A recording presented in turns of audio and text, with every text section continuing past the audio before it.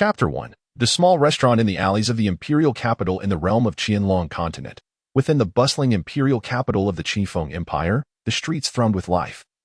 Teeming with voices and animated chatter, towering edifices flanked the broad roads, with taverns and inns aplenty. The tantalizing aromas of sizzling dishes wafted through the air, lingering long after their creation. Among these establishments stood the most prominent tavern in the capital.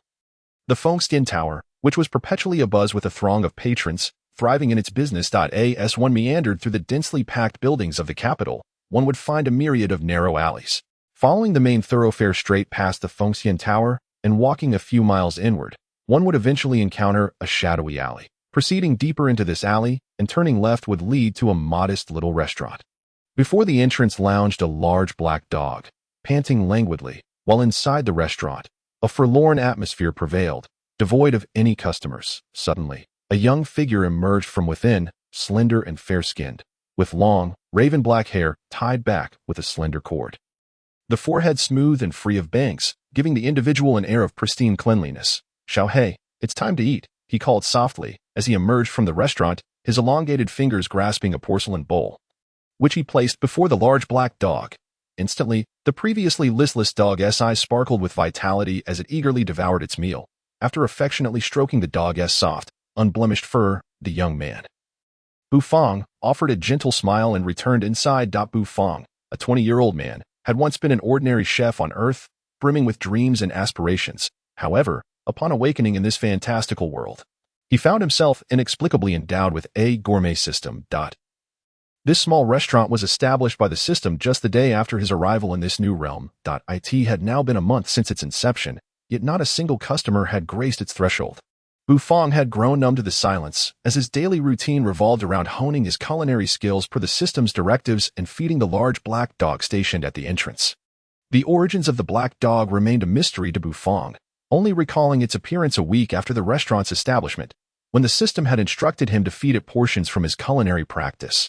Thus, each day, the dog awaited its meals, lying patiently nearby. Strictly speaking, the large black dog was Bufang's first customer, albeit one who dined free of charge. Upon returning to the restaurant, Bufang surveyed the desolate space with a sigh. Though humble, the restaurant was clean and tidy, occupying roughly 10 square meters, furnished with a few tables, a true small establishment. Gazing at the menu, which boasted merely 3 dishes, Bufang exhaled deeply, feeling a sense of helplessness. The menu, a simple wooden board hanging prominently in the center, listed only 3 dish names. It was hard to fathom that a restaurant would serve just 3 dishes, and the prices attached to them were utterly staggering. A plate of stir-fried greens cost 100 gold coins, a bowl of dry noodles the same, and the final dish, fried rice, was priced at an outrageous crystal core.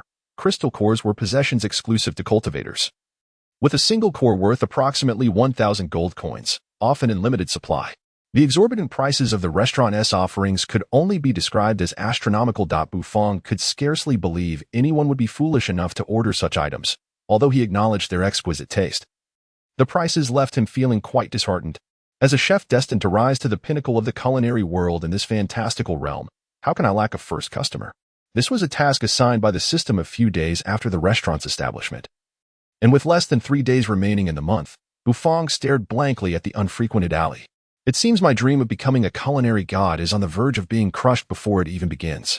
Checking the time, Bufang sighed internally, stood up, and shut the restaurant's door. The policy stated that food could not be taken outside without permission, and there were strict operational hours, though the restaurant was small. It had its share of rules, established by the system, and thus became Bufang's regulations. With today's business hours concluded, he retreated to the kitchen to commence his culinary practice. This practice, however, lacked complexity, consisting merely of repetitively preparing dishes. The system provided and updated the ingredients daily. All Bufang had to do was practice. In a corner of the kitchen stood a humanoid iron robot, constructed by the system to collect the food Bufang practiced with. Aside from his daily meals and those for the black dog outside, all practice food had to be disposed of into the robot's belly for reclamation. Lighting the stove, Bufang began his daily culinary training. Although he was in a fantastical world, the kitchen designed by the system was equipped with modern amenities akin to those on Earth: smokeless stoves, stainless steel knives, clean wooden cutting boards, exhaust fans, microwaves, and refrigerators, everything one could desire, and even more modern than on Earth. Bufang found himself quite at home. even developing an affinity for the cooking experience. As night fell, two luminous moons graced the sky, casting a gossamer light over the world. Outside the small restaurant, the large black dog lay contentedly on the ground after finishing its meal, basking in the tranquility of the alley. Accompanied by the soft chirping of insects, the following morning, Bufang awoke bleary-eyed, washed up, and opened the restaurant's door once more. The scene outside remained unchanged, still desolate, with the large black dog lying on the ground. Bufang felt a twinge of envy for the bustling Fengxian Tower, whose business was thriving, with patrons coming and going, nearly wearing down the threshold. He wondered when his little establishment might flourish like Fengxian Tower, allowing him to revel in secret amusement. Host, as a gourmet destined to ascend to the apex of the food chain in this fantastical world, you should not harbor such envious thoughts towards the success of other restaurants. For the sake of a bright future, commence your endeavors. The system's mechanical yet grave voice resonated in Bufang's mind, reminding him that Bufang had long grown accustomed to this. Throughout the month, whenever thoughts of envy towards Fengxian Tower surfaced, the system would timely dispense motivational platitudes to encourage him. In retrospect, the system was quite humanized in its approach, settling into a chair at the entrance. Warm sunlight cascaded down. As Bufang sank deeper into the chair, adopting a languorous posture, he relished the moment. Yet, the alley remained eerily silent. Another day devoid of customers, he mused, tilting his head and yawning. The black dog cast a languid glance at him, grunted softly, and resumed its relaxed position. Just as Bufang began to drift into slumber, the sound of approaching footsteps jolted him awake, lazily opening his eyes. He spotted a handsome young man clad in training attire, gracefully traversing the alley. Is there truly a fool who has opened a restaurant in this nearly deserted alley? The young man possessed striking features, a heart-shaped face, large expressive eyes, and rosy lips, with skin as fair as porcelain. Bufang nearly mistook him for a mischievous girl in disguise if not for the flat chest and prominent Adam's apple. Intrigued by the inconspicuous restaurant, the striking young man ventured inside. However, Bufang remained seated, aware that merely entering without placing an order did not qualify one as a customer. After all, to become a customer, one must first be able to bear the burden of the exorbitant prices. As expected, upon glancing at the menu, the young man's already large eyes widened even further, his voice echoing through the quiet alley. My heavens, 100 gold coins for a plate of stir-fried greens. You dare charge a crystal core for a single serving of fried rice. Have you lost your mind over money? Chapter 2. Fried rice for the large black dog. The young man's shriek resonated in Bufang's ears. Yet he remained unfazed, still reclined in his chair with a vacant gaze. He was, in fact, observing the system panel within his mind. System objective: assist the host in becoming the culinary god at the pinnacle of the food chain in this fantastical realm. Host: Bufang Qi cultivation level, none. As the culinary god of this fantastical world, future cuisine will undoubtedly require Qi. Young man, strive onward. Culinary talent: not yet activated skills, not activated items, not acquired culinary god. Comprehensive rating: novice, the path to becoming a culinary god has just begun. Follow the system's guidance to ascend to the top of the food chain in this fantastical world. Hey, are you even listening to me? Are you the owner of this restaurant? The striking young man glared at Bufang, his anger palpable. Bufang returned to the present, casting a calm glance at the young man. He lazily rose from his chair, yawning. The prices of our dishes are set as such. If you cannot accept them, you are free to leave. Our establishment prides itself on integrity, never coercing customers or engaging in forced sales. The young man was momentarily taken aback by Bufang's demeanor, his initial surprise quickly transforming into a flush of indignation. Oh, you consider this a proper business attitude? Look at those prices. Integrity? You're simply hoping to find a fool to make a quick profit, aren't you? You deceitful individual. Don't try to argue. I, Xiaolong, have already seen through your true intentions. Do I appear foolish to you? Bufang felt a surge of irritation. As an ambitious chef with dreams, he despised being accused of being insidious. I have my reasons for pricing my dishes as I do. If you choose not to eat, you are free to leave. I am not coercing you. A wave of frustration washed over Bufang, for he had not anticipated the arrival of a querulous fop instead of customers early in the morning. Why was business so arduous? The handsome young man, exuding an air of annoyance, crossed his arms and glared at Bufang coldly. So this is your tactic, is it? You must think that I will be provoked by your words and order a dish to prove a point, right? Then, you would have made a quick sale. Treating me like a fool. Bufang found himself at a loss for words in response to this foppish young man, and, maintaining a stoic expression, turned towards the kitchen to commence his daily culinary practice. Not speaking now. Feeling guilty? Have I exposed your sinister intentions, leaving you speechless? Let me tell you. I, Xiao Xiaolong, am a talented scholar in the imperial capital, who harbors a deep disdain for your treacherous kind. The handsome young man continued to sneer derisively. Yet after waiting for some time, he was met with silence from Bufang. I will surely inform everyone in the imperial capital about this, and your little establishment will be shut down. Oh, perhaps that one tea be necessary. Anyone who sees your prices will think you are a fool. Xiao Xiaolong, feeling ignored, grew increasingly irate and continued to threaten.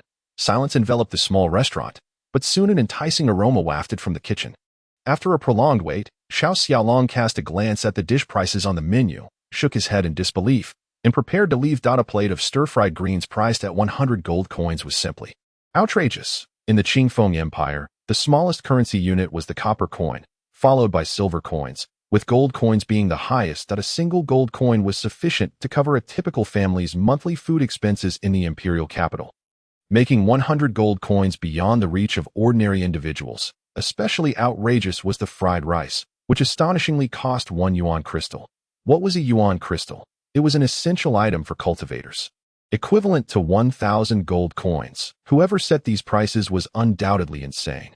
Fuming, Xiao Xiaolong stormed to the entrance of the small restaurant, when suddenly he caught a whiff of a delightful scent, so fragrant. An enticing aroma drifted from the kitchen, wrapping around Xiao Xiaolong's senses like a silky ribbon, caressing his face gently like a lover's touch, causing him to shiver involuntarily. At last, Xiao Xiaolong discerned the source of the aroma, turning towards the kitchen, where a slender figure emerged, holding a porcelain bowl with delicate, pale fingers, from which the enticing fragrance emanated. Are you trying to tempt me? Humph. No matter how delectable your cooking may be, I will not fall for your cunning.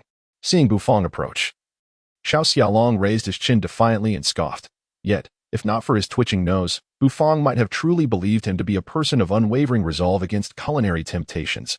Ultimately, Xiao Xiaolong could no longer resist the allure of the fragrance, his stomach growling audibly. Since you were so sincere in offering me a taste, I suppose I shall reluctantly oblige with a sample. Xiao Xiaolong turned to Bufang, though his tone remained condescending, as if granting Bufang an enormous favor. However, the next moment, Xiao Xiaolong froze in disbelief, for Bufang did not pause before him but instead ignored him entirely, striding straight to the entrance.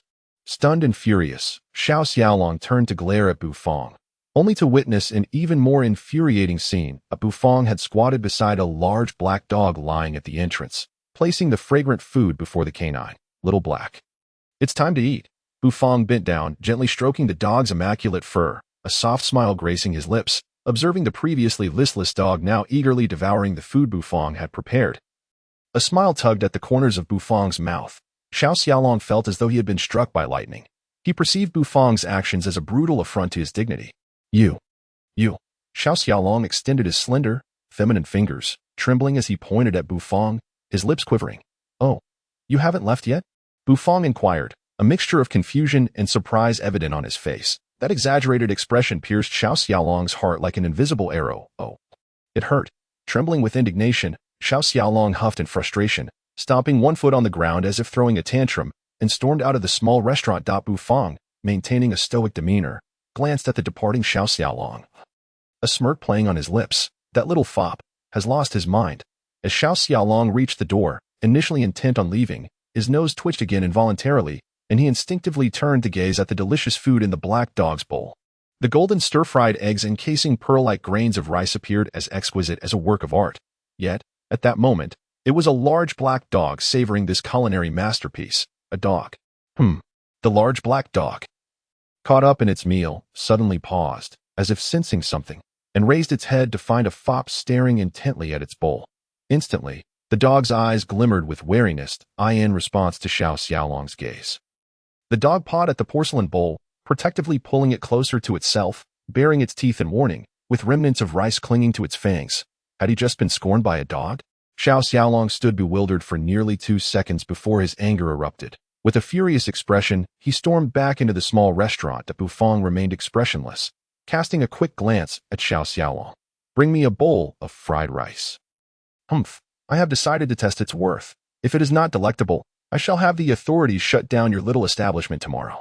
Xiao Xiaolong pouted, issuing his threat. Chapter 3. The glowing fried rice. Observing Xiao Xiaolong's flushed face and stubborn demeanor, Bu Fong regarded him with a knowing glance, a faint smile curling his lips. Xiao Xiaolong blinked, his porcelain-like skin tinged with a rosy hue.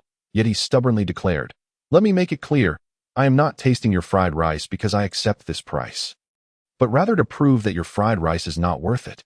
"Understood, 1 bowl of fried rice it is. Then, please wait a moment," Bu Fong replied flatly, waving his hand as he made his way to the kitchen. "Oh, by the way, our dry noodles and stir-fried greens are also quite good. Would you care for a portion?" Pausing at the kitchen entrance, Bu Fong turned back, coolly promoting his other 2 dishes. Xiao Xiaolong hesitated for a moment, then glanced at the prices of those 2 items, feeling as though an invisible arrow had pierced his heart. "No need. Just give me the fried rice." "Oh, very well." "What a pity," Bu Fong nodded, turning back into the kitchen. Watching Bu Fong's calm demeanor, Xiao Xiaolong felt an overwhelming urge to punch him in the face. A plate of stir-fried greens for 100 gold coins. Did he truly think he was a fool? A dish that should cost no more than 10 copper coins was absurdly priced at 100 gold coins. Surely, only this peculiar little restaurant could pull off such a stunt. During the time Bu Fong was preparing the fried rice, Xiao Xiaolong found himself growing increasingly restless, his gaze unconsciously drifting to the large black dog and, more specifically, the porcelain bowl it was devouring. Recalling the earlier aroma of the fried rice, which had enveloped him like satin, making him yearn for a taste, his stomach rumbled thunderously. Thankfully, there were no other customers in the small restaurant. Otherwise, the renowned young Master Long, known for his elegance in the imperial capital, would surely have been humiliated. The large black dog, deeply engrossed in its meal, abruptly paused, sensing Xiao Xiaolong's gaze upon it. Its eyes narrowed with irritation, and it turned its back, blocking Xiao Xiaolong's view as it resumed its voracious eating. Xiao Xiaolong felt as though yet again, an invisible arrow had struck his heart. He had been scorned by this large black dog once more. Humph. Why would I covet the food eaten by a mere dog? Dogs looking down on humans. Humph. Xiao Xiaolong fumed silently. After 5 minutes, a rich aroma once again wafted from the kitchen, intoxicating Xiao Xiaolong with its allure. The robust scent of eggs mingled with the delicate fragrance of rice, causing Xiao Xiaolong's mouth to water uncontrollably. It certainly smells delightful, but charging a yuan crystal still seems utterly deranged. Xiao Xiaolong swallowed hard. Grumbling to himself, at last, Bu Fong emerged from the kitchen, a plate in hand, the fragrant aroma emanating from it enveloping the entire small restaurant. "Your fried rice, please enjoy." Bu Fong placed the dish before Xiao Xiaolong. His expression unchanged. White steam curled upwards from the bowl, swirling before Xiao Xiaolong's eyes before dissipating, akin to an aromatic explosion, compelling him to inhale deeply. Ignoring Bu Fong, Xiao Xiaolong's gaze fixated on the fried rice, a dish priced at a yuan crystal. It could not possibly be ordinary fried rice. On a pristine white porcelain plate lay glistening grains of rice, each round and lustrous like pearls, enveloped in a delicate coating of golden egg liquid. This egg mixture, not yet fully cooked to solidity, retained a slightly viscous texture, as if drizzled with a layer of rich egg sauce. The consistency of this sauce was perfectly balanced, embodying a state of being 3/4 done, adorning the rice grains like a golden veil, shimmering with a radiant glow. This truly glows. Xiao Xiaolong stared in awe at the plate of fried rice he had never encountered before. He had never imagined that fried rice could be presented in such an exquisite manner. Resembling a work of art, born into nobility as the 3rd son of the Grand General of the imperial capital, Xiao Xiaolong had savored countless delicacies within the general's mansion, including fried rice prepared by their own chefs, and even that made by the imperial kitchen. Yet, compared to this luminescent plate of fried rice, those previous dishes seemed to pale in both aroma and appearance. In truth, this plate of fried rice contained only egg and rice, devoid of any superfluous ingredients, not even a sprinkle of scallions. However, Xiao Xiaolong felt an inexplicable conviction that this fried rice surpassed that prepared by the imperial chefs by countless magnitudes, grasping the intricately designed blue and white spoon resting on the table. Xiao Xiaolong licked his lips and cautiously scooped a spoonful of fried rice. The viscous egg liquid stretched into delicate strands as he lifted the rice, an intoxicating aroma wafting forth, assaulting his senses. Overcome by the delightful scent, Xiao Xiaolong could no longer restrain himself and hastily brought the fried rice to his lips. The moment the fried rice entered his mouth, an explosion of delectable flavor overwhelmed his taste buds. The previously viscous egg mixture solidified into a soft, tender consistency, and the fragrant, pearl-like grains of rice melded with the rich egg flavor, creating a sensory explosion that delighted Xiao Xiaolong's palate. My heavens! How can such a delicious fried rice exist in this world? I feel an urge to weep. Completely entranced by the fried rice, Xiao Xiaolong felt as if he were swimming in an ocean of its enticing aroma. Utterly unable to extricate himself, with each spoonful he savored, the steaming dish compelled him to exhale in delight, yet he could not bring himself to pause. Chomp, chomp. Xiao Xiaolong buried himself in the bowl of fried rice, indulging with abandon, his demeanor reminiscent of a large black dog feasting at the entrance. Delicious, he exclaimed, scooping and devouring the rice in one seamless motion, inadvertently launching a few golden grains from his mouth. His eyes widened in surprise as he quickly retrieved the fallen grains from the table, stuffing them back into his mouth. The Bufang pulled a chair and sat across from Xiao Xiaolong. Observing the scene with a calm demeanor, Xiao Xiaolong's voracious appetite had been entirely anticipated by Bufang. He himself had behaved similarly when he first tasted this fried rice, once Xiao Xiaolong had licked the blue porcelain plate clean. His tongue swirling around to capture the last remaining grain, he finally exhaled a satisfied sigh, delight radiating from his face. Is this truly fried rice? It defies belief. My family's chef, even the imperial chefs lack such skill. Xiao Xiaolong murmured to himself, while Bufang remained silent, maintaining his aloof composure. Now, does this plate of fried rice warrant a price of 1 yuan crystal? Bufang inquired of Xiao Xiaolong. However, Xiao Xiaolong frowned, smacking his lips, and replied, while this fried rice is indeed a rare delicacy. Do you comprehend what a yuan crystal signifies? A yuan crystal can assist cultivators in their training. Can your fried rice do the same? The two are not even on the same value level. Nevertheless, I must concede that your fried rice is exceptionally delicious. Bufang raised an eyebrow in surprise, not expecting Xiao Xiaolong to articulate such a theory. Although it sounded quite reasonable, was this fellow attempting to weasel out of his obligation? Just as Bufang was about to speak, Xiao Xiaolong's fair complexion flushed a deep crimson, and a radiant glow emanated from his body, as if a current of energy flowed through him. Burp, a loud belch erupted, causing the color to fade from Xiao Xiaolong's face. Yet his gaze towards Bufang became peculiarly intense and fervent. His voice trembled slightly as he asked, Please tell me, what materials are used in your fried rice? Chapter 4. Extraordinary Eggs and Extraordinary Rice. Xiao Xiaolong was brimming with excitement, his fair skin taking on a rosy hue akin to that of a blooming flower, evoking an irresistible urge to take a bite. Bufang, observing this, felt an unsettling stir within himself. How could he harbor such thoughts? He shook his head, attempting to dispel these alarming notions, reminding himself that this fellow was a dandy, not a woman. He had to maintain his composure and not yield. Thus, Bufang sat expressionless in his chair, coolly watching the exuberantly radiant Xiao Xiaolong. Tell me, this is certainly not ordinary fried rice. I can feel a breakthrough in my true energy within. Xiao Xiaolong's lips quivered, his eyes sparkling with fervor. As a renowned talent of the imperial capital, Xiao Xiaolong was not only well-versed in literature, but also adept in martial arts, being the son of a grand general. And his cultivation had reached the pinnacle of a second-tier battle master. Within the circle of elite second-generation officials in the imperial capital, he was considered formidable. Yet, just moments ago, after consuming the fried rice, he sensed that the true energy, which had remained stagnant for a month, suddenly surged, indicating a potential breakthrough to a third-tier battle madman. For cultivators, strength was paramount, and a bowl of fried rice capable of facilitating a breakthrough was akin to a miraculous elixir. No, it was even more valuable than pills, for pills offered a bland experience, while Bufang's fried rice was simply divine. Both delicious and capable of aiding in breakthroughs, it was a veritable boon for cultivators. 1 yuan crystal was simply too meager a price. I apologize for my earlier outburst, but I am still eager to know the materials used in this fried rice, if I am not mistaken. The egg must be extraordinary. That flavor, that texture. It must be the egg of a third-tier spirit beast, the thunder pigeon. Xiao Xiaolong, hailing from a prestigious family, quickly calmed his excitement and addressed Bufang with composure. Bufang raised an eyebrow in surprise. He had never considered the ingredients and had assumed they were merely ordinary eggs. System, is this egg indeed the pigeon egg that this dandy claims it to be? Bufang queried the system.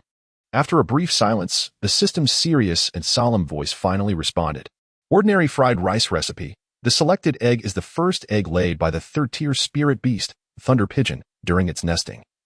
containing countless essences of spiritual energy. Consuming it can enhance a cultivator's true energy cultivation and significantly increase the likelihood of breaking through bottlenecks. The selected rice is the plump spirit pearl rice from the southern wilderness of the Qifeng Empire. Harvested once a year and rich in substances that aid cultivation, currently presented as tribute rice to the Qifeng Empire's royal palace. The oil used is derived from the meat fat of the second-tier spirit beast, Songshan pig, being neither greasy nor murky, and the salt is a premium sea salt from the southern wilderness. Upon hearing the system's explanation, Bufang's face remained expressionless, yet he felt as if an invisible arrow had pierced his heart, causing a sharp pain. System, can the pricing of this fried rice be adjusted? I believe 1 yuan crystal is a loss. It should be raised to 10 yuan crystals. The system's pricing is reasonable and fair, closely tied to the cost of ingredients. Your current level is too low to modify the pricing. Bufang gritted his teeth in frustration. The egg was a third-tier spirit beast's egg.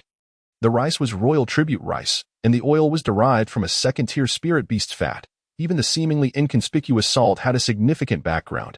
Selling this bowl of fried rice for 1 yuan crystal was an enormous loss. Fortunately, all the raw materials were provided by the system. Otherwise, he would certainly be sobbing against the bathroom wall. Boss, I must have guessed correctly. This egg must indeed be the thunder pigeon egg, with a hint of thunder's crispiness upon entry. There's no mistaking it. Xiao Xiaolong became excited once more. Bufang, feeling increasingly displeased, glanced at the animated Xiao Xiaolong and coolly uttered, "The egg used in this restaurant's fried rice is indeed the first egg laid by the third-tier spirit beast. Thunder pigeon, containing countless essences of spiritual energy." Bufang recounted the system's introduction verbatim to Xiao Xiaolong. Xiao Xiaolong was left utterly dumbfounded, his already large eyes widening even further. Goodness. So this bowl of fried rice concealed so many intricacies. The egg was indeed extraordinary. The rice was not ordinary either. Good heavens. Even the oil was not commonplace. And this salt, Xiao Xiaolong felt as if he had just swallowed a bowl of gold. So, do you still think 1 yuan crystal for a bowl of fried rice is expensive? Bufang remarked with a huff, his mood sour. Not expensive at all. Boss, may I please have another bowl? Xiao Xiaolong quickly shook his head, a beaming smile on his face. This fried rice could enhance his cultivation. 1 yuan crystal was simply a bargain. He would even pay 5 yuan crystals without a second thought. I apologize, but each customer may only order one of each dish per day. Bufang remained seated, pompously declaring. Xiao Xiaolong was momentarily taken aback, and then he retrieved a fragrant sachet from his pocket, adorned with an intricate embroidery of a peony flower. Bufang gazed at the peony sachet, his lips twitching slightly. Had it not been for the fact that this fellow had an Adam's apple but no chest, he would have surely believed he was a girl masquerading as a boy. Here, boss, these are 5. Please add another bowl for me. Xiao Xiaolong eagerly placed the, gleaming like diamonds, on the table and then sweetly pouted at Bufang. Bufang chose to ignore Xiao Xiaolong, selecting the finest piece among the 5 and, with a stoic expression, stated, "If male customers continue to act coy and adorable towards the boss, they shall be ruthlessly placed on the blacklist of this establishment, with services permanently denied." Well, Xiao Xiaolong was utterly exasperated. He realized that his hopes of enjoying a second bowl of egg fried rice today were dashed, so he stood up, preparing to leave. "Welcome to visit again," Bufang said nonchalantly as he rose. At the entrance, Xiao Xiaolong paused, casting a glance at the empty porcelain bowl placed before the great black dog, feeling as if an invisible arrow had pierced his heart. To think such precious egg fried rice was squandered by a great black dog. What a waste, humph. After finishing his meal, the great black dog became rather lethargic, lying on the ground and licking its paw, lazily glancing at Xiao Xiaolong before resuming its indifference, adhering to the principle of out of sight, out of mind. Xiao Xiaolong departed from the peculiar little restaurant nestled in the secluded alley. Bufang stood up, retrieved the porcelain bowl from in front of the little black dog, and then closed the door, marking the end of the day's operations. After placing the porcelain bowl into the automatic dishwasher provided by the system, Bufang returned to his room, his face brimming with anticipation. Congratulations, host, on completing your first system task and receiving system rewards. Congratulations on taking the first step towards becoming the culinary god at the pinnacle of the food chain in this fantastical world, having acquired your first restaurant customer. Bufang sat excitedly on his room's chair, the system's serious and earnest voice resonating in his mind. Hey, finally here. What could the reward be? I can't wait. His eyes sparkled slightly, rubbing his hands together. the calm demeanor he had displayed in front of Xiao Xiaolong vanishing entirely. Chapter 5, Xiao Yinyu System Reward, Enhanced Egg Fried Rice, one fragment of the chef got set. The system's aloof voice articulated the rewards Bufang had obtained with precision. However, upon hearing the system's announcement, the excitement on Bufang's face abruptly froze, gradually fading until he wore a blank expression. Why is it egg fried rice again? What distinguishes the enhanced version? Bufang was, in truth, rather disheartened. He had hoped to unlock a new dish, only to find it was still egg fried rice, albeit an enhanced version. Yet it remained egg fried rice. Enhanced egg fried rice is of a higher grade than ordinary egg fried rice. Utilizing different ingredients, those with a cultivation below a third-tier battle madman may not order it. The system stated earnestly the differences of the enhanced egg fried rice, which surprised Bufang momentarily. Though he remained skeptical, after all, if it were an enhanced version, it must possess some distinction. And what is the Chef God Set Fragment? Chef God Set Fragment. Collecting multiple fragments can be exchanged for the Chef God Set. The utensils currently employed by the host are merely low-grade, ordinary utensils. The notion of a Chef God Set felt extraordinarily grand. Bufang blinked, and a smile gradually graced his previously expressionless face. Unbeknownst to him, a new dish had quietly appeared on the menu of the little shop, complete with a price tag, enhanced egg fried rice, priced at 10. As a young man aspiring to become the culinary god at the pinnacle of the food chain in this fantastical world, how could I lack short-term goals? The system solemnly issued Bufang a task. Please achieve a profit of 101,000 gold coins within a week. A week consists of 7 days. Thus, to earn a profit of 100, he would have to sell 100 bowls of ordinary egg fried rice or 10 bowls of enhanced egg fried rice. To generate a profit of 1,000 gold coins, he would need to sell 10 bowls of stir-fried vegetables or dry mixed noodles. System, you are being unreasonable. I have only just sold 1 bowl of egg fried rice today, and you expect me to sell 100 bowls of ordinary egg fried rice in 7 days. You might as well put me out of my misery. Bufang lamented in frustration to the system. Yet, the system remained as cold as ever, dousing Bufang with a metaphorical bowl of chicken soup to become the culinary god at the pinnacle of the food chain in this fantastical world. Do not fear any difficulties. All hardships are but stepping stones to your success. Overcome them, and you shall look down upon the world. Bufang remained expressionless, indifferent to the system's motivational words. Of course, had the system not delivered this motivational speech in such a serious and aloof manner, he might have actually taken its words to heart. With a gentle sigh, Bufang lay down on his bed, closing his eyes to rest. Meanwhile, back at the general's mansion, Xiao Xiaolong appeared somewhat distracted, the surging true energy within him rendering the experience surreal. The mere consumption of a bowl of egg fried rice had seemingly triggered a breakthrough. This was indeed quite astonishing. Recalling the delectable aroma of that egg fried rice, Xiao Xiaolong felt himself drifting in a sea of fragrance, utterly entranced.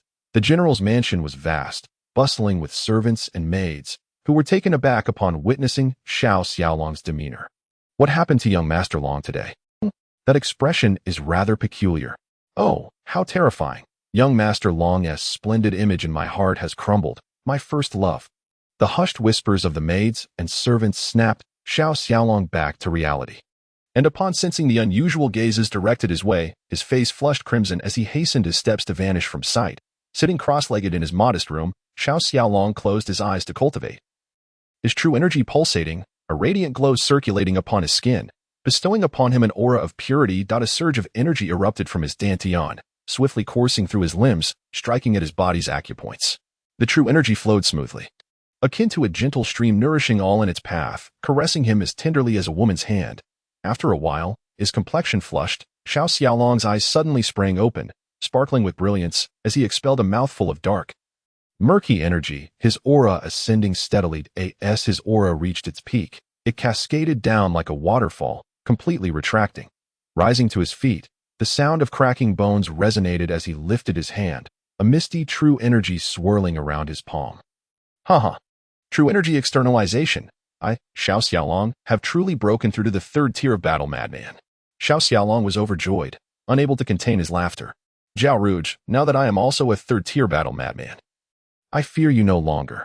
He grinned widely, a foolish smile adorning his face. However, before he could finish his laughter, the door to his room was forcefully pushed open, the true energy sealing the door lock being shattered by an even more potent wave of true energy. Xiao Xiaolong. You've got some guts, daring to bid against Zhao Rouge, the stakes being your sister's lifelong happiness. With the door flung open, a melodious voice, akin to the song of a valley's oriole, echoed through the room. And a graceful figure stepped in. Sister. Xiao Xiaolong shivered at the sight of the newcomer, astonished. The visitor was a woman, her skin fairer than snow, eyes shimmering like autumn waters, her attire, a flowing white robe, complemented her pale green gauze dress, her hair cascading like a dark river, exuding unparalleled beauty. Xiao Yanyu furrowed her brows slightly, her eyes holding a hint of anger as she regarded Xiao Xiaolong. The audacity of her self-styled charming brother to wager her lifelong happiness was indeed infuriating. Sister, please don't be angry. I was merely provoked by that scoundrel Zhao Rouge's insufferable demeanor. Do not worry. I will surely win this bet. Look, I am now a third-tier battle madman. Xiao Xiaolong hastily explained, extending his hand to reveal the swirling true energy. Though Xiao Yanyu was upset, she couldn't help but feel a tinge of surprise. She was well aware of her brother's strength, which had always been stuck at the pinnacle of the second tier. Yesterday, there had been no signs of movement, and yet today he had achieved a breakthrough. Sister, while Zhao Rouge is also a third-tier battle madman, you must believe in me. I can undoubtedly beat him to a pulp. Xiao Xiaolong said cheerfully. Xiao Yanyu was renowned for her beauty throughout the entire capital, and it was common knowledge that Zhao Rouge had coveted her beauty for quite some time. However, due to her being the daughter of the great General Xiao Ming, the son of the Prime Minister, Zhao Rouge dared not act recklessly. Were Xiao Yanyu merely an ordinary girl from a humble family, she might have long been reduced to Zhao Rouge's concubine. Sister, are you not curious about how I achieved my breakthrough? Xiao Xiaolong asked, eager to share his secret. Xiao Yanyu lifted her skirt slightly, taking a seat on the stool in the room, her autumn-like eyes glancing at Xiao Xiaolong as she replied coolly, Speak, I am listening. Xiao Xiaolong grinned widely, knowing that his sister would undoubtedly sense the peculiarity of his breakthrough. Xiao Yanyu, renowned for her beauty and intelligence, was known as the most talented woman in the Qifeng Empire. How could he conceal such a small mystery from her? Thus, Xiao Xiaolong leaned in conspiratorially. Pretending to be solemn, Xiao Yanyu felt a shiver. It seemed this secret was indeed significant enough to warrant her usually carefree brother's seriousness, prompting her to listen intently. Sister, the secret of my breakthrough is actually because of a bowl of egg fried rice. So it's fried rice with egg. Wait, fried rice with egg. Xiao Yanyu's exquisite face suddenly froze, and a blush crept onto her cheeks. This audacious little rascal dared to tease his sister. In a swift motion, Xiao Yanyu pinched Xiao Xiaolong's ear with her fair and slender fingers, a cold smile gracing her lips as she remarked, Well, you've grown quite bold. Haven to you. Do you think fried rice with egg is some kind of miraculous elixir? That it could aid in your breakthrough. Truly, you speak utter nonsense. Xiao Xiaolong felt as though an invisible arrow had pierced his tender heart. He was merely stating the truth. What happened to the trust between siblings?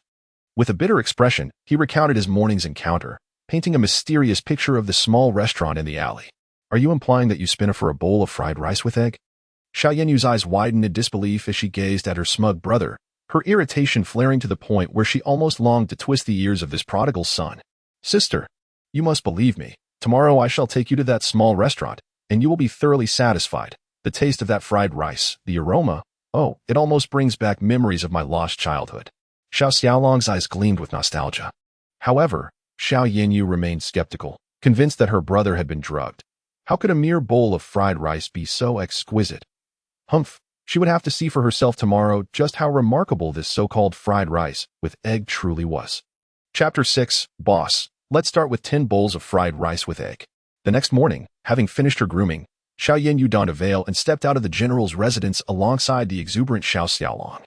The general's residence was situated in the bustling heart of the imperial city, where the streets were alive with the sounds of traffic and chatter. Despite the clamor outside, the atmosphere within the general's residence remained tranquil and serene. A result of the architect's thoughtful incorporation of sound-dampening formations during its design, rarely did Xiao Yanyu venture beyond the confines of the residence, fully aware of her beauty and its allure to men.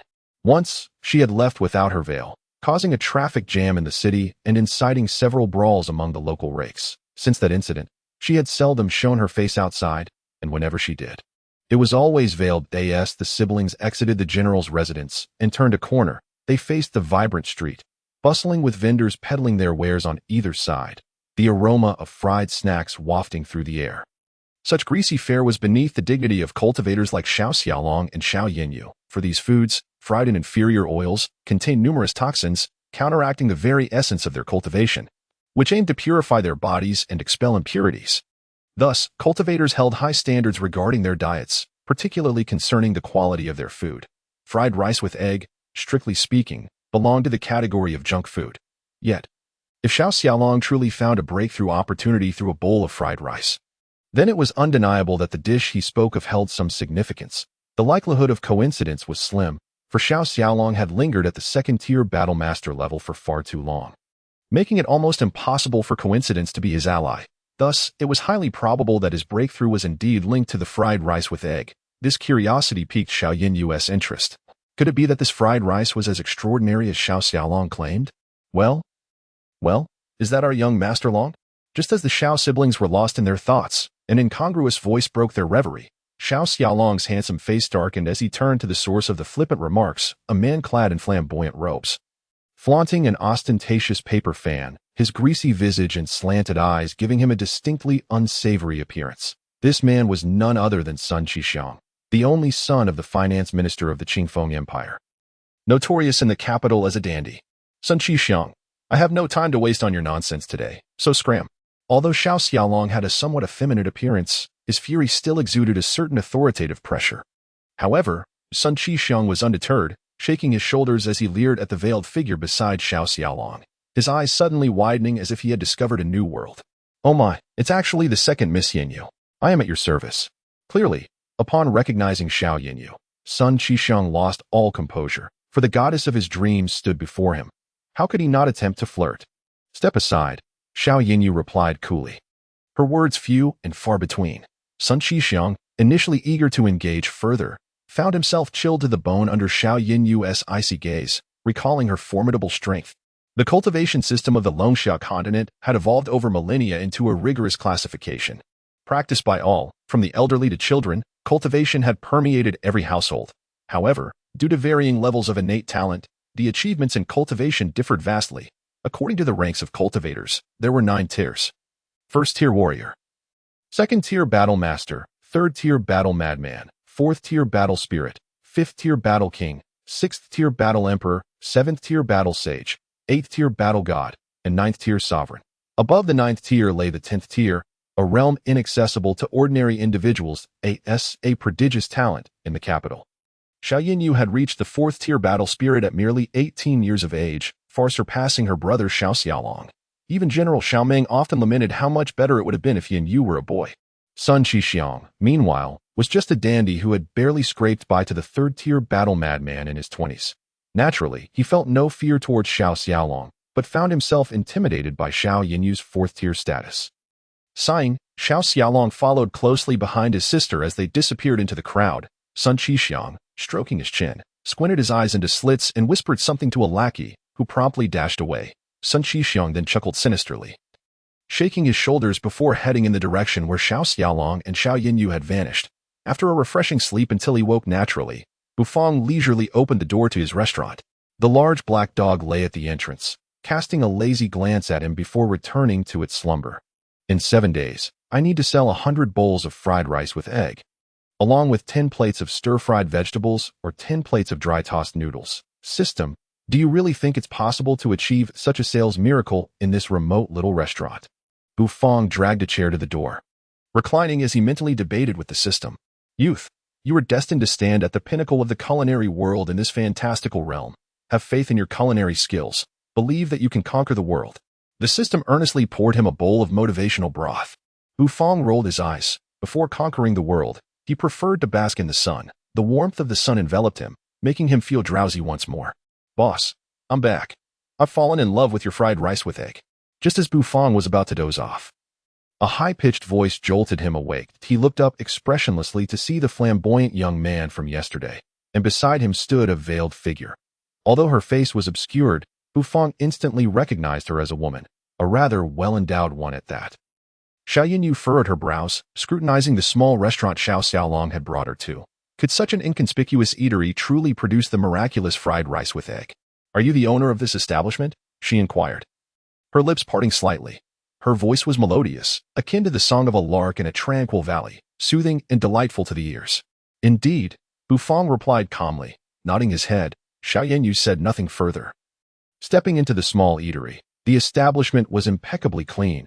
Her delicate fingers glided across the dining table, revealing no trace of dust. The atmosphere was warm and inviting, leaving her quite satisfied, though small and tucked away.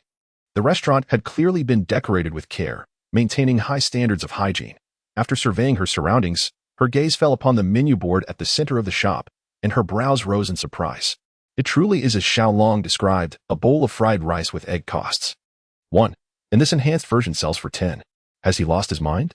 Boss, there wasn't this enhanced version of fried rice yesterday. How come it's here today? Xiaolong asked, equally taken aback by the exorbitant price of the enhanced fried rice. Oh, I simply forgot to list it yesterday. As a friendly reminder, to order this enhanced fried rice, one must have at least reached the third-tier battle madman. Otherwise, you are not qualified, Bufang yawned. His expression unchanged. Eating fried rice with egg came with a cultivation requirement. Xiao Yinyu's curiosity was piqued, and she suddenly found herself very interested in this enhanced fried rice. Xiaolong, how many do you have? She asked her brother. Xiaolong paused, then replied, 10. Very well. Xiao Yinyu nodded in satisfaction, and with a flick of her wrist, a fragrant pouch embroidered with peonies appeared in her hand. Boss, 1 serving of the enhanced fried rice with egg. Please, she stated calmly. Certainly, please wait a moment. As Bufang heard that the other party had indeed ordered the enhanced version of fried rice, he couldn't help but feel a surge of joy in his heart. However, he maintained an impassive demeanor, wanting to uphold the image of a cool, aloof chef before the beautiful woman. At that moment, Xiaolong wore a face of utter despair, his expression one of hopelessness as he gazed mournfully at Xiao Yanyu. Just as Bufang turned to enter the kitchen, a disdainful tut-tut sound echoed from the doorway, halting his steps. Tut-tut-tut. The #1 talent of the Qingfeng Empire actually came to a small restaurant in the middle of nowhere for a bowl of fried rice. Oh dear, this is hilarious. Sun Qixiang swaggered into the little establishment, shaking his shoulders and nodding his head. Second, Miss Yinyu, do you have a particular fondness for fried rice? Excellent. Allow me to treat you. Boss, bring me 10 bowls of fried rice to start, and if that's not enough, I'll order more. Chapter 7. The Rules of the Small Restaurant. Boss, bring out 10 bowls of fried rice. If this proclamation had been made in an ordinary small eatery, the owner would likely have been quite pleased. However, in Bufang's establishment, he was far from happy. Stopping in his tracks, Bufang turned around to face the flamboyantly dressed Sun Qixiang, saying sternly, Dear guest, in this humble establishment, we allow only 1 serving of fried rice per person per day. You may opt for some stir-fried vegetables or dry mixed noodles, or perhaps the enhanced version of fried rice. Sun Qixiang was taken aback. Seemingly not expecting to be refused, he looked at Bufang as if he were an imbecile, pointing at him with his paper fan and grinning. Do you not know who I am? Sun Qixiang, one of the 3 infamous rascals of the capital, was known far and wide. How dare a mere restaurant owner refuse him? It was simply a death wish. Bufang frowned, scrutinizing Sun Qixiang with keen eyes. Although he had a long, narrow gaze and a rather peculiar appearance, he had never encountered someone quite like him. I do not know you, but the rules of this establishment are as such. If you do not wish to dine, feel free to leave. Bufang replied coolly. Oh, a man of principles. I adore breaking the rules. If you do not serve me 10 bowls of fried rice today, I shall smash your little shop to pieces. How dare a shabby place like this speak of rules with me? Sun Qixiang laughed, finding it amusing that someone in the capital could actually be unaware of his identity. Xiao Yinyu could no longer tolerate the situation. She had not anticipated that Sun Qixiang would follow her to this small restaurant, and if it were to be destroyed, she would bear significant responsibility. Sun Qixiang, behave yourself. If you came to eat, then eat properly. Do you wish for me to throw you out? Xiao Yinyu's ethereal voice carried a hint of coldness. Xiaolong had long been glaring at Sun Qixiang with unkind eyes. Upon hearing Sun Qixiang's threat, Bufang's expression remained unchanged, as though he regarded the threat as inconsequential. He rubbed his palms together, casting a casual glance at Sun Qixiang, and remarked, Smash my shop? I fear you lack the capability. Moreover, I shall say this once more. If you wish to order, do so quickly. The menu is on the wall, and if you continue to prattle on, you shall be permanently blacklisted from this establishment. Xiao Yinyu was momentarily taken aback. And so was Xiaolong. They could hardly comprehend why Bufang displayed no fear in the face of Sun Qixiang's threats. Sun Qixiang wielded considerable influence in the capital, even the first-class restaurant. Feng Xianla dared not provoke him. What gave Bufang the audacity? Sun Qixiang, furious yet amused, found it interesting that a small restaurant in the capital's back alleys could be so audacious. Kid, you've got guts. The last person who spoke to me like that has already been fed to the fish in the moat. Sun Qixiang sneered. Turning his attention to the menu, which contained only 4 dishes, he could ignore Bufang and simply smash the place. But with Xiao Yanyu present, he dared not act recklessly. Instead, he would see what this little establishment had to offer. Truly a small restaurant, with only 4 dishes, one of which is a repeat. Can you even make fried rice that stands out? Sun Qixiang glanced at the dish names, not bothering to check the prices. His disdain evident. Prices? Sun Qixiang was not short on money. What will you order? Bufang inquired, his expression still impassive. I want one of each dish, Sun Qixiang declared as he took a seat at the dining table. Eager to see what culinary delights this small restaurant could produce to attract the capital's most beautiful woman, as he surveyed the establishment, he couldn't help but note its unique decor, which offered a surprisingly comfortable ambience. One of each dish? Very well. That will be 11 yuan crystals and an additional 200 gold coins. Bufang smirked slightly as he quoted the price. Sun Qixiang, lounging in his chair with his legs crossed, froze at the mention of the price, staring at Bufang in disbelief. Do you take me for a fool? 2 bowls of fried rice, a plate of stir-fried vegetables, and a dish of dry mixed noodles, and you expect me to pay 11 yuan crystals and 200 gold coins. Do you dare to swindle me? This outburst came almost as a roar. Although Sun Qixiang was known for his lavish spending, he was no fool. Are you blind? The prices are clearly listed on the menu. If you don't wish to order, then leave. Bufang's patience had worn thin. He had no intention of indulging a customer who behaved so poorly. As a future culinary master destined to stand atop the food chain of the fantastical world, he held his pride dearly. If you lack the funds, do not pretend to be a wealthy patron. Xiao Xiaolong couldn't help but chuckle at Sun Qixiang's dramatic reaction. He recalled his own shock at the prices, and seeing it reflected on someone else's face brought him a strange satisfaction. Lack of funds? What a joke. I could bury you under a mountain of coins. Enough chatter. Bring out the dishes. The payment will be substantial.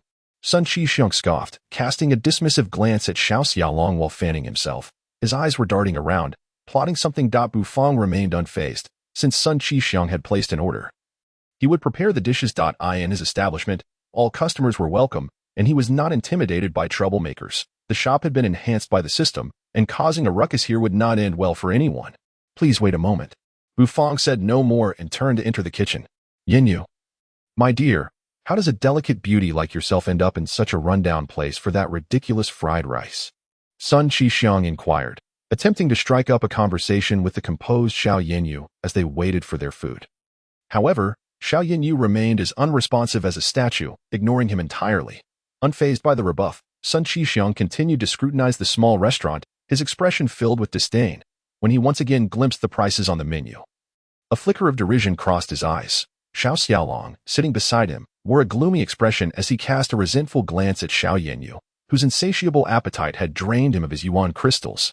All he had left were gold coins, so he settled for a plate of dry mixed noodles. While not fried rice, he hoped that the small establishment's offerings would still be exceptional, considering they were priced at 100 gold coins.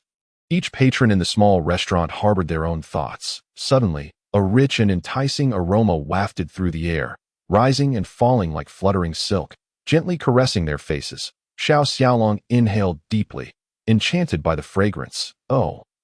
This was the scent that captivated, reminiscent of a youth long gone. Xiao Yanyu's autumn-like eyes also revealed a hint of surprise. Truly, it smelled divine. Sun Qixiang twitched his nose, his eyes brightening with intrigue. This little restaurant seemed to possess some skill after all. The aroma was simply exquisite. Amidst the 6 pairs of eager eyes, Bufang emerged from the kitchen with calm composure. Your enhanced fried rice. Enjoy. He presented a blue and white porcelain bowl, its rich fragrance wafting above, obscuring the dish's appearance. As the bowl was placed before Xiao Yanyu, the enchanting aroma surged upward like a fragrant explosion, enveloping her senses. The scent rushed into her nostrils like a torrent, causing her delicate veil to flutter and revealing glimpses of her breathtaking beauty. Gulp. Xiao Yanyu's throat bobbed, a soft rumble emanating from her stomach, causing her fair cheeks to flush with warmth, a rosy hue blooming on her skin. The The mere thought that this fried rice could evoke hunger and a fourth-tier battle spirit was nothing short of miraculous. As the steam dissipated from the fried rice, a dazzling golden light radiated from the porcelain bowl, dazzling to behold. Both Sun Qi and Xiao Xiaolong wore expressions of shock, while Xiao Yinyu covered her lips, letting out a soft gasp. Chapter 8. Never offend the future culinary master. Fried rice that glows. Xiao Yinyu's beautiful eyes widened in disbelief. When Xiao Xiaolong had told her, she had been skeptical. But witnessing it firsthand, she felt an overwhelming sense of unreality. The rich aroma continued to assault her senses, akin to the gentle caress of a lover, allowing her to relax completely, her mind devoid of any distractions, leaving only one singular thought: to eat it. Despite being the goddess of the Qifeng Empire, Xiao Yinyu still wished to maintain her poise in the face of such culinary delight. She gracefully lifted her veil, revealing lips that were tender and dewy, a sight to behold. With a blue and white spoon, she scooped up the fried rice, the not-quite-cooked egg yolks stretching like golden threads, shimmering with flecks of light, as steam rose from the spoon. Accompanied by waves of rich, enticing fragrance, Xiao Yinyu's skin, as delicate as tofu, was flushed with a rosy hue upon being enveloped by the rising steam. "Sister, you must try the flavor of this enhanced fried rice," Xiao Xiaolong exclaimed, unable to resist the tantalizing aroma wafting from the dish, eagerly watching as Xiao Yinyu brought a spoonful to her lips, hastily inquiring. The porcelain spoon lightly clinked against Xiao Yinyu's pearly teeth as the fried rice disappeared without a trace. She squinted her eyes in delight, as a wave of fragrance surged through her senses, akin to an aromatic explosion within her mouth. Her taste buds were thoroughly enveloped and conquered by the exquisite flavor of the fried rice. "Oh, how delightful! So delicious," Xiao Yinyu murmured, her expression dreamy, before neglecting the others entirely, devouring the fried rice with abandon, her goddess-like demeanor crumbling within an instant. She had never encountered such delectable fried rice before. A formidable warrior of the fourth rank, capable of abstaining from food, was utterly stirred by a mere bowl of fried rice. Truly astonishing. Just as Xiao Xiaolong had declared, this was indeed a miraculous fried rice. Gulp. Xiao Xiaolong gazed at the gluttonous Xiao Yinyu, who had completely lost her refined image, and instead of mockery, he felt a pang of envy. As his stomach rumbled like thunder, Sun Qi, dumbfounded, stared at the goddess indulging herself, his mind in a state of bewilderment. It was merely a bowl of fried rice. Was it really that significant? Although the fried rice smelled undeniably enticing, did a goddess truly need to forsake her image for a bowl of it? "Boss, is my fried rice ready yet? Hurry up." Though these thoughts raced through his mind, Sun Qixiang's curiosity about the fried rice only intensified.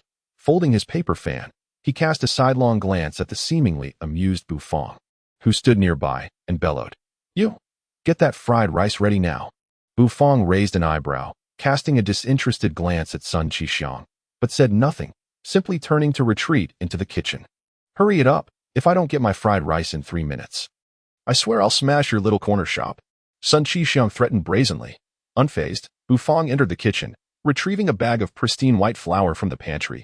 "Cooking fried rice. How amusing," Sun Qixiang dared to threaten him. A chef, let him experience the consequences of angering a cook, especially one with a temper. Dry noodles are quite simple, merely hand-pulled noodles mixed with seasonings. However, unlike ordinary dry noodles, Bufang's version utilized handmade, meticulously kneaded noodles, offering an extraordinary texture.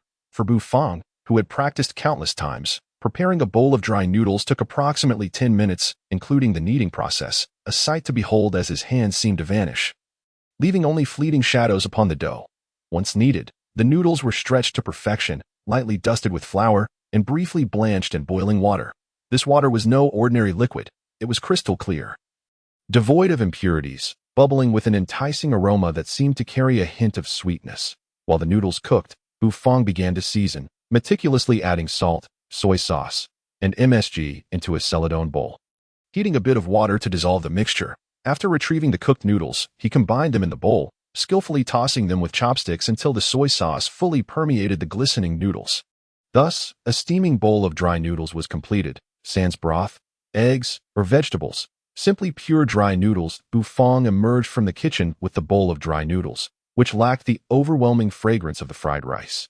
Yet the visual appeal was enough to stir one's appetite. Sun Qixiang, upon seeing Bufang exit the kitchen with the celadone bowl, mistakenly thought his fried rice had arrived and excitedly approached to seize it.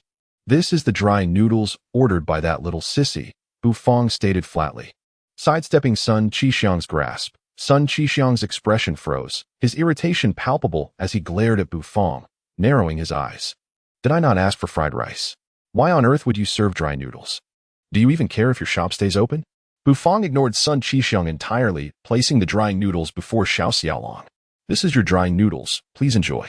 Xiao Xiaolong's eyes lit up. Famished after being tantalized by the enhanced fried rice, the flavor was simply irresistible, causing him to overlook Bu Fong's earlier jab. Although dry noodles were not fried rice, having something to eat was certainly better than having nothing at all.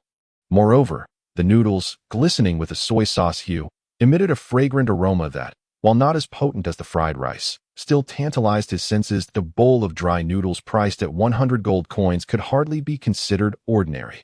With chopsticks, Xiao Xiaolong eagerly picked up a noodle and promptly stuffed it into his mouth. Slurp. His eyes widened in astonishment as the noodles seemed to come alive, springing into his mouth with remarkable elasticity. Bouncing against the walls of his mouth after being bitten, providing an extraordinary sensation as if countless tiny hands were playfully teasing his palate. With noodles still in his mouth, Xiao Xiaolong squinted his eyes, shaking his head in sheer delight. His indulgent display did not escape Sun Qixiang's notice, igniting a burning curiosity within the young dandy, who could hardly contain his eagerness to sample this delicacy. "Get back to the kitchen. I want to taste the fried rice and dry noodles immediately." Sun Qixiang shot a cold glare at Bu Fong. "Have you forgotten who you're speaking to? And don't rush me. If you do, I'll add you to my blacklist." Bu Fong frowned, his irritation growing more intense. This fellow was asking for trouble. "Pa, you think you're so impressive, do you believe I won't tear your little shop apart in a heartbeat?"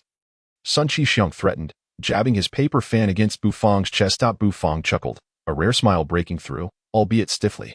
Then, without a word, he turned and re-entered the kitchen. After what felt like an eternity, approximately 30 minutes, Bu Fong strolled out unhurriedly. By this time, Xiao Xiaolong and Xiao Yanyu had finished their meals but remained seated, preparing to settle the bill, primarily to witness the stir-fried vegetables. They had already experienced the fried rice and dry noodles, leaving only the stir-fried greens to discover. Sun Qixiang, upon seeing his food being served, was instantly revitalized from his earlier lethargy, swiftly snatching the tray from Bu Fong's hands. The tray held 4 dishes, 2 bowls of fried rice, so fragrant they threatened to overwhelm the entire little restaurant, a bowl of beautifully colored dry noodles, and a single vibrant green leaf. Sun Qixiang had ordered all the dishes, prompting Bu Fong to prepare everything. It seemed that the solitary leaf might indeed be the fabled stir-fried greens. "Are you out of your mind? Why not serve 1 dish at a time? Must you wait until everything is finished before serving? Are you trying to starve me?" Sun Qixiang complained, intoxicated by the aroma of the fried rice, before turning to berate Bu Fong that Bu Fong deemed it unworthy to respond. Who dared offend a chef and expect to be served promptly? It was already a stroke of luck that he was not delayed by a couple of hours. Why did Bu Fong serve the dishes so early? Not out of fear of Sun Qixiang, but for a reason. "System, is that item you provided effective?" Abyssal chili sauce, made from the black-red chili peppers that thrive in the abyss, possesses an intense spiciness, infused with the daily essence of abyssal demons. Just a drop is enough to feel as though one is engulfed in flames. A spoonful can distort one's form and lead to existential doubt. A jar guarantees certain death. The system gravely and earnestly described the spoonful of chili sauce that Bu Fong had just added to the fried rice with an impassive expression. Chapter 9. The iron assistant of Fong Fong's little shop. Indeed, Bu Fong was that petty. Though he harbored grand aspirations of becoming a culinary god atop the food chain in a fantastical world, it did not alter his earthly disposition of vengeance for perceived slights. "Please enjoy," Bu Fong said expressionlessly, observing Sun Qixiang, whose mouth was watering as he gazed at the fried rice. Get lost. Don't disturb my meal." Sun Qixiang impatiently waved him away. Bu Fong smirked internally, thinking to himself, "You think you're so tough. I shall see how tough you remain after your first bite of fried rice." Sun Qixiang ignored Bu Fong, preparing to dig in when suddenly he seemed to recall something, turning to the now veiled and elegantly poised Xiao Yanyu. "Yanyu, the great beauty, I've ordered plenty. Would you care to join me?" Xiao Yanyu furrowed her lovely brows, hesitating as the memory of that delectable fried rice lingered. She truly longed for another serving, but her crystal coins were insufficient, and the shop's rules allowed only 1 bowl per person. Now that someone was offering, it seemed a decent option. However, Before she could respond, Bufang, seated nearby, interjected indifferently. Fried rice ordered by patrons of this establishment is for individual consumption only. Sharing will be deemed a violation of our rules, resulting in blacklisting. Oh, you think I'm afraid of that? Blacklist? If I want to eat, do I need to care about your rules? I'll have someone beat you into a dead dog before forcing you to cook. Sun Qixiang glared at Bufang with a hint of irritation. For he was about to enjoy lunch with the stunning Xiaoda, and this young man had the audacity to disrupt his plans. Such behavior was utterly intolerable. Oh, I almost forgot to mention. Not only will you be placed on the blacklist, but if she indeed eats, she will also be blacklisted. You may not fully grasp the concept of being blacklisted, but feel free to find out. Bufang spoke leisurely. Upon hearing this, Xiao Yinyu immediately dismissed the idea of ordering egg fried rice from Sun Qixiang. Sun Qixiang snorted coldly, entirely unfazed by Bufang's threats. After all, as a prominent scion of the capital, would he truly fear the threats of a mere restaurant chef? The notion of being blacklisted was laughable. He fell silent, his gaze fixed on the 4 exquisite dishes before him, his appetite awakened, especially by the egg fried rice that shimmered like gold, nearly blinding him. Scooping up a spoonful with a blue and white porcelain ladle, the rich aroma exploded in his nostrils, intoxicating him. Without hesitation, he stuffed the egg fried rice into his mouth, the pearl-like grains rolling between his teeth and tongue, each distinct, as if his taste buds were indulging in an extraordinary massage. Delicious! Sun Qixiang exclaimed, his eyes lighting up, as he continued to shovel more of the fried rice into his mouth. Observing Sun Qixiang's exuberance, Bufang's expression remained impassive, though the corners of his mouth quirked slightly, hinting at a faint smile. Although Xiao Yinyu had been focused on Sun Qixiang's egg fried rice, she suddenly felt a chill emanating from Bufang. And when she turned to look, she caught a glimpse of his stiff smile. Wait? Huh? Is he actually smiling? Xiao Yinyu felt somewhat astonished. Ever since entering this humble establishment, Bufang had exuded an aura of cold aloofness, making it hard to believe that this stoic chef could smile. Just as Xiao Yinyu redirected her attention to Bufang, Sun Qixiang, who had been enjoying his meal, suddenly froze, his small eyes bulging wide. In an instant, his complexion shifted from pale to red, and then to purple. With a scream, Sun Qixiang opened his mouth, spewing rice everywhere, his body jumping about as he clutched his throat, his tongue flailing wildly. Spicy. So damn spicy. Tears streamed down Sun Qixiang's face as he felt as if his very being was contorted by the heat, casting doubts on the existence of such terrifying spice in the world. Water. I need water. Sun Qixiang dashed around the small establishment, desperately searching for something to quell the fiery sensation in his mouth, which felt as though it would numb his entire being, tears flowing incessantly. Bufang sat calmly on his stool, watching Sun Qixiang's frantic antics. Suddenly, Sun Qixiang attempted to rush into the kitchen, as there was no water in sight, believing his only hope lay within. Just as he was about to barge in, a mechanical arm appeared, grasping his clothing and tossing him out. No entry to the kitchen for outsiders, the iron assistant of Bufang declared in a mechanical tone, standing guard at the kitchen door. Xiao Yinyu and Xiao Xiaolong stared in disbelief at the spectacle. Turning to Bufang, Xiao Yinyu wondered if he was behind this chaos, feeling a tinge of fear. Adding a spice that could incite suspicion to a dish was utterly inhumane. Young master. Water. Sun Qixiang's attendant, quick to read the situation, had already dashed out at the first signs of Sun Qixiang's fiery distress, returning with a bag of water. Gulping it down, Sun Qixiang finally found some relief from the burning sensation in his mouth. Fortunately, he hadn't eaten too much, and the spiciness did not linger for long. You want to die? How dare you tamper with the egg fried rice? Sun Qixiang fumed, throwing the water bag to the ground. Bufang, maintaining his impassive demeanor, pointed at the remaining food and stated, if you do not finish your meal, it will be considered waste, and you will be placed on the blacklist. Blacklist? Don't you dare mention the blacklist to me. I swear, if I don't shut down your little shop today, I won't be surnamed Sun. Sun Qixiang ground his teeth in fury, his paper fan aimed menacingly at Bufang. Destroy this little establishment for me, he commanded his attendant. The attendant perked up at the prospect of smashing something, eagerly lifting a chair from the ground, preparing to strike the table. However, before he could bring it down, he felt a sharp pain as his arm was suddenly broken. With a cry, a mechanical figure appeared behind him, easily snapping the attendant's arm. Troublemaker, blacklisted, never to set foot in Fang's little shop again, the mechanical voice intoned with a mix of seriousness and gravity. The attendant was flung out of the small establishment, landing on the ground outside with a thud, groaning in pain. How dare you retaliate?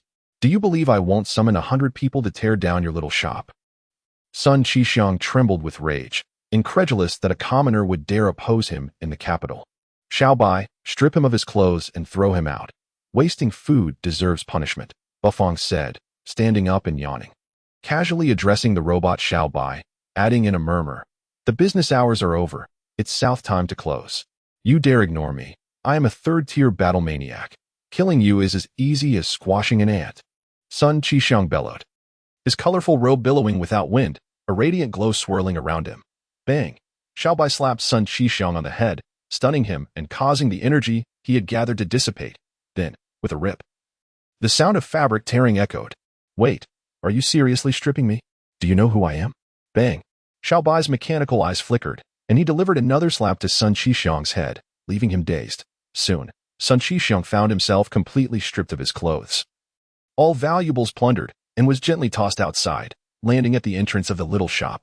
Dazed and exposed to the chill, Sun Qixiang suddenly heard footsteps approaching, and a pair of golden-scaled boots appeared before him. Zhao Rouge looked down at the naked Sun Qixiang, unable to suppress a TSK of amusement. How did our esteemed young master son end up in such a pitiable state while dining? Chapter 10. Principles untainted by wealth. Zhao Rouge donned a long white robe.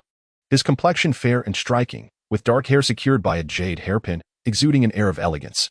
His feet clad in exquisite boots, and a belt adorned with fine jade, he appeared both noble and graceful. Zhao Rouge. Sun Qixiang scrambled to his feet, covering his vital areas with his hands, a dark scowl etched on his face as he glared at the handsome man before him. I never imagined young master son had such peculiar tastes. Today, Rouge has truly gained insight. Zhao Rouge chuckled, his gaze flitting over Sun Qixiang with a bemused expression. Sun Qixiang's face flushed a deep crimson as he turned to a young attendant behind Zhao Rouge, who was the same one that had followed him earlier. After stripping the attendant of his clothing, Sun Qixiang felt a bit of relief and ignored Zhao Rouge, instead turning to Bufang's little shop. Seething as he declared, if I don't smash your little shop tomorrow, I won't be surnamed Sun. Just you wait.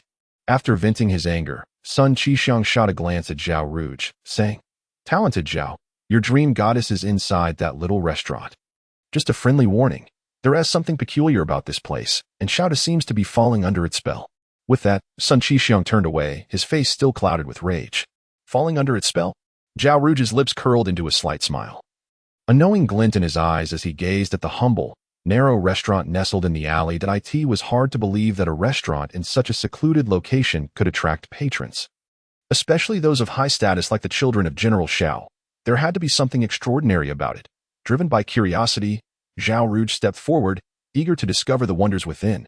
Yet, before he reached the door, he spotted the Xiao siblings exiting the restaurant, their expressions revealing something amiss. That moment, Xiao Yinyu was far from tranquil, not due to Sun Qixiang's expulsion from the establishment, but rather because of the egg fried rice. After consuming the enhanced version, she felt her inner energy surging, significantly amplified, while it hadn't reached the level of a breakthrough. The increase was certainly noteworthy. 1 bowl of enhanced egg fried rice had the effect comparable to a 4th-tier elixir, and its taste was simply transcendent. No wonder it was said that only those with at least 3rd-tier battle maniac cultivation could order it.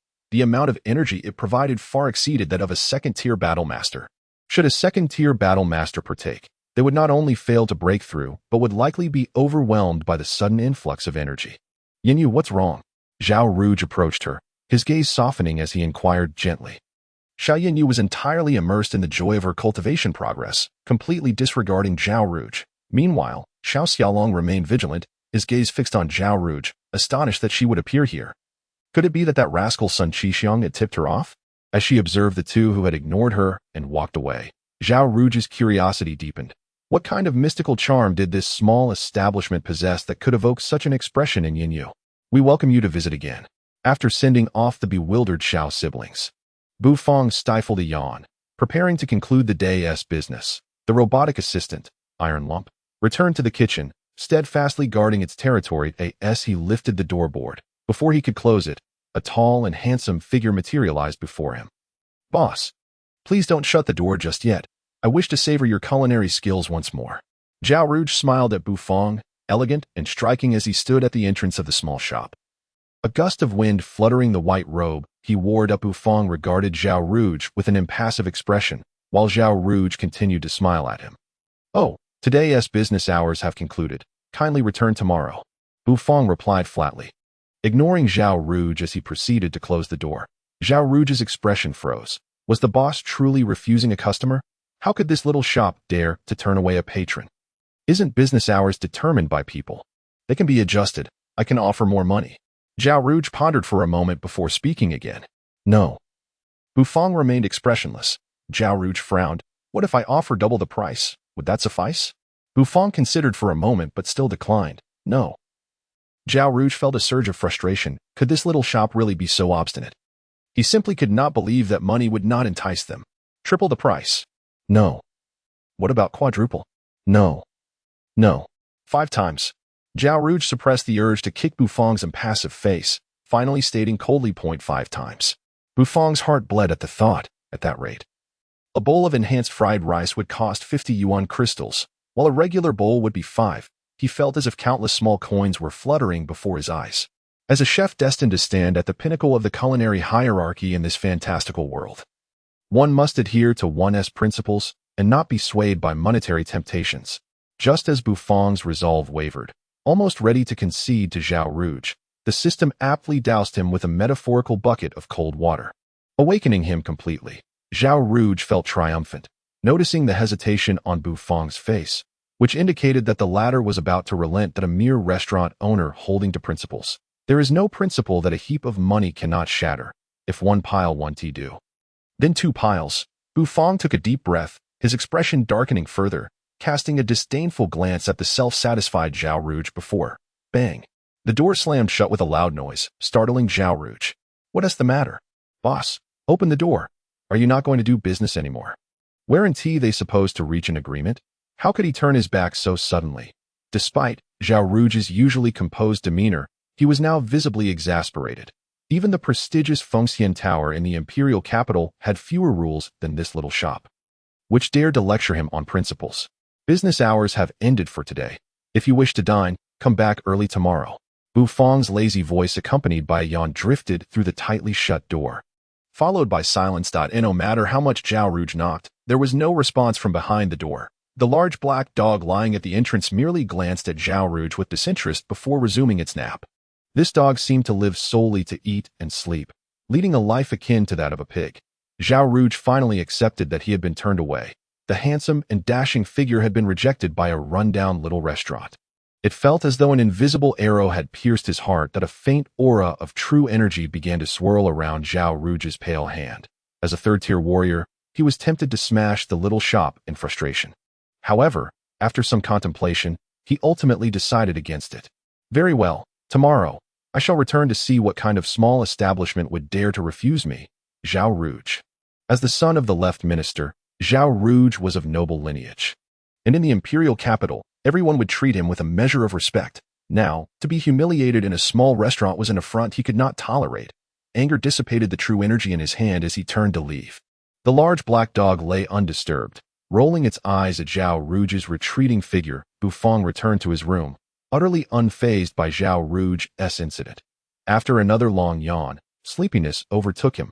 Lying in bed, he accessed the system panel to check his status. Host, Bu Fong. Gender, male. Age, 20. True energy level, 1st grade. As the culinary god of this fantasy realm, true energy will undoubtedly be needed for future culinary endeavors. Young man. Strive on. Culinary talent, unknown skills, none items. None. Culinary god comprehensive rating, novice. Finally learned to cook fried rice with true energy. System level, 1 star. Bu Fong's expression shifted to one of astonishment. I actually possess 1st grade true energy. Wait, does the system have levels?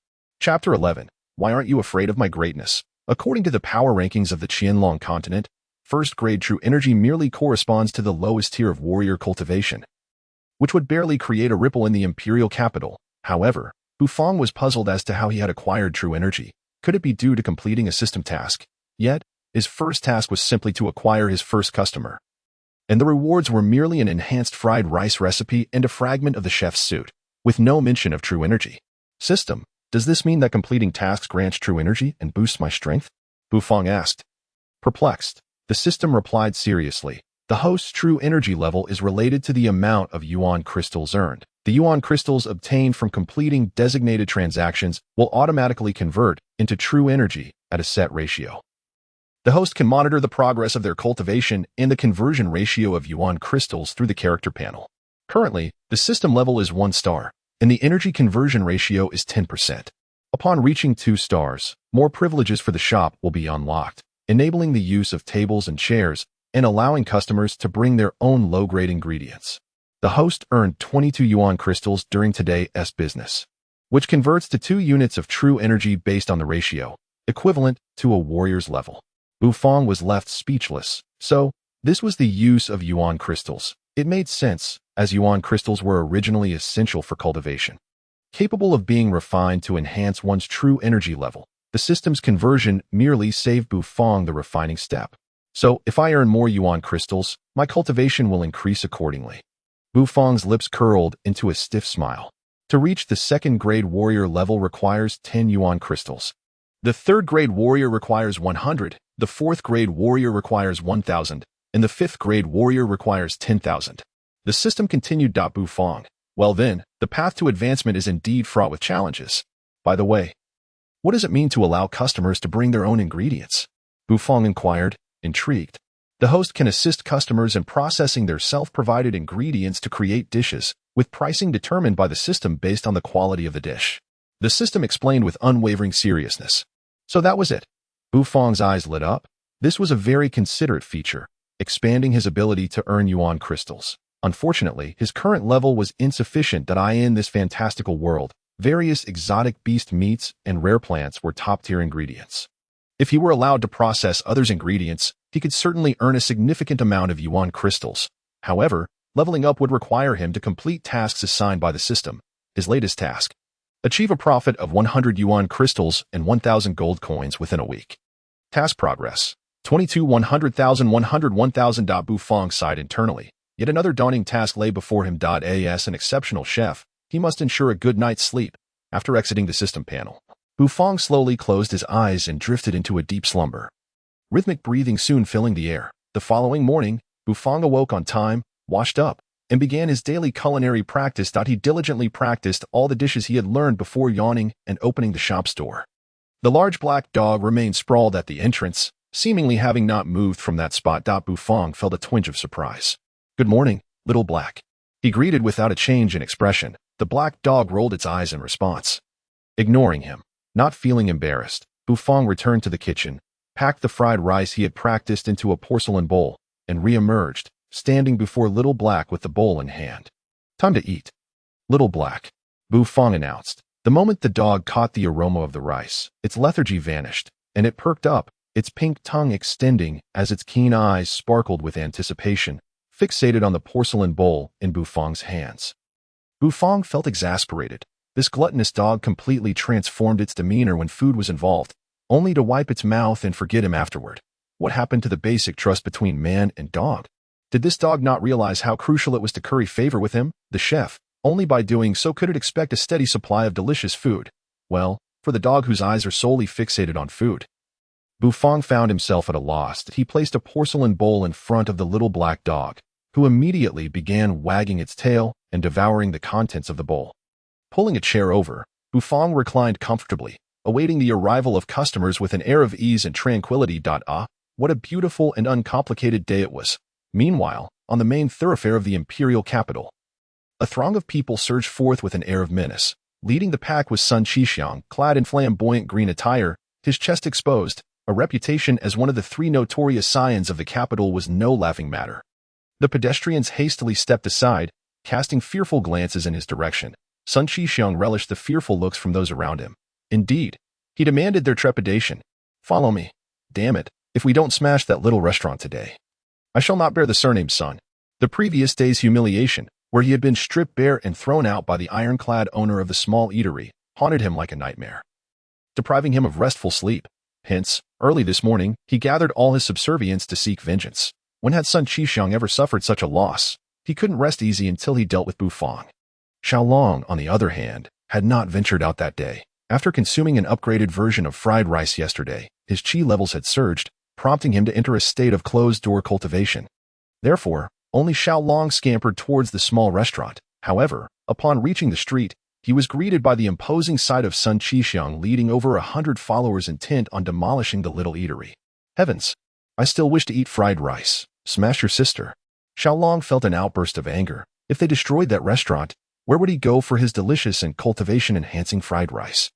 100-strong crowd marched past Fengstian building, traversing several miles, until the surroundings grew eerily quiet. The alleyway, usually devoid of visitors, was now packed with onlookers. Sun Qixing's lackeys, wielding wooden clubs, glared menacingly at the small restaurant. How dare such a humble establishment bully Master's son? It was simply asking for destruction. At the entrance of the small restaurant, Bufang lounged lazily in his chair, squinting against the warm sunlight that enveloped him. Bestowing an aura of languor, the big black dog was wagging its tail, eagerly devouring from the porcelain bowl nearby. Bufang, I, the esteemed young master, have come to smash your establishment, Sun Qixing declared arrogantly, pointing his paper fan at Bufang as he coldly commanded his followers. This time, with so many people at his back, he truly believed Bufang would tremble in fear. If Bufang did not kneel and beg for mercy, then he would not show him any. The alley fell into a dreadful silence after Sun Qixing's shout. The anticipated sight of Bufang pleading for mercy did not materialize. Instead, he remained reclined in his chair, basking in the warm sunlight as if shrouded in a veil. All the attendants widened their eyes in awe at Sun Qixing. It felt as though a flock of crows had flown overhead. There was no response, and the awkwardness left Sun Qixing feeling utterly drained. Fury ignited within him as he felt as though Bufang had silently slapped him several times. Smash it. Destroy everything in sight. Tear down this little shop. Damn it. I want that brat to learn the consequences of offending young master's son. Chapter 12. The Troublemakers, stripped for public display. Xiaolong stood anxiously at the alley's entrance, unable to squeeze through the throng of onlookers, many of whom were simply there for the spectacle. Regardless of whether in a fantasy realm or modern society, crowds are drawn to drama, a characteristic of human nature. As Xiaolong pondered how to penetrate the crowd, he suddenly felt a tap on his shoulder and turned in surprise that a young man, resplendent and dignified, gazed at him with a gentle demeanor. Adorned with a golden crown and clad in an exquisite robe, embroidered with mythical beasts, a jade pendant dangled from his waist, exuding an aura of nobility. Upon seeing this gentleman, Xiaolong's expression shifted dramatically, his eyes widening in disbelief. "Th3," he stammered, struggling to articulate a name. The young man raised a hand, silencing Xiaolong with a casual nod. "Just call me Third Young Master. What are you watching? Why is there such a crowd in this alley?" "Third Young Master." "Ah, Sun Qixing is bullying people again." Xiaolong exhaled, still somewhat exhilarated by the presence of this noble figure. "Sun Qixing, the son of Finance Minister Sun Qing?" The third young master mused. Xiaolong nodded enthusiastically and asked, "When did you return to the capital?" "I had no idea. Does my sister know?" The third young master chuckled lightly. "I returned on special orders and did not make it widely known. Even Yin Yu is unaware, so it's no surprise you didn't know." Xiaolong. Feeling a bit embarrassed, Xiaolong smiled bashfully. The young man glanced back at the crowd before striding forward, casually instructing Xiaolong, "Xiaolong, come along. Let us see what is happening." The young man seamlessly integrated into the crowd, effortlessly parting the masses as if an invisible force was guiding him through. A fifth-rank battle king truly is formidable. No wall of people can hinder him. Xiaolong murmured enviously as he hurriedly followed. Soon, they reached the front, just in time to witness Sun Qixing commanding his followers to attack the small restaurant. The sunlight bathed Bufang in warmth, lulling him into a state of languor. Despite the raucous threats directed at his establishment, he, the proprietor, remained inexplicably calm and composed. His tranquility only fueled Sun Qixing's fury. Under his orders, dozens charged toward Bufang, menacingly brandishing their wooden clubs. Observing this, Xiaolong felt a surge of anxiety and was ready to intervene. However, he was halted by the young man beside him, leaving him bewildered. "Young master, why are you stopping me?" The owner of that small shop seems quite confident, showing no signs of fear. "This piques my curiosity about his hidden strengths," the young man replied, a gentle smile gracing his lips. As the assailants closed in, one stepped into the bounds of the small restaurant, swinging his club menacingly at Bufang's head. These lackeys, seasoned in acts of intimidation, felt no burden in their hearts. Bang! The club flew high into the air, rolling before crashing to the ground with a clang. The attackers halted in their tracks, bewildered and terrified, as they beheld an iron construct standing before Bufang.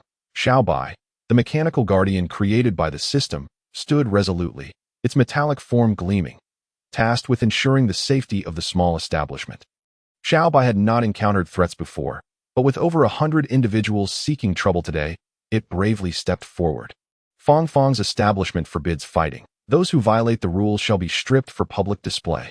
The mechanical voice echoed through the quiet alley, evoking an absurdity that left the assailants dumbfounded.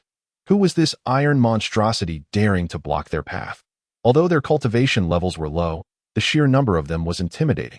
While there might be a gap between warriors and battle masters, numbers could compensate for that. Smash that iron contraption. Sun Qixiang's eyes blazed with fury upon seeing Xiaobai, his anger reaching a boiling point. How dare it mention stripping? The lackeys, spurred by Sun Qixiang's command, charged once more toward the small restaurant. Yet, the ensuing scene brought their advance to a screeching halt, as the first assailant was unceremoniously ejected, his clothes stripped away in an instant, leaving him with only a modest covering. One after another, the intruders met the same fate, emerging from the small restaurant in various states of undress, their bare forms sprawled across the alley. How vulgar! A girl in the crowd exclaimed, her cheeks flushed crimson. Hands shielding her face while her wide eyes peeked through her fingers, Sun Qixiang's face turned ashen as he watched his followers being ejected, stripped bare. You useless fools, can't you all attack together? Are you going to let one of you get humiliated? His furious voice jolted the lackeys from their stupor. After exchanging glances, they brandished their clubs and charged toward Xiaobai as a united front. However, the outcome remained unchanged. Each time a few entered the small restaurant, they were promptly expelled, stripped of their clothing, which Xiaobai ingested as waste. Within moments, the alley was filled with a chorus of naked lamentations. Sun Qixiang's legs trembled slightly, and he was overwhelmed by an inexplicable sense of dread. With over 100 individuals present, even a third-tier battle maniac would have to avoid confrontation. He could hardly fathom that nestled within a modest corner eatery lay such an astonishing puppet of iron. Bu Fong remained composed, seated behind the small white puppet, his expression inscrutable as he observed the scene unfold. Only after all 100 individuals were stripped bare did he lazily rise, stifling a yawn as he vacated his chair. Standing with an air of superiority at the entrance of the small shop, he pointed at the ashen-faced Sun Qixiang and calmly uttered, "Xiaobai, strip him as well. Let him return in utter nudity. This fellow has dampened my mood for cooking today. If he is not punished, I shall feel quite unsettled." Understood, Xiaobai's mechanical voice echoed. Sun Qixiang's expression shifted in alarm, and he immediately turned to flee. However, Xiaobai's arm suddenly shot out, traversing several dozen meters to grasp his clothing, yanking him back into the establishment. Those who cause a disturbance in Fong Fong's small shop shall be stripped bare for public display, Xiaobai stated monotonously. Sun Qixiang felt an urge to weep. It was utterly unfair. After all, it was you who dragged me into this restaurant's domain. Bang! Sun Qixiang's bare form was once again unceremoniously flung out, landing in the alleyway, surrounded by a crowd of over 100 naked bodies, forming a rather striking spectacle. "Oh, the sight is truly scandalous," exclaimed a girl among the onlookers, her eyes nearly popping out from behind her fingers. Her cheeks flushed with embarrassment. Sun Qixiang could no longer bear to remain in such a humiliating situation. The throng of over 100 individuals, exuding an imposing aura. Ultimately, this was a mournful tale. The procession of bare figures, even more ostentatious than before, stirred a considerable uproar in the capital, drawing numerous spectators as they traversed the streets, leading to a temporary paralysis of traffic. The once crowded alleys soon became desolate, with the crowd dispersing, leaving behind only a few curious souls attracted by the small shop. "This alley has a small restaurant. I've lived in the capital for so many years and never knew," marveled an elderly woman. "This little restaurant seems rather impressive." Daring to strip young Master Sun, an old man exclaimed in astonishment. "That robot is so adorable. Should I go in and see how the small restaurant fares?" Some young ladies were inexplicably smitten with the iron puppet. Thus, many patrons flocked to the small eatery. Bu Fong, having returned to the kitchen with an expressionless demeanor, could not help but curl the corners of his mouth. I hope this group isn't deterred by the prices inside the shop. Chapter 13. Fried rice or alchemical fried rice. Fong Fong's small shop was bustling for the first time. The incident of the naked run had finally made the shop known to the surrounding neighborhood, despite the complaints about its remote location. Curiosity compelled the locals to step inside an elderly woman, cradling a sniffling child, entered Fong Fong's establishment. The cramped space was remarkably clean, with dust-free tables reflecting the owner's meticulousness. The warm ambience provided a sense of comfort. From a decor standpoint, this was a high-quality little shop. Oh dear, proprietor, what delights do you offer here? Your establishment's decor is truly exquisite, rivaling even the private rooms of Feng Xianlu. The elderly woman wiped her child's nose and casually cleaned her hand on her clothing before addressing Bufong. Bufong fixed his gaze on the woman's hand, his expression unchanging. You speak as if you've frequented such establishments before. Women can be quite boastful, grumbled the old man, unimpressed, with a dismissive huff. The elderly woman instantly bristled, setting the child down, placing her hands on her hips, and glaring at the old man as if preparing for a verbal duel. Ahem, dear customers, if you wish to order. The menu is behind you. If a duel is desired, please step outside. Bufong interjected calmly, interrupting the imminent clash. The woman huffed, realizing she was in someone else's establishment, and turned her attention to the menu. Murmuring, I find you quite impressive, young man. Operating a restaurant is no easy feat. I'll support your business with an order of. Suddenly, the elderly woman fell silent, her face contorted in disbelief as she gaped at the menu. Her lips trembling, the old man, puzzled, turned to see the woman's ghostly expression, and upon following her gaze, he nearly spat out a mouthful of blood. My heavens, a bowl of fried rice costs 1 crystal. A plate of stir-fried greens costs 100 gold coins. Why don't you just go rob a bank? The old man's beard quivered in shock. The elderly woman's plump figure shook, her voice shrill. Young man, this is outrageous. At these prices, who would dare dine here? Surprisingly, the old man and the woman, who were supposed to be at odds, united against Bufong, but Bufong remained unfazed, his expression neutral. The pricing of this small shop follows its own rules. If you wish to eat, please order. If not, kindly leave. As a chef destined to stand atop the culinary hierarchy of this fantastical world, Bufong held his pride firmly. The elderly woman regarded Bufong as if he were a madman, hurriedly taking the sniffling child and departing in haste. The old man, stooping and shaking his head, followed suit, but Bufong paid them no mind. Such reactions were entirely anticipated. The prices of the small shop would inevitably deter many patrons. For not everyone could afford such exorbitant costs. Most entered the shop, echoing the elderly woman's astonishment, and swiftly departed. The once bustling Fong Fong small shop returned to its desolate state, with scarcely anyone willing to dine there. Xiao Xiaolong entered the small restaurant with a young man. His expression was somewhat excited. His sister was not present today, and the he brought should suffice for a serving of enhanced fried rice. Right, the enhanced fried rice could only be ordered by those at the third-tier battle maniac level, indicating that it was indeed extraordinary. The ordinary fried rice had previously facilitated his breakthrough, so the enhanced version would surely propel him to new heights. Xiaolong, are you saying that the fried rice in this small restaurant is exceptionally delicious? The young man, standing with his hands clasped behind his back, exuded an extraordinary aura as he surveyed the shop. Indeed. Third young master, this small shop's fried rice is the best I've ever tasted. Even the chefs at my home. Oh no, even those at your home could not match it. Xiao Xiaolong recalled the fragrant fried rice prepared by Bufong, his eyes narrowing in blissful reminiscence. Third young master was slightly taken aback. To receive such high praise from Xiao Xiaolong was unexpected. His family's chefs were no ordinary cooks, yet they paled in comparison to the fried rice from this humble establishment. Intrigued, third young master turned to glance at the menu. The exorbitant prices, nearly unbearable for ordinary folk, left him momentarily stunned, raising an eyebrow in disbelief. Fried rice here is to be paid for with.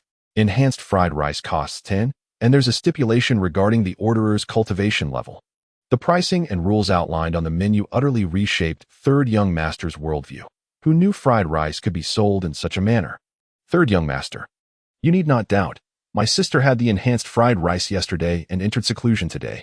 Her true energy cultivation has directly ascended a minor level. Xiao Xiaolong asserted. Oh, is it truly that miraculous? Third young master inquired. Astonished, Xiao Yan's cultivation was already at the fourth-tier battle spirit level. Could a mere bowl of fried rice elevate her cultivation? Was this still fried rice, or was it akin to a medicinal pill? Proprietor, I shall have a serving of enhanced fried rice. My cultivation is sufficient.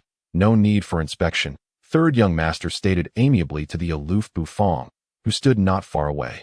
I would also like a serving of enhanced fried rice. Xiao Xiaolong chimed in eagerly. But his words were interrupted by third young master. Third young master squinted, a gentle smile gracing his face as he affectionately ruffled Xiao Xiaolong's hair. Xiaolong, how many did you bring? Xiao Xiaolong's expression froze, feeling a sense of familiarity in the inquiry. 10 pieces. Ah, that will suffice. Xiao Xiaolong gazed despondently at the embroidered money pouch in third young master's hand, feeling as if 1,000 invisible arrows had pierced his heart. Next time, I'll treat you to a feast, third young master smiled. I forgot to bring money while out for a stroll today. Tears welled in Xiao Xiaolong's eyes. Why was it so difficult to enjoy a bowl of fried rice? Proprietor, I would like a serving of dry mixed noodles and a plate of stir-fried greens. Bufong nodded impassively. 1 serving of enhanced fried rice, 1 serving of dry mixed noodles, and 1 serving of stir-fried greens. Understood. Please wait a moment. Bufong repeated the order before turning to enter the kitchen. Xiao Xiaolong and third young master found a spot to sit, the elegant environment pleasing third young master greatly. Who would have thought there was such an exquisite little restaurant in the capital? I had never noticed before. What happened to that pair of puppets? Third young master scanned the surroundings. He had been quite impressed by Xiaobai. It was rare to see a puppet with such spirit. The Qianlong continent was a realm dominated by sects, with the empire reigning supreme. Here, the empire held the official status, and neither righteous nor demonic sects were acknowledged. The reigning emperor of the Qingfeng Empire, Emperor Changfeng, had ruled for over 70 years, implementing a policy of subjugation towards sections. Those who complied were integrated into the military, while those who resisted faced military action. The Qingfeng Empire has stood for over 1,000 years, emerging during an era marked by the fierce competition of various sects. In those tumultuous times, conflicts among sects were incessant, and survival was a constant struggle. However, with the passage of more than a millennium, these sects have gradually weakened under the imperial splendor, ultimately crushed after 2 failed sect uprisings. In the present day of the Qianlong continent, the sects have dwindled, leaving only a few hundred remaining in the world. A stark contrast to the glorious age of myriad sects vying for supremacy. Among these few, merely the top 10 sects continue to cling to life under the oppressive gaze of the empire. The third young master once encountered a declining sect that specialized in the art of puppetry. Having mastered the craft to an extraordinary level, he pondered whether the puppets in this modest shop bore any connection to that sect. Nevertheless, the appearance of the little white puppet was entirely different from those studied by the sect, and there was no trace of true qi circulating within it, rendering the likelihood of Bufong being a remnant of that sect quite slim. Just as he was lost in thought, a rich aroma wafted from the kitchen. The scent glided across his face like silk, causing the third young master to widen his eyes in surprise. A sudden pang of hunger arising within him. What a delightful fragrance, he exclaimed. Xiao Xiaolong had already succumbed to the olfactory bliss, his eyes misty with desire. The mere aroma rivaled the culinary creations of his family's chef, perhaps even surpassing them. After a while, a tall figure emerged from the kitchen. Bufong, with an expressionless demeanor, held a bowl of blue and white porcelain filled with a fragrant dish. Your enhanced egg fried rice. Please enjoy, he said softly, placing the porcelain bowl before the third young master before turning back to the kitchen. The third young master inhaled deeply, the aroma flooding his senses and awakening his appetite. A tidal wave of hunger crashing upon him. The rich fragrance lingered above the porcelain bowl, and as he scooped up the first spoonful of egg fried rice, the concentrated scent erupted like a fragrant bomb. The overwhelming aroma assaulted the third young master's senses. He took a bite of the egg fried rice. The rich egg flavor enveloped his palate instantly, the pearl-like rice grains seemingly bouncing in his mouth. The mingling of the rice and egg fragrances coiled around him like an unyielding cloud, transporting him into a sea of delightful aromas. Enraptured, the third young master had truly never tasted such exquisite egg fried rice. Xiao Xiaolong was indeed correct. No dish prepared by his family's chef could compare. Finishing the first spoonful, he immediately reached for a second, indulging in the culinary marvel before him, wholly immersing himself in the gastronomic experience as the greatest tribute to the chef. Xiao Xiaolong watched in envy. His own appetite having been thoroughly piqued, the richness of Bufong's egg fried rice was astonishing, as if all the flavors in the world had converged and were released in an instant. Bufong observed the third young master savoring his meal with a faint smile, recognizing that in the realm of fine cuisine, social standing held no significance. True culinary artistry could captivate even an emperor. Although he was unaware of the third young master's identity, he did not wish to know. At that moment, all he recognized was that the third young master was his customer, and that was sufficient. Returning to the kitchen, Bufang skillfully retrieved flour, kneaded the dough, and pulled the noodles before boiling them. He swiftly prepared a steaming bowl of dry mixed noodles, but instead of serving it immediately, he took a bundle of fresh vegetables from the refrigerator. The greens were vibrant and glossy, adorned with droplets of water that glimmered under the light, radiating a gentle glow. These leaves are harvested from wild purple lotus vegetables growing on the mountainside of Tiandang Mountain. Basking in sunlight for 3 hours each day and receiving an hour of mountain rain to nourish them, the soil is enriched with the essence of the celestial pond, and they are picked at dawn while the dew has yet to fade, preserving their vitality and nutrition. The system's description of the vegetables quickly flashed in Bufang's mind, prompting him to click his tongue in admiration. It sounded quite impressive, explaining the exorbitant price of a bowl of stir-fried greens at 100 gold coins. Tiandang Mountain is a renowned peak on the Qianlong continent, said to house a celestial pond whose waters are infused with spiritual energy, enhancing one's cultivation. The fact that these vegetables grew on the mountainside indicated their extraordinary nature. Having prepared stir-fried greens countless times, Bufang had honed his skills to an exceptional level. When he ladled the greens into the bowl, they appeared as fresh and vibrant as ever, seemingly untouched by the cooking process. In truth, it was Bufang's precise control over the heat that allowed the moisture to remain intact. Presenting the dry mixed noodles and stir-fried greens before Xiao Xiaolong, he stated flatly, "Your dry mixed noodles and stir-fried greens. Please enjoy." Xiao Xiaolong's eyes sparkled with delight, and he eagerly dug into the dry mixed noodles, his hunger ignited by the sight of the third young master relishing the egg-fried rice. As Xiao Xiaolong began his meal, the third young master had already finished his bowl of egg-fried rice. Though the portion was modest, the quality was exceptional. Delicious, exquisite. The third young master stifled the urge to lick the bowl, giving Bufang a thumbs up. "Boss, this egg-fried rice is extraordinary. The ingredients are undoubtedly of a superior quality. I can sense the spiritual energy within, and upon consuming it, I feel my true qi subtly rising, though the increase is slight. It is indeed a rare occurrence." The third young master couldn't help but extol the dish, recognizing that as a fifth-grade battle king, even a minor enhancement in his true qi was a testament to the egg-fried rice's excellence. "If I'm not mistaken, the egg must be from a fifth-grade beast, the deep-sea hawk, right?" Bufang cast a surprised glance at the third young master, astonished that he could discern the origin of the egg. Enhanced egg-fried rice. The egg is the first laid by a fifth-grade beast. The deep-sea hawk, nourished by the essence of the deep sea, infused with rich spiritual energy. The rice is the royal rice from the southern wilderness, plump and nutritious, a tribute to the emperor each year. Indeed. The third young master's lips curled into a gentle smile. His guess was correct. The egg was indeed from the deep-sea hawk, a delicacy he had tasted before, though not prepared as fried rice but simply as a fried egg. Its aroma so intense he could hardly believe it. He was familiar with the rice as well, having recognized its quality. The third young master also took note of the stir-fried greens served to Xiao Xiaolong, recalling that this dish cost 100 gold coins. Such a price was not trivial, so he was curious about its unique qualities. "Does this vegetable have an extraordinary origin as well?" he inquired with keen interest. "The greens are selected from the purple lotus vegetables that grow on the mountainside of Tiandang Mountain, harvested in the early morning to ensure their spiritual energy remains intact," Bufang explained. Realizing it was purple lotus vegetables, the third young master understood.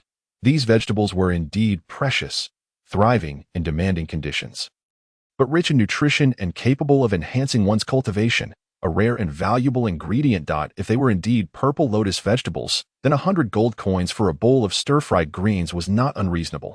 "Is it truly that remarkable?" Xiao Xiaolong, his mouth greasy from the meal, exclaimed as he overheard the third young master and Bufang discussing the stir-fried greens. Swallowing the last of his noodles, he picked up a leaf of the vibrant purple lotus vegetable, seemingly untouched by the frying process. "Is it really cooked?" he wondered aloud. After sniffing the leaf, a warm and fragrant aroma wafted forth, confirming that the stir-fried greens had indeed been prepared. As he bit into the greens, a crisp sound echoed in his ears, and his eyes widened in astonishment as a refreshing stream of flavor burst forth, sweet and fragrant, enveloping his taste buds and invigorating his senses. The sensation flowed into his abdomen, radiating throughout his entire being, an indescribable feeling, as if multiple delicate hands were tenderly kneading his body.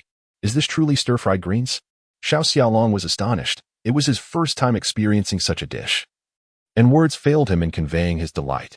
Preparing stir-fried greens tests a chef's skill, as one must retain the nutrients and moisture without any loss, making precise control over timing and heat crucial, the third young master remarked. Swallowing hard at the thought, Bufang nodded, agreeing that the third young master's assessment was largely accurate. Stir-fried greens were indeed the most challenging dish to master. May I inquire your name? Esteemed chef, the third young master suddenly stood, smiling warmly at Bufang. My surname is Bu, my given name Fong, Bufang replied, somewhat taken aback by the question, his response succinct. Ah, so you are Chef Bu. I am utterly in awe of your culinary skills. To be frank, I am the third prince of the Qifeng Empire, Jiqingxue, he said with a gentle smile, exuding an air of confident nobility. Xiao Xiaolong was taken aback. Why had the prince revealed his identity? Oh, Bufang replied, maintaining an expressionless demeanor as he regarded Jiqingxue. Oh, this fellow before him was a prince, a prince. Was that truly something to be impressed by? Jiqingxue observed that Bufang remained as impassive as ever, completely unfazed by his identity, which surprised him internally. Might I inquire if Master Bu would consider being the personal chef for this prince? Exclusively at his service. As for remuneration, you need not worry. I can offer 100 crystal coins per month. What say you? Jiqingxue said with a smile, confident that this request would be impossible for Bufang to decline. To be his chef was the aspiration of countless cooks throughout the empire, a veritable leap to greatness. Moreover, a salary of 100 crystal coins per month was exorbitant, surpassing even that of the palace's royal kitchen chefs. Xiao Xiaolong was momentarily taken aback, realizing that the third prince was attempting to poach Bufang. Where would he find the exquisite fried rice that could also enhance his cultivation? Bufang, you must resist this temptation. Do not be swayed by the third prince. Bufang cast a stoic glance at the self-assured Jiqingxue, who gazed back at him with eager anticipation. Oh, to be your dedicated chef. Indeed, I decline. You lack the qualification. Bufang replied coolly. As Jiqingxue's hopeful expression faltered, his face stiffening. He actually turned me down. Jiqingxue could hardly believe it. After all, he was a prince, the third prince of the empire, a figure of considerable stature, and many would yearn for a connection with him. Yet, his personal invitation was met with such callous refusal, especially considering the reason. You lack the qualification. Remembering Bufang's expression when he uttered those words, Jiqingxue felt as though an invisible arrow had pierced his heart. However, Jiqingxue was not easily ruffled. Though rejected, he maintained his composure, merely offering a faint smile. Indeed, as the third prince, I am indeed lacking in qualifications. He sighed softly, as if something within him had been stirred. The emperor of the Qifeng Empire had 3 sons. The first prince, Jiqingyan, had been crowned prince a decade prior, while the second prince, Jiqingyu, had also been granted the title of prince. Only he, the third son, Jiqingxue, seemed to be somewhat neglected by the emperor, currently serving as a mere general. Although the position of a general was already quite exalted, it paled in comparison to that of the first and second princes. Third prince, Xiao Xiaolong began, noting Jiqingxue's despondent demeanor, but was interrupted. Bufang, if you do not wish to be my chef, have you considered entering the palace kitchen to serve as the emperor's personal chef? I lack the qualification. Surely the emperor possesses the requisite qualifications. Jiqingxue chuckled lightly. Bufang regarded him with a slight furrow of his brow. Was this fellow truly oblivious? Had he not made himself clear enough? I have no desire to be anyone's chef, not even the emperor's. If you wish to dine, simply come in queue and pay as required. Bufang aspired to ascend to the pinnacle of the culinary hierarchy in this fantastical realm. He could not limit himself to serving a single individual. Jiqingxue fell silent. While he could comprehend Bufang's refusal to be a chef, the refusal to serve the emperor was somewhat inexplicable. Was it not the dream of every chef under heaven to enter the royal kitchen and become the emperor's personal cook? What then was Bufang's dream? Enhanced fried rice for 10 crystal coins. Please pay. Thank you. Bufang stated flatly, uninterested in engaging in further conversation with the prince. You owe 200 gold coins here, he added. Directing his words at Xiao Xiaolong, Jiqingxue cast a deep glance at Bufang, handing over 10 crystal coins, while Xiao Xiaolong also paid 200 gold coins. Subsequently, the two departed the modest establishment, a small shop of merely 10 square meters, devoid of any signboard, with a large black dog lounging at the entrance, a slender, principled chef within, mysterious puppets, exquisite culinary skills, and those enigmatic high-grade ingredients. This little shop exuded an air of mystery. As Ji Qingxue stepped out, he glanced back at the establishment with a smirk, finding it intriguing. After tidying up the bowls and chopsticks, the shop turned quiet once more, returning to bask in the sun beside the lazy black dog. Bufang continued to lounge. However, the shop's fame began to spread due to a commotion caused by Sun Qixiang, and the exorbitant prices of its dishes caught the attention of the curious townsfolk. Rippling throughout the imperial city. In that little alley, there is a peculiar restaurant. Have you heard about it? Are you referring to that unscrupulous establishment that sells a bowl of fried rice for 10 crystal coins? That owner must be a fool. Who would pay such prices? If his fried rice sells, I would eat every last one of my own pancakes. In this world, there always exist individuals of considerable wealth, whose pursuits and perspectives diverge significantly from those of the average person. Bufang's tranquility did not last long before several figures entered the small shop. He lay languidly in his chair, casting a sidelong glance at the group of portly individuals that had entered. These rotund figures were adorned in lavish silk garments, their fingers bedecked with gold rings, necks adorned with exquisite jade, and belts inlaid with emeralds. A truly ostentatious gathering of nouveau riche, Bufang mused. Boss, we've heard your dishes are quite pricey, even more so than Feng Skin Tower. We, brothers, believe that the higher the price, the better the quality. If your dishes can satisfy our palates, the price is of no concern. The leading, opulently dressed rotund man proclaimed. They crowded into the small shop, nearly filling every available space. Bufang rose, maintaining his stoic demeanor, and inquired, "What would you like to eat?" The hefty man perused the menu. Squinting his eyes, the 10 crystal coins for a serving of fried rice elicited gasps from the group of affluent diners. All right, this little shop is indeed impressive. I shall have a serving of enhanced fried rice, the portly gentleman declared. A friendly reminder. Consumers of the enhanced fried rice must possess a cultivation level of at least 3rd rank battle maniac. Those below this level are advised against ordering. Bufang remarked coolly. Oh, our brother Jean is known as the plum blossom of lightness in the capital. How could his cultivation be below 3rd rank battle maniac? Just go ahead and cook, the other rotund patrons clamored. Bufang remained unfazed, his expression as calm as water. He regarded the man with a sidelong glance, noting the stark contrast between his physique and any form of grace. Ultimately, this group ordered 3 servings of enhanced fried rice. 4 servings of regular fried rice, 7 portions of dry noodles, and 7 servings of stir-fried vegetables. Even Bufang, normally composed, couldn't help but twitch the corner of his mouth. Truly, these hefty gentlemen could eat. To be able to eat is a blessing, and Bufang appreciated those who could indulge. He retreated into the kitchen, fully immersing himself in his culinary craft. Before long, a rich aroma wafted from the kitchen, permeating the entire shop. How fragrant! I've never encountered such a delightful scent from fried rice. The group of portly men closed their eyes in delight, inhaling deeply. Their anticipation for the dish heightened. Just as they awaited their meal, a tall, gentle figure approached the entrance of the shop. Zhao Rouge observed the crowd of rotund individuals jostling within the small shop, his expression shifting in surprise. Why are there so many people? Zhao Rouge mused. Quickly recognizing one of the portly figures, the gold fatty, it was indeed him. Zhao Rouge soon identified the man as Jean Fugue, a well-known nouveau riche in the capital, whose family owned a lucrative crystal mine, making him exceedingly wealthy. The other portly gentlemen were also prominent figures in the capital. Why had they chosen to dine in this modest establishment? Did they not feel it beneath their status? Excuse me. Let me through.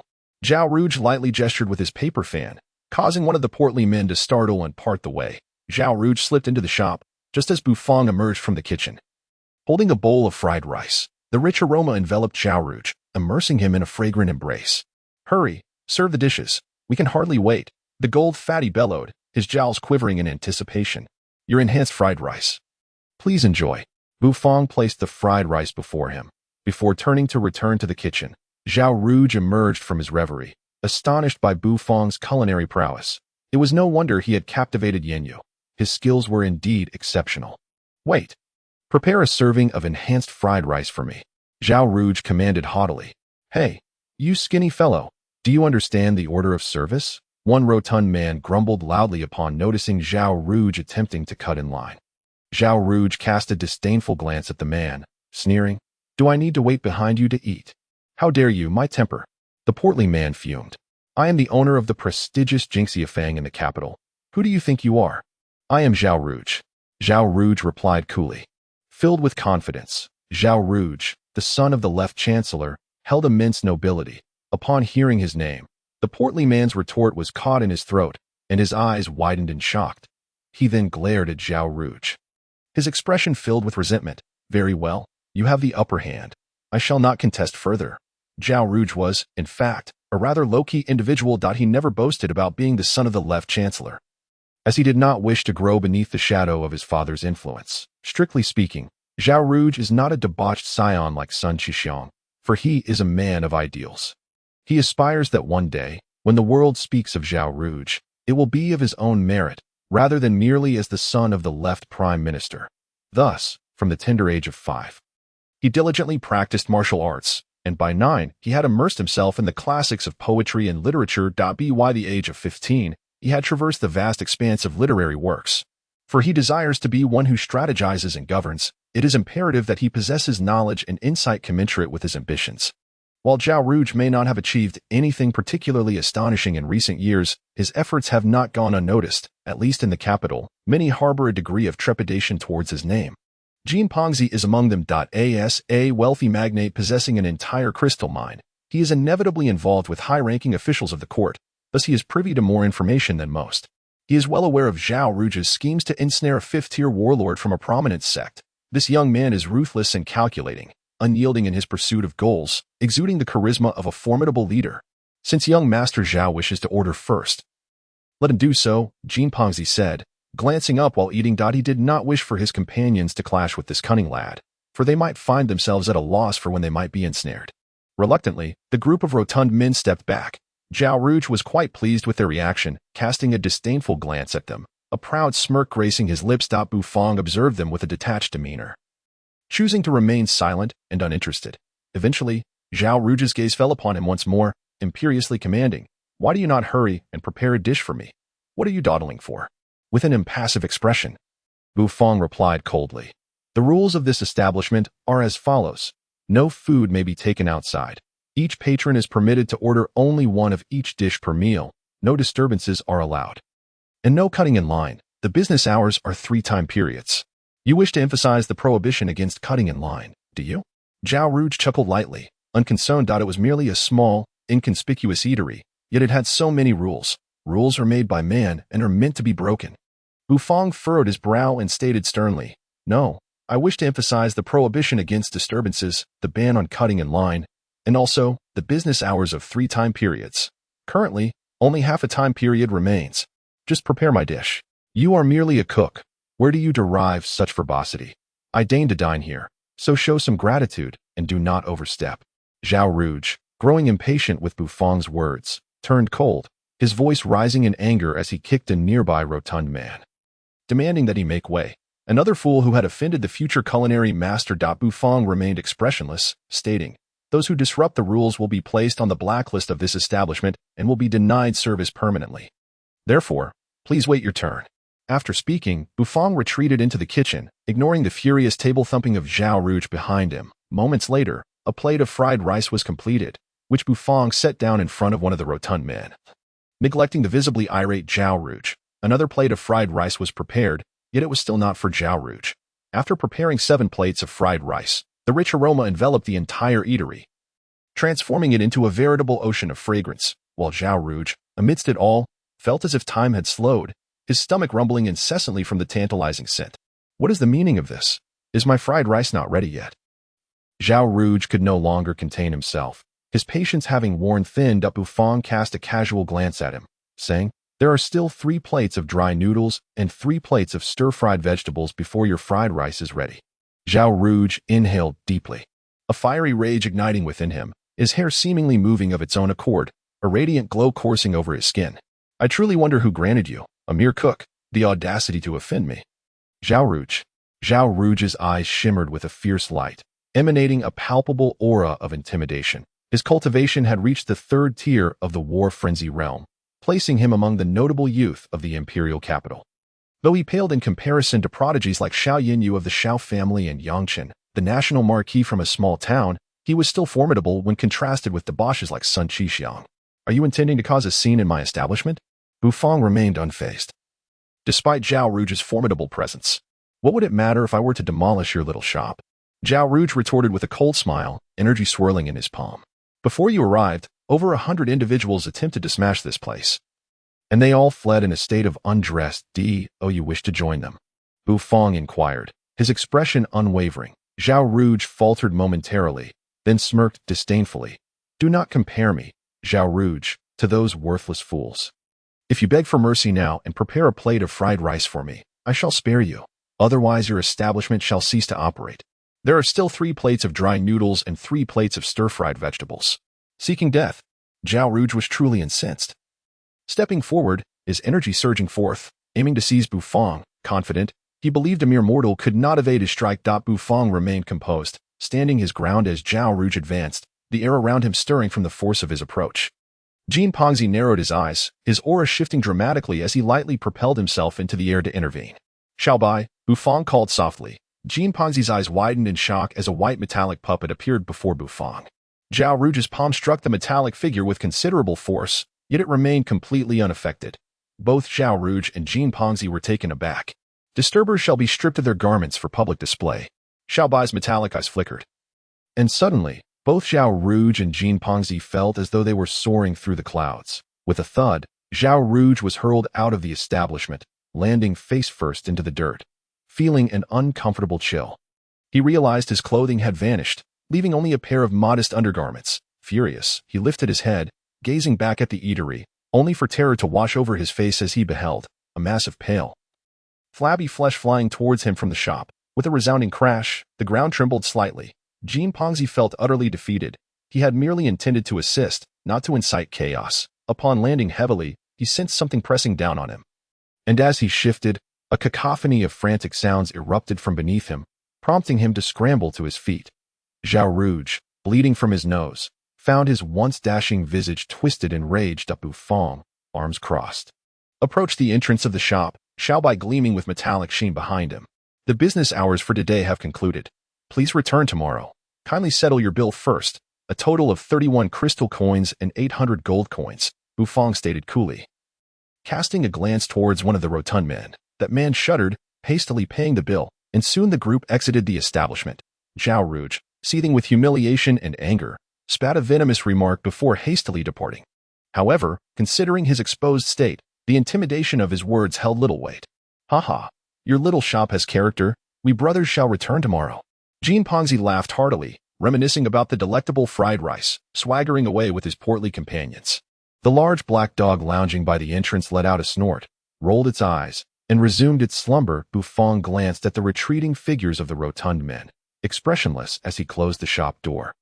Marking the end of business for the day, back in his room, Bufang calculated his task completion, a profit of 100 crystal coins and 1,000 gold coins within 7 days. The gold coin task had been fulfilled, yet he was still short by about 50 crystal coins, equivalent to 5 servings of enhanced fried rice. However, it should not take long. If those rotund men return tomorrow, Bufang mused. Isn't that Zhao Ruge, the son of the left prime minister? Is he also indulging in a streak of nudity? My, how fair his backside is. A vegetable vendor murmured. Truly the son of the left prime minister. His bare backside rivals that of a maiden, a man selling pastries shouted. Is streaking the latest trend in the capital? Perhaps we should join in next time, a blacksmith bellowed. Bufang's little shop. If I do not collapse it, I shall not be called Zhao Ruge. Zhao Ruge, clutching a vegetable basket to cover himself. What does he roared? Chapter 17. It is said that a delicate man pairs well with dry noodles. The incident involving Zhao Ruge did not cast any negative shadows over Bufang's life, nor did it instill any feelings of unease within him. The following day, he opened his shop as usual, first preparing a daily serving of fried rice for the large black dog living a pig's life, then reclining on a chair as per his routine, his life continuing as normal since their encounter with Bufang's fried rice the previous day.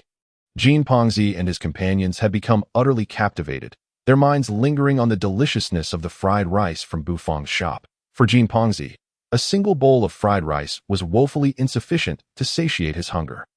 Upon returning home, he summoned a chef to prepare a large basin of fried rice. Yet in comparison to Bufang's, this fried rice, cooked by a chef he had specially summoned from the southern regions of the empire, was utterly disappointing. After just one bite, he found it nearly inedible. The color, aroma, and taste were not even on the same level as the enhanced fried rice from Bu Fong's little shop. Enduring a night of hunger, the next day, Jin Pongzi, along with his band of brothers, stormed toward Bu Fong's shop, their demeanor suggesting they were ready to brawl. "Ah, Boss Bu, good morning." Upon arriving at the alley, Jin Pongzi was delighted to find that Bu Fong's shop was already open. Bu Fong recognized this rotund man. There was no one else in the capital quite like him. With that physique and that belly, without displaying any emotion, Bu Fong nodded slightly and said, "Are you here for a meal? What would you like to order?" "Bu Boss, the variety of dishes here is quite limited, but the flavors are simply exquisite. Last night, I tossed and turned in hunger, unable to sleep a wink, eagerly anticipating a serving of fried rice. Hence, bright and early this morning, I, old Jean, brought my brothers along." The portly Jean grinned widely and naturally stepped into the small eatery. Bu Fong's lips curled into a stiff smile. He felt a sense of joy whenever others praised his culinary creations. "However, Bu Boss, I have a suggestion for you. You could consider serving breakfast. You open so early in the morning, yet only offer this oily fried rice. It seems a bit of a waste of the morning hours. Of course, your fried rice isn't oily at all." Bu Fong pondered for a moment, nodding slightly as he replied, "It will happen in the future. Don't rush." Old Jean chuckled and took a seat, ordering, "Boss, I'll have one of everything. My stomach is already growling with hunger." Bu Fong responded with a light, turning his gaze to the other patrons, who, like old Jean, eagerly placed their orders. He had no concern that these hefty customers would waste food. His only fear was that there wouldn't be enough to satiate their appetites. "All right, please wait a moment." After noting down each order, Bu Fong entered the kitchen. The fire was ignited, and everything proceeded seamlessly with remarkable speed. With a powerful flame and a deft flick of the pan, he ladled out the nearly cooked egg mixture enveloping each plump grain of fried rice, presenting it from the kitchen. The rich aroma stirred the appetites of Jean and his companions. As Bu Fong brought out the second serving of fried rice, Jean had already begun licking the plate. Upon seeing Bu Fong, he set the plate down and gave a thumbs up, exclaiming, "Bu Boss, this flavor is simply unparalleled. This is the best fried rice I have ever tasted in my life. Moreover, it even seems to invigorate the flow of energy within me. Truly worth the 10 crystal coins for a serving. Bring me another." "I'm afraid not. Each dish is limited to 1 serving per person per day," Bu Fong replied expressionlessly. "Oh, come on, Bu Boss, money isn't an issue. I would even pay extra. Just give me another serving. This portion simply cannot fill my stomach." Old Jean insisted, unabashedly unbothered by the cost. When compared to the delight of good food, money seemed trivial. "No can do. That's the rule," Bu Fong stated coldly, before walking back into the kitchen, ignoring the crestfallen and slightly pained expression on old Jean's face. When all the dishes had been prepared, Bu Fong emerged from the kitchen, rubbing his slightly sore shoulders. Inside the eatery, Jean and the others had feasted to their heart's content and greeted Bu Fong as they left, to which he nodded impassively. "The total comes to 55 crystal coins and 5,000 gold coins." Well, although these hefty patrons were not lacking in funds, the price still drew sharp intakes of breath from them. Such an extravagant meal could only be afforded by this group of nouveau riche from the capital. "Today, I'll treat everyone. Let us make sure to support Bu Boss's business in the future. Such deliciousness should not be overlooked." Old Jean proclaimed generously, waving his arm decisively as he made the payment. "Welcome to return next time," Bu Fong said, watching the satisfied patrons depart with a stiff smile. "Congratulations, host, on completing the task. Earn 100 crystal coins and 1,000 gold coins within 7 days." The system's serious voice resonated in Bu Fong's mind, causing a flicker of joy in his otherwise calm demeanor. He had finally completed the task. However, his expression remained largely unchanged, as the system had already issued the reward, and since it was still business hours, he didn't rush to check it. Outside, a slender, lean figure approached slowly, exuding a gentle and handsome aura. "Bu Boss." "Good afternoon. I'd like a serving of the enhanced fried rice," the third prince, Ji Qingxue, said with a light smile as he chose a seat. Bu Fong nodded. "Please wait a moment." That group of hefty patrons had consumed their meal from morning until noon, and Bu Fong's business hours had now reached midday. While Bu Fong was in the kitchen preparing fried rice, 2 more figures appeared outside. "Your Highness is here too," Xiao Xiaolong exclaimed in surprise upon spotting Ji Qingxue already seated in the small eatery. Beside him was the elegant and veiled Xiao Yanyu, whose aura had grown increasingly formidable, her jade-like skin shimmering with a soft glow. Yin Yu's cultivation has advanced. She truly is a prodigious talent. Comparable to the Duke of the small town, Ji Qingxue said with a warm smile. Xiao Yinyu gave a slight bow to Ji Qingxue, her voice as melodious as a nightingale. The Duke of the small town possesses extraordinary talent. Having reached the peak of the 4th tier at just 15, how could I possibly compare? Your Highness, you flatter me. Haha. Are you here to eat? Bu Boss's culinary skills are truly unparalleled. I dare say they surpass even those of the imperial chefs. Ji Qingxue laughed heartily. Bu Fang emerged from the kitchen, carrying a blue and white porcelain plate filled with glistening fried rice, its rich aroma wafting through the air, intoxicating Ji Qingxue and the others. Your enhanced fried rice, please enjoy, Bu Fang said expressionlessly. Bu Boss. Do you serve wine? This delectable fried rice paired with fine wine would be the epitome of perfection. Ji Qingxue suggested earnestly, gazing at Bu Fang. Wine? Bu Fang was taken aback, then nodded. It will be available in the future. Don't rush. Bu Boss. I'd like 2 servings of enhanced fried rice and 2 servings of stir-fried greens. Xiao Xiaolong eagerly called out to Bu Fang. Please wait a moment, Bu Fang replied, turning back towards the kitchen. As he reached the door, he suddenly turned and said, Xiao Xiaolong, don't you want a serving of dry mixed noodles? I've heard they pair well with your delicate nature. Xiao Xiaolong shot Bu Fang a deadpan look. If he had a kitchen knife at that moment, he would undoubtedly have lunged at him without hesitation. Xiao Yinyu and Ji Qingxue burst into laughter, unable to contain their amusement at the normally aloof Bu Fang as humor. Bu Fang was puzzled. He was merely stating a fact. After all, Xiao Xiaolong had ordered dry mixed noodles on several occasions, relishing them each time. They indeed complemented each other well. Ignoring the trio, Bu Fang returned to the kitchen. After the 3 finished their meal and settled the bill, they bid farewell to Bu Fang with satisfied smiles before leaving the small eatery. Seeing customers depart with contented expressions was a sight cherished by every chef, and Bu Fang was no exception despite his stoic demeanor.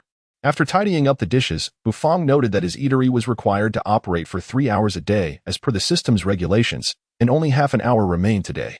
He stretched and yawned, reclining in his chair by the door, preparing to pass the final half hour. The blazing sun gradually shifted, its rays losing their sharpness and becoming softer. The shadows of the buildings in the narrow alley stretched long, resembling an old-fashioned oil painting. Bu Fang found himself lost in thought, captivated by the scene. Just then, the sound of footsteps jolted him from his reverie. A petite figure in a floral dress darted into the eatery.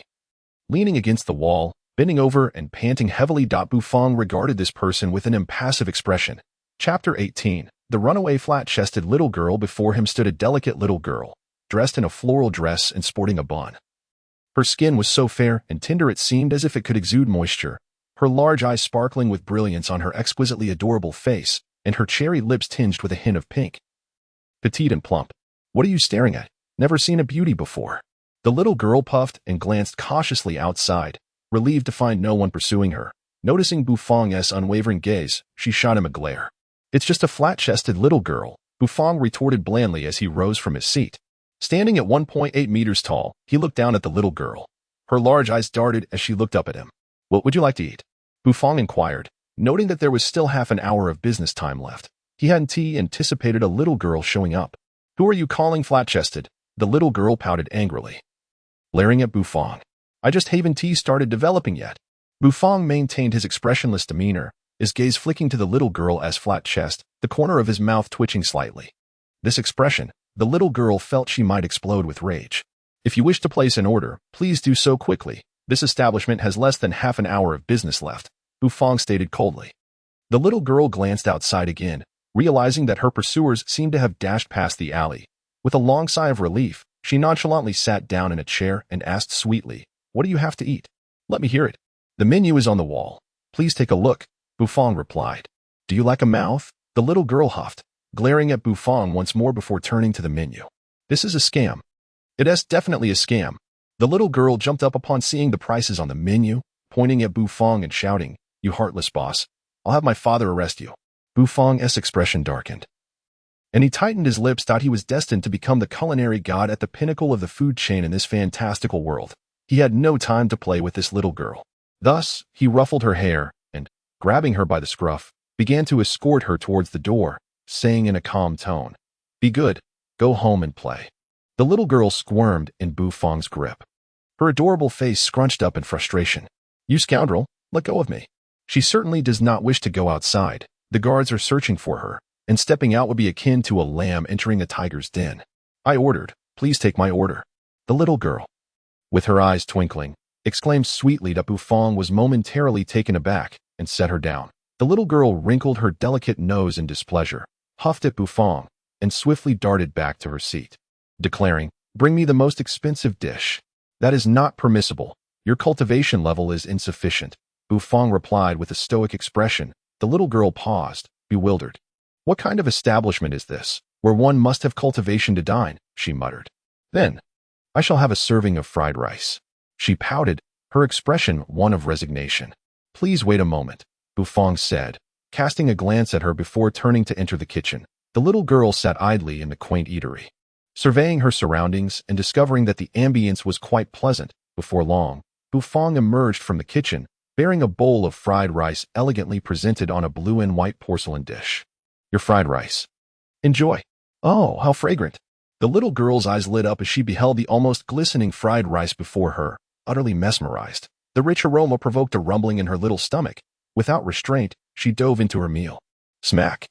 Smack! She displayed no decorum whatsoever, and Bufang suddenly felt that her eating habits bore a striking resemblance to that of a large black dog. The bowl of fried rice was polished off entirely by the little girl. Patting her now rounded belly, she exhaled contentedly, leaning back in her chair. "This is truly delicious," she mused inwardly. "1 crystal coin, please," Bufang stated, looking down at the little girl. She blinked her adorable eyes up at him, and suddenly her large eyes glistened with moisture, her rosy lips pouting in a cherubic display of grievance. "Brother, I've run away from home and have no money. Just look at how cute I am. Can you let me off without charging?" Bufang remained expressionless. Realizing that this little girl was attempting to partake in a meal for free, no wonder she resembled that large black dog so closely. The black dog, lounging at the entrance, suddenly lifted its head, extending its neck to scan the vicinity cautiously. Once assured there was no threat, it returned to its slumber with a yawn. "You have no money?" Bufang inquired. The little girl blinked her moist eyes, looking pitifully at him. "I am currently penniless." "Shall buy," Bufang called softly. The little girl froze momentarily, only to feel a massive shadow looming behind her. "Disruptors shall be stripped of their garments for public display," Xiao Bai's mechanical voice declared, its electronic eyes flashing ominously. "Strip? Strip my clothes?" The little girl was momentarily stunned, and then genuinely frightened. Her face paling up, Bufang's lips twitched, quickly intervening to halt Xiao Bai. "System, is there any punishment for those who eat for free?" Bufang inquired, scratching his nose. After all, this girl was still a female. While she lacked certain attributes, stripping her bare was still inappropriate. There are 2 forms of punishment. First, stripping bare for public display. Second, debt repayment through service. The system responded with a serious tone. "Debt repayment through service? Such a benefit exists." Bufang raised an eyebrow, casting a glance at the little girl's flat chest, sighing and shaking his head. "Debt repayment through service entails becoming a server in this establishment for 1 week, the system clarified. Correcting Bufang's unseemly thoughts, Bufang, maintaining his composure, cleared his throat. "Since you lack the means to pay, you shall work in this establishment for a week, primarily serving customers by delivering their meals." The little girl was taken aback, then nodded eagerly. "All right." This time it was Bufang's turn to be stunned. Why did she agree so readily? Shouldn't she have resisted a bit? "There is no salary," he reminded her, only to receive a haughty glare in return.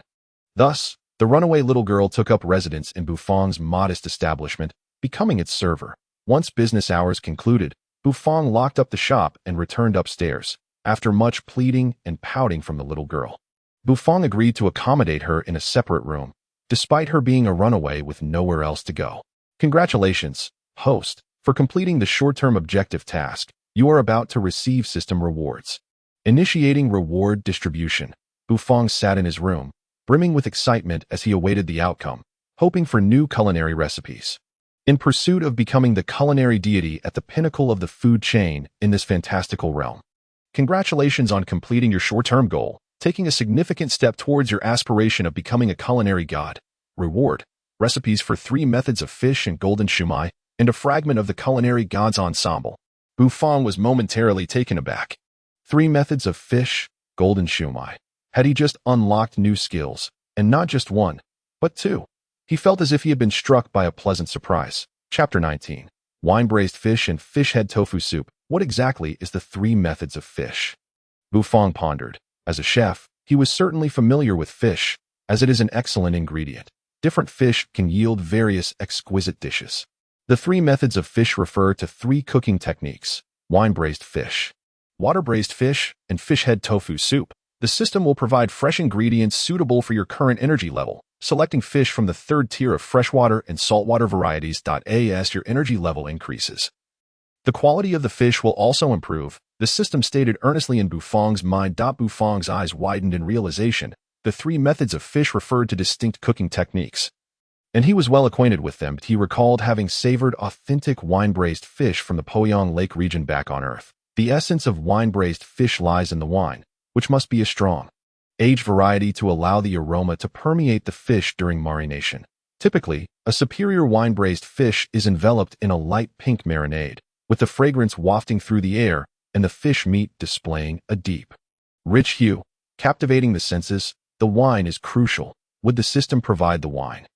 The recipe for wine-braised fish includes high-quality rice wine and marinade, which you must prepare yourself. The system clarified. Bufang nodded, since the system would supply the rice wine. Preparing the wine-braised fish would pose no challenge. He was also quite familiar with water-braised fish and fish head tofu soup. Water-braised fish was a popular dish on Earth, frequently served at bustling street vendors at night. Fish head tofu soup, while a staple dish, posed no difficulty for Bufang to prepare.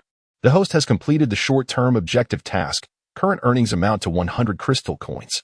Following conversion, you will receive 10 energy units. Your energy level has risen to the rank of Battle Master. Congratulations on advancing towards your goal of becoming the culinary deity at the top of the food chain in this fantastical realm. Keep it up, young man, the system exclaimed earnestly. Bufang's heart soared with joy at the system's announcement, and he quickly accessed his character panel. Host, Bufang energy level, second tier, as a culinary deity in this fantastical realm. Your energy will undoubtedly be essential in your culinary endeavors. Keep striving, young man. Culinary talent, not yet activated skills, not activated items, none acquired culinary god comprehensive rating. Novice level, your energy level is finally on the right track. Keep pushing forward. Young man. System level, 2 stars, energy conversion ratio at 20%. Permission granted for table and chair setup, allowing customers to bring their own ingredients below the third tier. Bufang exhaled deeply, raising his hand as his skin shimmered with a radiant glow, as if an invisible energy was circulating within him. As a battle master of the second tier, he could not manifest his energy externally, but he could feel its flow within him. With the circulation of energy, Bufang felt revitalized, the weariness that had weighed him down dissipating, and some impurities being expelled from his body. Were anyone to witness this scene, they would surely be left agape, for Bufang was undergoing a process akin to the cleansing of meridians, something that typically occurs only at the fourth tier of battle spirit. Bufang patted his chest, assessing his firm muscles, a stiff smile gracing his face. As a chef, possessing robust physical health is paramount. Although the system merely elevated his energy level, it did not impart any combat techniques or powers. This was more than sufficient, for this system is a culinary system, not a battle-centric one. He needed this assistance to ascend to the pinnacle of the food chain in this fantastical realm. The foul odor emanating from the expelled impurities caused Bufang to grimace. He entered the restroom and indulged in a refreshing shower, feeling utterly relaxed. Once rejuvenated, Bufang clothed himself and made his way to the kitchen. Eager to experiment with his newly acquired skills, in a corner of the kitchen stood a wine jar, unexpectedly appearing at some point. Bufang raised an eyebrow in surprise, assuming it was prepared by the system for marinating the wine-braised fish. Wine-braised fish demands a high-quality wine, and when he opened the sealed jar, an intoxicatingly rich aroma wafted towards him, causing Bufang's nose to twitch and his cheeks to flush slightly. What a potent fragrance! As Bufang peered inside, he was greeted by an ample amount of brownish-yellow mash, exuding a remarkably even fragrance. Rich and smooth wine flowed between the grains of mash. He scooped a spoonful of the mash and brought it to his nose, where a gentle sourness wafted forth, intertwined with a hint of sweetness. When he pinched the mash between his fingers, it revealed a soft texture, slightly sticky. Undoubtedly, this was a superior quality mash, whether it was the mash itself or the final product. The wine was undoubtedly of the highest caliber, Produced by the system, it was indeed a premium offering. After carefully covering the mash again, Bufong's gaze fell upon a corner of the kitchen where a large fish tank was situated. Inside, 2 fish swam lazily, their tails swaying. These were species Bufong had never encountered before. They were likely unknown on Earth. One fish emitted a faint blue glow, its eyes sparkling with vitality and its body boasting perfect lines. The other, however, appeared much more menacing, with a swollen head and a dark, lustrous body, its scales reflecting light. That Bufong rolled up his sleeves, his expression devoid of emotion as he stood before the fish tank.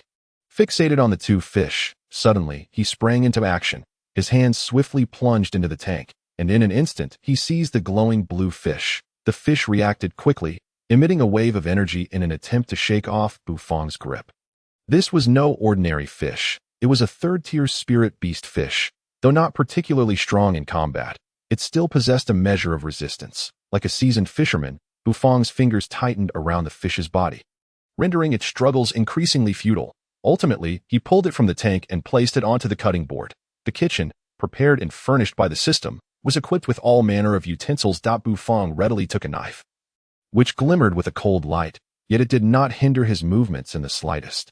This is a third-tier icy fish, hailing from the northeastern waters of the Qingfeng Empire. Its body radiates blue light, and its flesh carries a chilling essence, brimming with vitality, truly a top-notch ingredient. The system informed him, affirming that it would not provide Bufong with inferior ingredients. The importance of quality ingredients in culinary creation is self-evident. The differences in flavor could be staggering. Channeling his qi into his palm, Bufong brought the knife down upon the icy fish's head, which had been wriggling just moments before.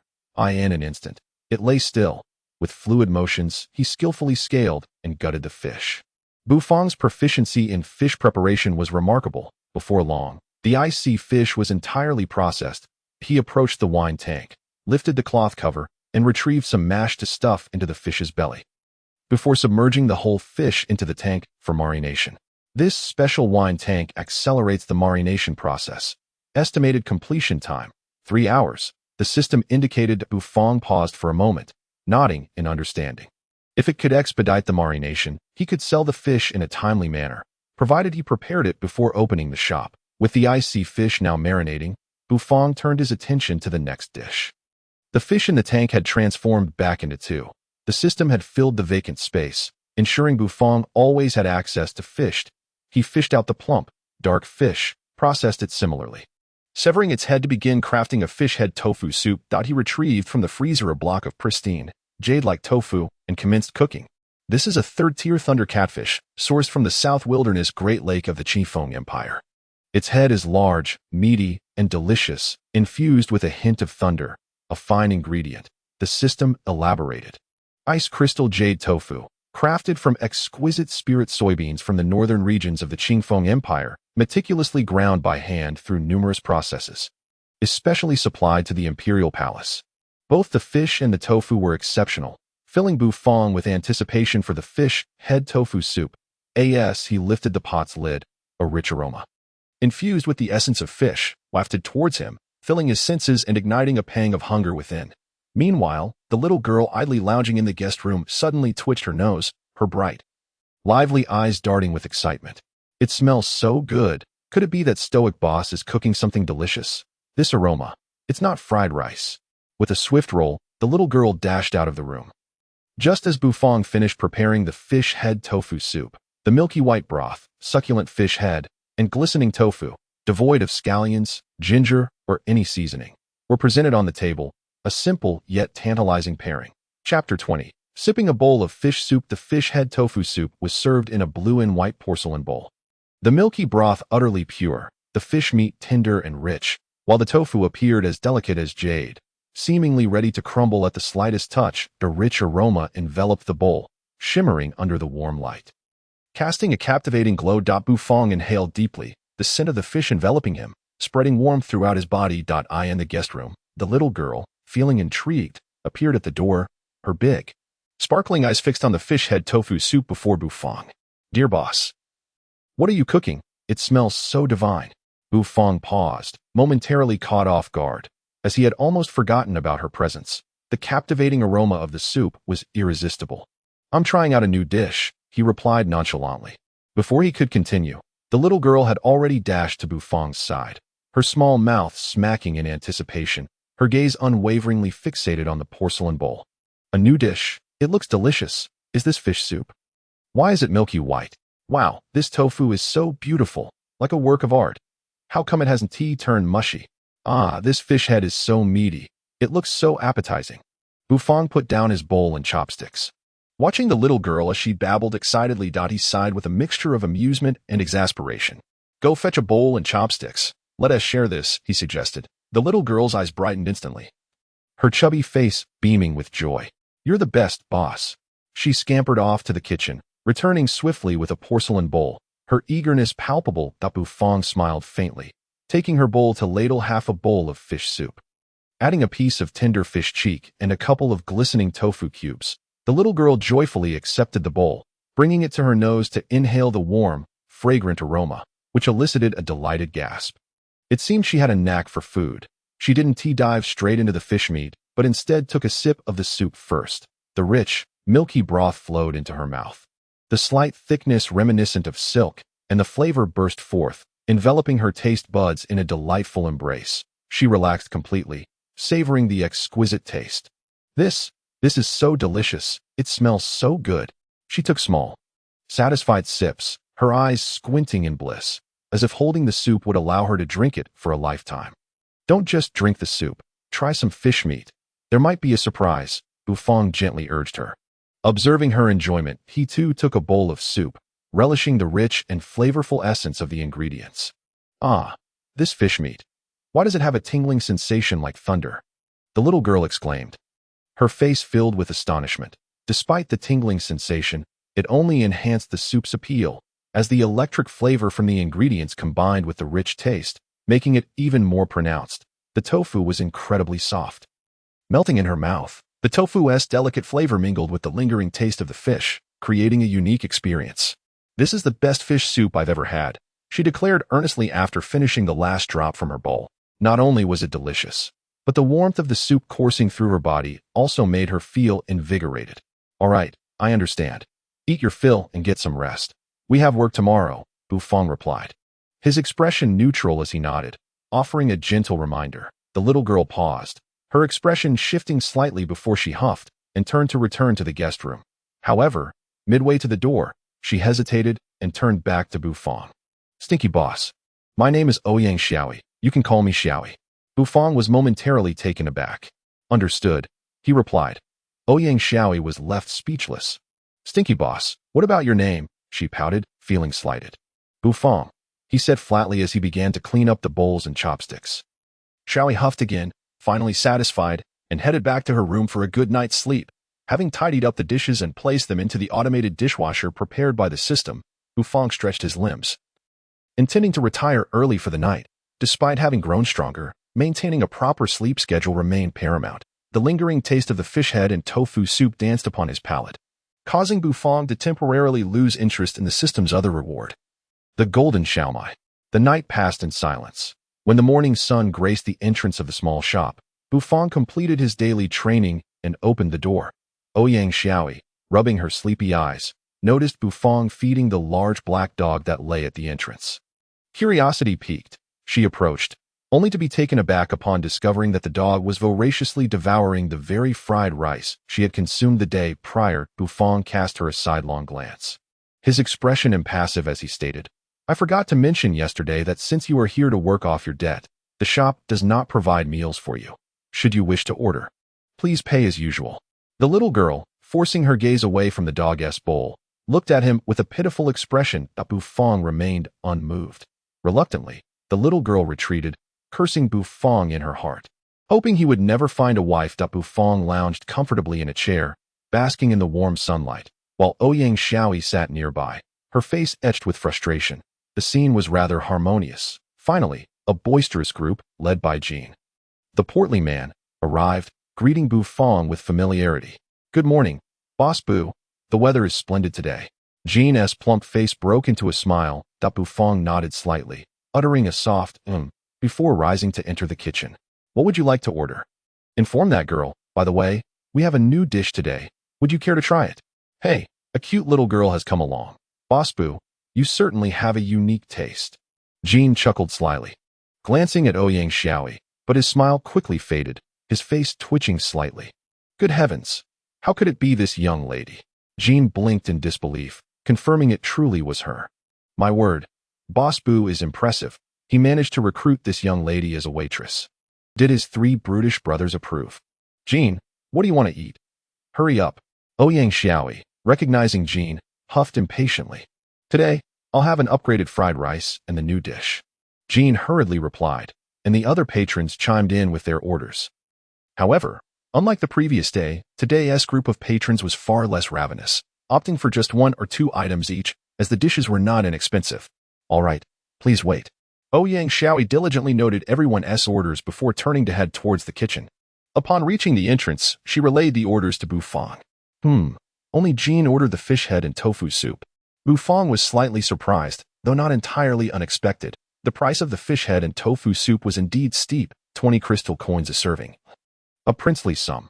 Only someone like Jean, who was not short of funds, would dare order so casually. The others, the wealthy, could not compete with Jin's affluence. The fish head and tofu soup, quite intriguing indeed. Selling for 20 crystal coins. I must see what makes it so special. Jean sat down, his heart brimming with anticipation. Chapter 21. Deceitful boss, you are a fraud.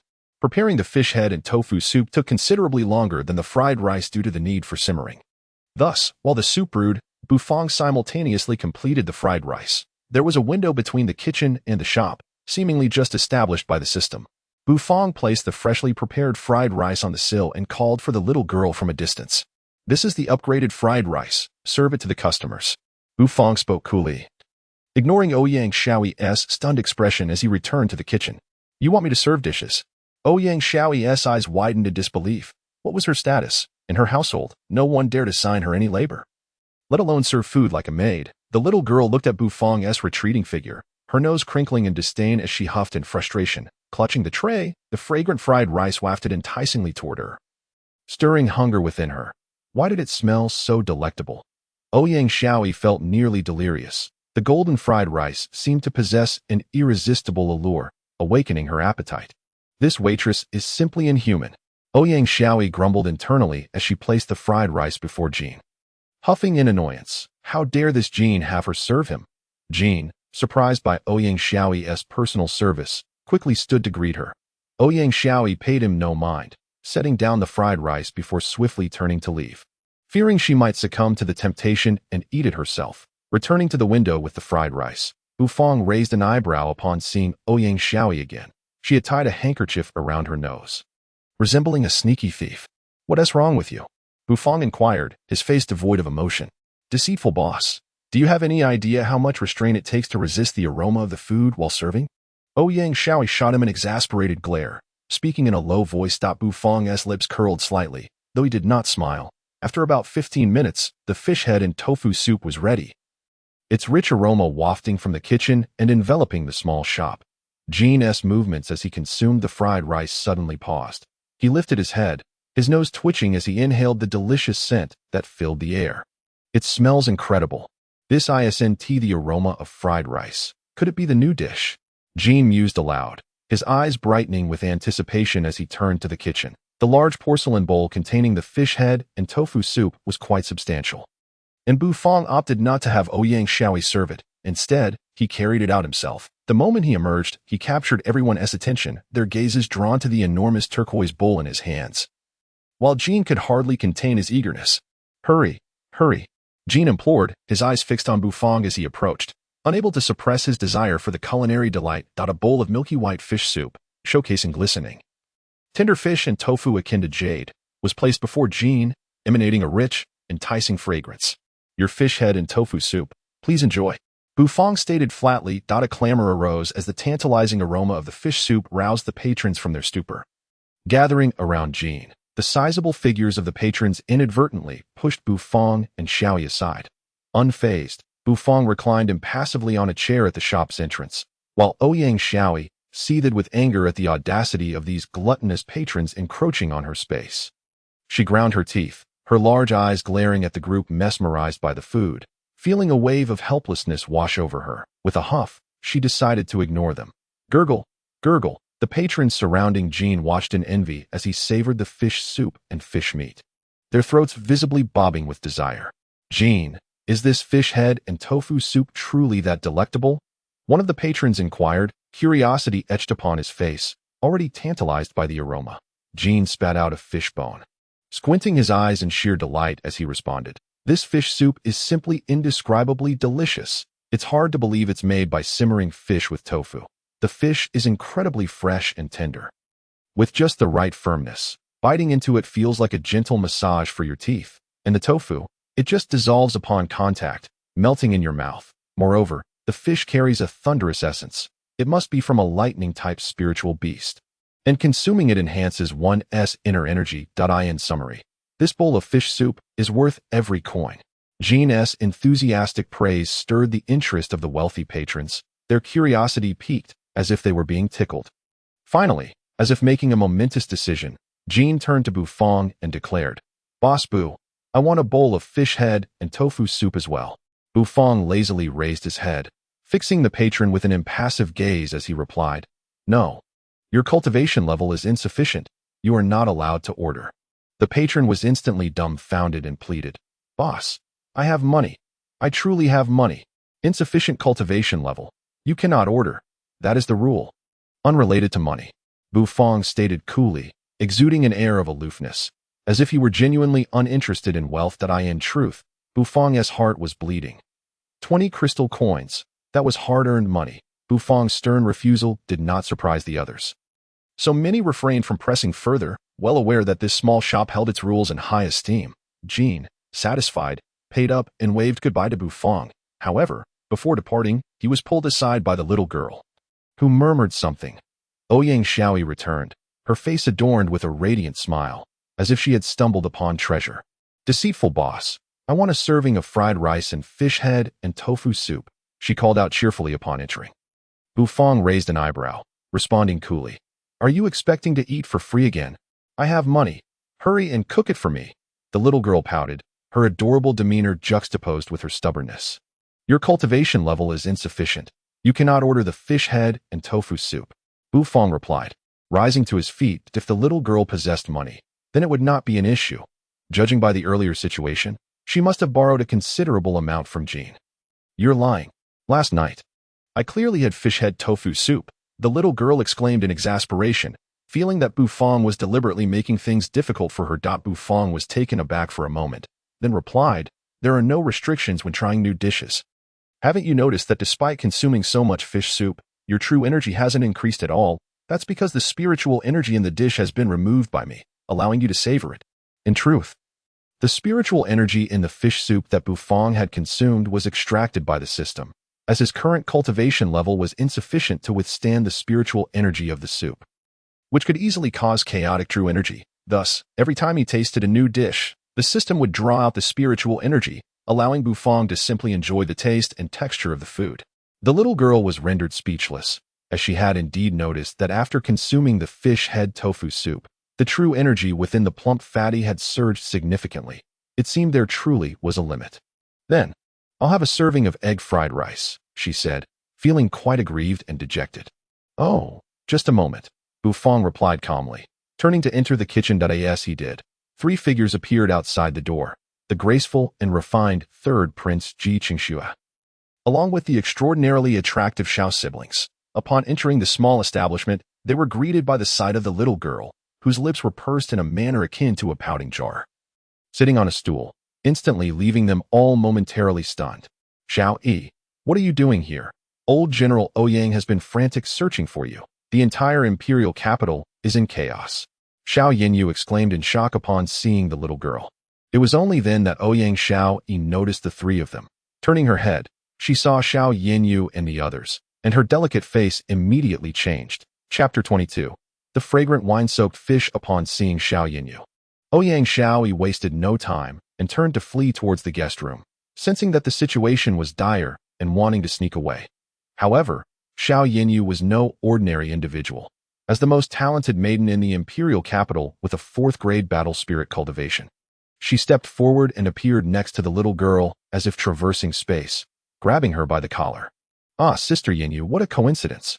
Ouyang Xiaoyi blinked her large eyes, and, realizing she could not escape, gazed at the stern-faced Xiao Yinyu with an innocent and romantic expression. Yet, Xiao Yinyu was not pleased. She lightly tapped the little girl on the head, saying, "You little rascal, have you grown wings?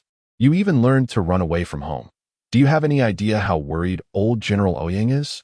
Xiao Xiaolong and Ji Qingxue also approached with smiles on their faces, with Xiao Xiaolong teasingly raising his eyebrows at Ouyang Xiaoyi. Hey, the entire imperial capital is turning upside down because of this little girl, and yet she is secretly hiding here to indulge in delicacies. If old General Ouyang finds out, will he not be so furious that he spits blood? Xiaoyi, be good. The old general is only concerned for your well-being, so you should return. He's getting old and shouldn't be agitated. Ji Qingxue, dressed in white, said gently, looking at the little girl with kindness. Ouyang Xiaoyi, feeling quite aggrieved, rubbed her head and muttered, "I refuse to go back. Grandpa forces me to practice martial arts every day. With my small arms and legs, how can I wield a sword or spear? Besides, I'm so cute. It would be a shame to use me for martial training." Hearing this, Xiao Yinyu couldn't help but laugh in exasperation. She had been close to the little girl since childhood and understood her temperament well. The Qingfeng Empire governs through martial prowess. And your grandpa, old General Ouyang, is a martial man through and through, having fought valiantly alongside the emperor. Naturally, he places great importance on martial arts and hopes his descendants will inherit his martial essence. Do you have any idea how many people in the entire Qingfeng Empire wish to study under old General Ouyang? Ouyang Xiaoyi still felt quite wronged, pouting her lips and turning her head away in a haughty manner. Ji Qingxue and Xiao Xiaolong burst into laughter. This little girl was indeed their source of joy. They had previously worried about her running away and encountering danger, but it seemed she was quite safe. The third prince, Ji Qingxue, solemnly patted Ouyang Xiaoyi's head and said, "Xiaoyi, many masters from various sects have come to the imperial capital. You must not wander around recklessly. Now is not the time for tantrums. If you were to be abducted by any of these sect masters, it would pose a significant problem for old General Ouyang." The gentle and refined Ji Qingxue instilled a sense of awe in the little girl, who blinked her large eyes and nodded, feeling somewhat wronged at that moment. Bufang had finished cooking the egg fried rice and placed it at the window, his cool voice resonating. "Little girl, your egg fried rice. Hey, coming." Upon hearing that her egg fried rice was ready, the little girl's grievances vanished, and she excitedly leaped up, rushing to the window, placing the fragrant egg fried rice, which was rich and smooth as silk, on the table. She was already so hungry, she could hardly pay attention to the third prince and the others, diving straight into a hearty meal.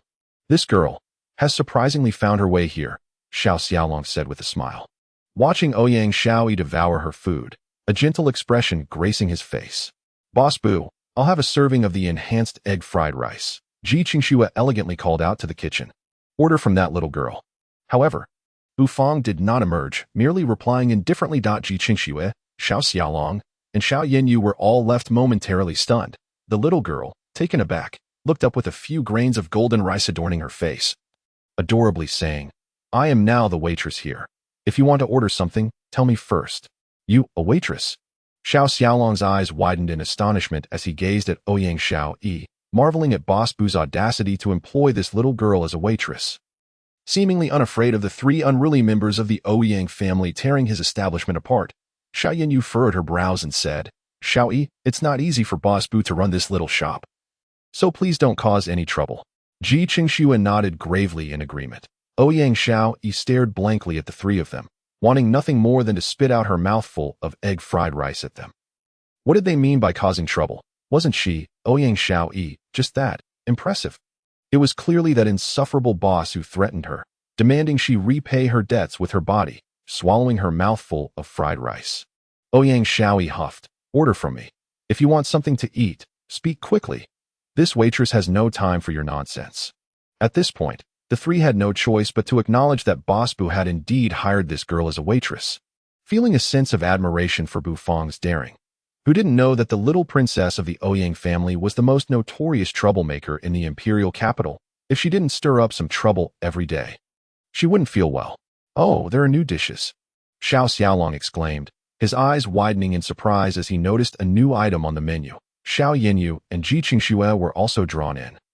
Intrigued by the prospect of a new dish from Boss Bu, which was no small matter, wine-soaked fish and fish head tofu soup, Xiao Xiaolong read aloud, narrowing his eyes as he added, wine-soaked fish for 20 crystal coins per serving. Fish head tofu soup for 20 crystal coins per serving. Boss Bu's prices remain as steep as ever. That fish head tofu soup is exquisite. I tasted it last night. It was truly delightful. The best fish soup I've ever had. Even better than Duliuli Qixing fish soup by the chubby uncle. Ouyang Xiao Yi's eyes sparkled as she hurriedly chimed in. Xiao Yinyu was taken aback. The chubby uncle she referred to was none other than the head chef of the imperial kitchen. Could this fish soup truly surpass his signature dish? I'm genuinely looking forward to it. Since Xiaoyi has praised it, I shall have a serving of wine-soaked fish, Ji Qingxue has said with an elegant smile. His eyes narrowing. Ouyang Xiaoyi stared at him expressionlessly, pondering the notion of trust between people. Then I'll order a serving of fish head tofu soup, Xiao Yinyu said softly, her voice as melodious as the song of a valley oriole. I'll stick with the enhanced egg fried rice for now, Xiao Xiaolong lamented. Feeling quite pained, he had not anticipated that Boss Bu would introduce new dishes today, and thus had not brought enough crystal coins. While the little shop did not allow for credit. All right, just wait a moment. The little girl diligently noted down the three's orders before darting towards the kitchen window to relay the dish names to Bu Fong. All right, got it, Bu Fong responded with an impassive nod, then turned to begin preparing the ingredients. Had someone ordered wine-soaked fish? Bu Fong felt a stir of anticipation. Approaching the wine jar, he uncovered the cloth. And a rich aroma of wine wafted forth, intoxicatingly fragrant. Causing a blush to spread across his face, he retrieved the three-tier icy fish that had been marinating overnight. Its pale blue flesh had taken on a hint of pink from the marinade. And the thick, rich wine residue coated the fish inside and out. Bu Fong carefully cleaned the fish, retaining the marinade within, then placed it on the cutting board, making several slashes along its body to ensure the flavors penetrated during steaming. He delicately arranged the fish on a blue and white porcelain plate provided by the system and placed it in the steamer to cook. This process would take approximately 10 minutes, so Bu Fong began preparing the fish head tofu soup. Having cooked this dish several times before, he was now quite adept at it, his movements flowing with elegance as the fish head tofu soup simmered over the flames. Bu Fong swiftly cooked the egg-fried rice, finishing it in no time. Once again, Ouyang Xiaoyi employed her unique way of serving dishes, and Bu Fong could only manage a slight smile at that moment. The steamer began to emit a rich and savory aroma of fish and wine. Particularly the intoxicating scent of the wine, which was utterly delightful. Ji Qingxue inhaled the rich aroma of the wine, his eyes instantly brightening. As a practitioner of martial arts, he naturally held a fondness for fine spirits. The fragrance was remarkably potent, undoubtedly indicating a quality brew, causing his throat to salivate and his heart to brim with anticipation. When 10 minutes had elapsed, Bu Fong lifted the lid of the steamer, and a billowing cloud of white, fragrant steam ascended, refreshing and sweet, penetrating the senses. This steam emanated from the Long and water, drawn from the Longquan Mountains, where it is said 7-tiered subdragons reside, imbued with vibrant life essence.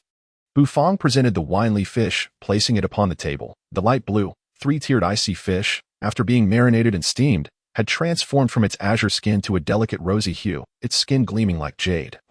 Reflecting light, a pale pink wine lees flowed from its incision, the broth exuding a rich and fragrant aroma akin to a cherished vintage. The fish flesh, due to the steaming process, had expanded, with oil glistening as it dripped down.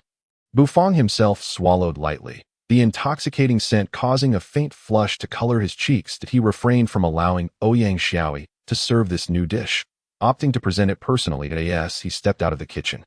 The robust aroma of the wine wafted from the fish, engulfing the small establishment in an enchanting fragrance. This wine brewed from the lees should be exceptional, Ji Qingxue remarked earnestly, his eyes shimmering with intrigue. The wine's richness and depth rivaled even the palace's renowned Qiongxiong Lion wine. The winely fish was placed before him, drawing the attention of everyone in the small eatery, even the little girl stretching her neck like a curious child eager to glimpse the dish. Despite Ouyang Xiaoyi's conviction that the winely fish could not surpass the fish head tofu soup, she remained captivated. How beautiful! Xiao Yinyu gasped softly, entranced by the delicately pink, gleaming skin of the 3-tiered icy fish. Unable to resist the allure of the winely fish, The steaming process had rendered the fish skin taut and elastic, with wine lees oozing from its belly, releasing a fragrant steam. The fish's mouth opened, exhaling an intoxicating aroma, as if floating in the ocean itself. "Your winely fish, please enjoy," Bu Fong stated expressionlessly. Ji Qingxue smiled warmly, eagerly grasping his chopsticks. Though he felt a rush of urgency, his movements remained composed. He first tapped the firm skin of the three-tiered icy fish with his chopsticks, a delightful bounce eliciting a smile from him. The elasticity of the skin indicated the chef's mastery over the cooking process. Any deviation could lead to undesirable results. Overcooking would render the skin mushy, while undercooking would make it excessively tough. With a firm grip, he broke through the skin, penetrating the flesh beneath, a subtle fish oil oozing forth, accompanied by the rich aroma of the meat. He selected a piece of flesh from the fish's gills, the most delectable portion of the entire fish, renowned among connoisseurs. Upon tasting, Ji Qingxue's eyes sparkled. It felt less like consuming fish and more like sipping exquisite wine, the rich aroma flooding his palate while the tender fish flesh enveloped his taste buds. The fish possessed a freshness accompanied by a cooling sensation, penetrating deep within, creating a contrast of warmth and chill, as though experiencing the duality of ice and fire in a single bite, an unexpectedly delightful texture. After savoring the flavor, Ji Qingxue nodded appreciatively, a look of rapture gracing his features, and continued to indulge, lifting a generous piece of fish to his mouth. "Bu boss, this fish must be extraordinary. Its chilling essence is truly a highlight." Elevating the already delectable meat to another level, he remarked, continuing to eat with fervor. Others observed his rapid movements with instinctive envy, while the little girl stared wide-eyed at the winely fish, captivated by its apparent deliciousness. This fish is sourced from the northern seas of the Qifeng Empire. The flesh icy to the bone. However, through cooking, much of the chill dissipates, blending with the warmth of the wine leads to create a unique effect of ice and fire, Bu Fong explained nonchalantly. Responding to Ji Qingxue before returning to the kitchen, where the fish head tofu soup was still simmering, Ji Qingxue realized, with a sudden understanding, that it was indeed the rare three-tiered icy fish. A delicacy he seldom encountered even as a prince. "Everyone, do have a taste. The fish is truly exquisite, and the wine lees are remarkably rich, worth every penny," Ji Qingxue encouraged, glancing at the eager faces around him. Xiao Long wasted no time, using his chopsticks to seize a piece of fish, while Xiao Yanyu displayed more restraint, waiting until Xiao Long had taken his share before elegantly selecting a piece herself. Xiao Long's eyes widened as he exhaled a puff of warm, fragrant air, utterly astonished by the flavors. The icy fish flesh mingling with the fiery warmth of the wine lees created a uniquely delightful experience. "Delicious," he exclaimed, enraptured. The little girl, secretly eager, attempted to reach for the fish with her chopsticks, but was playfully thwarted by the grinning Ji Qingxue, who pointed to the menu's restrictions. Ouyang Xiaoyi was left in a fit of frustration, her second-tier warrior status preventing her from indulging in many delicacies. Xiao Yinyu's poise was evident, though her eyes sparkled with interest, nodding in agreement. Soon, the winely fish was entirely devoured, each diner wearing expressions of sheer enjoyment, which quickly transformed into delight as Bu Fong presented the fish head tofu soup. Though distinct from the winely fish, this dish offered another culinary adventure, leading the trio to experience a feast of fish. Despite being only 2 dishes, they felt they had reached the pinnacle of fish preparation. Ouyang Xiaoyi pouted, feeling a sense of despair. For the first time, she recognized the wisdom in her grandfather's insistence on her martial training. If she exerted herself a bit more, she could attain third-tier warrior status and savor all these wonderful dishes. "Thank you for dining. Your total is 50 crystal coins," Bu Fong stated flatly, announcing the cost of their meal. The pleasure of the meal was soon overshadowed by the sting of expense. 50 crystal coins was a sum that could elude many low-tier cultivators for an entire month. "Bu boss's dishes are truly expensive," Xiao Long remarked, wincing. "But worth every coin, wouldn't you agree?" Bu Fong replied, casting him a sidelong glance. Reluctantly, Xiao Long conceded. As the son of a general, he could manage the expense, albeit with minor complaints. As Xiao Yanyu and the others prepared to leave, they considered taking Ouyang Xiaoyi with them, but were halted by Bu Fong. "Her shift hasn't ended. She cannot leave, although she may return home once we close," he explained calmly. The expressions of Xiao Yanyu and her companions turned peculiar as they regarded Bu Fong, but ultimately relented and departed. The little girl, resembling a wilted flower, sat despondently on a stool, her chin resting in her hands as she pondered her life. Stupid boss. Your dishes are so delectable, yet why impose cultivation restrictions? This prevents me from enjoying anything. Must I toil in training? Ouyang Xiaoyi lamented. Quality ingredients yield exquisite flavors. The higher the grade of the ingredient, the richer the spirit energy and the more delightful the taste, Bufang replied expressionlessly. However, high-grade ingredients contain such abundant spirit energy that those of lower cultivation can easily be overwhelmed by it. Humph. I shall train diligently and one day taste every dish in your little restaurant, Ouyang Xiaoyi declared playfully, sticking her tongue out at Bufang. Oh, you are welcome to do so, but I will still charge you, Bufang replied earnestly. After Ji Qingshui and the others departed, Xiao Yinyu pondered whether to inform General Ouyang about Ouyang Xiaoyi's situation at Bufang's establishment. Upon hearing the news, General Ouyang was left both amused and exasperated. His granddaughter had run away to work in a small, inconspicuous eatery. Eldest, second, third, go to that little restaurant and bring your sister back at once. If she isn't taught a lesson, she may soon dare to challenge the emperor. The imposing general commanded his 3 stout sons. Yes, the 3 brothers replied in unison. Then dashed out of the general's residence like a whirlwind. The Ouyang trio's simultaneous departure was no trifling matter, attracting the attention of many onlookers. However, upon learning that their mission was merely to retrieve their sister from a small restaurant, they were left incredulous. Such a grand display for something so trivial was entirely in line with the Ouyang family's character. At that moment, Bufang remained blissfully unaware that 3 formidable figures were storming towards his little eatery. As he reclined leisurely in his chair, basking in the sunlight. Chapter 24. The indomitable Ouyang Trio. The Ouyang Trio, the 3 sons of the current head of the Ouyang family, Ouyang Zongheng, were formidable figures. Possessing the physique of beasts and unparalleled strength, they were renowned in the imperial capital as human wrecking machines, earning the moniker Ouyang Sandman.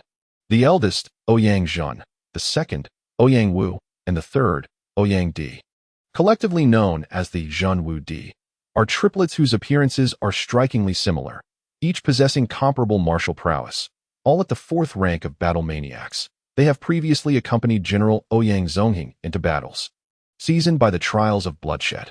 Although they are commonly referred to as the Ouyang 3 Brutes and show no deference to anyone in the imperial capital, they are entirely submissive to their soul sister, Ouyang Xiaoyi. Upon receiving the distressing news that their cherished sister, whom they hold delicately, fearing to drop, and sweetly, fearing to melt, has been taken hostage by a small eatery in a back alley, their patience is utterly strained. Like balloons inflated to their limit, they storm towards the restaurant with fierce intensity. Zhao Rouge and Sun Qixiang, who have been covertly observing the establishment, quickly noticed the furious approach of the Ouyang trio. Their hearts brimming with schadenfreude, Zhao Rouge can't help but smirk. He had long been awaiting an opportunity to deal with this little eatery, and now it appears he need not lift a finger. The Ouyang brothers have earned their reputation as human wrecking machines, leaving nothing but rubble in their wake. All he needs to do is stomp on the face of that insufferable, expressionless owner before heading to the restaurant. Following the main avenue of the capital, they pass by Fengxian Tower and continue for about 10 more miles before taking a left turn that leads them to a small alley. As they step into the alley and walk straight ahead, they soon discover Bufang's little shop. Bufang reclines on his chair, basking in the warm sunlight that envelopes him, inducing a sense of warmth and drowsiness. Meanwhile, Ouyang Xiaoyi sits idly by, bored out of her mind. In her restlessness, she begins diligently practicing to hasten the arrival of her favorite dish, the wine-battered fish and fish head tofu soup. As the Ouyang trio enters the alley, their overwhelming aura radiates outward, stirring up dust and causing the winds to howl. Thump, thump, thump. The trio resembles humanoid beasts, each step resonating with tremors beneath them. Eldest brother, ahead lies the little eatery that has taken our sister. Let us confront that audacious owner directly, Ouyang Wu exclaims, his eyes wide with fury. Ouyang Di, with his rugged beard, thumps his chest and bellows. How dare they seize our precious sister? If we don't raise that black market establishment today, I swear to abstain from alcohol for 3 days. Let us proceed and discern the identity of this audacious individual. Ouyang Shen, the most composed among the 3, suggests. Yet, when it comes to their sister, he too becomes uncharacteristically agitated. thoughts of her adorable visage and the torment she might be enduring pierce his heart like daggers. The large black dog lying on the ground suddenly feels the vibrations beneath it. Opening its sleepy eyes, it notices the three imposing figures approaching and, after yawning, returns to its slumber. Bufong, awakened by the tremors, glances curiously towards the commotion, just in time to see the Ouyang trio standing at the entrance of his restaurant. "Who are you?" "Here to dine," Bufong asks, his expression impassive. "Pa, you black-hearted shopkeeper, who's here to negotiate a meal? We come to find our sister." Ouyang Wu's temper flares as he shouts. Bufong pauses, taken aback by their claim. "Find your sister? Surely, these three brothers, resembling Zhang Fei, must be mistaken.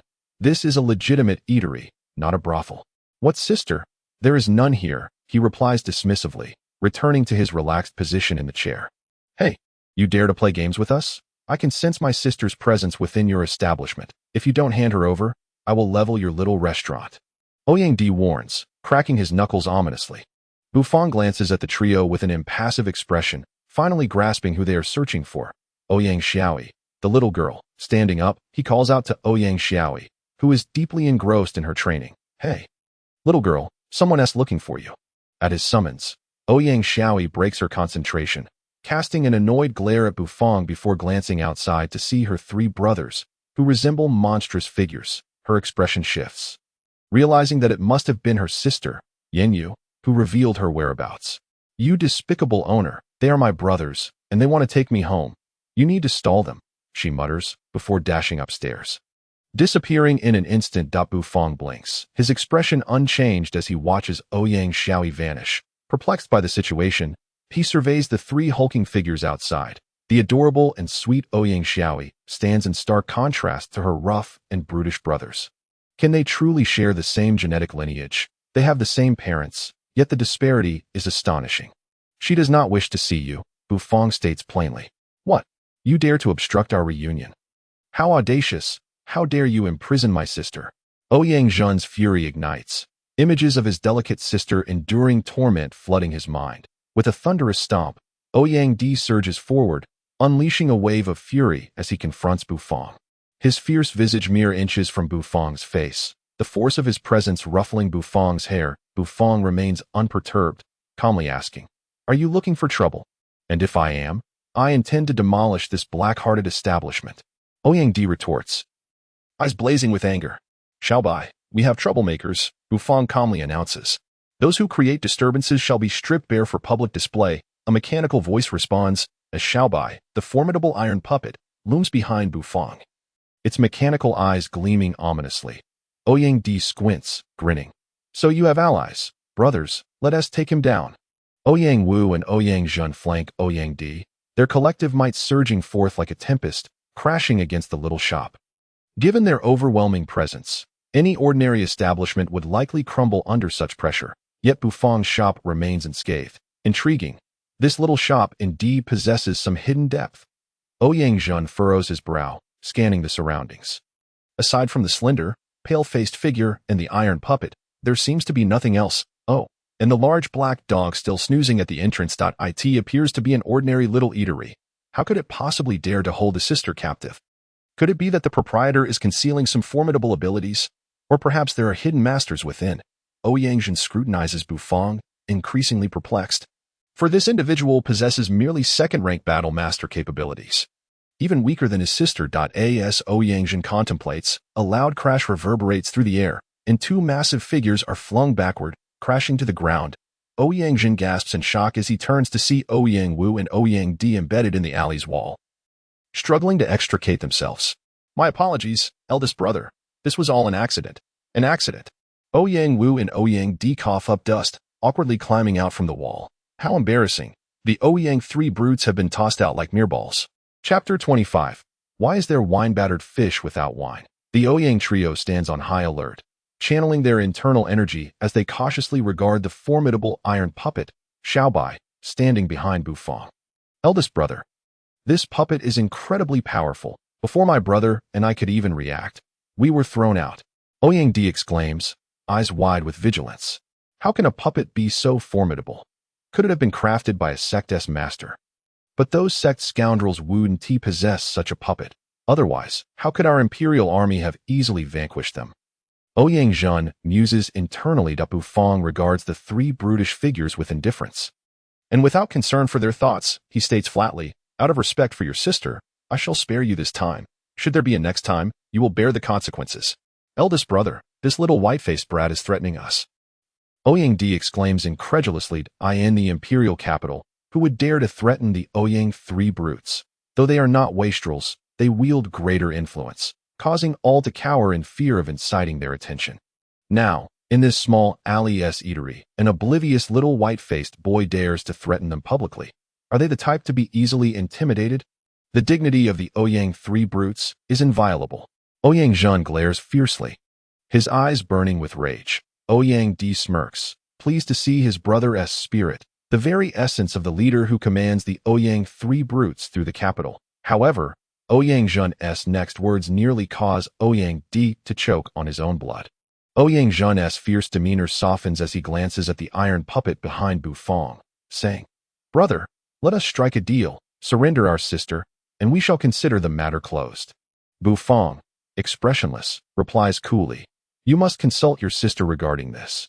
She came to my shop and dined without paying, thus incurring a debt that must be repaid through service. Today marks the first day of her 7-day service. What nonsense. Our sister dined without paying. The Ouyang trio stares. Mouths agape in disbelief. Ouyang Wu retorts, Then it must be because your food is unpalatable. Otherwise, how could she possibly refuse to pay? While our sister may be a bit headstrong and fierce, she has her principles. The words immediately caused Bufang to furrow his brow. As a chef, nothing is more detestable than having someone declare that the dishes he has prepared are unpalatable. For such a statement is the gravest insult to a culinary artist. A side quest has been activated. Conquer the appetites of the Ouyang three brothers. The brazen remarks of Ouyang Salmon have already encroached upon the noble and exalted pride of the host. A chef of unparalleled stature, employ your flawless culinary skills to deliver a resounding slap to their faces. The system shall forever be your staunchest ally. Task reward. Brewing technique. The serious yet proud voice of the system echoed in Bufang's mind. Leaving him momentarily stunned, he had not anticipated that such a situation would trigger a side quest, and one that came with rewards at that. Hey, the three of you have never tasted the food from my establishment. So what gives you the right to claim it is unappetizing? In pursuit of the task, Bufang asked with utmost seriousness. The Ouyang three brothers exchanged glances, and after a moment, Ouyang Zhen smirked and said, I'm saying your cooking is terrible. What of it? Bufang's expression turned icy. He was genuinely angered. The large black dog lying at the entrance lifted its head, casting a glance at Bufang before shifting its gaze to the Ouyang three brothers. As if mocking them, after a brief moment of derision, it resumed its resting position. Aren't you looking for your little sister? Very well, I shall grant you the opportunity. Let us wager. You will enter my establishment and sample my dishes. If they are indeed unappetizing, you may take your sister with you if they are delightful. However, you shall return home in your birthday suits. Bufang stated coldly. A wager. This handsome fellow must have lost his mind. How could he hope to conquer us? The three brothers whose palates are as consistent as the taste of water. If he cannot even win over his little sister? Fine, we accept your challenge, but you must keep your word, after all. Those pretty boys are notorious for going back on their promises, Ouyang Zhen replied. Come inside and place your orders, Bufang said indifferently. The Ouyang three brothers exchanged wary glances, eyeing Bufang suspiciously. Before they all ventured into the small establishment, upon entering, they began to scrutinize their surroundings. The ambience is decent, but this place is far too small, Ouyang Di complained, shifting his massive frame uncomfortably. Their substantial physiques made it more unbearable than when Jean Pongzi and his rotund companions squeezed into the little shop. But it was still tolerable. Boss, do you have any wine? Bring me a jug, Ouyang Wu bellowed, fully embracing the role of a customer. I apologize, but we do not serve wine at this time, Bufang replied with a blank expression. How can you run a restaurant without wine? Isn't that absurd?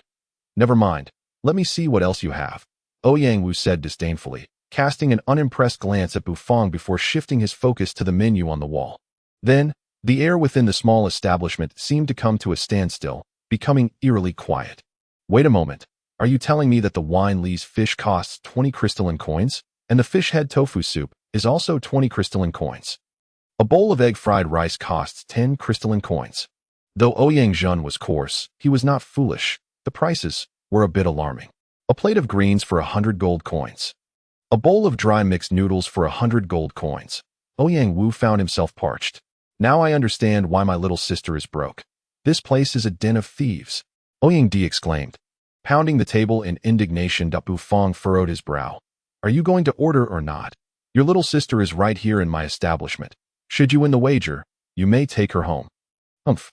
For the sake of my little sister, even if I am deceived, I shall accept it willingly. Bring me a serving of Winely's fish. Ouyang Zhun declared, slamming his palm on the table. Boss, if you have Winely's. Why don't you have wine?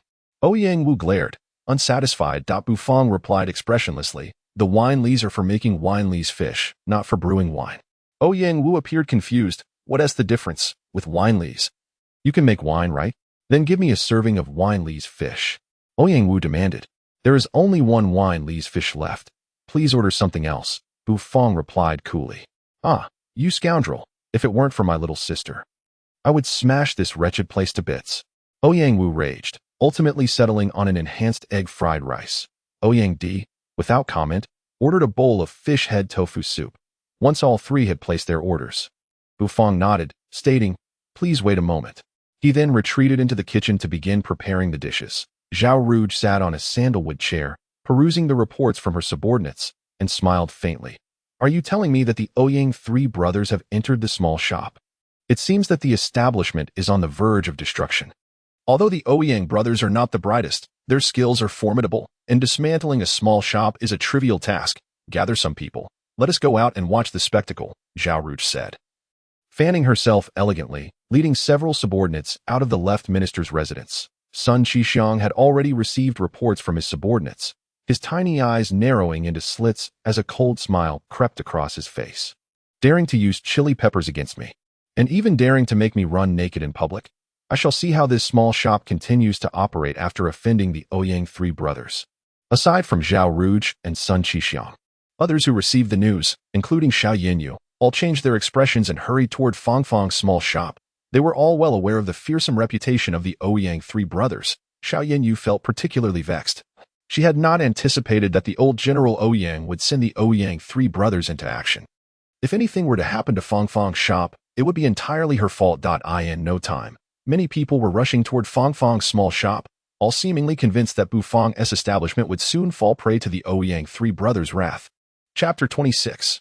Bu Fang faces a serious culinary challenge. Big brother, do you think this pretty boy is foolish? He is challenging us to a wager, yet the outcome of whether the dishes are good or not lies entirely in our hands. Even if his food is genuinely delicious, we can simply declare it inedible, and he won't be able to do anything about it, right? In the end, he will have no choice but to hand over his little sister. Ouyang Di whispered to the solemn-faced Ouyang Zhun. Ouyang Zhun shot a sidelong glance at his younger brother, snorting in amusement. With our palates, even the finest delicacies from the royal kitchen would taste the same to us. How could we discern what is truly delicious? Are you not being ridiculous? This time, the pretty boy is bound to lose, Ouyang Zhun declared, his beard bristling with pride. Indeed, big brother is the wisest among us three, seeing through the matter completely. We've simply drunk too much, dulling our taste buds. Aside from drinking, everything else we eat tastes like plain water, which is rather disheartening. Ouyang Wu sighed. Fear not, second brother. Once we retrieve our little sister, I shall treat you to the fiery aroma wine bestowed upon me by the emperor. I assure you it will ignite your senses. Ouyang Zhun patted Ouyang Wu on the shoulder. Hey, thank you, big brother. My palate is only alive for wine now. Ouyang Wu grinned widely. While the three conversed, Bu Fang had already begun preparing the gourmet dishes in the kitchen. The three-tiered IC fish required prior marination for the Winely's fish. And since he had prepared two last night, having already cooked one, he decided to utilize the remaining fish today. After cleaning the fish of its external Winely's, Bu Fang made two shallow cuts along its body with a knife. Then plated it and placed it in the steamer. The egg fried rice and fish head tofu soup began cooking simultaneously. The fragrant aroma of the egg fried rice wafted from the kitchen, enveloping the Ouyang three brothers like silk, prompting them to twitch their noses incessantly. It smells incredible. It seems this pretty boy has some skill, Ouyang Di remarked, utterly entranced. The other two remained silent, but they were unbothered. No matter how fragrant the food was, it would ultimately taste the same to them. With the little girl absent, Bufang personally served the egg fried rice, placing it on the table, saying, whose egg fried rice is this? Please enjoy. The three brothers all bore a resemblance to Zhang Fei, and Bufang, who was slightly face-blind, had forgotten who was who. This is mine, Ouyang Wu said, narrowing his eyes as he leaned closer to the egg fried rice. Inhaling deeply, the rich aroma filled his nostrils. And to be honest, it was genuinely enticing. Unable to resist, Ouyang Wu immediately dug in, scooping a spoonful of egg fried rice. The silky egg mixture melted in his mouth, blending with the pearl-like grains of rice that seemed to dance between his teeth, offering an extraordinary sensation. Gulp. After swallowing the egg fried rice, Ouyang Wu's expression remained impassive. Despite the exceptional texture, he discerned no discernible flavor. Ouyang Zhun and Ouyang Di also took a spoonful, their brows furrowing in unison. What is this slop you've cooked? It has no flavor at all, and you call this good? Ouyang Zhun scoffed, tossing his spoon onto the table in dissatisfaction. Bufang was taken aback. How could this be? The enhanced egg fried rice was not delicious. It was the first time he had encountered such diners. Even the enhanced egg fried rice failing to impress them, Bufang inhaled the fragrant aroma of the egg fried rice in the air, still as rich and silky as it caressed his cheeks. Surely, the flavor could not be wrong. Could it be that their tastes are exceedingly discerning? Bufang pondered. Pretty boy, it would be wise for you to concede early and hand over your little sister. You will never be able to cook something that will impress us three brothers, Ouyang Di taunted. A smug grin plastered across his face, his beard seemingly ready to dance with delight. The three brothers truly only took one spoonful of the egg fried rice before leaving it untouched. Greatly surprising Bufang. Even the large black dog lying at the doorway lifted its head, its eyes filled with amusement as it observed the unfolding scene within the small shop. Please hold on, Bufang said, his expression gravely serious. He felt his culinary skills had been severely challenged as he returned to the kitchen, where the fish head and tofu soup was ready to be served. Carefully, he poured the soup into a large celadone bowl. The rice wine fish still needed a few more minutes, so he carried the fish soup out of the kitchen. Enjoy the fish head and tofu soup, Bufang said solemnly. The aroma of the soup was no less enticing than that of fried rice. The rich fragrance of the fish mingled with the delicate scent of tofu, as if a light veil was dancing, gently caressing the skin. The milky white soup and the jade-like tofu glimmered under the light, exuding a hazy sheen that was simply breathtaking. Just the sight of it left the Ouyang brothers somewhat entranced, igniting their appetites. However, upon tasting the soup, their expressions remained unchanged, as if they had consumed a bowl of plain water devoid of flavor. This won't do. Your fish soup is not palatable, they exclaimed in unison, shaking their heads. Amused, Bufang's expression remained stoic, his heart growing increasingly serious. He cast a deep glance at the trio before turning back to the kitchen. He had one last dish left. If this failed to impress them, it could only indicate one thing. These three fellows must have a problem with their taste buds. As a chef, he held ample confidence in his culinary skills, while the brothers' reactions caught him off guard. They would not shake his faith in his craft. He retrieved the rice wine fish from the steamer, and an intense aroma of wine instantly filled the small establishment. The Ouyang brothers, who had been lounging contentedly, suddenly stiffened, their bodies frozen as if their souls had been snatched away. Brother, what a strong scent of wine! Ouyang Di exclaimed, feeling parched, his eyes wide open like brass bells, the moment the aroma wafted in. He found himself irresistibly drawn in. Ouyang Wu and Ouyang Zhun felt similarly, as if a bug was scratching at their hearts, making them yearn for a drink. This is undoubtedly the fragrance of fine wine, rivaled only by the Qiongxiang Lai Yin Jiu from the Imperial Palace. Does this small shop truly possess such high-quality wine?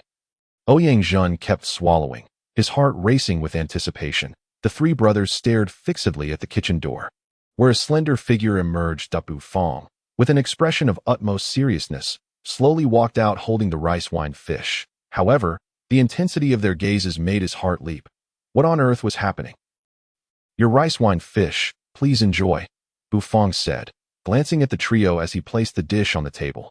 Why is it rice wine fish? Where's the wine? The brothers exclaimed in astonishment, their voices filled with disappointment. I have already stated that this establishment does not serve alcohol, Bufang replied, devoid of expression. You've lost, pretty boy. Without wine, you cannot sway us. You might as well hand over the little sister. Ouyang Zhun sighed. looking forlornly at the rice wine fish. Just give it a try. Bufang remained unperturbed. Exuding calmness. At that moment, Ouyang Shaoyi, who had been hiding in the guest room, suddenly stepped out, her face etched with worry. It seemed a bit disloyal to abandon the foul boss. What if he got beaten up by her three brothers? Ouyang Shaoyi was acutely aware of the temper of the Ouyang trio, and guilt began to gnaw at her. Stinky boss, you must hold on. You cannot die, she fervently prayed, rushing down to the first floor of the shop. Peeking her head from behind the door, she was taken aback by the scene before her. Her disbelief. Her three boisterous brothers were devouring the rice wine fish with unrestrained enthusiasm, their expressions akin to those of ordinary people savoring Bufang's fried rice. The sight of their blissful faces sent shivers down Ouyang Shaoyi's delicate arms. Understanding their nature made her astonishment even more profound. Although she admitted that the stinky boss's dishes were delicious, her three brothers typically found every meal to taste the same, so it was improbable that they would be moved. Oh, I see now. The rice wine fish cooked by the stinky boss has a rich wine flavor. That aroma has permeated the fish, creating a harmonious blend, which is why my brothers are captivated, as their taste buds only respond to the essence of wine. Ouyang Shaoyi's eyes brightened as she confidently analyzed the situation. Observing the trio devouring the dish, a sense of relief finally washed over Bufang's stern face. Indeed, no one could resist the allure of exquisite cuisine. In this wager, he had emerged victorious. Congratulations to the host for completing the side quest, conquering the appetites of the Ouyang trio.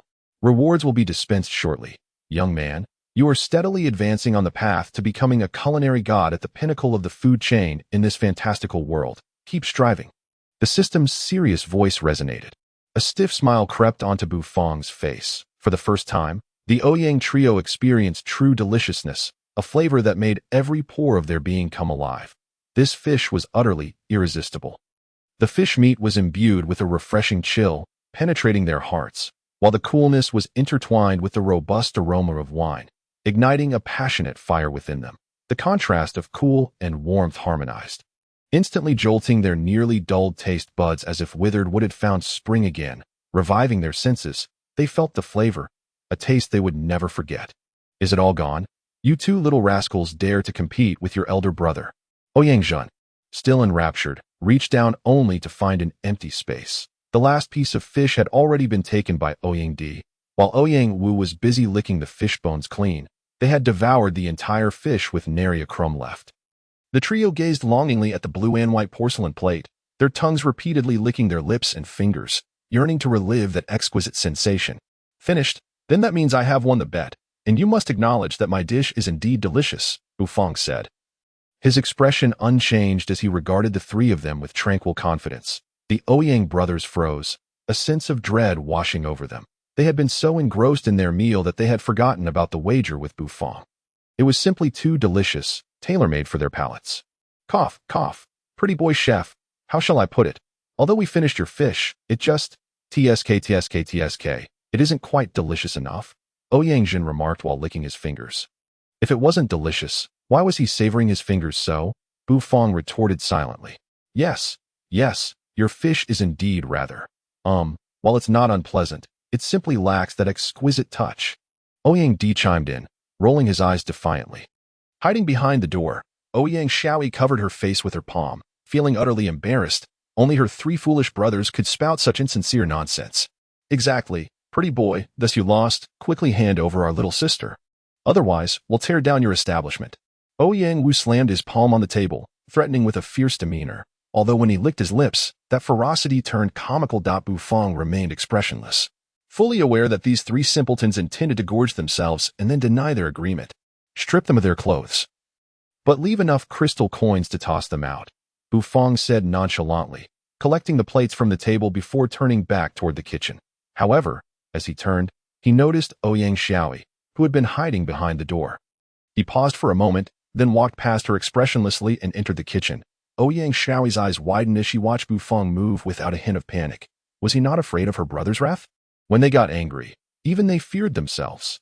Yet, the next moment, an astonishing scene unfolded before her. The adorable white puppet in the shop, with its round belly, began to slap each of her brothers one by one, effortlessly tossing them out of the establishment. In that brief instant, their clothes were completely stripped away, leaving them in nothing but their modest undergarments. Ouyang Xiaoyi screamed, quickly covering her eyes. This was too indecent. Simply too scandalous. So this was what the pretty boy was really like. Ouyang Xiaoyi was stunned, but the Ouyang trio was even more bewildered. The chill of the wind brushed against their skin, sending shivers down their spines. As they glanced at the iron puppet in fear. What the hell? Brother, this thing is incredible. We were completely at its mercy and stripped bare. Ouyang Di trembled inwardly, recalling the moment when it felt as though they were facing their grandfather. Their grandfather, the venerable General Ouyang Qi, was a sixth-tier war emperor. Could this iron puppet possess such strength? What the hell? When did something so terrifying appear in the imperial capital? Ouyang Jin couldn't help but curse. The large black dog lying by the door suddenly opened its eyes, its sharp gaze locking onto Ouyang Jin. Cursing a dog, does that dog have a grudge against you? Ouyang Jin's face turned ashen, devoid of any color, as an overwhelming pressure descended upon him, rendering him powerless. In an instant, his last shred of modesty was torn to shreds. Thud. Ouyang Jin crumpled to the floor, utterly drained, his gaze vacant. Ouyang Wu and Ouyang Di were startled, fear etched on their faces as they glanced at the shop, hastily pulling their elder brother to flee. The enemy was too formidable. They needed reinforcements. The three brothers fled in disarray, leaving a cloud of dust in their wake. The large black dog cast a disdainful glance at the retreating figures of the three individuals, extending its tongue to lick its beautifully smooth fur. Untainted by a speck of dust, with a grunt, it settled down once more to slumber. Outside the narrow alley, Zhao Rouge and the others eagerly awaited the moment when Ouyang Sanman would dismantle that detestable little shop, so they could swagger in and flaunt themselves before the expressionless owner. However, after a lengthy wait, they were startled to see three pale bodies rush out of the alley in disarray. The other two were somewhat fortunate, clad in their shame-concealing undergarments. Yet the gentleman in the middle appeared to have committed some heinous act, for he was bereft of even his undergarments. All present exchanged wide-eyed glances, astonished by the horror reflected in each other's eyes. What the hell? Even Ouyang Sanman was stripped bare and thrown out. What makes that little shop so formidable? Does it not fear the wrath of old Ouyang? Sun Qixiang exclaimed, his tiny eyes widening in disbelief. Zhao Rouge furrowed his brow, a grave expression emerging on his handsome face. Unlike Sun Qixiang, he pondered more deeply. A small restaurant nestled in a narrow alley of the imperial capital could audaciously strip Ouyang Sanman bare. Was that puppet truly so powerful? Was that little shop really so simple? No. This little shop is anything but simple. In today's ever-shifting imperial capital, where sect experts lurk in the shadows, for a shop to emerge capable of defeating Ouyang Sanman is undoubtedly extraordinary. Zhao Rouge inhaled deeply, then exhaled slowly. As the son of the left prime minister, he had seen and contemplated much. He would no longer underestimate this little establishment. Damn it, that little brat has escaped yet again. I cannot allow the grudge of being made to run naked to go unavenged. I must ensure his shop is shut down. Sun Qixiang fumed, his nostrils flaring in anger. Zhao Rouge shot him a sidelong glance, his eyes narrowing slightly, a cryptic smile curling at the corners of his lips. The Shao siblings and the third Prince Ji Qingxue had also arrived, and from a distance, they witnessed the Ouyang brothers fleeing in their nakedness.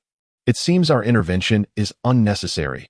Boss Bu is indeed no ordinary person, Ji Qingxue remarked, a gentle smile gracing his lips as he contemplated the sight of Ouyang Sanman's retreat.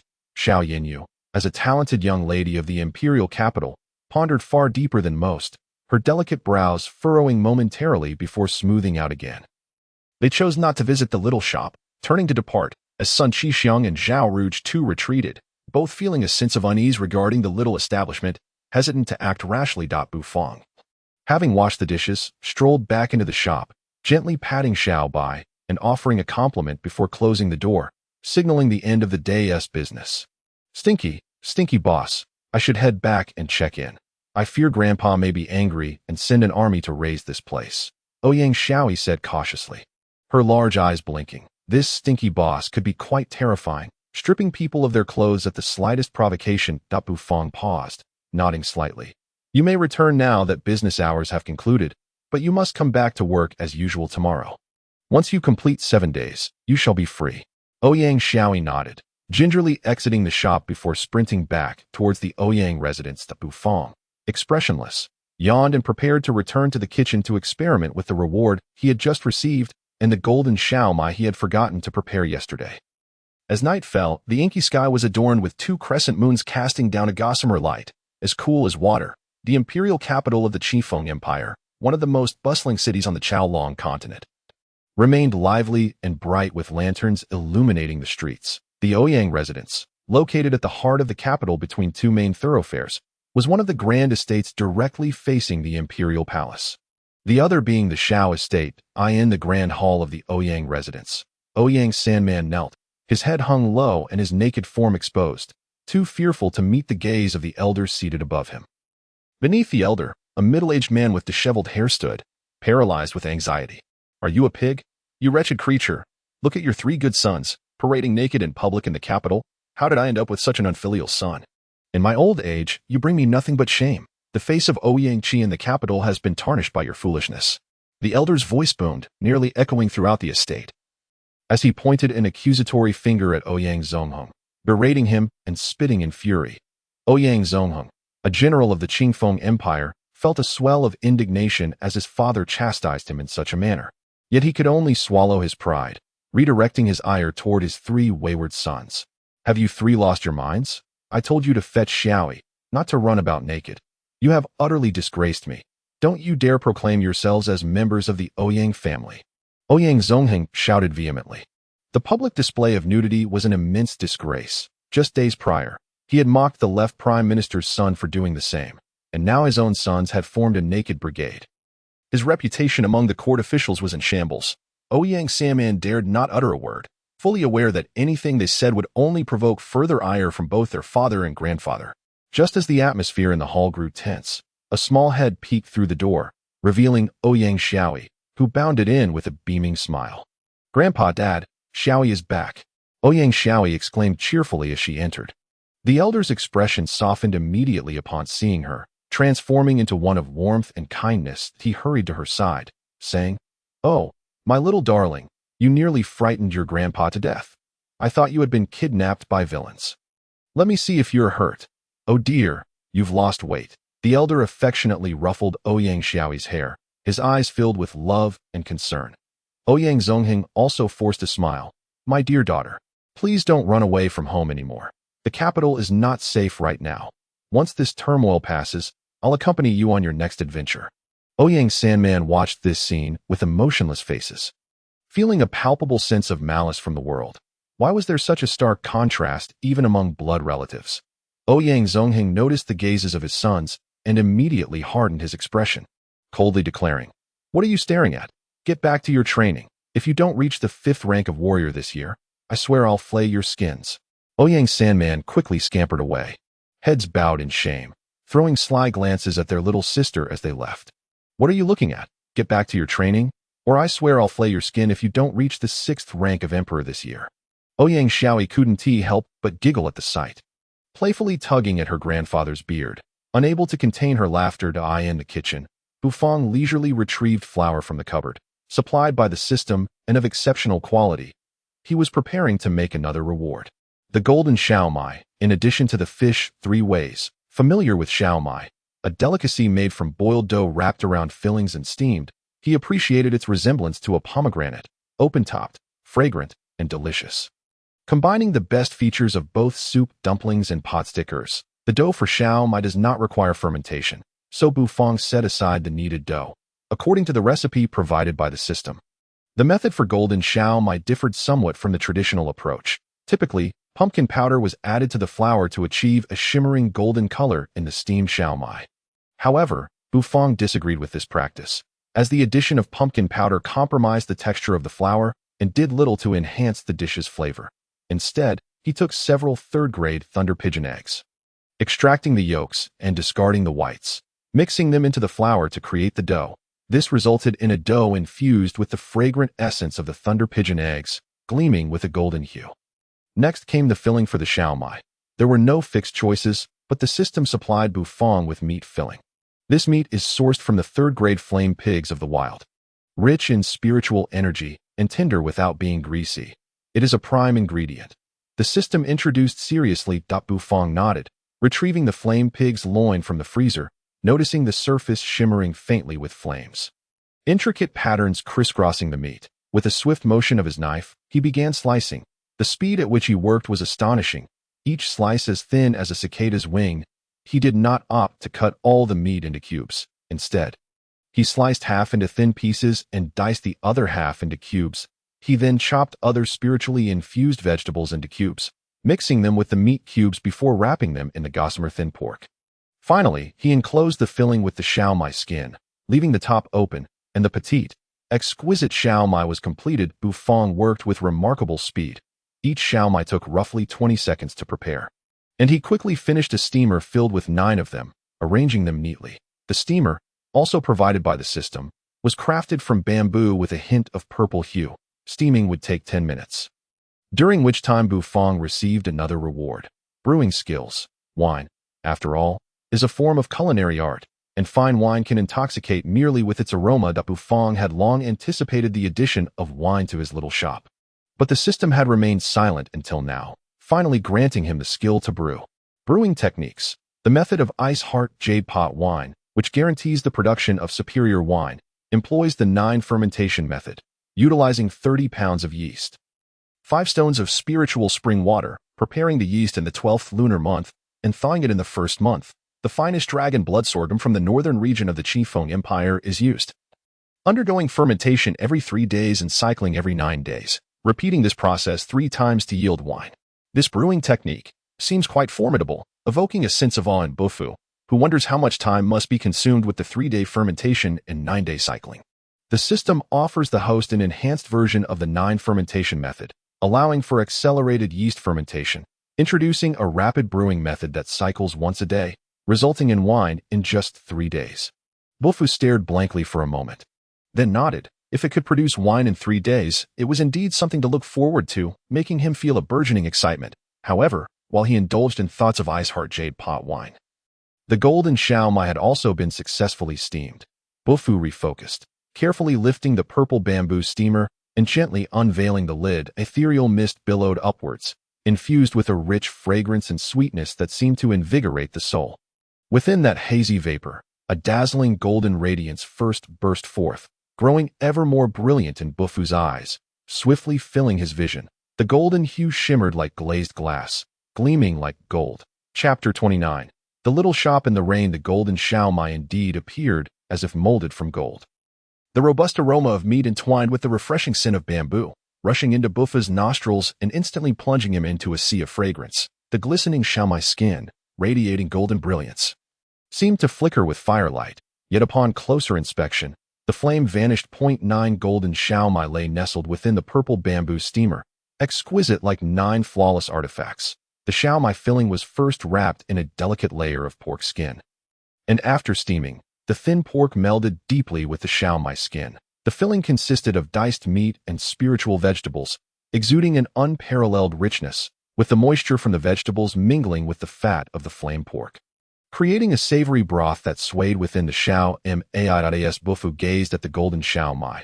His appetite was piqued, the rich meat aroma igniting his cravings. He used the purple bamboo chopsticks provided by the system to pick up a shao mai, not immediately taking a bite, but instead savoring the broth that swirled within. The broth, a harmonious blend of spiritual vegetables, flame pork, and bamboo, with a faint golden hue, enveloped his palate, instantly expanding the rich aroma and filling his mouth. Bufu's spirits soared. After relishing the broth, he gently bit into the shao mai. The skin was tender, enhanced by the egg of the thunder pigeon, imparting a subtle tingling sensation, not overwhelming, yet beautifully complemented by the slight burn of the flame pork, creating an extraordinary taste experience. The deliciousness made Bufu feel as though he might swallow his own tongue. In no time, all 9 golden shao mai had vanished into Bufu's stomach. He licked his lips, savoring the delightful food that always uplifted his mood. After tidying up, Bufu began preparing to brew the ice heart jade pot wine. The yeast was prepped by the system, having completed the steps of preparing the yeast in the 12th lunar month and thawing in the 1st lunar month, and Bufu was ready to proceed. Once he placed a half-person high jar into the system's specially designed environmental simulation cabinet, the task was complete. After 3 days, he would be able to brew the first batch of ice heart jade pot wine, a prospect that filled Bufu with anticipation. Having finished everything, the time had crept into the deep night. Bufu yawned and prepared for sleep. A good chef must enjoy high-quality rest. waking early to maintain a healthy physique. The following morning, Bufu opened the shop door, greeted by less than ideal weather. Dark clouds obscured the sky, eliminating the warm sunlight. "Looks like it's going to rain," Bufu murmured, gazing upwards. Xiaohei raised his head to glance at him, then resumed lounging, too lazy to move, seemingly indifferent to the impending rain. Bufu found it curious. This big black dog lived a life of leisure, yet showed no signs of gaining weight. If a pig were raised in such a manner, it would have surely put on some flesh by now, yet this dog maintained a slender figure. "Perhaps I should improve your diet today," Xiaohei, Bufu remarked, stroking the dog's immaculate fur. He then returned to the kitchen to practice his culinary skills, preparing golden xiaomai and a fragrant stir-fry of leftover filling and flame pork.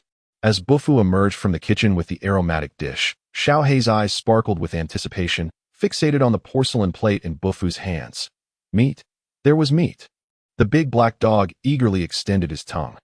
Watching Xiaohei devour the food, a smile crept across Bufu's face. He pulled up a chair and reclined at the shop entrance, lost in thought, the absence of warm sunlight casting a somber mood. Before long, Jin Pongzi and his entourage of rotund companions arrived in a bustling throng, immediately spotting the new dish on the menu, golden xiaomai. "Oh, Boss Bu, is there a new dish xiaomai? Is this breakfast?" Jin Pongzi exclaimed, his eyes lighting up as he inquired. "Indeed," Bufu replied flatly, nodding and rising to prepare for the busy day ahead, as Jin Pongzi's arrival signified the start of his bustling routine. Upon seeing the freshly steamed golden xiaomai, everyone was astonished, the rich aroma prompting them to eagerly sample the dish. Without a doubt, Bufu's creations were of the highest quality.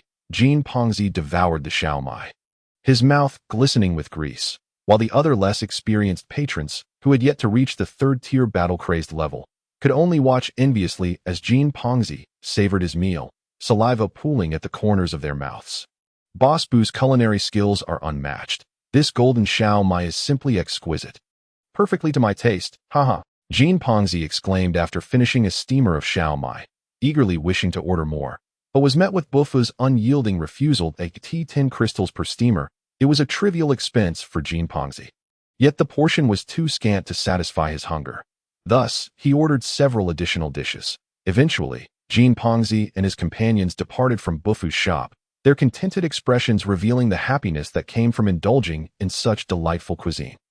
After their departure, a petite figure arrived a tad late, rubbing her sleepy eyes. "Stinky boss, I'm not late, am I?" Ouyang Xiaoyi yawned as she spoke. Just then, the rain began to patter softly outside, forming a curtain of droplets that obscured the world. "No, you are late," Bufu replied earnestly. Ouyang Xiaoyi rolled her eyes and stuck out her tongue, making a face at him. "Stinky boss, today I've brought enough money. I want breakfast." Ouyang Xiaoyi waved a pouch in front of Bufu, the clinking of crystals audible within, her expression triumphant. Bufu glanced at the pouch, which bore a smiling pig emblem, a fitting representation of the little girl. "Oh, there's a new dish today, but it's a pity your cultivation level isn't sufficient, otherwise you could have tasted it," Bufu remarked nonchalantly. Ouyang Xiaoyi's smile faltered, as if an invisible arrow had struck her heart, causing her pain. "For the sake of food, I will strive to train harder," she declared. Her lips pursed in determination. "Oh, your grandfather must be very pleased," Bufu replied with a straight face. "Pleased?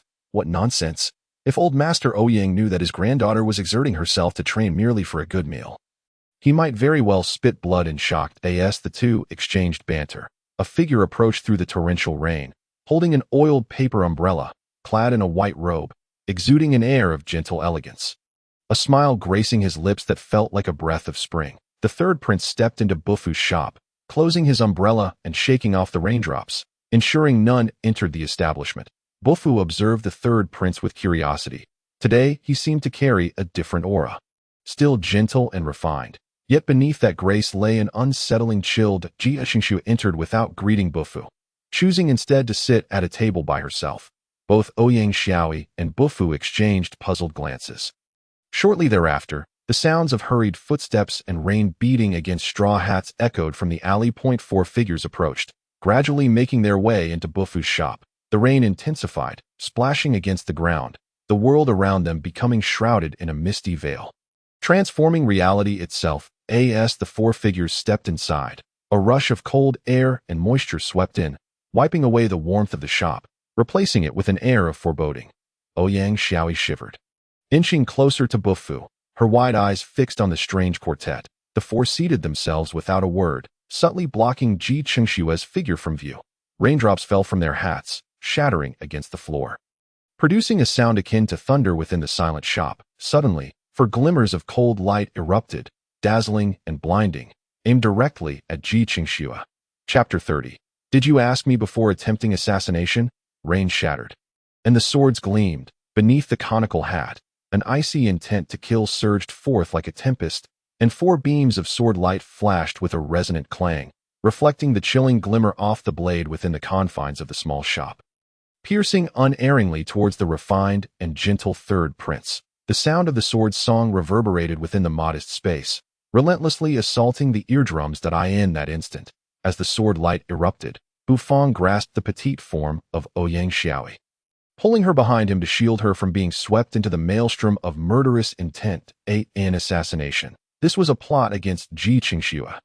Yet, Ji Qingxue appeared to have anticipated this, sitting calmly in his chair, his expression as placid as water, undisturbed by the unfolding chaos. Just as the 4 assassins closed in, Ji Qingxue's long hair billowed dramatically, and his gentle eyes underwent a profound transformation, morphing from elegance into the visage of Ashura, as if an endless sea of corpses and rivers of blood surged within. To mobilize 4 fifth-tier battle kings to assassinate this prince is indeed a grand gesture. Ji Qingxue scoffed, an undercurrent of true energy surging from him, manifesting as a wave that crashed against the 4 assassins, each radiating chilling intent.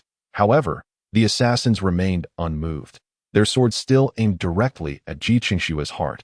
They were professionals, committed to a single lethal strike, unfazed by Ji Qingxue's movements. With a palm strike, Ji Qingxue slammed onto the table, unleashing the full force of his 5th-tier battle king's true energy, sending himself soaring into the air. Ji Qingxue's eyes narrowed slightly, astonished to see the table, which had absorbed his energy, remained completely intact.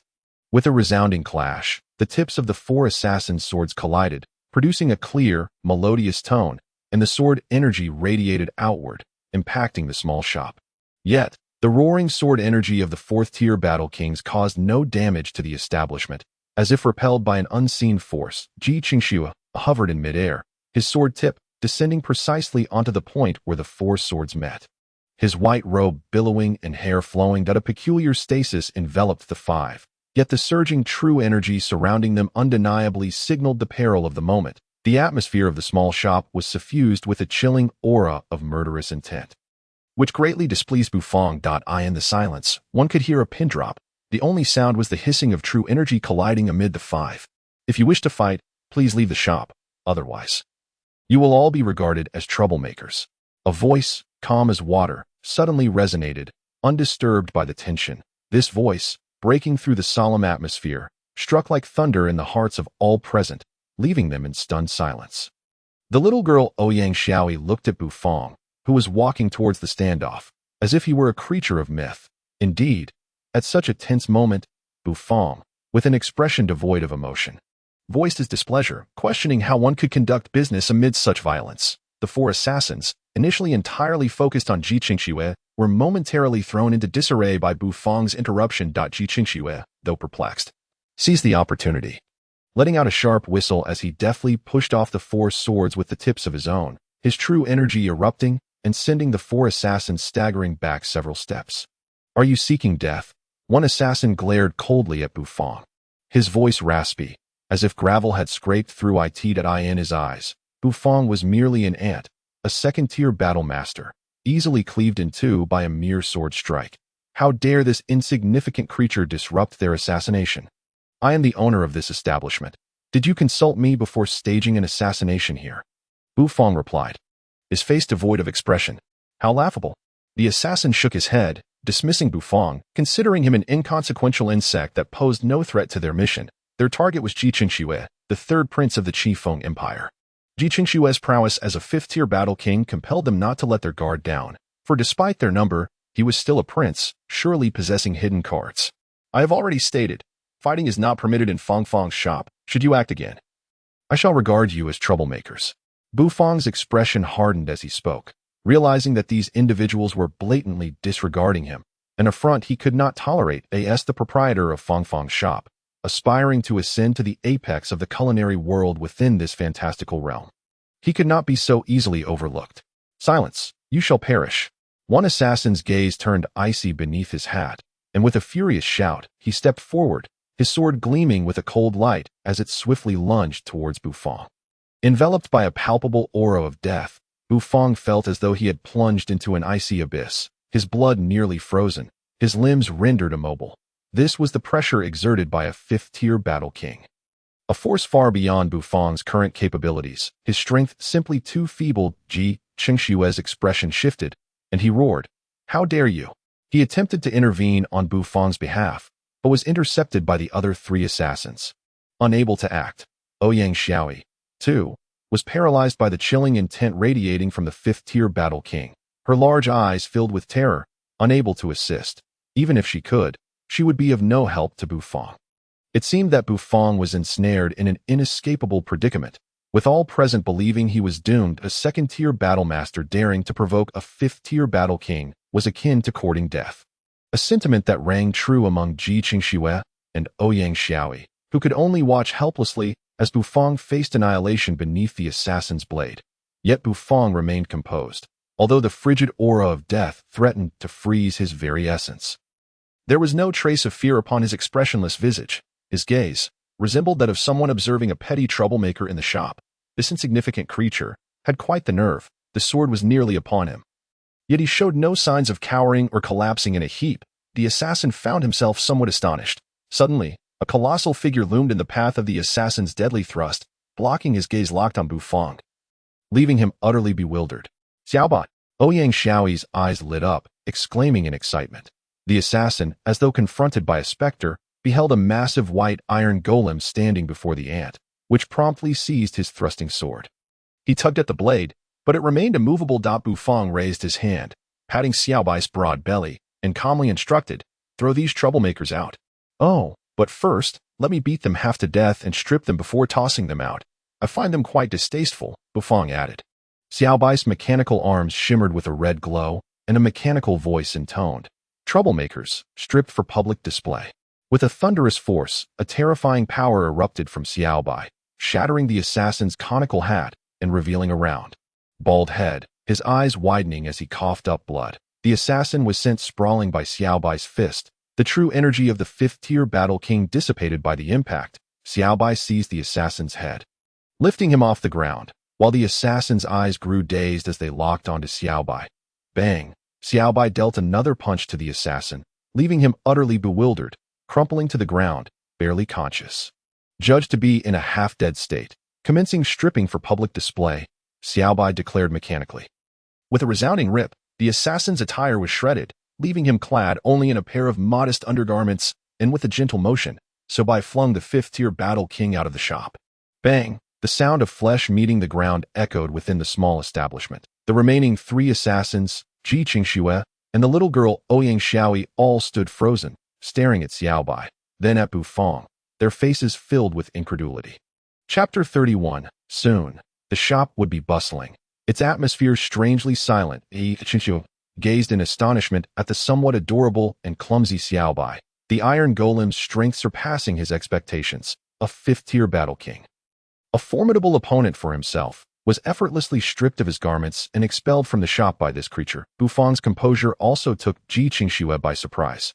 He remained unfazed even as the sword nearly grazed him.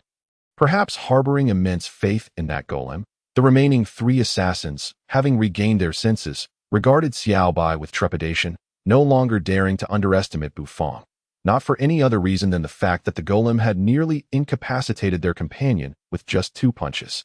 The intelligence was flawed. This shop is anything but ordinary. The three assassins exchanged glances, their eyes beneath the hats fraught with gravity. Undeniably, their assassination attempt had failed. As assassins, failing to land a strike necessitated retreat and the search for new opportunities, prompting them to abandon their mission against Ji Qingxue and flee towards the shop's entrance. Yet, the three, already marked by Xiaobai, found no escape. As they attempted to flee, a tremendous force yanked them back, causing them to collapse before Xiaobai. Xiaobai's mechanical eyes glimmered with light as he unleashed 3 powerful strikes, sending the 3 assassins crashing to the ground, blood spewing forth, their hats shattered, leaving them utterly defenseless. With a crisp sound, the 3 assassins were stripped just like the first and unceremoniously thrown out, clad only in their undergarments, tumbling onto the alleyway. Outside, torrential rain poured down, the raindrops cascading from the heavens, swiftly merging into a curtain of water, shrouding the world in mist. After completing all tasks, the little white machine gave a slight shake of its arm, and then its mechanical eyes flickered, seemingly quite pleased as it returned to the kitchen. The coldness in Ji Qingshue's eyes gradually dissipated, restoring his graceful demeanor, a hint of a smile playing at the corners of his lips as he gazed thoughtfully at Bufang. He suddenly found it difficult to see through this seemingly unassuming chef with only the cultivation of a second-tier battle master. "What would you like to eat?" Bufang inquired expressionlessly, ignoring Ji Qingshue's gaze. "I'll have a serving of drunken fish, please. Thanks to Boss Bu's assistance today, I feel quite relieved. I initially intended to drink, but alas, your establishment has no wine, so I will settle for the drunken fish instead." The third prince, Ji Qingxue, chuckled lightly, nodding at Bufang. Had it not been for the intervention of the little white machine, he would have faced considerable danger today, as he had never anticipated that they would be so deranged as to attack him directly in the imperial capital. "In a few days, good wine will be available, but today there is indeed none," Bufang replied indifferently as he made his way to the kitchen, gently patting Ouyang Xiaoyi, who stood there with her plump lips agape in astonishment. "Oh, there will be wine." Ji Qingshue's eyes brightened, and his smile widened as he deeply regarded Bufang's slender figure entering the kitchen. "Xiaoyi, I'm stepping out for a moment.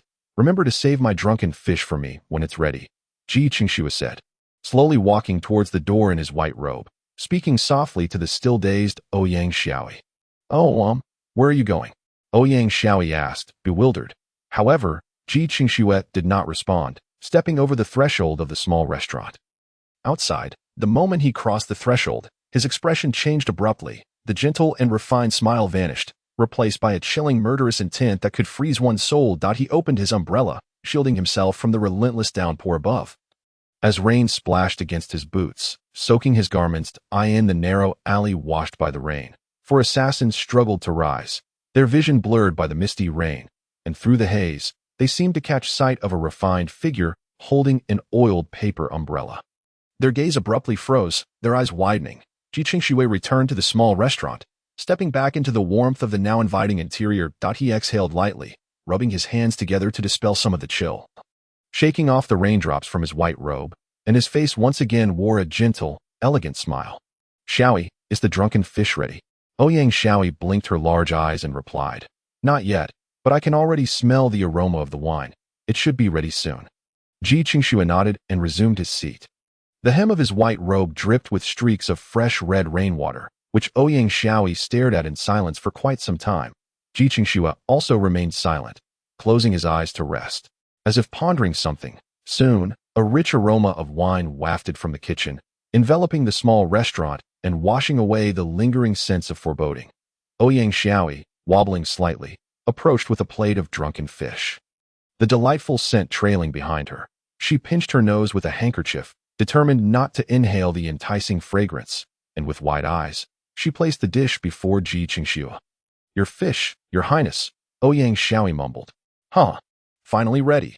I've been craving this out of all the empire. I only admire Boss Bu's culinary skills," Ji Qingxue chuckled, giving Ouyang Xiaoyi a light pat on the head. Bufang emerged from the kitchen, carrying a plate of egg-fried rice that exuded a fragrance as delicate as silk, and sat down in front of Ji Qingxue, gesturing to the egg-fried rice on the table for the little girl. "Here, your breakfast."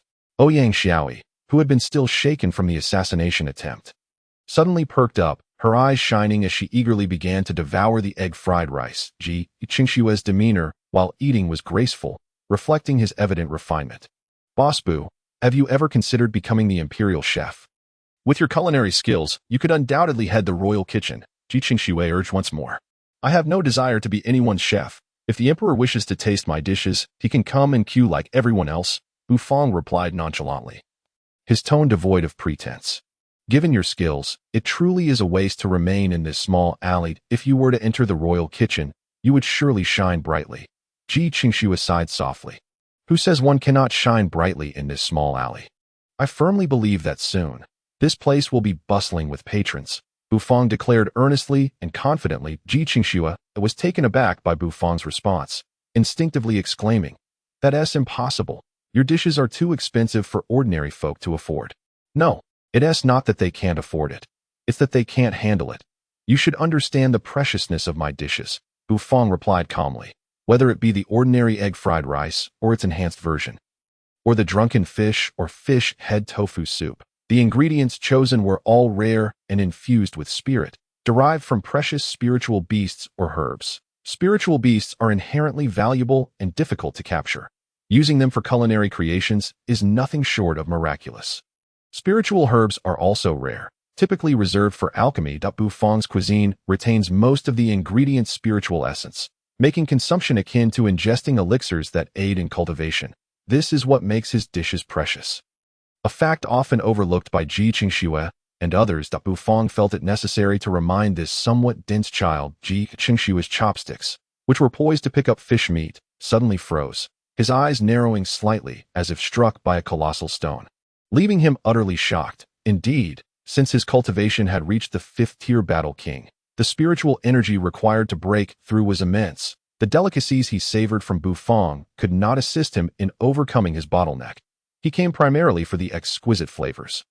However, after Bufang's reminder, he realized that while the enhancement to his own cultivation was limited, the boost for cultivators at the 3rd-tier battle madman or 4th-tier battle spirit levels was significant. Moreover, I must remind you, the culinary offerings at this small restaurant will only increase in variety, and the ingredients will become ever more formidable, Bufang coaxed gently. Perhaps we might even see the emergence of 9th-tier sacred beast meat. Chapter 32. The little restaurant of Bufang is going to flourish. 9th-tier sacred beast meat. Ji Qingxue looked at Bufang, who had leaned in with an air of mystery, his lips twitching slightly. Had it not been for the events of the day that had shifted his perception of Bufang, he would have easily categorized this statement as utter foolishness. What does 9th-tier sacred beast meat even imply? In the entire Qifeng Empire, the strongest known figure was the empire's foremost general, Xiaoming, a 7th-tier battle sage. Yet even the formidable Xiaoming, who instilled fear in the surrounding sects, was merely a 7th tier.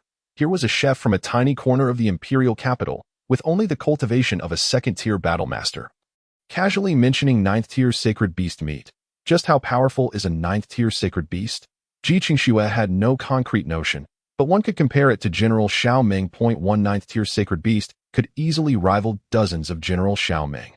A single General Xiaoming could suppress hundreds of powerful sects. Dozens of such generals could likely raise the imperial city with but a wave of their hand. Boss Bu truly loves to jest. The continent of Qianlong is vast and boundless. I have traveled to many places, yet I have never heard of any 9th-tier sacred beasts, Ji Qingxue remarked after finishing his drunken fish. A faint smile on his lips, Bufang chose not to contest the disbelief etched on Ji Qingxue's face. After all, the notion of 9th-tier sacred beasts was indeed rather daunting. In truth, the higher the tier of the spiritual beasts, the better the quality of their meat. They are akin to naturally exquisite ingredients. Thus, if you have any fine ingredients, feel free to bring them to the restaurant, and I can assist in their preparation, Bufang stated earnestly, having unlocked the 2-star system which allowed him to utilize ingredients brought along. Oh, bringing my own ingredients? Now that does sound intriguing. Ji Qingxue's eyes sparkled as he nodded. Outside, the rain began to taper off, the dark clouds slowly dispersing, casting down warm rays of sunshine that followed the rain. Ji Qingxue stood up, retrieving 20 yuan crystals from his fragrance pouch and handing them to Bufang. He then gently ruffled Ouyang Shaoi's hair, who was still engrossed in her egg-fried rice. And with a smile, he unfurled his white robe and departed the small restaurant. In the alley post-rain, puddles formed on the cobblestones, and the green moss seemed to stretch its limbs, while droplets gently dripped from the still damp stone walls. The large black dog lay at the entrance of the small restaurant, yawning with bleary eyes. Despite the rain, its fur remained sleek and glossy, without a trace of dampness, within the majestic palace of the imperial city. A series of orderly and imposing structures stood tall. Armored guards patrolled with serious expressions. Their cultivation levels were formidable, the weakest being 3rd-tier battle madmen, while the leader of the patrol was a 5th-tier battle king. Upon Ji Qingshue's return to the palace, his elegant white robe drew the respect of the patrol leader, who saluted him respectfully. Qingxue nodded calmly, passing through the grand entrance of the palace. One arrived at the expansive Tiangshuanmen Square, where 6 stone pillars adorned with carvings of exotic beasts stood proudly. Ji Qingxue stood before Tiangshuanmen, his expression complex as he gazed at the vast square. Taking a deep breath of the fresh air following the rain, behind Tiangshuanmen lay the prince's palace, continuing past Tiangshuanmen and walking several miles to the left of the main hall of the palace. One would reach the prince's residence, built grandly with golden bricks and red tiles. Your Highness, according to our informants, the third prince was attacked in a small restaurant in the capital. A middle-aged man, clad in a blue robe with a magnificent beard and long mustache, gazed at the creed in his hand and addressed a young man seated above in the palace of the crown prince.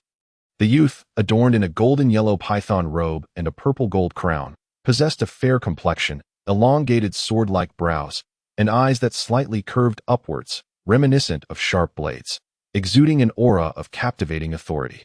"Oh, has he perished?" The man spoke in a nonchalant manner. His first inquiry centered around the well-being of Ji Qingxue. "Not yet. The third prince has long been leading troops in combat against the outer sects, possessing ample battle experience. How could mere assassins possibly slay him?" The refined middle-aged man chuckled while stroking his beard. "Those daring enough to attempt an assassination on my younger brother must possess at least the cultivation level of a 5th-tier battle king. It is inconceivable that he could emerge unscathed. Had he suffered injury, the capital would have already been abuzz with news, and our father would certainly be aware, which would preclude the current state of tranquility." The crown prince opened his eyes, their depths dark and profound. Indeed, the third prince is unscathed, which is perplexing. Could it be that a master intervened? The middle-aged man pondered. "Su Shi, hasn't my brother been frequenting that small restaurant in the alley these past few days? Has there been any peculiarities there? Have you dispatched someone to investigate?" The crown prince inquired. "Your Highness, that restaurant is rather strange," replied the man named Su Shi, an air of curiosity about him. What is so strange?" "It is rumored to be the notorious black-hearted establishment of the imperial capital, where a single bowl of egg-fried rice costs as much as 10 crystal coins, and a bowl of dry noodles even 100 gold coins. The most extravagant dish is the wine-soaked fish, priced at 20 crystal coins, truly exorbitant." Su Shi's expression was one of disbelief. "Indeed, it can be deemed extortionate. My brother actually favors such a black-hearted eatery. It seems that place must harbor some undisclosed secrets." Su Shi sees an opportunity to visit that establishment, the crown prince remarked, a hint of intrigue gracing his lips. "In 2 days, General Xiaoming will return triumphantly to the capital. His prowess is astonishing. He has single-handedly vanquished the demon sect's Hall of Lost Souls, capturing 6 of its lords, a significant blow to the sect's morale, indeed a blessing for our Qingfeng." The crown prince rose, pacing slowly while exhaling a sigh. "If I wish to secure my position as crown prince, and even ascend to the throne, I must not overlook General Zhao's support. Your Highness, the sects have been on the rise in recent years, and the emperor has dispatched General Xiao to quell them. Xiaoming has likely become a thorn in the side of the sect's powerful figures. This time, escorting the 6 lords of the Hall of Lost Souls to the capital will undoubtedly encounter resistance from the sect's experts. The capital is currently rife with turmoil. According to reports, numerous masters from the 5 great righteous paths and 3 major demonic sects have infiltrated the city." Su Shi furrowed his brow and remarked, "Chaos. The more chaotic, the better. In murky waters, one may fish. Some matters are more easily executed in disorder. I ascend my second brother harboring such thoughts. Otherwise, how could he dare to send assassins after the third prince?" Though he likely did not anticipate that the third prince would return unscathed, the crown prince chuckled lightly, hands clasped behind his back. Gazing into the distance, Su Shi felt a chill run down his spine. Silencing himself, he was merely an advisor, speaking when necessary and refraining when not. "Enough. I am aware of the third prince's situation. He poses no concern. What I truly worry about is my second brother. However, this assassination is indeed peculiar. You shall send someone. Oh no, you will personally visit that black-hearted restaurant. That place is certainly intriguing," the crown prince declared. Su Shi nodded, clasping his hands in a bow before departing. At the residence of the Yuang, the second prince, Ji Qingyu, incinerated the letter in his hand, his expression impassive. "A mere small restaurant dares to obstruct my grand designs. It appears necessary for me to pay that establishment a visit. I am curious to discover what sort of divine being lurks within, bold enough to slay 4 of my 5th-tier Battle King assassins. Yu Wang spoke with a cold demeanor, within an hour following the assassination attempt on the 3rd Prince Ji Qingxue. High-ranking officials in the imperial capital received the news, causing both the Xiao and Ouyang houses to be shaken. Day in attempt on a prince's life is no trivial matter. Naturally, aside from the assassination, the name of the humble small restaurant had also captured the attention of these dignitaries, many of whom were curious about a place where a bowl of egg-fried rice could fetch 10 crystal coins. Consequently, various factions dispatched their representatives to investigate this establishment. At that moment, the proprietor of the small restaurant reclined leisurely in his chair, basking in the warm sunlight that followed the rain, his comfort leading him to stifle a yawn. Unbeknownst to him, a wave of dignitaries from the imperial capital was drawing near. Chapter 33. Excellent. You have been blacklisted. Welcome to Fong Fong Restaurant. The menu is on the wall behind. Please inform me of your order.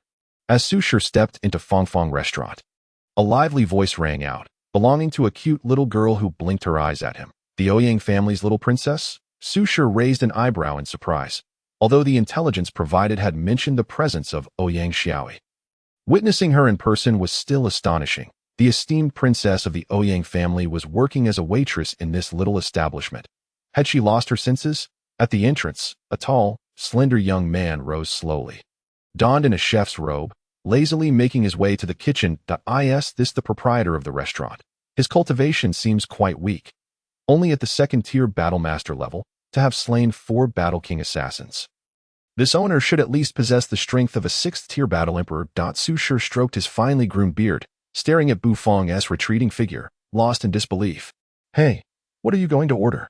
Ouyang Xiaoi exclaimed, displeased, as this uncle seemed more interested in the stinky owner than in her adorable self. Su Shi snapped back to reality, offering an awkward smile before turning to the menu on the wall, only to be taken aback. The rumors are indeed true. This is the capital's foremost black-hearted establishment. Su Shi inhaled sharply, murmuring to himself, although he had come to investigate the veracity of the small restaurant on the Crown Prince's orders. Seeing the exorbitant menu in person left him somewhat flustered. I'll have a bowl of fish head tofu soup. Su Shi, unfazed by the price, cast a glance at the menu and selected his favorite dish. Please wait a moment, the little girl huffed. Turning towards the kitchen with no regard for the uncle who was engrossed in the stinky owner, Su Shi found a seat, noting the restaurant's modest size, with 4 tables arranged in a cozy and compact manner, giving an overall pleasant vibe. Suddenly, footsteps echoed from outside, and several figures approached, entering the small restaurant. Su Shi, a soft voice called out, and Su Shi turned in confusion to see a middle-aged man. Scholar Su, I didn't expect it to be you. Su Shi stood in surprise, slightly bowing, recognizing this middle-aged man as the court's esteemed scholar. Why had he come to this small restaurant? Although the Qifeng Empire was ruled by martial prowess, civil officials still existed, as a balance of both is essential for governance. Su Yuanqing recognized the well-groomed Su Shi, a favored aide to the crown prince, and many in the court were familiar with him. Although Su Shi and Su Yuanqing were not well acquainted, they exchanged greetings before taking their seats, with Su Yuanqing ordering an egg-fried rice. In the kitchen, Bu Fong busied himself, noting the influx of new customers today. What could be the cause? Had someone been advertising the small restaurant in the capital? Although puzzled, Bu Fong did not halt his movements, retrieving a 3rd-tier thunder catfish from the tank, scaling it before cleaning the insides, and then chopping off the head. Retaining the head, he discarded the remaining meat into the belly of Xiaobai for processing, then retrieved jade-like crystal tofu from the cupboard to begin preparing the fish head tofu soup. As the soup simmered, Bu Fong took out a fist-sized white egg, the first laid by a 5th-tier spirit beast, the deep-sea hawk, rich in spiritual energy. With a firm motion, he cracked the egg into a green porcelain bowl. Utilizing sheer strength to break it with one hand, as he prepared the dish, Fong Fong Restaurant quickly filled to capacity. Give me a bowl of regular egg-fried rice. 1 serving of dry noodles. Make it quick. A portion of wine-soaked fish. Watching the throng of patrons crowding into the small restaurant, Ouyang Xiaoi was somewhat dazed. When had this little establishment become so popular? Counting, there were about a dozen customers. Her heavens, was this the same place that had been desolate just days prior? Everyone, please hold on. It's too crowded. Let us form a line. Ouyang Xiaoi called out, unable to avoid the situation, urging the patrons to queue up, as the cramped space made it inconvenient for such a throng. "Queue, little girl, do you know who I am? I am the steward of Lord Zhang, and you dare make me wait.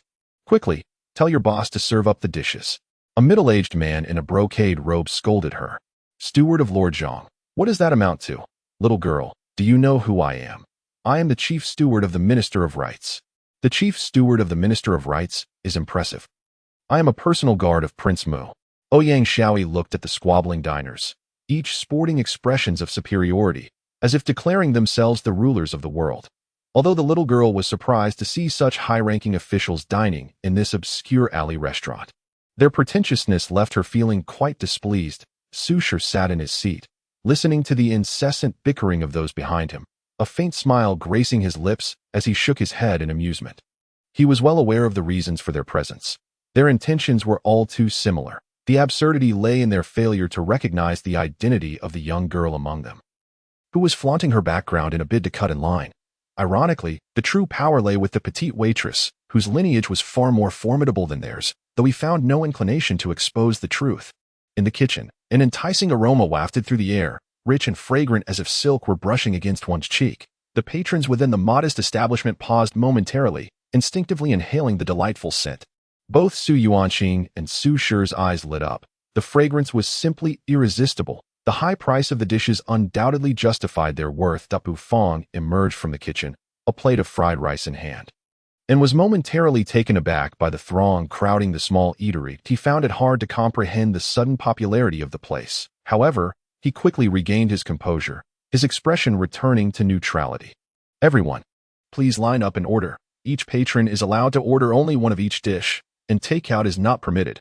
Cutting in line is strictly forbidden, and violators will be placed on the restaurant's blacklist and denied service," Bu Fong stated calmly, his voice not loud yet effectively drowning out the clamor. In an instant, the atmosphere erupted. The group before him had been sent by their respective masters to investigate the establishment's legitimacy, and accustomed to wielding power outside, they could hardly tolerate Bu Fong's myriad of rules. They began to shout in protest. Bu Fong remained impassive as he placed the fried rice before Su Yuanqing.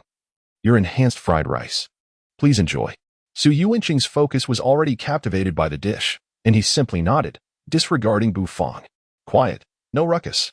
Bu Fong frowned, his voice cold and commanding. "How dare you? You little brat. You should be grateful that this steward deigns to eat your food. I am a man of Lord Zhang, and you cannot afford to offend me." The steward bellowed, his face contorted with rage as he pointed an accusatory finger at Bu Fong. Others quickly joined in, their displeasure manifesting in shouts of indignation. The once quiet restaurant descended once more into chaos. Ouyang Xiaoyi rolled her eyes at the scene, casting a glance at Bu Fong, whose expression darkened as if smeared with soot. Inwardly, she mourned for the group of arrogant nobles. Why must they flaunt their superiority in Bu Fong's establishment? A mechanical whirring interrupted the tumult, and the imposing figure of Xiao Bai appeared behind Bu Fong, its mechanical eyes shimmering with intensity. "Oh, did you think that just because you have a mechanical puppet, you are invincible? Is this your confidence in offending this steward?" The steward sneered, momentarily masking his disdain as he faced Xiao Bai. Dismissing it as mere scrap metal, Bu Fong narrowed his eyes and raised a hand, pointing at Lord Zhang's steward. "Very well, you are now on the blacklist." "On the blacklist? You think your lowly status as a mere cook grants you such power?" The steward was momentarily taken aback by Bu Fong's declaration, then erupted into laughter, tears nearly spilling from his eyes. The onlookers could not help but chuckle, casting mocking glances at the young chef. Did he not realize who he was speaking to? This was the steward of Lord Zhang, a man of noble standing in the imperial capital. "Do you have any idea how easy it would be for me to shut down your little restaurant? My presence here is a favor, and you should be serving me with a smile. What gives you the audacity to act so brazenly before me?" The steward crossed his arms. Exhaling haughtily, Bu Fong regarded the steward with the same indifference one might reserve for an imbecile. A steward? How impressive could he be? Even princes had been turned away. What was a steward to him? With a dismissive gesture, Bu Fong patted Xiao Bai's broad belly, causing Ouyang Xiaoyi to brighten with anticipation. She was eager to witness Xiao Bai in action. The mechanical eyes of Xiao Bai glowed red, and in a robotic tone, it declared, "Disruptors will be stripped of their garments as a public demonstration." "What stripped?" The steward blinked, incredulous, cupping his ear as he leaned in. Say that again. Stripped? Xiaobai's mechanical head rotated slightly, locking onto the steward as its arm swiftly extended toward him. Humph. Insolence. The steward scoffed, visibly displeased. With a cultivation level of third-tier battle frenzy, he was hardly intimidated by a soulless mechanical contraption from a small eatery. Watch as I turn you into scrap metal. Here comes my attack, shattered bone palm. With a powerful shout, he unleashed his energy, lunging at Xiaobai's outstretched arm with a fierce strike. Bang! The ideal met a harsh reality. The steward's formidable attack struck Xiaobai's arm. Yet it was akin to a mayfly attempting to shake a mighty tree. Xiaobai remained unmoved. The steward's body stiffened in shock as he raised his gaze to meet Xiaobai's mechanical eyes, only to find himself swiftly dispatched to the ground with a single blow. As if swatting AFLY. In an instant, his energy dissipated. With a resounding rip, the steward's clothing was torn to shreds, leaving him in nothing but undergarments, which were then tossed aside in an arc. The patrons in the restaurant fell silent, eyes wide in shock as they trembled at the sight of the steward's humiliation. Zhao Rouge had just arrived at the door when a figure flew out from the establishment, landing at her feet. The scene felt oddly familiar. It seemed that every visit resulted in someone being unceremoniously ejected. Once again, I remind you, line up in order, maintain silence, and violators will be placed on the restaurant's blacklist, Bufang stated, casting a glance over the stunned crowd before turning back to the kitchen. Ouyang Xiaoyi clenched her fists behind him, thinking to herself how impressive Bufang had been. Zhao Rouge recalled her own experience of being unceremoniously thrown out and felt a chill run down her spine. Her earlier inclination to cut in line vanishing as she quietly fell in line at the back. Her father, the esteemed Chancellor Zhao Mushing, had sent her to investigate the establishment after learning of the assassination attempt on the third prince within its walls. Initially, she had refused, but upon hearing that a successful inquiry would earn her a fifth-tier gathering chi pill, she had shamefully complied. Su Sure observed Xiaobai with a serious expression. As a fifth-tier battle king, he felt a hint of pressure from this puppet. It was indeed extraordinary. Su Yuanqing, the esteemed scholar, nodded thoughtfully, concluding that the hidden expert in this little restaurant must surely be the puppet. The two exchanged knowing glances before returning to their meal. This food was truly exquisite. With Xiaobai's intimidating presence, the entourage of nobles quickly fell in line. The steward, possessing a third-tier battle frenzy cultivation, was already considered formidable among them, yet he had been effortlessly subdued by Xiaobai, stripped bare. Without question, they too could suffer the same fate, and thus, it was wiser to behave. Ouyang Xiaoyi cast a haughty glance at the nobles, taking note of their orders to report back to Bufang. Su Sure and Su Yuanqing reluctantly finished their meal, faces alight with delight. The establishment's high prices were justified, as the flavors surpassed even those of the royal kitchens. And both sensed a surge of energy within them, indicating the dishes were indeed extraordinary. They departed quickly, making way for the next patrons, as Bufang prepared meals with remarkable speed, ensuring no one had to wait long. However, it was undeniable that each individual who had tasted his dishes left in awe, utterly captivated by the flavors. Zhao Rouge, observing the satisfied diners leaving the restaurant, inhaled the lingering aromas that filled the air. Her appetite piqued. She had visited the establishment twice, but had yet to sample its offerings. Given the current scene, it seemed the cuisine was worth trying, and she was determined to indulge today. As one contented patron exited, Zhao Rouge's expression brightened, and she elegantly stepped inside, standing poised before Ouyang Xiaoyi. Ah, it's you, Zhao Niangpo, Ouyang Xiaoyi remarked, raising an eyebrow and smirking. The little princess of the Ouyang family deigns to work as a waitress. What a pity. I'll have a serving of the most expensive drunken fish, please, Zhao Rouge declared, glancing at the menu. Why should I care? Ouyang Xiaoyi replied, wrinkling her nose in annoyance before turning to announce the order at the kitchen entrance. However, before she could utter a word, Bufang emerged from the kitchen with an impassive expression. The business hours for today have concluded. Patrons who have not yet ordered may return tomorrow, Bufang announced flatly. At this, the queue of 7 or 8 patrons erupted in outrage. What do you mean? We've been waiting for nearly an hour. You can't just close up now. Boo boss, this is too unfair. The sky is still bright. Keep the restaurant open. We want to taste your culinary skills. Faced with the cacophony of protests, Bufang remained unfazed. Once again, I state, today's business hours have ended. If you wish to dine, please arrive early tomorrow and refrain from making noise, he reiterated with an expressionless demeanor. Behind him, Xiaobai's mechanical eyes glowed ominously, locking onto the raucous patrons. Instantly, the crowd fell silent, as if choked by their own words, staring wide-eyed at one another. With the presence of the timid Xiaobai, they dared not voice their anger, and thus the crowd could only depart with hearts full of resentment. Pondering how to report to their master, Zhao Rouge felt as if countless invisible arrows had pierced his heart. Damn it, is it closing time again? Can't it be a little less punctual? Boss Boo, 5 times the price. I want to order, Zhao Rouge asked, unwilling to concede. I refuse. You have already tempted me last time, Bu Feng replied indifferently. Rules are made by people, Boss Boo. How about 10 times the price? I absolutely must savor your culinary skills today. Zhao Rouge gritted his teeth, his eyes gleaming with menace as he spoke. Not possible, Bu Feng replied, his heart bleeding internally as he mournfully rejected Zhao Rouge. If you raise the price again, do you believe I won't beat you up? Zhao Rouge felt a wave of frustration that made him want to spit blood. He shot a cold glare at Bu Feng, snorted in anger, and swept away with a flourish of his sleeve. Ouyang Xiaoyi looked at Bu Feng with admiration, having always thought him to be a greedy man, only to realize he had principles after all. Stubborn boss. Your refusal of Zhao's flamboyant display was incredibly cool.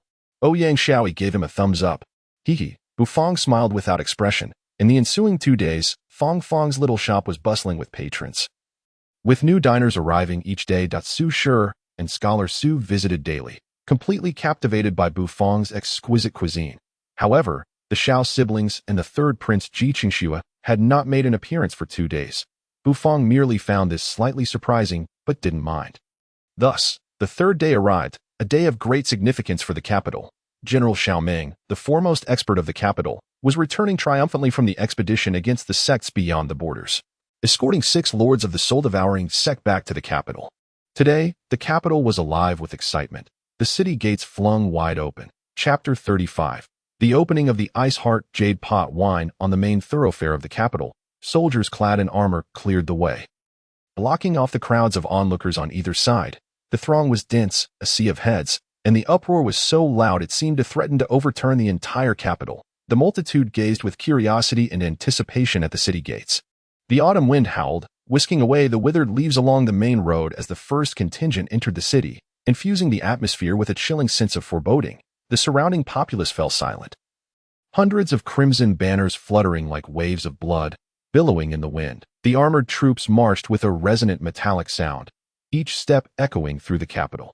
Leading the procession was a middle-aged man, donned in a helmet and riding a majestic blood-based steed, his sharp gaze and chiseled features imparting an air of dominance to all who beheld him. This man was none other than the blood-robed general Xiaoming, the premier expert of the Qingfeng Empire, returning in glory from his conquest. The procession was lengthy, with 6 steel cages transporting prisoners, bloodstains marring their surfaces, the stench of blood rising skyward. The cages were pulled by massive spiritual beasts, each step causing the ground to tremble. The prisoners within hung their heads, their spirits deflated, yet their identities were of such prominence in the outer territories that they inspired awe.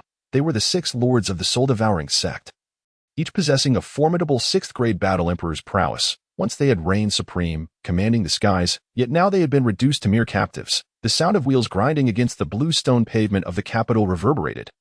And after an initial silence, the crowd erupted into thunderous cheers. They always expressed immense enthusiasm for the returning soldiers. A victorious battle was undoubtedly the best outcome, strengthening the nation and filling the people with pride, a sentiment of national pride. The ironclad troops remained impassive in the face of the crowd's cheers, marching with disciplined precision towards their destination, the towering imperial palace. Before the palace, the Tiangshuimen Square had been transformed with a raised platform.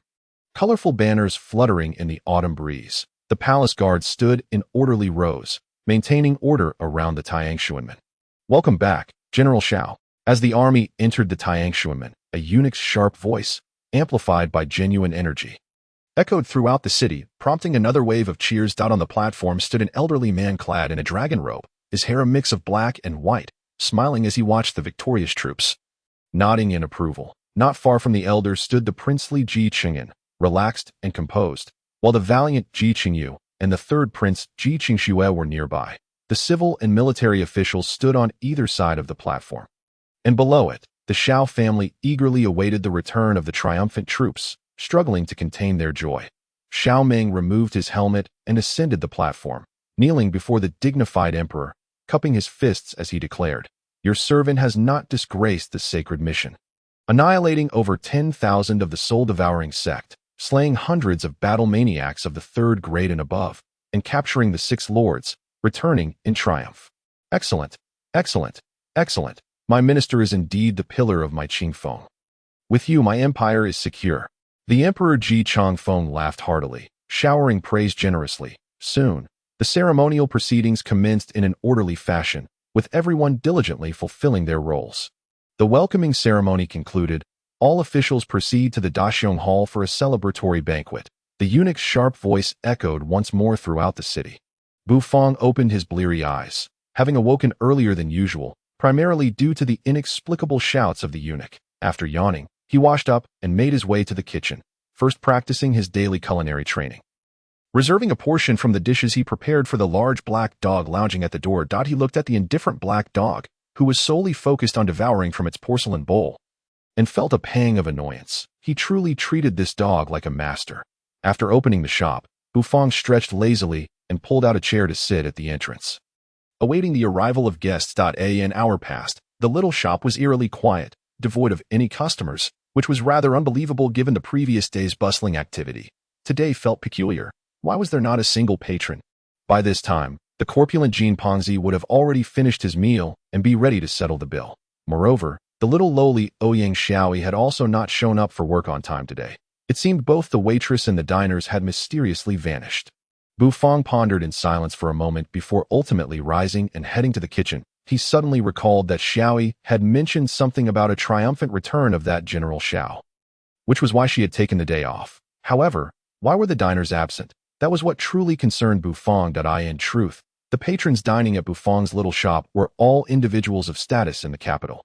With General Xiao Ming's victorious return, the emperor was hosting a banquet at the Daxiong Hall, inviting all the prominent nobles of the empire, including Jin Pongzi and others, who naturally would not come to Bu Fong's establishment for a meal. Cracking his knuckles, Bu Fong opened the specially designed environmental simulation cabinet of the system and retrieved a half-man-high jar from within, placing it in the center of the kitchen. It should be 3 days now since the wine was prepared. This Ice Heart Jade Pot wine must be ready. Bu Fong suddenly remembered that he had brewed a jar of wine, originally intending to extract it in the evening, since there was no one around during the day. It was a perfect time to check on the wine. He took out 3 small jars prepared by the system, arranging them before him, and proceeded to open the jar for filtering the wine. As he removed the cloth cover from the half-man-high wine jar, a powerful wave of aromatic fragrance surged forth, overwhelming him. Bu Fong staggered slightly, a flush appearing on his face. The wine aroma is rich yet not overpowering, strong yet not distressing. Bu Fong mused happily. He fetched a bamboo scoop prepared by the system, dipped it into the wine jar, and drew out half a scoop of wine. The bamboo was a vibrant green, with a delicate yellow hue on the inner walls, and the liquid was crystal clear, devoid of any murkiness. Truly a testament to the high-end 9 fermentation method used in its brewing. The liquid resembled the clarity of water from a deep valley's cold pool. Just like its name, Ice Heart Jade Pot wine, free from any impurities. Bringing the bamboo scoop closer to his nose, the rich and mellow aroma filled his nostrils, stimulating his taste buds even before tasting it. Leaving him in a somewhat dazed state, he poured the liquid from the bamboo scoop into a blue porcelain wine cup, the liquid shimmering clearly, as if it were a divine nectar. Unable to contain his excitement, Bu Fong raised the cup and took a small sip. The wine flowed over his tongue, sliding down his throat in an instant, a chill coursing through his body, only to be followed by a fiery warmth igniting in his abdomen, as if a blazing fire had been kindled, with a refreshing coolness returning to his heart, creating a delightful interplay of ice and fire. What a fine wine! Bu Fong smacked his lips in enjoyment, his face glowing with pleasure. Though he wasn't a connoisseur, he could tell that this was the best wine he had ever tasted. Yet, despite its exquisite flavor, the after effects were potent, given that it had been brewed over 3 days with a 9-day fermentation cycle, suppressing the urge to drink further. Bu Fong bottled the wine from the half-man-high jar into the 3 smaller jars, sealing them with cloth and labeling them with a square red paper marked with the character for ice. With that, the task was complete. He set aside a cup for himself, placed the jars back into the specially designed cabinet, and joyfully made his way to the shop, intending to enjoy a drink. However, upon arriving at the little shop, he discovered a figure clad in a black robe, with a long sword wrapped in tattered cloth. Standing at the entrance, a hoarse voice emanated from the man, tinged with a hint of fervor. "Boss, do you have any fine wine here?" Chapter 36. He savored the exquisite nectar, while I relished the icy essence from the jade vessel. The raspy tone carried an undercurrent of menace, akin to the sound of a sword slicing through rough gravel. The intensity and eagerness were palpable in the man's tone. "Wine, certainly." Bufang, initially inclined to sip his own drink, set down his cup and nodded in response to the inquiry. The man, filled with delight, stepped into the modest establishment and seated himself at a table, his hoarse voice resuming. Then, "Boss, bring me a jar of wine." Bufang acknowledged with a non-committal his expression impassive as his gaze fell upon the menu. He noticed a new item added. Icy essence jade vessel wine, 15 per jar. Only 15. That hardly seemed exorbitant. Bufang paused, considering, for while this icy essence jade vessel wine was indeed of high quality, its ingredients were not particularly rare, unlike dishes such as egg-fried rice or wine-soaked fish, which boasted 5-tier spirit beast eggs and 3-tier fish meat among their components. Its sole selling point lay in the laborious 9-step brewing process. The rice used was merely superior spirit rice, not significantly more refined than the pearl rice used in egg-fried rice. "System, is the pricing perhaps too low?" Bufang quietly queried. "The system's pricing is based on a comprehensive assessment of the ingredients, processes, and time involved. As this is a common wine, its price cannot be too high. Compared to fruit wines and spirit wines made from premium ingredients, it falls short. 15 is indeed a fair price," the system explained earnestly. Bufang nodded, indicating his understanding. "Icy essence jade vessel wine, 15 per jar," he stated flatly to the man in the conical hat. 15. The man appeared slightly taken aback. A jar of wine for 15 seemed a bit extravagant. However, upon viewing the menu, he fell silent. After a lengthy pause, he spoke. "I'll have a jar." Upon entering the alley, I was drawn in by the rich aroma of wine that I hope the quality matches its price. The fragrance of wine knows no bounds. And Bufang's lips curled into a subtle smile.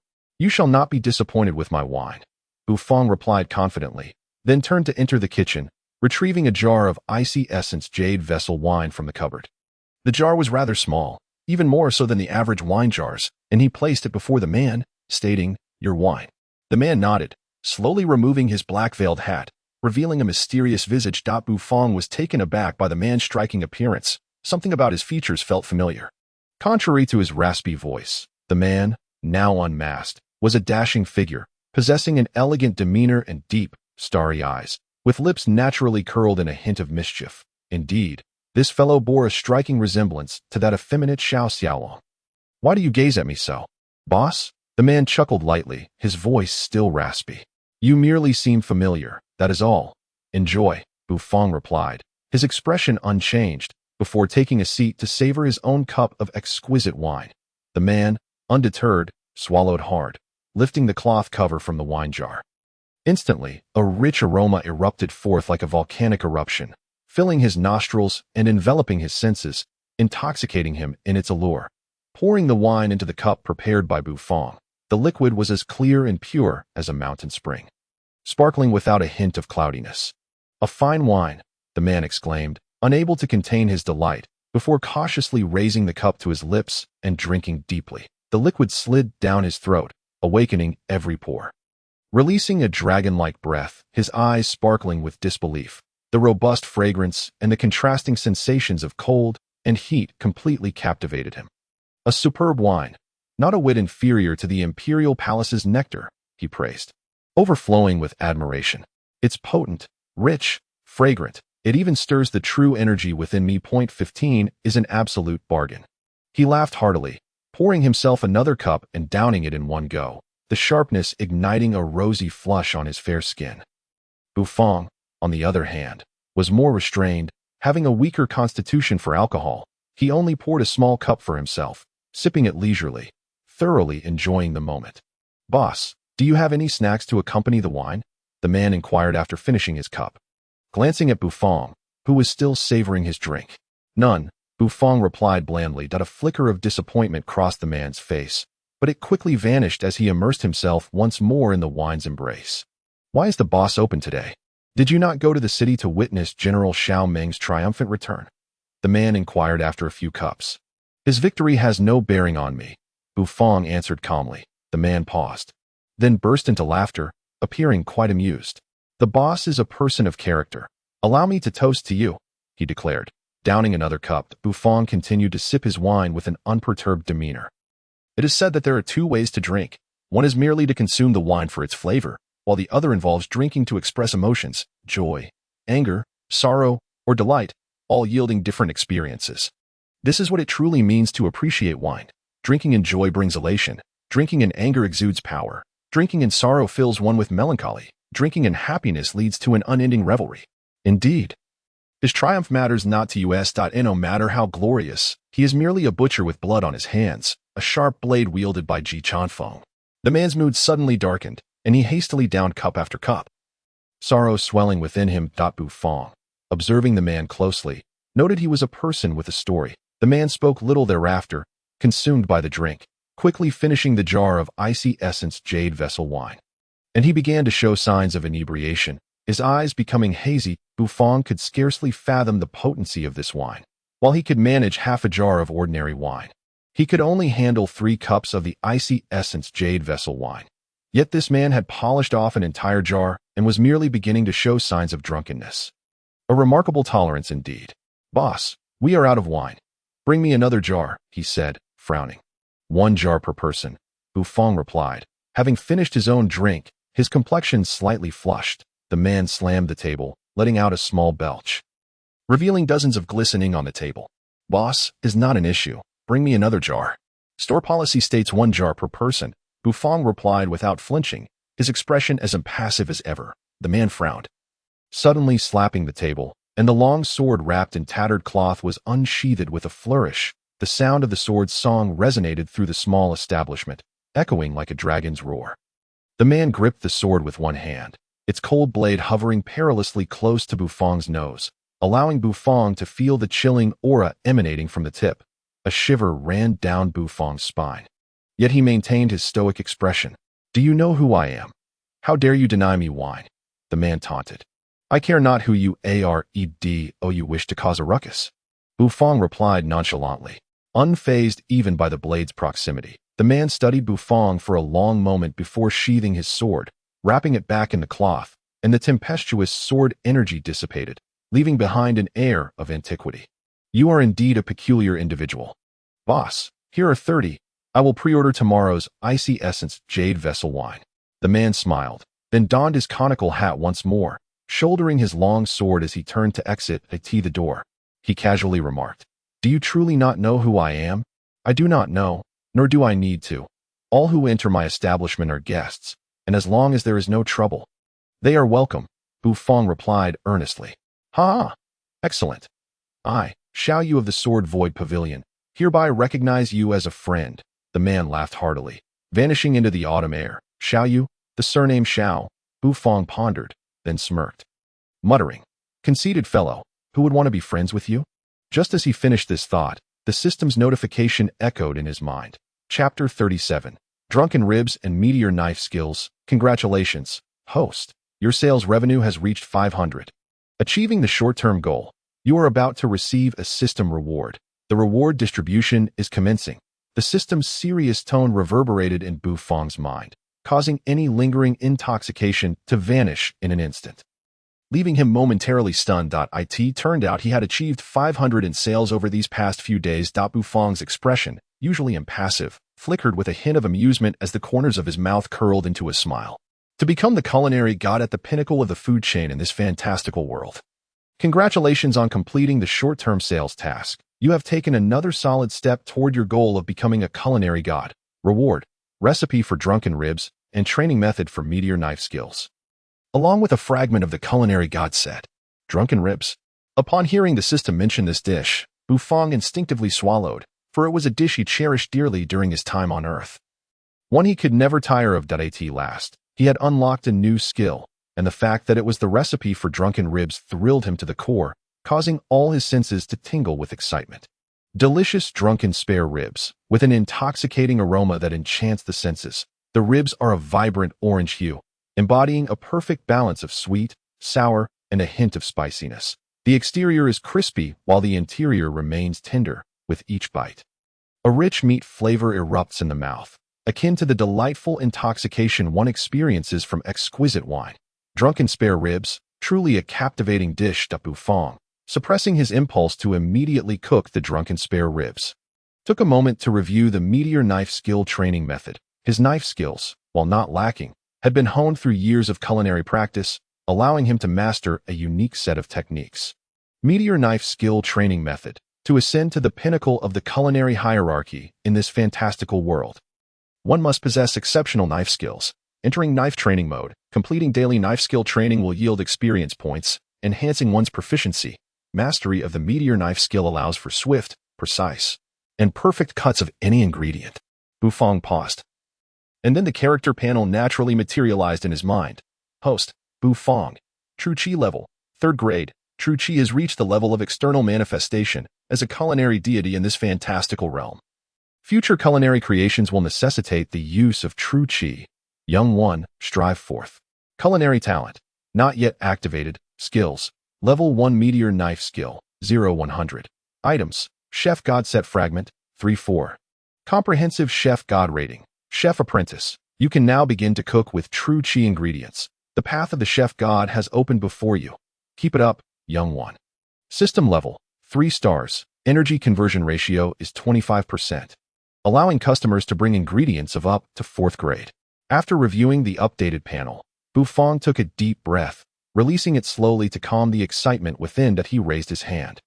And with a mere thought, he felt a stream of energy akin to a small snake swiftly coursing through his meridians, surging into his palm and releasing a burst of white energy.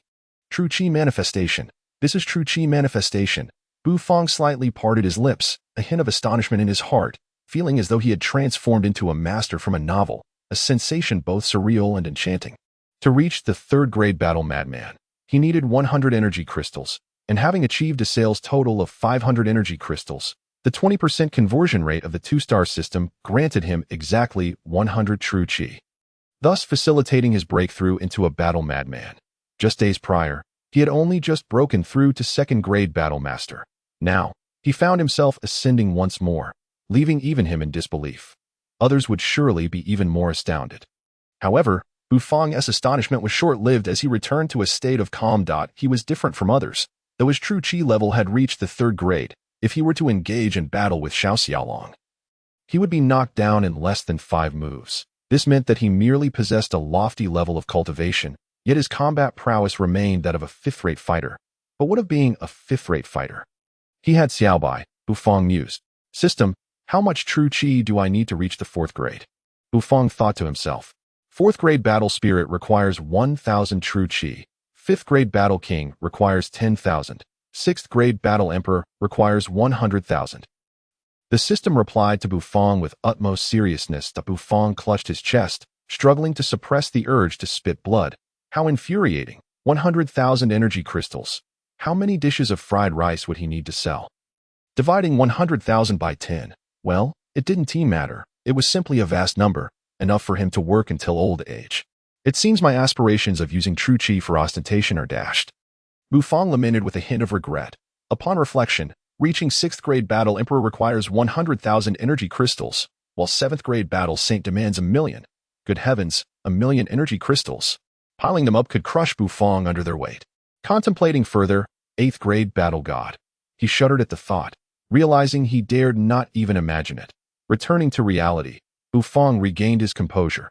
The distant realms of 7th and 8th grades were beyond his current reach, and he decided not to dwell on them. The present moment sufficed for him. As the 3 hours of business came to an end, he promptly closed the shop's door, intending to retreat to the kitchen to experiment with the drunken spare ribs that had ignited his passion. In the imperial palace of the capital, the grand hall stood tall, its doors wide open. A procession of graceful palace maidens swayed as they approached the hall, bearing exquisite dishes. The sound of pipa music danced in the air, harmonizing with the soft notes of a zither. Inside the grand hall, a scene of joy and celebration unfolded. Atop a golden wooden meditation chair sat the emperor, a table laden with delectable dishes before him, while 2 enchanting maidens fanned him gently from behind. To the left of the emperor sat the distinguished General Xiao Meng, clad in civilian attire, and the radiant crown Prince Ji Qing'an, while on the right were the second and third princes, Yu Wang and Ji Qingxue, respectively, their atmosphere tinged with a hint of coldness and awkwardness. Further down the table were the ministers and notable figures of the imperial court. The Xiao and Ouyang families were seated together, with Ouyang Xiaoyi nestled beside Xiao Yinyu, engaged in hushed conversation. Xiao Xiaolong, meanwhile, was fixated on the exquisite jars of fine wine not far away, his eyes gleaming with desire. The Ouyang brothers, similarly entranced, stared at the wine with eager anticipation. A shared trait among these two families was the impeccable presentation of their dishes, a rarity within the grand hall. These culinary delights were meticulously prepared by the palace chefs, known throughout the Qingfeng Empire for their exquisite flavors. Arguably the finest available. Yet, after a single taste, the Xiao siblings and the Ouyang siblings ceased to eat. This dish is truly dreadful, far inferior to what the stinky boss cooks, Ouyang Xiaoyi lamented, disdainfully prodding a piece of fish with her chopsticks. Lacking any appetite, though Xiao Yinyu's stunning visage betrayed no overt displeasure, she showed no inclination to partake either, her gaze calmly observing the unfolding scenes in the hall. We came to this banquet solely for the fine wine, had the boss not been serving any. I wouldn't have bothered attending. These dishes don't even compare to the boss's fried rice, sighed Xiao Xiaolong. Upon hearing this, the Ouyang brothers nodded vigorously, with the eldest, Ouyangshan, declaring, the boss's wine-soaked fish is simply divine. Even my taste buds, which are nearly non-existent, have been conquered. Huh, that's an exaggeration. What exquisite cuisine could possibly come from that shabby little restaurant?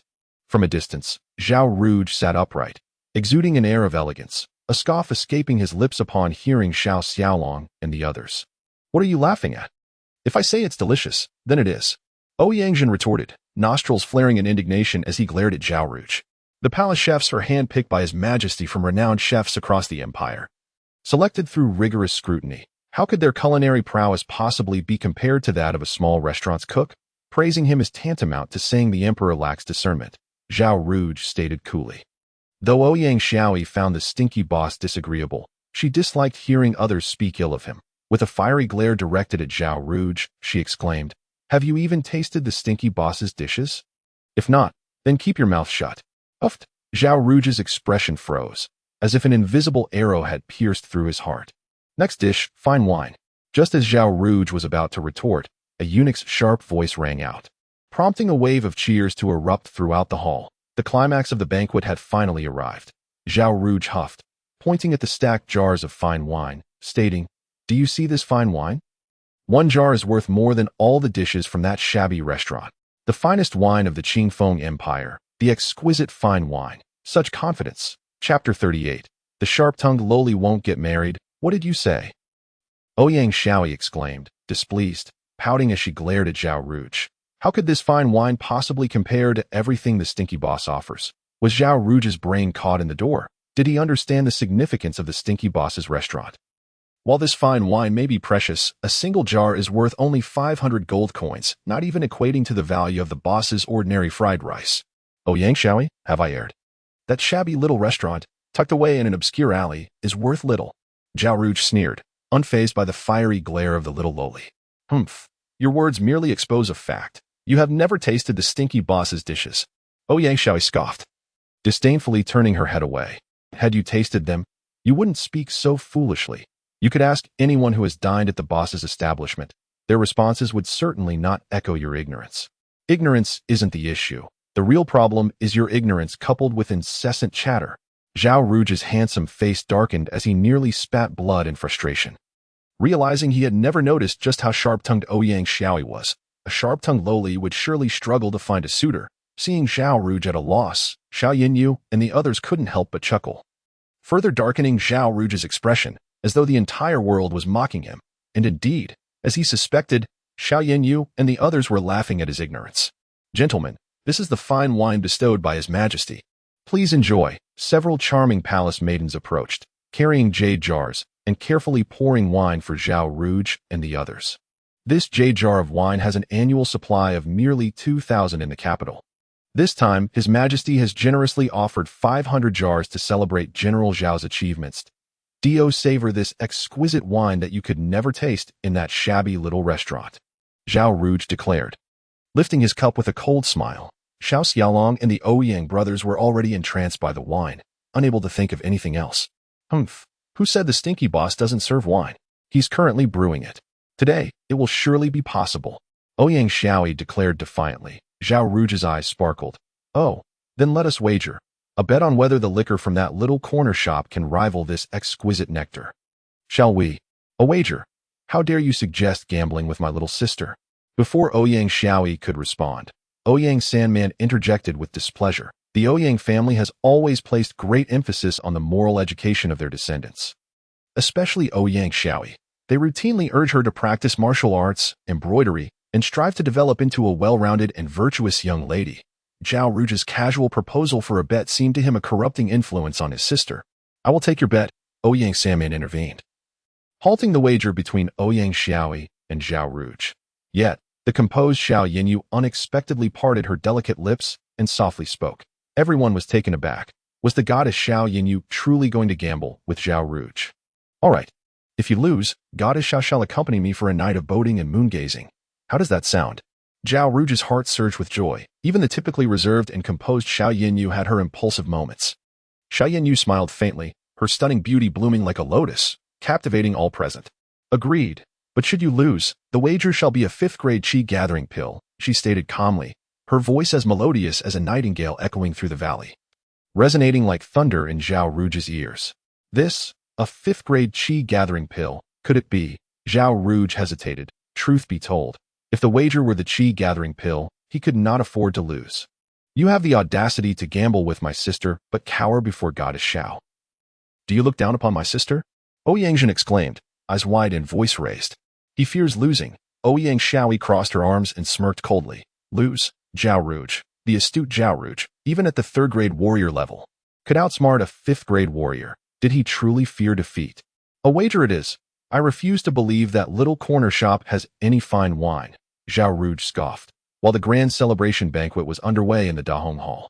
Bu Fong returned to his kitchen, brimming with joy as he sharpened his knife in preparation for pork that he retrieved the ingredients prepared by the system from the cupboard. The drunken ribs, sourced from the pig's spine, would be diced with a cleaver, coated with starch, deep-fried in oil, and finally drizzled with a special sweet and sour sauce to complete the dish. The pork on the cutting board was not the fiery pork from the Baozi, this time. The meat was fresh and plump, infused with spiritual energy, its marbling distinct and reminiscent of intricate runes, clearly not ordinary pork. This pork comes from the 5th-grade spirit beast, the Runyan pig, known for its black and white fur resembling clouds. Its rapid movement earned it the name Runyan. While its thigh meat is robust yet lacking in flavor, the flesh along its back is exceptionally tender, brimming with spiritual energy, making it prime quality meat. 5th-grade spirit beast meat. This was exceedingly precious. Bu Fong's eyes lit up as he unsheathed his cleaver and struck the spine, finding it remarkably resilient, the rebound even causing his arm to tingle slightly. Indeed, 5th-grade spirit beast meat is extraordinary. Bu Fong mused, continuing to chop and pound the meat. After slicing the meat into strips, he coated it in the specially prepared starch batter, which was derived from the spirit potatoes of the central plains of the Qingfeng Empire. Once all the meat was coated, Bu Fong began preparing the oil, using high-quality oil to fill half the pot, and awaited the temperature to rise. His palm hovered above the oil's surface, feeling the gentle heat. And as it reached the point of being just hot enough, he placed the starch-coated meat into the pot. Sizzle. The meat rapidly flipped in the oil, the starch turning a delicate golden hue. Bu Fong expertly maneuvered the meat with a pair of long chopsticks, ensuring each piece was perfectly heated for consistent texture. Once the starch coating had browned sufficiently, he retrieved all the meat and placed it into a large ceramic bowl, the oil still glistening on the surface. The preparation of the drunken sauce was a task Bu Fong was well versed in. The system had provided all necessary ingredients, and the quantity depended on his intuition. Soon, the vibrant orange drunken sauce was ready, and the meat had cooled slightly, still steaming, but the oil on the starch surface had settled. After pouring the sauce over the meat and gently mixing, he was ready to plate. This process had to be completed in under 30 seconds, a true test of Bu Fong's skill, for the sauce needed to coat the meat evenly without seeping through and compromising the taste. As he arranged the drunken ribs on an oval blue and white porcelain plate, a dish that was visually and aromatically pleasing was completed. The sweet and sour aroma wafted up, enticing Bu Fong and making his mouth water in anticipation.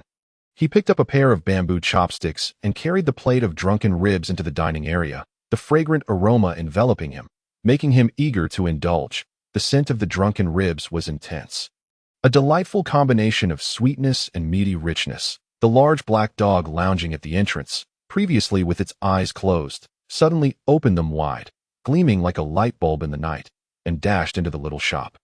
Just as Bufong lifted a piece of drunken rib with his chopsticks, ready to savor it, he noticed a pair of bright dog eyes fixated on the delicacy.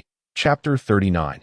Slicing 1,000 radishes. The dog's gaze was as luminous as a full moon in the night sky, radiating like a blank space in dark ink. The large black dog did not waver, staring intently at the piece of drunken rib on Bufong's chopsticks, which was coated in the enticing orange sauce and emanating steam. The desire reflected in the dog's eyes startled Bufong. "Oh dear, little black, your sudden appearance is quite frightening, you know." Bufong nearly fumbled the rib. Little black extended its tongue, eyes locked onto Bufong. "You want to eat, don't you?"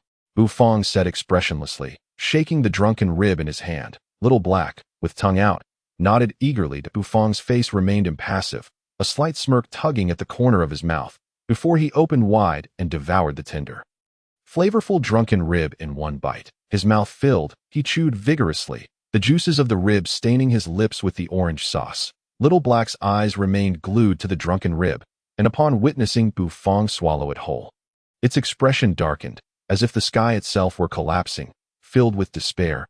How infuriating! This human was clearly doing it on purpose. For that piece of drunken rib, Little Black was furious, its normally soft fur seeming to bristle, baring its teeth at Bufong. This moment, Bufong was oblivious to Little Black's feelings. The exquisite texture of the Runyan pig meat burst forth in his mouth, the rich flavor akin to an explosion, overwhelming his taste buds. The sweet and sour sauce melded perfectly with the top-quality meat, neither too sweet nor overly tangy. The meat was tender, having been expertly fried to a crisp, with the starch coating blending harmoniously with the pork, creating an aromatic and flavorful experience. The pork was selected from the tenderloin, and after Bufong's thorough pounding, it became even softer, occasionally yielding crunchy bits of cartilage that crackled delightfully when bitten into, enhancing the taste. Bufong's eyes sparkled with delight as he quickly lifted another piece of drunken rib to his mouth, squinting in sheer enjoyment, completely immersed in the savory ocean of flavors. Little Black was thoroughly vexed. It paced anxiously, its eyes filled with conflict. Should it snatch the ribs from this foolish human? No. What if this human refused to feed it afterward? Its palate had been spoiled. To snatch or not to snatch? Watching the drunken ribs diminish on the blue and white porcelain plate, Little Black felt its heart hollowing out. Finally, only one piece remained. Bufong's chopsticks hovered over the last rib, securing it, causing the sauce to ooze out and release a fragrant aroma. Little Black's eyes glistened with unshed tears. Its drunken rib. Bufong continued to chew, his expressions morphing into a comical display of delight, perhaps the most animated he had ever looked. "Here, take it. I suppose I'm just too soft-hearted," Bufong said nonchalantly, extending the drunken rib toward Little Black. Little Black's eyes lit up, bursting with indescribable joy. It bit down eagerly into the drunken rib. Ah woo, the rich flavor of the meat exploded in Little Black's mouth, causing it to shiver with delight, a look of sheer ecstasy on its face. Bufong could only shake his head in disbelief. One piece of meat had transformed you from a dog into a wolf. The Little Black felt somewhat unsatisfied after finishing the meat. The dastardly Bufong had devoured it all, leaving it with no choice but to return to the entrance and resume its lounging. Bufong leisurely cleaned up the dishes, ignoring Little Black, and headed straight to bed. The next day, at the break of dawn, Bufong awoke. After freshening up, he entered the kitchen, having risen early to practice the meteor knife technique that the system had mentioned, which sounded quite impressive. As he stepped into the kitchen, his gaze was drawn to a large, thick chef's knife positioned there. Please use this special knife to slice 1,000 white radishes within the hour, ensuring each piece is of uniform shape and size. Upon completion, you will receive a reward of 10 proficiency points in the meteor knife technique. The system stated earnestly and solemnly. 1 hour, 1,000 radishes, all of uniform shape and size. For an ordinary chef, this would be an almost insurmountable task, yet for Bufong, it posed little challenge. However, upon grasping the hefty, specially crafted chef's knife, his countenance darkened. The material of this knife was unknown, but its weight was considerable. Bufong could barely lift it with one hand, making the task of deftly slicing radishes with such a cumbersome tool exceedingly difficult. System, are you deliberately making things difficult for me? Bufang inquired with a cold expression. As a young man aspiring to become a culinary god at the pinnacle of the food chain in this fantastical world, can you not endure this bit of hardship? The path to becoming a culinary deity is fraught with challenges, young one. You must learn to embrace toil. The system has faith in you. Go forth and strive. The system earnestly offered a dose of encouragement. Bufang was left speechless. He understood that reasoning with the system was futile, so he acquiesced to the training regimen. Taking a plump, pristine white radish, Bufang raised the knife and began to slice with practiced skill. This radish was merely an ordinary specimen, yet of exceptional quality, juicy and full. After completing one radish with an impassive face, he reached for a second and resumed slicing. Having commenced his practice, he immersed himself wholeheartedly into the task. Knife skills are a craft that demands meticulous attention, and only with heartfelt effort can one achieve perfection. Thus, early in the morning, the small shop of Fong Fong was filled with the rhythmic sounds of knife meeting cutting board. The grumpy boss hasn't opened shop today.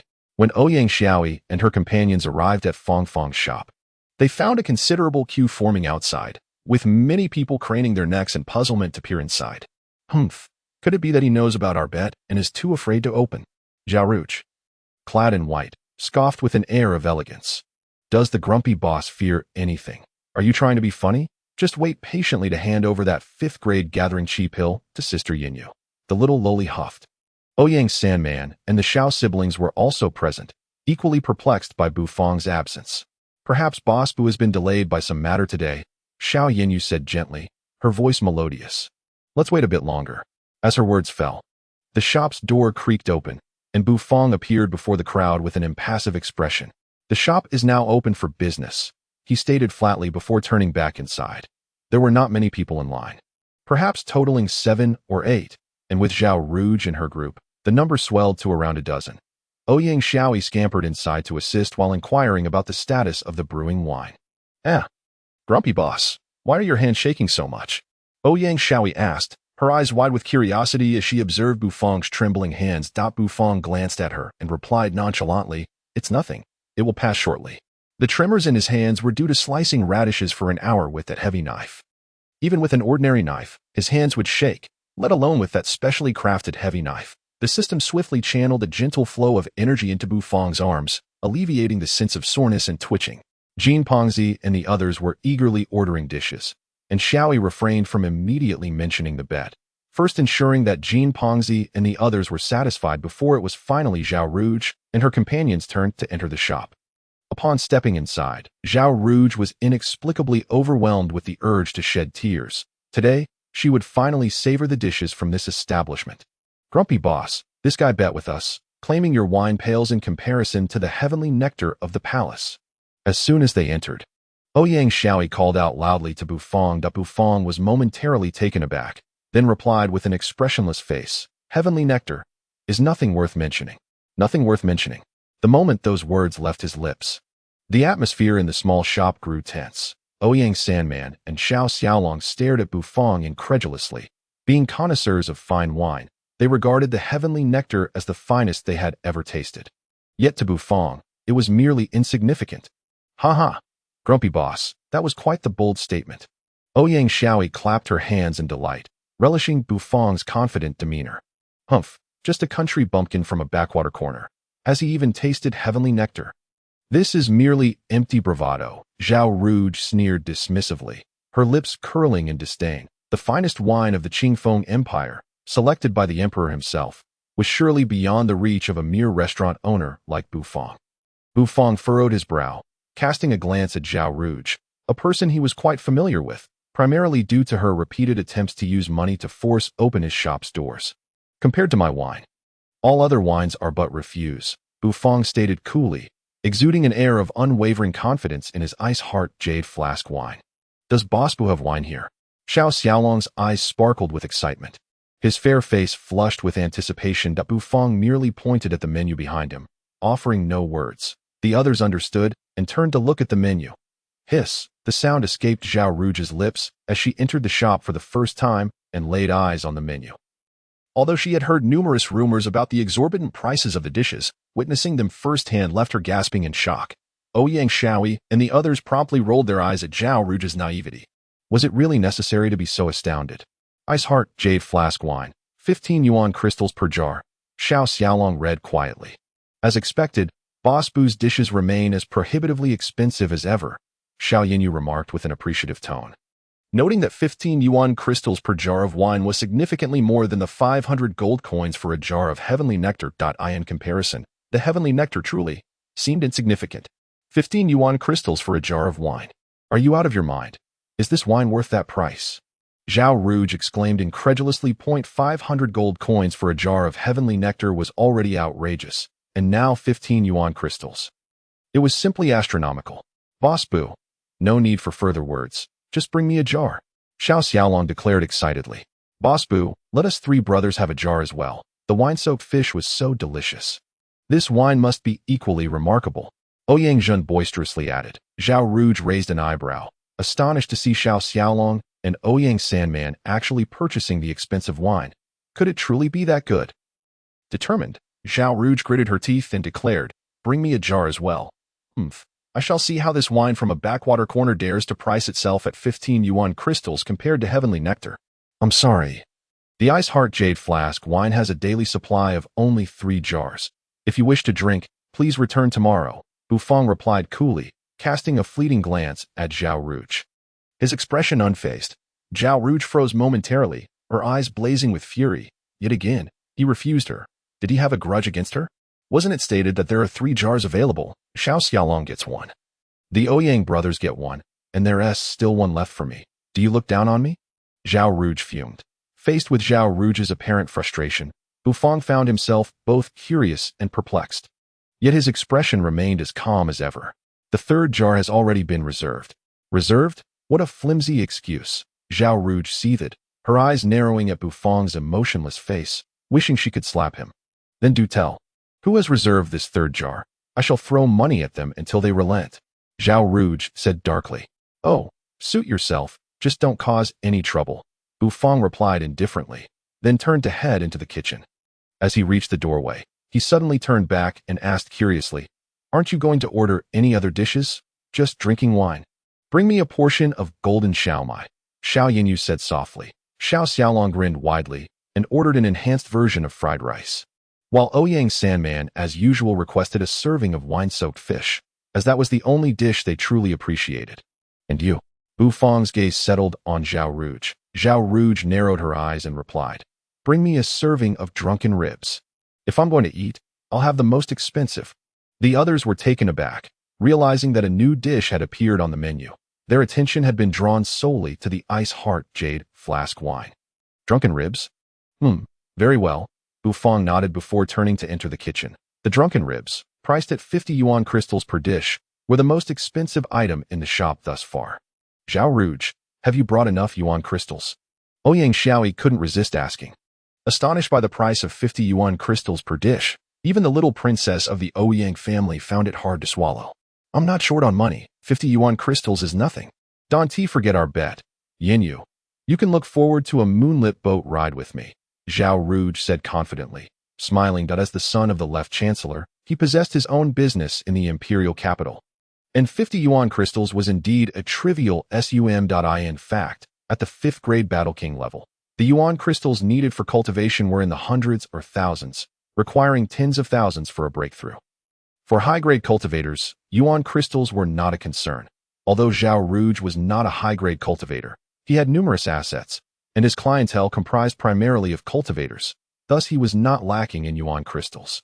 Zhao Ruge sat down with a relaxed smile, producing a jar of heavenly nectar stored in a jade vessel, and poured several cups, gesturing for Xiao Yinyu and the others. Come, let us sit down and taste the heavenly nectar.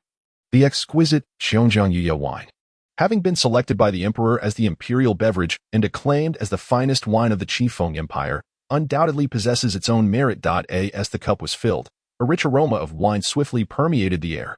Xiao Xiaolong and Ouyang Sandman could barely contain their anticipation. However, just as they were about to indulge in this divine nectar, a figure gradually stepped into the small establishment, the sound of their composed footsteps seemingly imbued with an unusual enchantment. All eyes were drawn to the presence at the entrance, clad in a black robe, wielding a long sword wrapped in tattered cloth, and obscured by a black gauze hat that concealed their face. The figure was tall and exuded an air of profound mystery. Upon entering the shop, the atmosphere seemed to turn noticeably chillier. Ouyang Salmon's muscles tensed instinctively as he regarded the enigmatic man with heightened vigilance. Sensing a formidable aura emanating from him, a presence that triggered an involuntary defensive response within them, Xiao Yanyu and Xiao Xiaolong exchanged startled glances, their eyes fixated on the figure, acutely aware that the gaze hidden beneath the black veil seemed to rest upon them. "Who are you?" Exclamation point. Zhao Rouge inquired with a furrowed brow, her tone icy, for this individual was undeniably peculiar. In the current tumultuous era of the imperial capital, where numerous sect masters concealed themselves, it was conceivable that this person was also a master of a sect. "Me? I am merely a humble patron," the raspy voice emerged, akin to gravel scraping against stone, as the mysterious man took a seat at the entrance, placing the tattered sword upon the table. The cloth appeared aged, its color faded and stiff. "What would you like to order?" Ouyang Xiaoyi asked timidly, intimidated by the man's formidable presence. "I have a reservation for the Bingxin Yuhu wine with Boss Bu from yesterday. I have come to collect it today," the man replied. Maintaining his gravelly tone, "Collect wine?" A wave of astonishment washed over everyone, followed by curious glances directed at Zhao Rouge. It seemed this individual had mentioned his intent to purchase the last cask of Bingxin Yuhu wine from the original reserver. Zhao Rouge was taken aback for a moment. Then a smirk curled at the corners of his mouth as he elegantly took a seat opposite the man, exuding confidence. "Sell me the Bingxin Yuhu wine, and I shall offer 3 times the price." "Not for sale," the man replied indifferently. Zhao Rouge frowned and pressed on. 5 times the price. I have stated, it is not for sale. Do you know who I am? Do you wish to offend me?" After being rebuffed twice, Zhao Rouge's temper flared, his expression turning cold as he issued a threat. Finally, the man's gaze seemed to lift, locking onto Zhao Rouge with a look of thunderous intensity. "Even the left chancellor would not dare speak to me in such a manner. You are nothing. Bolt." Zhao Rouge's eyes narrowed, and he slammed his palm onto the table, shouting in anger. The table shook violently, startling everyone present. Yet, many felt the mysterious man was excessively arrogant. Who was the left chancellor? A high-ranking official of the empire, his status rivaling that of General Xiaomeng. The man's words dripped with disdain for the left chancellor, leaving one to wonder if he truly possessed such confidence or was merely acting brazenly. Zhao Rouge's eyes sparkled with determination as his aura rapidly intensified, resembling a swarm of minuscule insects swirling around his body, his true energy swiftly coalescing. "Enough of this noise, since you are at Boss Bu's establishment. Focus on dining. If you wish to brawl, then get out." The mysterious man regarded Zhao Rouge's escalating presence with utter indifference, responding coolly. As soon as he finished speaking, the man extended a hand, his index and thumb pinching together, as if dismissing a mere fly. Buzz. Ouyang Salmon felt every hair on his body stand on end, swiftly positioning himself in front of Ouyang Xiaoyi, his expression grave as he gazed at the mysterious man. Xiao Yanyu, too, instinctively gathered her true energy, her beautiful eyes narrowing. With a flick of his finger, an invisible shockwave surged forth, causing Zhao Rouge to momentarily falter, his imposing aura deflated like a burst balloon. He let out a muffled groan and fell backward, landing on the ground. Zhao Rouge's eyes glazed over, his body trembling slightly, his lips quivering in fear. It was utterly terrifying, for a fleeting moment. He thought he might perish. A red spot appeared in the center of his forehead, swiftly swelling crimson. "Were it not for Boss Bu's establishment, you would already be a corpse," the mysterious man stated. Retracting his hand slowly, his tone devoid of emotion, before lapsing into silence, the atmosphere in the room plunged into icy stillness, with everyone holding their breath. Zhao Rouge, his complexion pale, clambered back to his seat beside Xiao Yanyu and the others. Sitting down in a state of disarray, Ouyang Salmon and Ouyang Xiaoyi retreated to a safe distance, having gauged the formidable prowess of the mysterious man, estimating him to be at least a 5th-tier war king. This was a conservative assessment, considering Zhao Rouge was a peak 3rd-tier battle maniac, nearly stepping into the ranks of a 4th-tier battle spirit. For an ordinary war king to effortlessly dispatch him would be no small feat, thus indicating that this man might very well be a 6th-tier war emperor. As the atmosphere in the small establishment grew increasingly awkward, a rich aroma wafted from the kitchen, The enhanced egg-fried rice is ready. Boss Bu's calm voice floated out from the kitchen, presenting a bowl of egg-fried rice that seemed to radiate a golden glow at the window. Ouyang Xiaoyi dashed over eagerly to retrieve it. The warm, rich aroma seemed to dispel much of the chill that had enveloped the small shop. The fragrance caressing the senses like silk, igniting a yearning deep within. It smells divine. Zhao Ruj inhaled the scent, feeling the throbbing pain in his forehead diminish significantly. Xiao Xiaolong gleefully drew the egg-fried rice toward himself, brandishing a blue and white spoon as he began to devour it heartily. Zhao Ruj swallowed hard, having never tasted egg-fried rice before, yet the tantalizing aroma made his stomach rumble audibly. Xiao Xiaolong, with rice grains adorning the corners of his mouth, caught sight of Zhao Ruj's fervent gaze and grinned. Craving it, are you? Zhao Ruj glanced at him, imperceptibly nodding in affirmation. If you want some, you'll have to buy it yourself next time, Xiao Xiaolong teased. Licking the rice grains from his lips, Zhao Ruj froze momentarily, his eyes nearly shooting fire. How dare this fellow mock him? The golden xiaomai is ready. Boss Bu's voice resonated once more. Shortly after, the golden xiaomai was brought to the table by Ouyang Xiaoyi, placed before Xiao Yinyu, a delicacy so exquisite it appeared to radiate brilliance, a sight to behold. Xiao Yinyu picked one up with her bamboo chopsticks, and as the rich broth dripped from it, the intense aroma of meat burst forth, intoxicating all who beheld it. Sipping the broth, her alluring lips glistened with the oily essence, making her even more enchanting. Zhao Ruj's gaze nearly glazed over, unsure whether he was captivated by the culinary delight or the beauty before him, though it was clear that the scene was a feast for the eyes. Following this, the pace of Boss Bu's service quickened. The fragrant wine-soaked fish was presented next, its ample portion carried out by Boss Bu himself. Upon seeing the mysterious man with the hat, he paused momentarily. The mysterious man nodded slightly, and Bu responded with an impassive nod of understanding. The wine-soaked fish was unveiled. The robust aroma of wine nearly overwhelmed the scent of all other dishes, causing the mysterious man's eyes to brighten with intrigue as he regarded the fish. It appears rather promising. The man mused inwardly, unexpectedly impressed that aside from exquisite wine, Boss Bu's dishes were also top-notch. The drunken ribs are ready, Boss Bu announced as he returned to the kitchen. Ouyang Xiaoyi stood eagerly at the window, eagerly anticipating the new dish from the cantankerous chef. When the vibrant orange, aromatic drunken ribs appeared before her, Ouyang Xiaoyi was momentarily spellbound, the enticing scent causing her throat to gulp audibly. Her mouth watering uncontrollably. It was simply irresistible. The sweet and tangy aroma tantalized her taste buds, making her, a little girl, impatient with desire. Unfortunately, this dish had been ordered by that pompous Zhao Ruj. Reluctantly, she placed the dish in front of Zhao Ruj, who was already salivating, eagerly waiting with his bamboo chopsticks. The intoxicating aroma of the drunken ribs enveloped him, nearly entrancing him beyond escape. As he picked up a piece with his chopsticks and placed it in his mouth, the sweet and sour flavor erupted, the rich meatiness overwhelming his palate, igniting a warmth within him that made him exhale in delight. The intense aroma of meat soon enveloped the entire establishment. Xiao Xiaolong, momentarily pausing his egg-fried rice, and Xiao Yinyu both turned to gaze at Zhao Ruj. It was simply too fragrant. Zhao Ruj was on the verge of tears from sheer happiness. It was truly exquisite, worth every bit of the 50 crystal coins spent.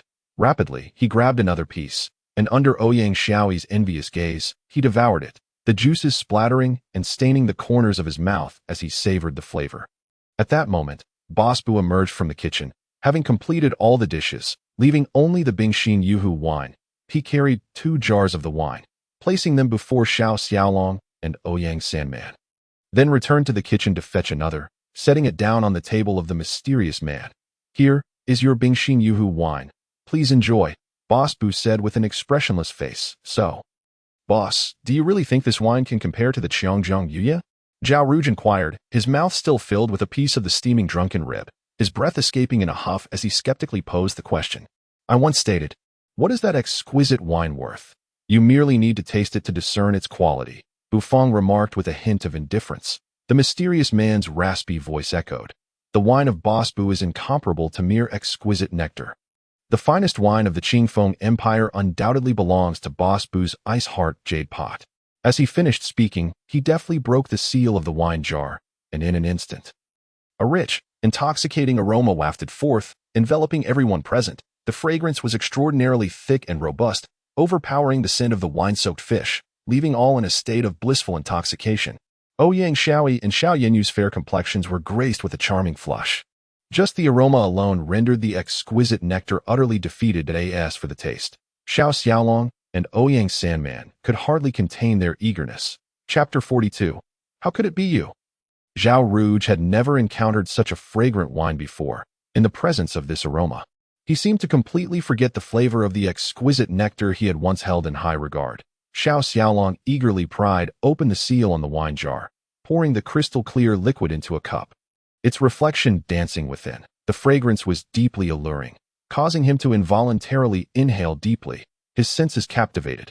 Lifting the cup, Xiao Xiaolong brought it to his nose, relishing the scent, his face lit with delight.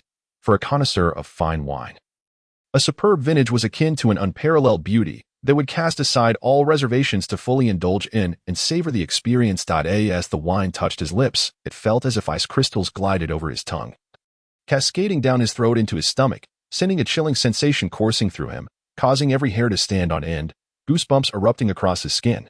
Once in his stomach, it ignited like a flame. A warmth surging from his core, rushing up to his chest, enveloping him in a tumultuous blend of ice and fire. Oh, Xiao Xiaolong's face flushed with heat. After just a sip, he couldn't help but emit a soft moan. What a splendid wine! Truly exceptional, he exclaimed, savoring another hearty gulp, his eyes squinting as if he had transcended into a state of blissful euphoria. Upon witnessing his reaction, Ouyang Sandman could no longer restrain himself. The three of them poured themselves each a cup, eagerly indulging. In an instant, their eyes widened, and their bodies tingled with unprecedented joy. They fell silent, engrossed in pouring more wine, completely immersed in the rich and exquisite flavor of the Ice Heart Jade pot wine. The mysterious man in the wide-brimmed hat observed their reactions. A faint smile gracing his lips, he removed his hat, revealing a strikingly handsome face, as if chiseled from stone, exuding an undeniable charm that he poured himself a cup, savoring the wine with an expression of utmost enjoyment. Is this wine truly this remarkable? Zhao Rouge questioned, skepticism lingering in his voice. Though the intoxicating aroma had begun to sway him, the thought of the consequences of his previous wager kept him hopeful that this was all an illusion. They must be feigning it. Zhao Rouge's confidence had begun to wane. Had he not tasted Bufang's drunken ribs, he might have held steadfast belief. However, after experiencing the ribs, he had come to truly appreciate Bufang's culinary prowess. Xiaolong, pour a cup for young Master Zhao, and another for my sister, Xiao Yinyu gently suggested. Xiao Xiaolong hesitated, momentarily pulled from his reverie, reluctant to share the precious Ice Heart Jade pot wine with Zhao Rouge, whom he considered rather effeminate. It felt like a loss. Ouyang Salmon's pace of drinking was swift. Before long, he had drained a whole jar, even shaking it in hopes of extracting a last drop.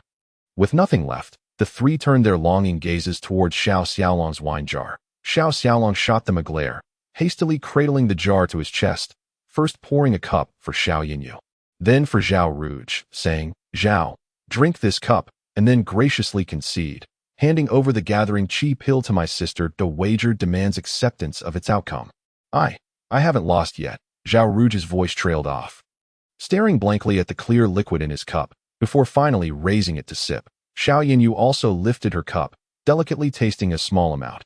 After a sip, her skin, as fair as frost, blushed a delightful pink, her lovely face adorned with a charming hue. Zhao Rouge found himself at a loss for words. Having tasted the Ice Heart Jade pot, the exquisite nectar now seemed as flavorless as plain water. The disparity was simply too vast. The Ice Heart Jade pot wine was undeniably the finest in the Qifeng Empire. Sipping the last of his drink, Zhao Rouge grimaced, realizing he had lost the wager.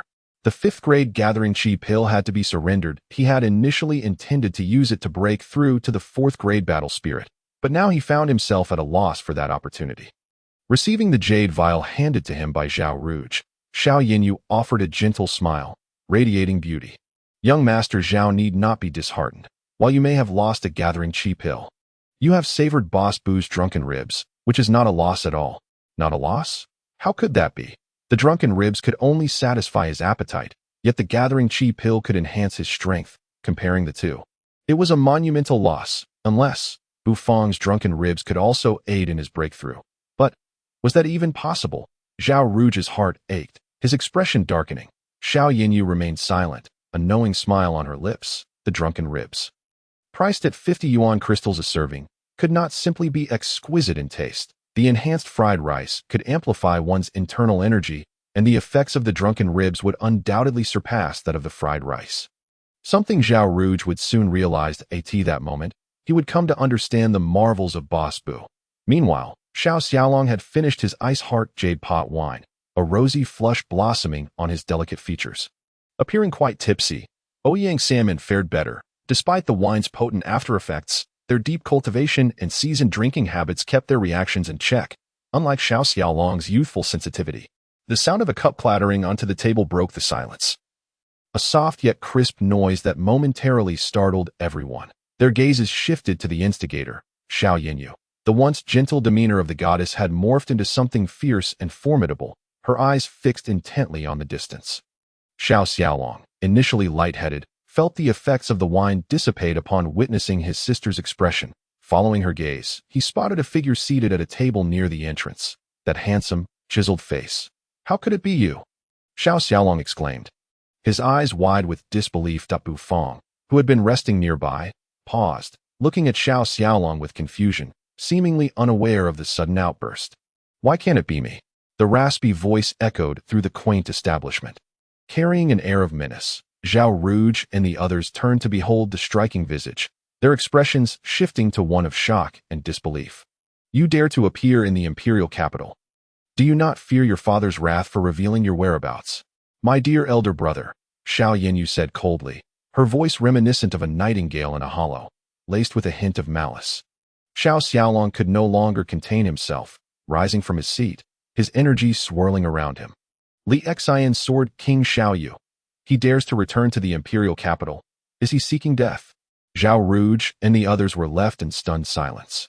Xiao Yu, the eldest son of Xiao Ming, possessed extraordinary talent and formidable strength. He had condensed his energy into the first grade at 10, reached the second grade at 11, achieved external energy projection by 13, attained battle spirit status at 15, and became a 5th grade battle king by 18, the youngest in the history of the Qingfeng Empire, with a bright future ahead. However, 3 years prior, Xiao Yu had become obsessed with the sword path. Joining one of the 10 great sects beyond the borders, the Jiansu Pavilion, even going so far as to sacrifice his mother's blood to forge a spirit sword, resulting in a catastrophic incident that left her in a half-dead state. Still unresponsive to this day, Xiao Yu had been mercilessly beaten to a pulp by the furious Xiao Ming, his energy shattered, and he was ultimately rescued by 3 elders of the Jiansu Pavilion. Effectively severing his ties with the Xiao family and becoming their sworn enemy, Xiao Yinyu and Xiao Xiaolong would never forget the moment their mother fell to the ground before them. The blood staining their vision and solidifying their unquenchable hatred towards Xiao Yu. From that moment onward, he was no longer their beloved elder brother. Chapter 43. A temporary mission. The silence of the small establishment was broken only by the sound of wine pouring into the celadone cups, followed by the crisp sound of it being swallowed. Xiao Yu exhaled lightly, having finished a whole jar of ice heart jade pot wine by himself. He had to admit, this wine was truly exceptional, far surpassing the exquisite nectar. "Boss Bu, I shall take my leave, and please reserve another jar of ice heart jade pot wine for tomorrow," Xiao Yu said with a gentle smile, donning his wide-brimmed hat once more and shouldering the long sword wrapped in tattered cloth. Placing 15 yuan crystals on the table. "Very well," Bu Fong nodded in acknowledgement. "Xiao Yu, you think you can just leave like this?" Xiao Yinyu's voice turned icy, no longer resembling the gentle nightingale of before. It was now laced with anger and lethal intent. Xiao Yu, having reached the door, hesitated and turned back, his handsome features obscured by the dark veil of his hat. "What? Do you wish to keep me here?" His raspy voice dripped with a hint of mockery, his dismissive tone causing Xiao Yinyu's eyes to narrow, her fury evident on her exquisite face. Xiao Xiaolong's temper was even more tempestuous than that of Xiao Yinyu. He could no longer endure the provocation. With a surge of fury, he charged towards Xiao Yu. "Ah, you scoundrel," he bellowed, his eyes blazing with rage, as he swung a fist imbued with fierce energy. Bang! Xiao Yu calmly raised his palm, and Xiao Xiaolong's punch met his hand with no effect whatsoever. "A third-grade battle maniac. Your talent pales in comparison to your sister's," Xiao Yu remarked with a faint smile. In an instant, A powerful force erupted from his palm, sending shockwaves that flung Xiao Xiaolong's body away. Xiao Yinyu swiftly caught him, her delicate face already shrouded in frost. Zhao Rouge stared intently at Xiao Yu, her eyes shimmering with light, while Ouyang Sandman sighed and shook his head from a distance. The enmity of the Xiao family was a matter they dared not interfere with. After ensuring Xiao Xiaolong was settled, Xiao Yinyu's gaze seemed to become ethereal, her long hair rising in a whirlwind of energy. For 3 years, she had diligently honed her skills for this very moment. To personally vanquish the beast that had nearly killed her mother, a faint green orb appeared on her flawless forehead, from which intricate green patterns began to spread, gradually enveloping her stunning visage. The Woodstorm technique. You actually practiced such a life force refining secret art. It seems you truly harbor a deep-seated hatred for me. Xiao Yu's raspy voice echoed beneath his hat, reverberating throughout the small shop. Zhao Rouge's eyes narrowed in surprise. The Woodstorm technique was a fearsome secret art that refined life force with true energy to gain immense power, enabling one to challenge adversaries of higher ranks.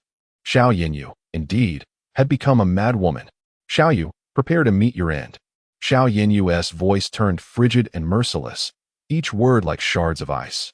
Yet, just as she prepared to strike, a long hand suddenly clasped her shoulder, and a calm voice resonated from behind her. Pardon me, but disturbances are prohibited in this establishment. If you wish to engage in combat, please step outside. Thank you. Everyone froze, their expressions a mixture of incredulity as they gazed at Bufang, who remained unfazed while patting Xiao Yinyu's shoulder. Did he not fear for his life? The impending tension was palpable, signaling an imminent clash, and here he was, a mere third-grade battle maniac, treading in dangerous waters. Xiao Yinyu's emerald eyes narrowed slightly, her icy gaze fixed upon Bufang's impassive face. Are you attempting to obstruct me? Her voice, as frigid as a mountain wind, sent shivers through the onlookers. While Bufang frowned slightly, his attention drawn to the green orb on her forehead, pulsating with vibrant life force. Buzz.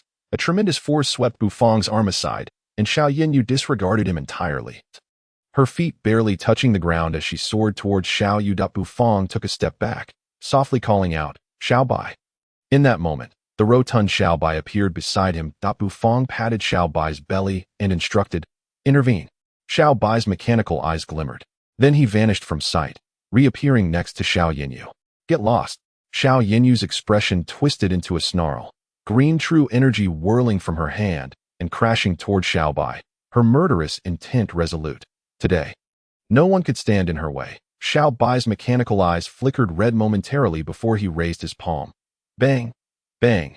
Ignoring the oncoming energy, Xiao Bai's hand struck Xiao Yinyu, causing her entire body to tremble and send her hurtling back.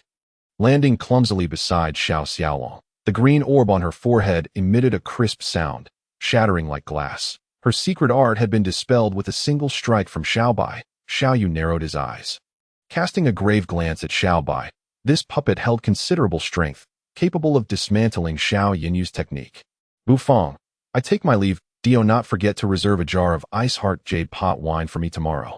With a faint smile, Xiao Yu addressed Bufang before turning to vanish into the desolate alleyway, cloaked in autumn's chill. Disturbers will be stripped bare for public display. Xiao Bai's mechanical voice echoed after Xiao Yu's departure, startling the onlookers back to reality. Bufang, my sister did not cause a disturbance. She didn't. Really, she was stopped before she even landed a blow. Xiao Xiaolong's expression shifted as he hurriedly embraced Xiao Yinyu, anxiously addressing Bufang. How absurd. How could his sister be stripped of her clothing and tossed out? That would be far beyond mere ruckus. It could shake the very foundations of the entire empire. Bufang paused, considering Xiao Xiaolong's reasoning. Given that Xiao Bai, under the host's instigation, harmed Xiao Yinyu, resulting in the disruption of her secret art and severe life force depletion, her life is now in jeopardy. Thus, a temporary mission is issued. Temporary mission.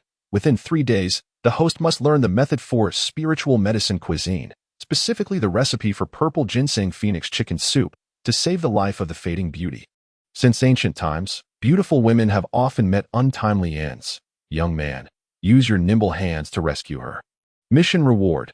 Portable oyster buns. The system's serious and earnest voice suddenly resonated in Bufang's mind, leaving him momentarily stunned at a temporary mission to save a beautiful maiden. This rule was set by you, system. Bu Fang's lips twitched in exasperation. Upon analysis, Xiao Yinyu's actions do not warrant the charge of disturbance. The system replied with utmost seriousness. Bu Fang felt as though an invisible arrow had pierced his heart. Fine. This method of operation is indeed very systematic. Bu Fang, my sister, what is wrong with her? Xiao Xiaolong's panicked voice jolted Bu Fang back to reality. Approaching Xiao Yinyu, he observed her pallid face, her once rosy lips now devoid of luster, as if her very life essence was rapidly waning. The system had not deceived him. She had indeed been weakened by Xiao Bai's strike. No need to worry. This is merely a standard depletion of life force. Everyone has their off days throughout the month. Bring her back in 3 days, and I will prepare a medicinal dish for her. Once she consumes it, she shall recover, Bu Fang stated, concealing his own anxiety behind a stoic demeanor. Xiao Xiaolong and the onlookers were taken aback. Was she truly all right? Her face was ashen, void of any color. Trust me, she will be fine. But remember, you must bring her back in 3 days, Bu Fang urged earnestly. Young Master Long, it would be best to take Miss Yinyu back to the general's residence for a checkup. With General Zhao's skills, he should be able to treat her, Ouyang Saman advised. Xiao Xiaolong, suddenly enlightened, hurriedly carried Xiao Yinyu towards the exit. Zhao Rouge and the others also took their leave, the events of the day having left them profoundly shaken. The infamous Sword King Xiao Yu had appeared in the imperial capital, a momentous revelation. Particularly during such a sensitive period, when a figure as dangerous as he could emerge. Bu Fang, is Sister Yinyu truly unharmed? Ouyang Xiaoyi inquired, her gaze fixed suspiciously upon Bu Fang. Yes, she is fine, now. Be a good girl and return home, Bu Fang reassured, gently patting Ouyang Xiaoyi's head. Once everyone had departed, Bu Fang shut the door, concluding the day's business. System, what will happen if I fail to learn the purple ginseng phoenix chicken soup recipe within 3 days? Bu Fang quietly inquired. The system's serious and earnest response echoed in his mind. There is a 99% probability that the enraged 7th grade battle saint, Xiao Ming, will tear you to shreds. System, for the sake of saving the blossoming beauty, I will strive to succeed. Now, please tell me the recipe for the medicinal dish. Bu Fang declared resolutely. Chapter 44. Heavenly spiral purple ginseng and blood phoenix chicken night descended. 2 crescent moons loomed high in the sky, responding to each other and casting a cold luminescence that cloaked the world in a veil of mystery. At the Xiao residence in the imperial capital, in the grand hall. Father, is sister all right? Xiao Xiaolong's face was etched with anxiety, fear gripping him as he awaited a potentially harrowing response from his father.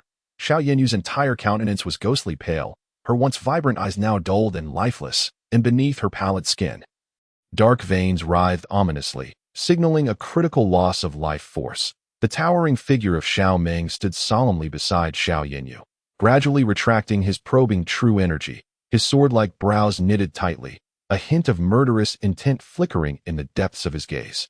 Who did this? How could Yinyu end up like this? Xiao Ming's voice was a cold whisper, barely containing his fury. When did Bu Fang shop with sister, and we encountered, brother, Xiao Xiaolong stammered, feeling suffocated under Xiao Ming's oppressive aura. Trembling all over, the wrath of a 7th grade battle saint was not something one could easily withstand. Xiao Ming turned his head to scrutinize him closely. You encountered whom? Xiao Yu. Yes, did he do this to Yinyu? Xiao Ming gritted his teeth, his voice frigid as he questioned, his fists clenched tightly, suppressing an overwhelming rage. Xiao Xiaolong was taken aback and quickly refuted, recounting everything that had transpired in the shop. So you mean to say that Yinyu was injured by that puppet in the shop? Xiao Ming's expression was inscrutable. Yet Xiao Xiaolong felt a tremor of fear. This concealed fury was the most terrifying of all. That shopkeeper claimed. He could save my sister in 3 days, Xiao Xiaolong added. You actually believe him? You would entrust your sister's life to someone from such a dubious establishment? Xiao Ming replied with a cold laugh, casting a disdainful glance at Xiao Xiaolong that sent a chill down his spine. You may leave now. I have summoned the palace physician. Let us hope your sister still has a chance. Xiao Ming wearily waved his hand, dismissing the disheartened Xiao Xiaolong from the hall. After Xiao Xiaolong departed, Xiao Ming instructed someone to bring Xiao Yinyu to the room. And with a single step, he vanished from sight. Dare to harm my daughter, Xiao Ming. I shall see what kind of being you are. Xiao Ming's deep voice reverberated. The small shop under the night sky appeared somewhat tranquil. The alleyway was profound. and a faint light seeped through the cracks of the tightly shut door. A large black dog lay lazily at the entrance, squinting its eyes, maintaining an unchanging posture, as if slumber was its greatest passion. The dog's closed eyes suddenly twitched, slightly opening, casting a puzzled glance into the void. A figure descended from the emptiness, stepping through the air, its countenance solemn as it approached the small shop with measured strides, exuding an oppressive and fearsome aura. Xiaoming stood tall with his hands clasped behind him, surveying the shop from a high vantage point, his gaze sharpened, locking onto the large black dog at the door. A large black dog, Xiaoming murmured, his expression shifting from indifference to gravity as he intently scrutinized the creature. This was no ordinary dog. A chill ran through Xiaoming, for he found it somewhat inscrutable, despite its seemingly harmless demeanor. He sensed that should he attempt to obliterate this shop, the seemingly innocuous black dog would undoubtedly strike with ferocity. A mysterious shop, a mysterious dog. Indeed, it is not simple. An inner shiver coursed through Xiaoming, and he found himself inclined to believe Xiao Xiaolong's words. Perhaps, in 3 days, the owner could indeed save Yinyu. If my daughter is not rescued in 3 days, I, Xiaoming, shall stake my very life to ensure that this shop accompanies me to the grave. With an inward scoff, Xiaoming turned and departed, his figure swiftly slicing through the void, disappearing without a trace. The large black dog lazily cast a glance at Xiaoming's vanishing silhouette, opened its mouth wide, yawned, and with a huff, resumed its languid slumber. Inside the shop, Bu Fong remained blissfully unaware of the occurrences outside, fully engrossed in studying the preparation of spiritual medicinal cuisine, specifically the recipe for purple ginseng phoenix chicken soup. Spiritual medicinal cuisine. It combines certain medicinal herbs with ingredients rich in spiritual energy, employing unique cooking techniques to transform them into dishes that are not only visually appealing and aromatic, but also possess therapeutic properties, the system explained. Purple ginseng phoenix chicken soup. This dish is crafted from the 5-rank spiritual herb heavenly luo purple ginseng and the 5-rank spiritual beast blood phoenix chicken, cooked in strict proportions, yielding a soup that revitalizes life force and replenishes vitality. Its medicinal value is exceptionally high, yet the proportions of the spiritual herbs are strictly regulated. Having finished reading about the preparation, Bu Fong realized he was not very familiar with medicinal cuisine. And while he understood the strict ratios of the spiritual herbs, putting this understanding into practice would not be so simple. Perhaps I should begin practice directly. Bu Fong furrowed his brow, deciding to attempt the preparation of this dish. The system will prepare 3 heavenly luo purple ginsengs, 3 blood phoenix chickens, and 3 portions of other rare herbs. The host has only 3 attempts. It is imperative to seize this opportunity. The system's serious voice echoed, causing Bu Fong's heart to skip. He had only 3 portions of ingredients, meaning he could afford but 2 failures. He carefully reviewed the recipe again, inhaled deeply, and his eyes gleamed with confidence. A massive cabinet had mysteriously appeared in the kitchen, distinctly arranged beside him, containing the ingredients the system mentioned. Bu Fong opened the cabinet door, and an overwhelming wave of spiritual energy rushed forth, causing his pores to subtly expand. Goo goo. On the cabinet's bottom shelf, 3 chicken cages were arranged, each housing a chicken with feathers as vivid and red as fresh blood. Bu Fong's expression remained unchanged. So these chickens were alive. He had assumed they were pre-prepared by the system. The system has sealed the cultivation of the blood phoenix chicken. The host may proceed with the standard procedures for slaughtering. Note: the integrity of the chicken must be maintained. The comb of the blood phoenix chicken must not be damaged. Retrieving a chicken from the cage, Bu Fong deftly grasped the struggling blood phoenix chicken, which squawked loudly. The sealed blood phoenix chicken indeed bore no difference from the ordinary chickens on Earth, save for its appearance. The blood phoenix chicken was strikingly beautiful, with a streamlined body, a large blood-red comb that seemed to overflow with vitality, and feathers of a bright crimson hue that resembled a flaming blaze from afar. Its beak was a dark red, while the combat strength of the 5-rank blood phoenix chicken was relatively weak. Especially compared to other 5-rank beasts, its speed was remarkable, which accounted for its ranking. However, within the confines of the small shop, this blood phoenix chicken struggled as helplessly as any ordinary chicken under the hands of Bu Fong. A mere 3-rank warrior, Bu Fong skillfully processed the blood phoenix chicken, achieving near perfection, and then proceeded to retrieve various rare herbs from the cabinet. These spiritual herbs, brimming with spiritual energy, filled the kitchen like a celestial realm. Particularly the heavenly luo purple ginseng, which emanated such dense spiritual energy that it seemed to transform into mist. Following the recipe, Bufang made a cut on the ginseng, squeezing out the fragrant juice into a bowl. Filling it nearly halfway, and then skillfully slicing the ginseng, he took a clay pot, filled the chicken's belly with the herbs in the correct proportions, and finally placed the whole chicken into the pot. Pouring in the spiritual spring water to simmer. After about half an hour, as the aroma of the meat wafted through the air, he added the purple ginseng juice and continued to simmer. This second phase took approximately 2 hours, during which the rich aroma of chicken mingled with the herbal fragrance, slowly diffusing from the pot, lingering like a mist throughout the kitchen. Did I succeed? Bufang exclaimed in surprise. However, the next moment, the system's serious voice echoed in his mind. Host's first attempt has failed. Chapter 45. Xiao Ming visits the shop. The first attempt has failed. The system's voice resonated in Bufang's mind, leaving him momentarily stunned. How could this be a failure? The aroma was so intense. He lifted the pot from the heat, removed the lid, and a wave of steam accompanied by the rich aroma of chicken met him. Infused with the fresh scent of purple ginseng, Bufang found himself momentarily entranced, greedily inhaling the fragrant steam. Within the pot, the blood-colored chicken meat quivered like jelly, bubbling gently, and with each burst of bubbles, a wave of fragrance was released. The purple ginseng juice, after simmering, had lost its purple hue, transforming into a subtle greenish yellow, with a thick layer of golden foam floating atop. The essence of the spiritual herb crystallized. Huh?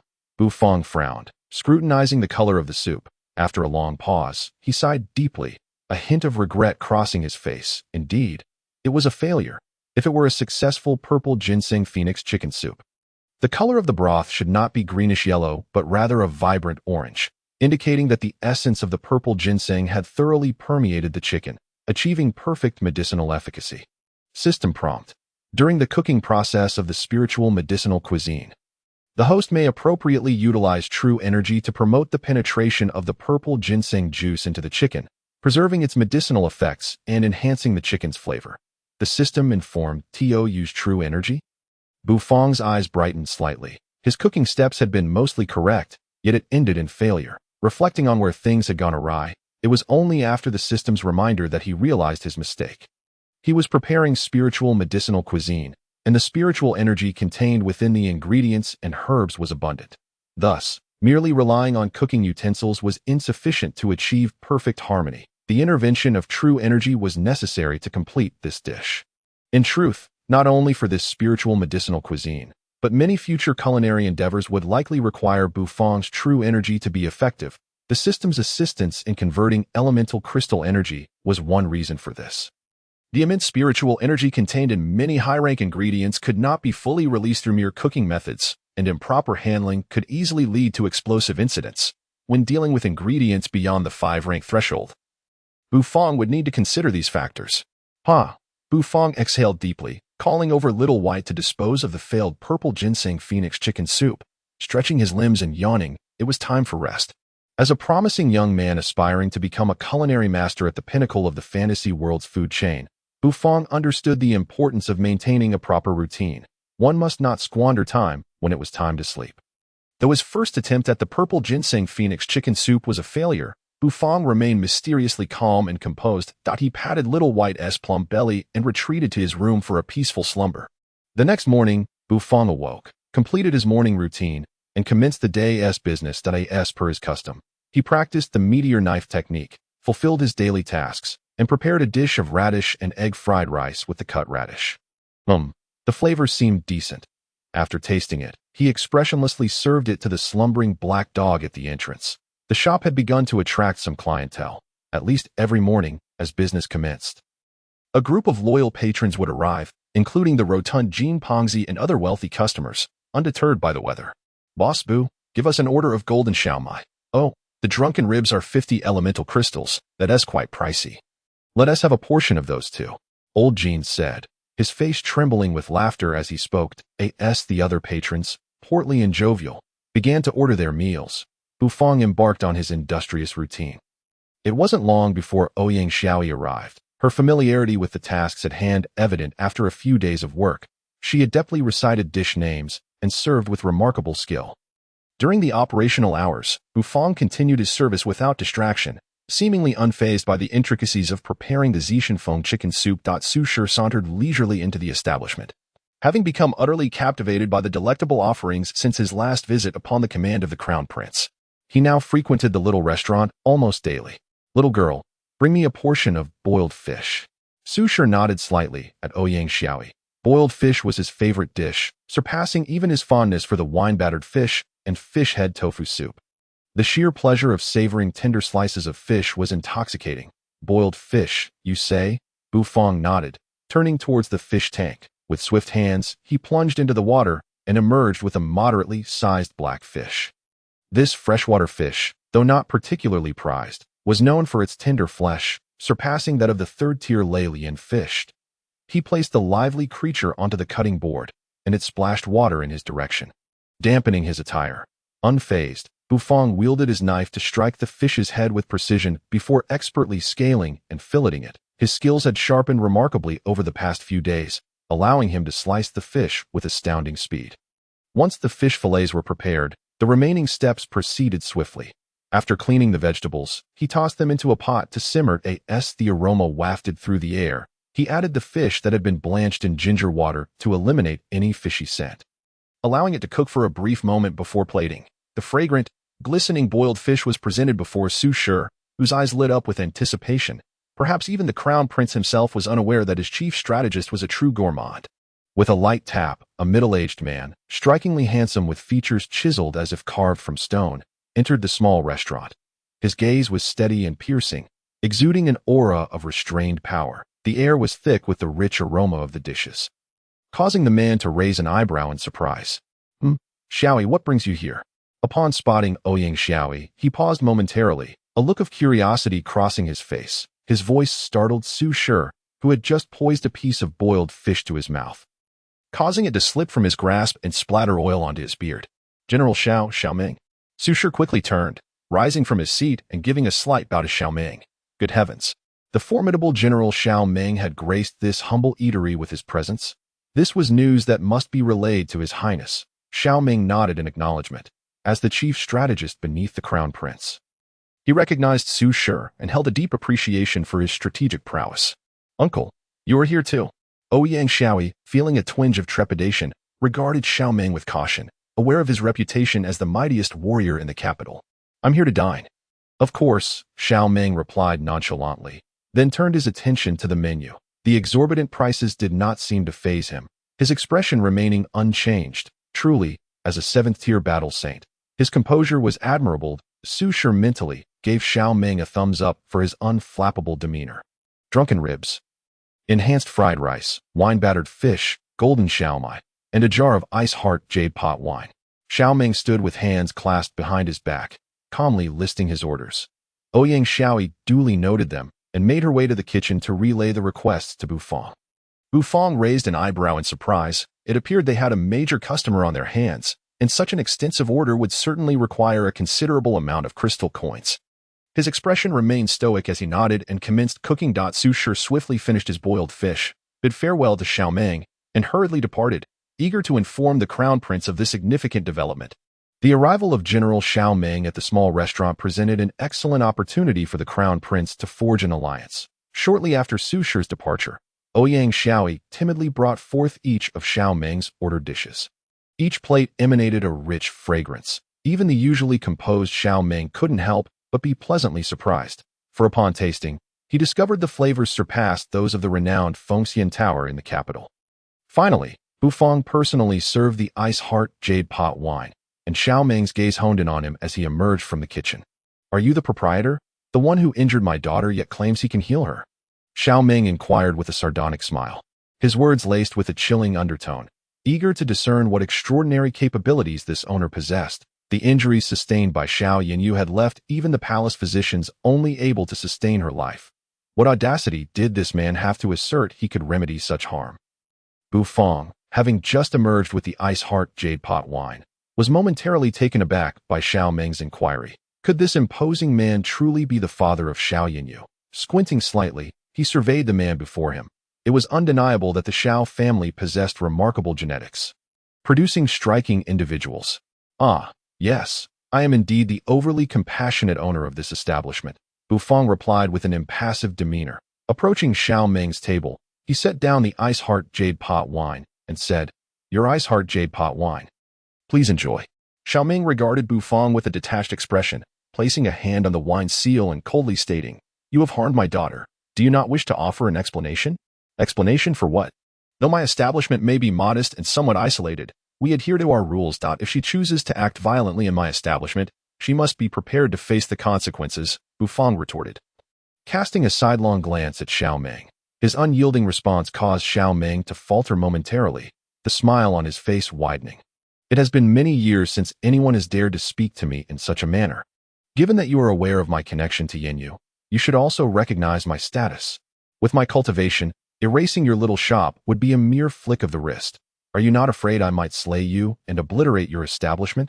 As he spoke, Xiao Ming exuded a formidable pressure that seemed to saturate the very air, rendering the atmosphere heavy and oppressive.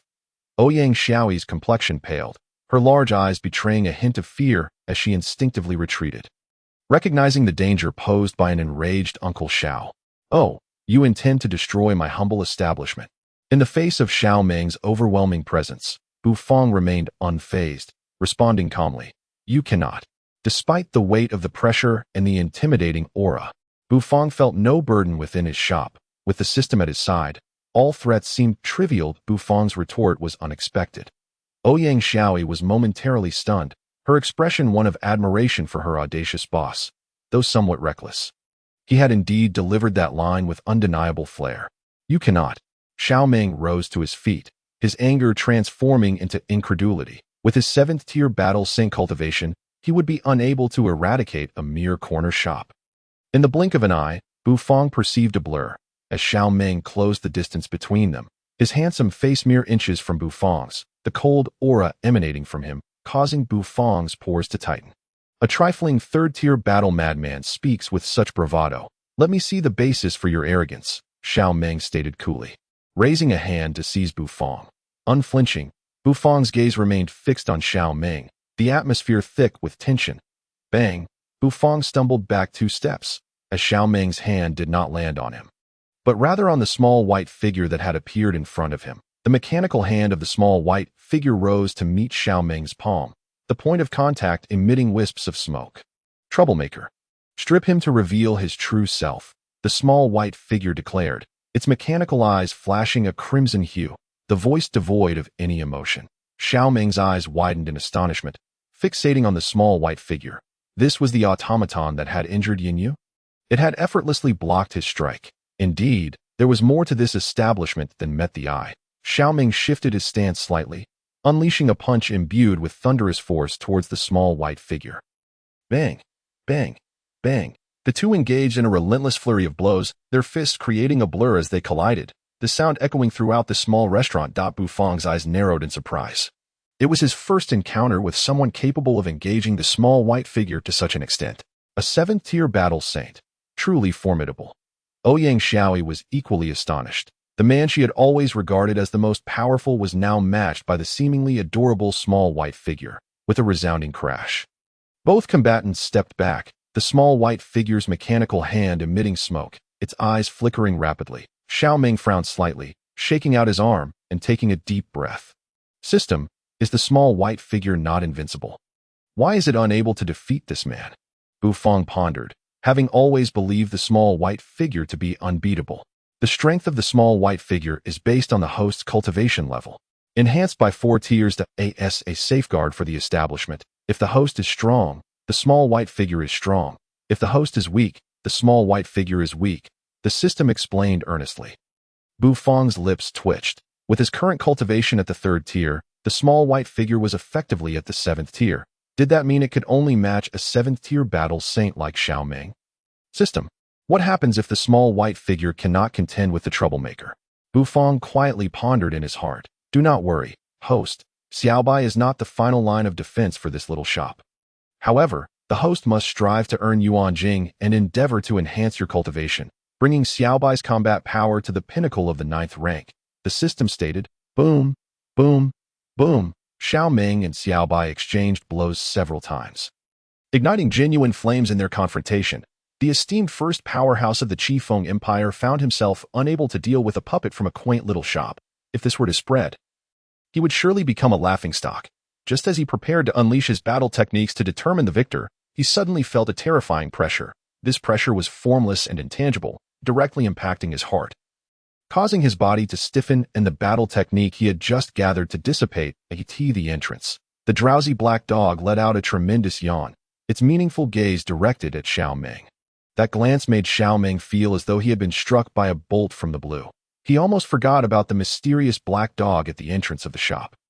Very well, this little shop indeed possesses some capability. I hope you can truly heal my daughter in 2 days. Otherwise, even if it leads to mutual destruction, I will ensure you pay with your life. The aura around Xiaoming dissipated, and the ominous atmosphere that shrouded the little shop vanished in an instant, causing Ouyang Xiaoyi and Bu Fong to feel a wave of relief. The pressure arrived swiftly and departed just as quickly. Xiaoming returned to his seat, uncorked a bottle of ice heart jade pot liquor, and began pouring, the rich aroma of the liquor filling the shop. The instigator possesses considerable strength and cannot be exposed. Xiaobai's mechanical eyes continued to flicker before finally addressing Bu Fong. Bu Fong, expressionless, patted Xiaobai's belly to indicate that all was well, and Xiaobai returned to the kitchen. Why had Xiaoming refrained from taking action? Bu Fong was perplexed, wondering if the system's so-called backup plan had come into play. What could that backup plan be? Bu Fong suddenly felt a spark of curiosity. Subsequently, Xiaoming caused no further disturbances. Finishing his meal and drink, satisfied as he paid with Yuanjing and departed, the 7th-rank battle saint. Rich and formidable, he was not short on funds. That Bu Fong watched Xiaoming leave with an impassive expression, while the drowsy black dog at the doorway grunted softly and resumed its slumber. Very well, that was quite formidable. Bu Fong took a deep breath, feeling a sudden sense of urgency. If he failed to perfect the purple ginseng phoenix chicken soup and could not save Xiaoyanyu, this uncle might truly turn against him. With this pressing sense of duty, Bu Fong continued his business. After closing for the day, he locked the shop's door and commenced his second attempt at the purple ginseng phoenix chicken soup. This time, he had grasped the key. He needed to incorporate true energy guidance. However, as it was his first time attempting true energy cooking, he could not guarantee success or failure in any case. This was a technical endeavor. Chapter 47. The sarcastic system does not receive the host's true affection. General Xiaoming truly went to that little restaurant. The prince, Ji Chengyan, looked at Su Shi in astonishment and asked. Su Shi stroked his long beard, a smirk playing at the corners of his mouth, and nodded, equally astonished that a figure like General Xiaoming would appear in a small eatery. Have you discovered the reason for General Xiaoming's visit to that little restaurant? The prince stood up and began to pace lightly, inquiring. That Su Shi hesitated, furrowing his brow as he uncertainly replied. Perhaps General Xiao was attracted by the flavors of the dishes. The prince turned his head, a smile playing on his lips as he scrutinized Su Shi. Do you think that response is realistic? General Xiao is a 7th-rank battle saint, having long reached the state of fasting, possessing no particular cravings for food. How could he possibly visit a quaint little restaurant for the sake of culinary delights? Su Shi smirked slightly. He genuinely believed that General Xiao was indeed after the food. The prince had never tasted the dishes from that little restaurant, so he lacked perspective. But once he experienced that exquisite cuisine, he might think differently. In Su Shi's view, that little restaurant was truly remarkable, indeed. Your Highness speaks wisely. That I shall investigate this matter thoroughly, Su Shi said, cupping his hands in respect, unwilling to dispute further. Go on. It seems you hold that little restaurant's cuisine in high regard. Is it truly that delectable? The prince cast a casual glance at Su Shi as he asked, fully aware of Su Shi's movements. Yes, Your Highness, especially the boiled fish, so fragrant and tender.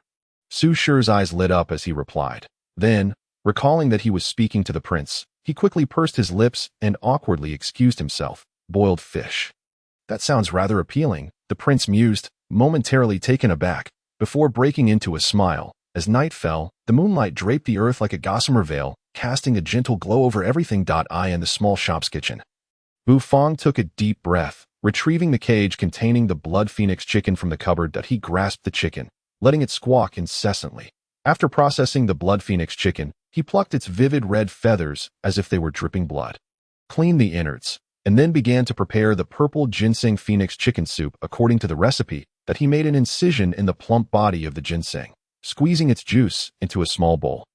Then sliced the ginseng, stuffing the other prepared spiritual herbs into the chicken's cavity. Finally, he took a clay pot, poured in some spiritual spring water, and placed the prepared blood phoenix chicken inside. He ignited the fire and simmered it until a slight meaty aroma began to waft. Bufang lifted the pot lid, and a rich vapor rushed forth, carrying the scents of meat and spiritual herbs. Invigorating him, he poured the ginseng juice into the clay pot, covered it, and commenced the most crucial step. System. How do I execute true energy cooking? Should I simply spray true energy directly onto the clay pot? Bufang inquired, puzzled. True energy cooking. The chef directs true energy into the cooking utensils, allowing the utensils to permeate the ingredients, thereby completing the infusion of true energy, which tests the chef's control over true energy and their mastery of the dish's flavor. The system explained that Bufang was taken aback by the notion of infusion through utensils, his gaze falling upon the clay pot, which was emitting steam under the heat of the fire. Are you sure? If my hand covers the pot, I get burned? Bufang's mouth twitched. This pot is specially made. It will automatically adjust its temperature upon sensing true energy.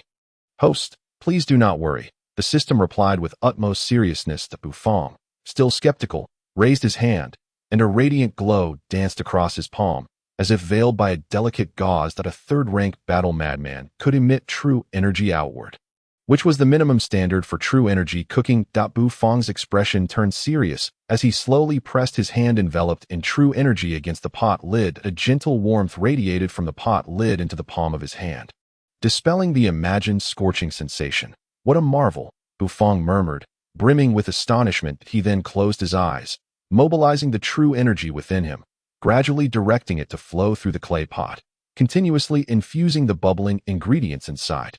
This was an imperceptible infiltration, akin to a gentle spring breeze entering the night without a sound. Through the pot lid, Bufang felt as if he could sense the changes within the ingredients, absorbing the spiritual energy under the nurturing of true energy, while the ginseng juice permeated deeper into the chicken meat. After approximately half an hour of true energy output, Bufang slowly withdrew his hand. Ceasing the infusion, beads of perspiration dotted his forehead. The expenditure of true energy left him feeling somewhat fatigued.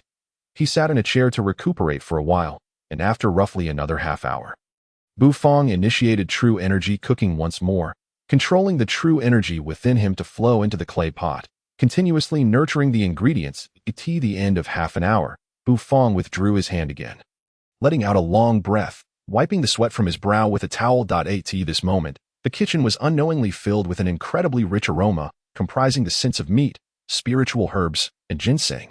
Compared to yesterday, this aroma was far more enticing. If yesterday's scent was like drifting through a gentle stream, today's fragrance felt as if one were immersed in a mighty river. Bufang couldn't help but sniff appreciatively. The intense aroma enveloped him, drawing him into a state of delight. This was true energy cooking, far superior to ordinary cooking, and the flavor was undoubtedly enhanced. True energy acted as a unique seasoning, catalyzing the ingredients, making them more delectable, and allowing the spiritual energy within to permeate evenly throughout each component. After simmering the two ingredients and executing 2 half-hour sessions of true energy cooking, Bufang finally completed the purple ginseng phoenix chicken soup. Inhaling the savory scent, he felt an overwhelming hunger. He brought the clay pot to the table, lifted the lid, and a wave of rich fragrance surged forth, hot steam billowing and mingling with the aroma. Taking a greedy breath, Bufang's gaze fell into the pot. Upon seeing it, an ecstatic expression broke across his previously stiff face. I did it. The blood phoenix chicken lay quietly in the clay pot, its meat glistening like jade, trembling slightly under the bubbling heat. The chicken soup radiated a bright orange hue, devoid of the frothy essence floating atop from yesterday, clearly indicating that all the essence had thoroughly infused into the soup during the true energy cooking. Gulping, Bufang's fingers twitched. The chicken meat appeared as an exquisite work of art, tempting him to take a bite. System. This batch of purple ginseng phoenix chicken soup should be considered a successful cook. Right, Bufang said, brimming with pride, convinced of his genius. How could true energy cooking pose any difficulty? It barely meets the passing standard. Does the host truly wish to receive the system's evaluation of this purple ginseng phoenix chicken soup? The system asked, Serious and earnest that Bufang was momentarily taken aback. Before he could react, the system's stern voice rang out.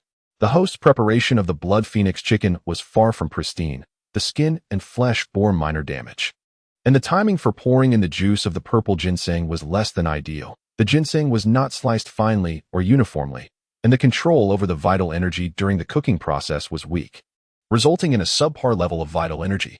Overall assessment: a purple ginseng phoenix chicken soup that merely meets the threshold of adequacy. Bufang glanced at the chicken soup with a neutral expression. What he initially considered a perfect dish now seemed somewhat flawed. The aroma noticeably diminished. The sharp-tongued system fails to earn the host's true affection. Bufang, feeling exasperated, resolved to savor a bowl of chicken soup to alleviate his frustration, redirecting his focus to the purple ginseng phoenix chicken soup. It was his first experience tasting a dish prepared with vital energy, and he felt a twinge of excitement. Chapter 48. Too nourishing. So nourishing that it causes nosebleeds. Billowing steam rose from the earthy yellow clay pot, enveloping the crystal-clear, jade-like blood phoenix chicken, its texture akin to that of jelly. The orange-hued soup was astonishingly pure, devoid of any impurities, rich and fragrant, with faint glimmers of oil reflecting the light, making it appear as though the purple ginseng phoenix chicken soup was adorned with countless sparkling gems. The aesthetics of color, aroma, and flavor are the key indicators of a dish's quality. Although this particular purple ginseng phoenix chicken soup was criticized by the system as entirely lacking merit, it undeniably qualified as a rare culinary delight based on these three criteria alone. Especially the jelly-like chicken, which made Bufang's fingers itch with anticipation, his mouth watering profusely. He retrieved a small bowl of celadone and ladled a generous portion of the aromatic chicken soup. The fragrant steam wafting from the orange broth teased Bufang's senses, prompting him to lick his lips. For a rich soup like the purple ginseng phoenix chicken, the method of consumption was quite particular. One should not immediately dive into the chicken meat. Instead, the first step was to sip the broth, allowing its flavor to envelop the palate and stomach entirely. Once the warmth of the soup had settled in the belly, he could then indulge in the chicken, which would allow for a more effortless tasting experience, savoring the tender and silky texture of the meat. After taking a small sip, the moment the thick orange soup touched his tongue, its rich and fragrant flavor detonated like a bomb, saturating his mouth and overwhelming his taste buds. The essence of the blood phoenix chicken, the medicinal aroma of the purple ginseng, and the fragrances of other spiritual herbs harmoniously erupted in a symphony of tastes. Bufang felt as though he were soaring amidst a vast array of medicinal flora, their fragrant blossoms swaying gently in the breeze, while a vivid red blood phoenix danced joyfully above the blossoms. Delicious, Bufang exclaimed after finishing the bowl in one gulp. His gaze now fixated on the coveted flesh of the blood phoenix chicken. He tore off a chicken leg. Due to the vital energy cooking process, the skin had taken on a jelly-like quality. Full of elasticity. As Bufang pulled off the chicken leg, the skin stretched considerably, appearing almost translucent. Though the blood phoenix chicken had a blood-red hue, there was no trace of any bloody taste. It was even more tender and smoother than typical chicken, requiring little effort to chew before swallowing. Bufang relished every bite of the chicken leg, quickly finishing the meat and leaving his mouth glistening with fat. The bones of the blood phoenix chicken also exuded a reddish hue, giving off a fragrance distinct from the meat itself. He ladled another bowl of chicken soup, savoring it slowly, feeling utterly content as he reclined in his chair, basking in the blissful sensation of being fully satisfied. Though Bufang yearned to finish the entire chicken, he knew it was impossible. The blood phoenix chicken was a spiritual beast ingredient, rich in vital energy, and the addition of those precious medicinal herbs and heavenly purple ginseng made it incredibly nourishing.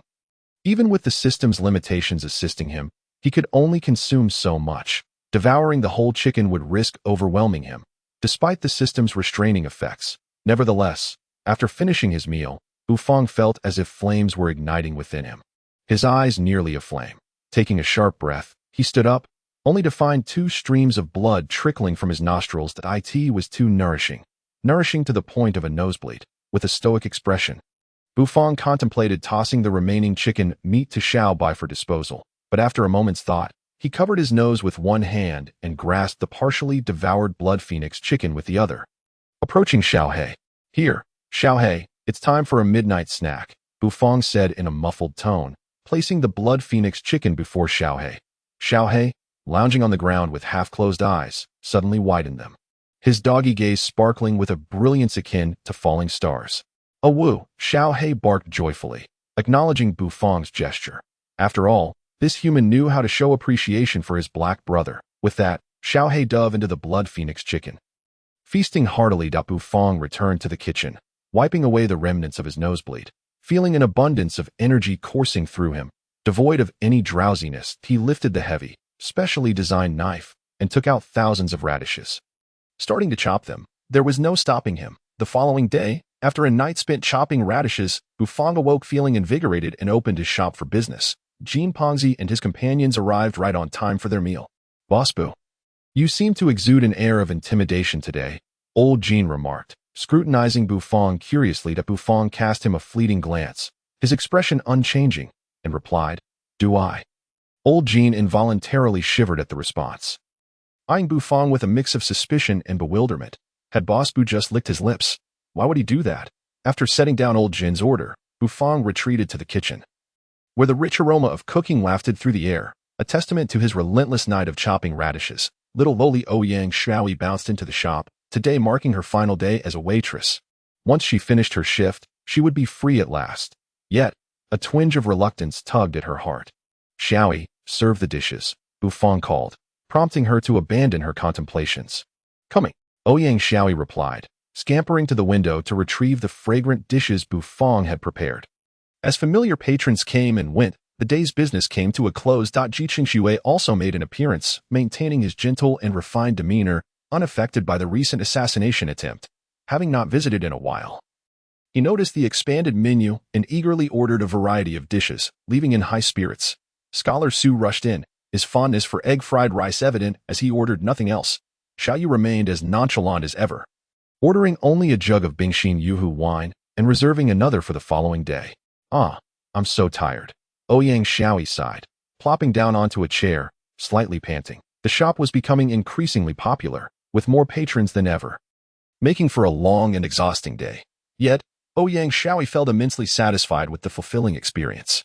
"You stinky boss, I'm about to break through to the third-tier battle maniac. When that happens, I'll have to try a lot of your dishes, especially the fish head tofu soup," Ouyang Shaoyi exclaimed, her big eyes sparkling as she looked at Bufang. "Oh, that's fine. I'll be waiting for you," Bufang replied, pulling up a chair and maintaining his indifferent demeanor. Ouyang Shaoyi chattered incessantly today, pulling Bufang into a lively conversation, while he remained as composed as ever, occasionally nodding in agreement. "Stinky boss, do you really have a way to save Sister Yinyu tomorrow? I have always believed in you," Ouyang Shaoyi suddenly said, her mood dipping. "Don't worry, trust me, it will be fine," Bufang reassured her, gently patting her head and managing a slight smile despite his usual stoic expression. "Stinky boss, your smile is so ugly," Ouyang Shaoyi remarked disdainfully, shooting him a disapproving glance. Bufang's expression stiffened, reverting to his characteristic neutrality.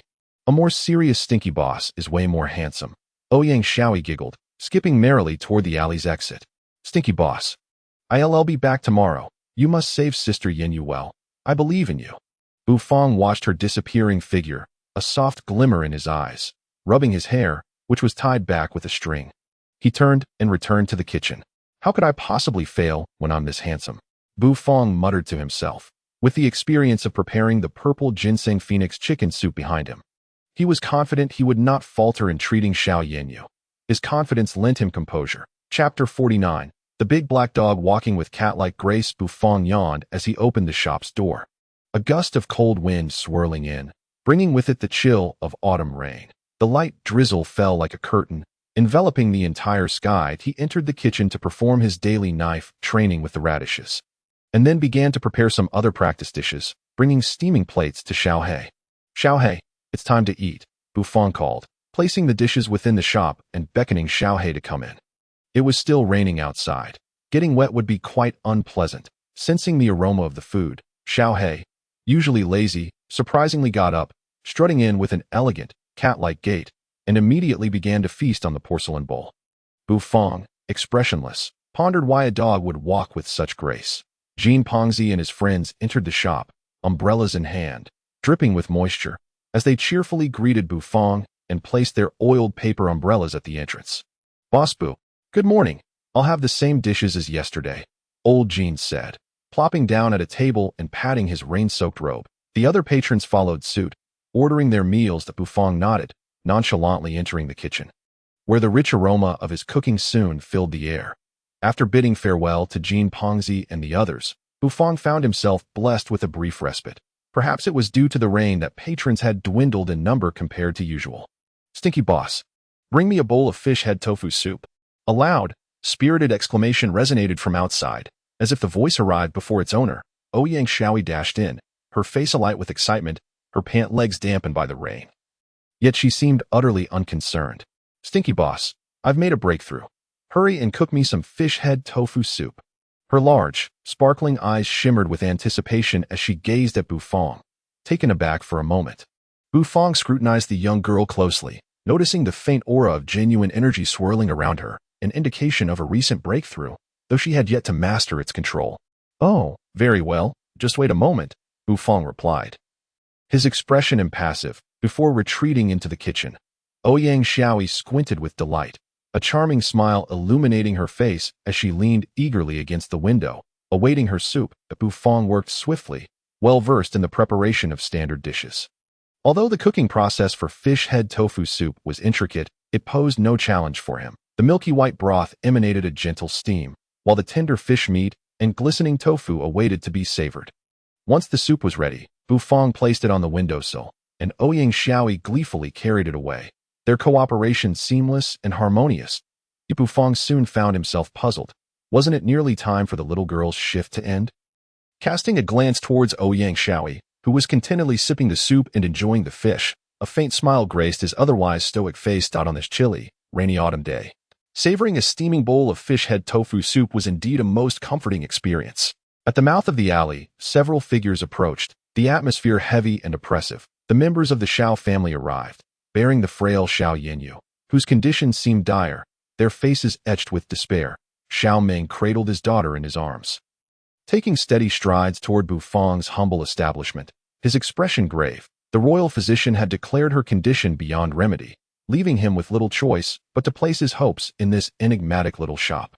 Despite his apprehension, he had visited the establishment twice, and although he found nothing amiss, he inexplicably felt a sense of faith in it. As Bufang observed the Xiao family entering, he maintained his composure and gestured for them to take a seat.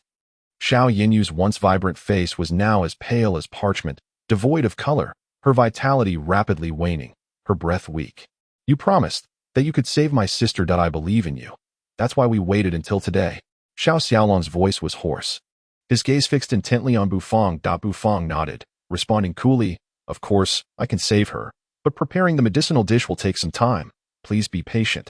"Thank you, Boss Bu," Xiao Xiaolong said, taking a deep breath and offering a slight bow.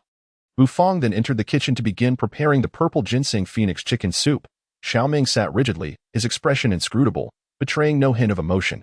Inside the kitchen, Bufang commenced his preparations. Following the steps meticulously, he processed the blood phoenix chicken, stuffing it with the medicinal herbs before placing the entire chicken into a clay pot to cook. Once the aroma of the meat began to waft through the air, he added the prepared purple ginseng extract. Taking a deep breath, Bufang summoned his inner energy, placing his palm above the pot, and an extraordinary sensation surged within him, as if his consciousness intertwined with the dish, guiding the cooking process with his energy. Meanwhile, the Xiao family members grew increasingly restless, pacing within the shop as the rain intensified outside, its sound a relentless patter. "Why are you so anxious? Sit down and wait quietly," Xiao Ming admonished, eyes closed, as he gently rebuked his fidgeting family. "Is this little shop reliable? If even the imperial physician could do nothing, what can a mere restaurant owner accomplish?" The family steward grumbled. "I share your doubts. The royal physician could only sustain Miss Yinyu's life. How could this man heal her injuries?" A maidservant of Xiao Yinyu sighed softly. Others chimed in with their murmurs of skepticism regarding Bufang's abilities. "Enough. Silence," Xiao Meng snapped, his voice cold, instantly silencing the murmurs. It was at that moment that the rich aroma of the soup wafted from the kitchen, a tantalizing blend of tender chicken and medicinal fragrance. All heads turned as they inhaled deeply, captivated by the scent. Jiqing Shui, donned in a white robe, entered gracefully, placing his umbrella at the door. Upon noticing the crowded establishment, he was taken aback, and upon entering, He was surprised to find the Xiao family gathered. "Greetings, Your Highness," the third prince, Xiao Ming said, bowing slightly. Jiqing Shui offered a gentle smile in return and acknowledged him before inquiring about the situation. Learning that Xiao Yinyu had been injured and required the shopkeeper's assistance. "Can Boss Bu truly treat illnesses?" Jiqing Shui asked, incredulity evident in his tone. "Ha! This little shop is indeed quite remote, but it has been surprisingly easy for me to find." A booming laugh echoed from outside. Two figures emerging, bringing with them the dampness of the autumn rain. "Your Highness, the Crown Prince." The members of the Xiao family were momentarily bewildered, incredulous that such a humble establishment had attracted two princes. "Oh, my dear third brother is here too. What a coincidence," the Crown Prince Jiqing said with a slight smile, bowing in acknowledgement to Xiao Ming. "Where's Boss Bu?" Su Shi inquired, puzzled. "The stinky boss is preparing to treat Sister Yinyu, and today's business hours have been cut short." Ouyang Xiaoyi chimed in cheerfully, unwittingly assuming the role of a server. "Healing." The faces of the Crown Prince Jiqing and Su Shi became incredulous at the thought of a small restaurant being a place for healing.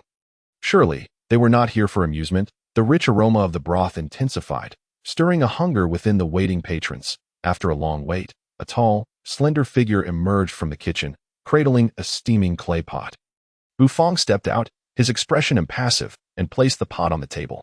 "This is the medicinal dish meant to heal Xiao Yinyu. Purple ginseng phoenix chicken soup," he declared, his demeanor unchanged as he lifted the lid from the pot. As the lid was removed, steam billowed forth, carrying a lush fragrance that enveloped the room, while the shimmering chicken meat quivered gently, the amber broth sparkling enticingly. All eyes widened, and they inhaled sharply, captivated by the aroma. What a scent! They were momentarily taken aback, instinctively inhaling to capture the essence of the dish. The rich fragrance of the chicken enveloped the shop, the succulent meat quivering like jelly, exuding an irresistible aroma. The broth's color seemed to reflect light. Vibrant and mesmerizing, Xiao Ming's eyes widened, a spark of brilliance igniting within them as he fixated on the clay pot, particularly on the blood-red chicken within. What an abundance of spiritual energy! Xiao Ming gasped, overwhelmed, his acute perception as a seventh-rank battle saint easily detecting the spiritual essence contained within the blood-red chicken. The fragrant broth was infused with the essence of rare medicinal ingredients. Even he felt compelled to swallow, his throat involuntarily tightening. "Is this, the blood phoenix chicken, a fifth-rank spiritual beast?" Crown Prince Jiqing exclaimed, licking his lips as he gazed intently at the chicken in the pot, sudden realization dawning upon him. Blood phoenix chicken. Xiao Ming looked at Jiqing, puzzled. The blood phoenix chicken is a fifth-rank spiritual beast native to the Wild Triangle region. Its feathers and skin are as red as blood, yet its flesh is rich with spiritual energy. Consuming it can fortify one's vitality and replenish blood essence. It is an exceedingly rare delicacy. Jiqing explained, his tone confident, glancing toward Bu Fong with a hint of inquiry. Bu Fong nodded, maintaining his stoic demeanor. "Indeed, this is the blood phoenix chicken. I have seen references to it in the royal archives. I never expected to encounter such a creature from the Wild Triangle region," Jiqing mused, yet shook his head. Alas, while the blood phoenix chicken is a treasure, Xiao Yinyu's injuries stem from a loss of vitality, making it difficult to cure completely. Bu Fong glanced at Jiqing, who was shaking his head repeatedly, and smirked. "How could the dish I prepare be so simple? If you haven't tasted it, don't speculate." Jiqing was taken aback, irritation flashing across his face. As a prince, he was unaccustomed to such insolence from a commoner. Jiqing Shui and the others were already well acquainted with Bu Fong's audacious nature. He was a man unafraid of authority, undeterred even by the presence of royalty. Su Shi felt a jolt of alarm. The Crown Prince, accustomed to his lofty status, would not tolerate Bu Fong's disrespectful remarks. To prevent the tension from escalating, he quickly intervened. "Boss Bu, since you are confident in your chicken soup, please serve it to Miss Yinyu at once," he suggested. Bowing slightly, Xiao Ming also frowned slightly, addressing Bu Fong. "Young man, I hope your soup proves effective. Otherwise, you know the consequences." "Rest assured, this soup is highly effective," Bu Fong replied nonchalantly. He took a delicate blue porcelain bowl and ladled a portion of the vibrant orange broth. Its sheen glimmering, neither overly greasy nor too light. This soup is known as purple ginseng phoenix chicken soup, primarily made with Tianluo purple ginseng and blood phoenix chicken, complemented by a dozen rare medicinal herbs. all simmered together. Utilizing the true qi cooking method, the essence of the purple ginseng permeates the chicken soup, brimming with spiritual energy, nourishing the blood and revitalizing life. Bu Fong introduced as he brought the soup to the side of the pale and weak Xiao Yinyu. Xiao Yinyu was breathtakingly beautiful. Even though her vitality had significantly waned and her skin had lost its luster, the extraordinary charm of her beauty remained, and her slightly dim eyes evoked a sense of pity akin to withered flowers under the autumn moon. "Open your mouth." "Ah," Bu Fong said, scooping a spoonful of fragrant, steaming chicken soup toward Xiao Yinyu. Her long eyelashes fluttered, and her weary eyes glanced at the soup. Her cracked lips parted slightly, but the loss of vitality made it difficult for her to open her mouth. "Oh, you big-headed ghost." Ouyang Xiaoyi twitched her lips, thinking, is the foolish boss blind? Can't he see that Sister Yinyu doesn't even have the strength to open her mouth? Bu Fong, holding the soup, poured the spoonful back into the bowl. Gazing expressionlessly at Xiao Yinyu. "What's wrong? Why aren't you feeding Yinyu the soup?" Xiao Ming asked, puzzled, while others also felt somewhat confused. Bu Fong glanced at them and replied nonchalantly, "Hold on, let me think about how to feed her." "Eh? What? What does that mean?" The crowd was momentarily stunned before they witnessed Bu Fong gulping down a large mouthful of the chicken soup. What is he trying to do? Everyone was perplexed. Didn't he say he was going to feed Xiao Yinyu the soup? Why was he drinking it himself? Then, Bu Fong stepped forward, lowering his head towards Xiao Yinyu's mouth. Xiao Ming's eyes widened, nearly crinkling his nose in anger. What is this kid up to? Why is he leaning in so close? Trying to take advantage of my daughter? Just as Bu Fong was about to bridge the distance to kiss Xiao Yinyu, Xiao Ming couldn't hold back any longer and yanked him away. "What on earth are you doing?" Xiao Ming glared at Bu Fong, radiating fury. Bu Fong, expressionless, swallowed the soup in his mouth, smacked his lips, and said, "I'm feeding her the soup. She doesn't have the strength to open her mouth. So you are considering my daughter after all?" Xiao Ming was speechless. "Haven't you heard of the rule of propriety between men and women? Xiaoyi, come over here." Xiao Ming shot Bu Fong a cold glare and beckoned Ouyang Xiaoyi from a distance. Ouyang Xiaoyi scampered over. "You feed Sister Yinyu the soup. Just follow what he did earlier." Xiao Ming huffed at the memory of Bu Fong's earlier actions. Ouyang Xiaoyi nodded, taking the bowl of soup from Bu Fong and tasting a spoonful. As soon as the soup touched her lips, Ouyang Xiaoyi's eyes widened, instinctively swallowing. The onlookers stared at her in silence. "I'm just tasting it for Sister Yinyu." It tastes really good," Ouyang Xiaoyi said with an awkward smile, then took another sip. This time not swallowing. Mouth to mouth. "We are good sisters." That a spoonful of soup flowed into Xiao Yinyu's mouth, gradually sliding down her throat. Xiao Yinyu's lifeless gaze flickered slightly, as if a spark of life and vitality had returned to her as the dullness in her eyes dimmed. "Continue." "Don't stop," Bu Fong said calmly. Ouyang Xiaoyi then fed Xiao Yinyu another spoonful, continuing for 3 or 4 more sips until Xiao Yinyu's eyes regained a glimmer of vitality, and she could swallow the soup on her own. "It's working," Xiao Xiaolong exclaimed, his eyes lighting up with excitement. "Don't rush. Keep feeding her the soup." Another small bowl. Bu Fong instructed Ouyang Xiaoyi expressionlessly, gesturing for her to proceed. After another small bowl of soup was consumed, Bu Fong halted Ouyang Xiaoyi's actions. At that moment, Xiaoyi's face was flushed, adorably round and charming. With her cultivation level, daring to drink a spoonful of soup without bleeding from her nose was impressive enough. Bu Fong detached a chicken leg. The gelatinous skin stretched with elasticity, but he didn't take the skin.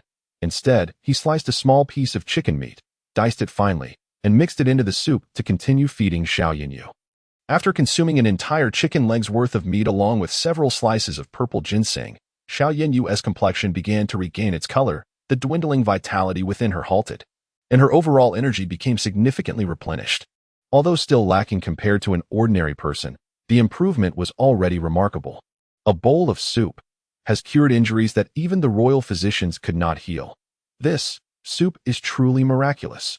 The onlookers were utterly astonished, whispering among themselves. Their earlier doubts about Bu Fong had vanished entirely. Xiao Ming was also quite taken aback, but after the astonishment came an overwhelming sense of joy and relief. "Father, I'm hungry," Xiao Yinyu said. Her complexion much improved, though still pale. She had at least regained some vitality. Having restored a measure of strength, she softly called to Xiao Ming. "She is really better. Xiao Yinyu has truly been healed by a bowl of soup." The crown prince Ji Cheng'en's eyes sparkled brightly, shining like stars in the night sky as he gazed at the soup. Filled with fervor, Ji Qingxue also looked at the soup with eyes ablaze. At that moment, both princes were captivated by the chicken soup. Chapter 51. I command you to cook, so you shall cook amidst the rustling autumn winds. The rain fell askew at the mouth of a narrow alley. A tall figure approached, clad in a conical hat and a raincoat, carrying a long sword wrapped in tattered cloth on his back, leisurely walking towards a small shop within the alley. Suddenly, the figure trembled slightly. Halting in the center of the alley, remaining still, rainwater cascaded from the heavens, splashing against the conical hat, crystalline droplets glimmering as rivulets flowed down the edges of the raincoat. Xiaoyu's face was obscured by the black gauze of the hat, rendering his expression unreadable, his emotions imperceptible. He did not advance, lingering several steps away from the shop, slowly removing the long sword wrapped in tattered cloth from his back. Buzz! The alley was suddenly filled with the sound of piercing air, reminiscent of bowstrings splitting the air. Whoosh! A flurry of crossbow bolts shot from all directions of the alley, arcing toward Xiaoyu, who stood at its center. With a sharp sound, the tattered cloth enveloping the sword tore apart, and a brilliant sword light erupted from the blade, streaking across the night sky like a meteor. Surging true chi radiated from his body, expanding with the sword energy, shattering the multitude of arrows that rained down, their remnants mingling with the rain, scattering across the ground. As the sword energy dissipated, several figures suddenly emerged from behind the alley walls, each exuding a formidable aura, wielding cold blades as they charged toward Xiaoyu. The Xiao family's tiger guards. How nostalgic! Xiaoyu's raspy voice drifted in the wind, almost reminiscent of a light-hearted chuckle. Instantly, the rain surrounding him was expelled, forming a warped zone around him. Xiao Meng suppressed the excitement in his heart. Finally feeling relieved after personally feeding Xiao Yinyu some soup, the heavy stone on his chest finally lifted. Thank you, Boss Bu, Xiao Meng said, slightly bowing his head in gratitude. Bufang nodded expressionlessly. Indeed. You should be thankful. Suddenly, Bufang's expression shifted as he heard the sound of clashing iron from outside, glancing curiously towards the door, but the noise quickly ceased. Xiao Meng's expression remained calm. He had heard the sounds of battle outside, but made no further moves, continuing to feed Xiao Yinyu the soup at a leisurely pace. Boss Bu, may I ask for another serving of this chicken soup? Ji Qingxue stepped forward with a gentle smile, addressing Bufang. Ji Cheng'en shot a meaningful glance at Ji Qingxue and stepped forward with excitement, saying, Boss Bu, I would also like a serving of this purple ginseng phoenix chicken soup. The efficacy of this purple ginseng phoenix chicken soup was beyond doubt. It had revived even Xiao Yinyu, who was on the brink of losing her life. If the soup could rejuvenate his aging father, it would surely bolster his health significantly, making it an excellent means to curry favor with the emperor. Ji Cheng'en thought to himself, though he had already been designated as the crown prince, he could not afford to relax. The Yuan had long coveted his position and was adept at pleasing the emperor. He now sensed a crisis looming. Presenting a bowl of this soup to the emperor would undoubtedly enhance his standing in the emperor's eyes. Ji Qingxue likely had similar intentions, Ji Cheng'en thought, casting a cold glance at his younger brother, smirking slightly. However, compared to his second brother, this third brother posed little threat. I'm sorry, but this purple ginseng phoenix chicken soup is a specialty dish and is not available for sale to the public, Bufang replied nonchalantly to their inquiries. This soup was solely intended by the system for the purpose of healing Xiao Yinyu, and wasn't even considered part of the shop's menu. Boss Bu, the Yuan crystals are not an issue. I merely hope you can prepare another serving of the soup, Ji Cheng'en said, his brow furrowing slightly in displeasure upon hearing Bufang's response. Ji Qingxue, understanding Bufang's temperament, ceased further inquiries, knowing that no matter how they asked, the answer would remain the same. Bufang pointed to the menu behind the crown prince, stating, Take a look at the menu. This dish is not listed, hence, it is not for sale. You as the owner are so inflexible. If I command you to cook, you shall do so, without all this nonsense. Ji Cheng'en's face darkened, and with a flick of his sleeve, he spoke coldly. As soon as these words left his mouth, those present instantly sensed that the crown prince was angry. His temper was notoriously volatile throughout the imperial capital. In this day and age, the proprietor of a humble eatery has managed to incite the ire of the crown prince, a circumstance that surely spells disaster for him. Many members of the Xiao family cast sympathetic glances at Bufang, shaking their heads in dismay. However, Xiao Ming and Xiao Xiaolong remain unfazed. Xiao Ming is acutely aware of how formidable Bufang's little establishment truly is. Not to mention the mechanical puppet, just the imposing black dog that lounges at the entrance is more than a mere prince can afford to provoke. The atmosphere within the small eatery turned tense following a remark from the prince. Yet the sound of clear footsteps approaching the door inadvertently drew everyone's attention as a figure clad in a raincoat and straw hat stepped into the establishment. "Boss Bufang, I have come to collect the reserved Bingxin Yuhu wine," rasped a voice. As crimson blood trickled down the long sword gripped in the stranger's hand, splattering onto the floor. "Oh, just a moment," Bufang replied, nodding with an impassive expression before turning to head toward the kitchen. "Halt." A flicker of menace flashed in Ji Cheng'en's eyes. How dare this individual disregard him? After all, he is the crown prince. Such insolence cannot be tolerated. With a thunderous shout, Ji Cheng'en lunged, his claw-like hand reaching for Bufang's back. Bang! Before Ji Cheng'en's strike could reach Bufang, it was intercepted by Xiao Ming, who cast a cool glance at the prince and stated, "Your Highness, it would be wise not to engage in conflict within this humble establishment. Consider this a word of counsel from a loyal subject." After speaking, Xiao Ming's gaze shifted to the man in the straw hat, his expression turning icy. "You truly dare to come here?" Xiao Ming's voice dripped with coldness, a palpable killing intent emanating from him. "Father, your tiger guards remain as incompetent as ever," Xiao Yu remarked, unfazed by Xiao Ming's aura, letting out a dry chuckle as he removed his hat, revealing his handsome visage. "Xiao Yu, the heart-cleaving sword king." "Xiao Yu." A collective gasp echoed through the eatery. Even the irate prince narrowed his eyes in response to a man who had slain his mother and betrayed his father with a sword. "The rain of sorrow falls for you. You must realize that your arrival here is a path to certain death." "I thought you had fled," Xiao Ming said, advancing slowly toward Xiao Yu. With each step, his aura grew increasingly oppressive. The oppressive pressure of a 7th-rank battle saint reverberated throughout the establishment. "Death? Father, your confidence remains unshaken," Xiao Yu replied with a smile. His eyes crescent-shaped, yet his words were audacious. "Unfortunately, I am no longer someone you can contain." "Contain?"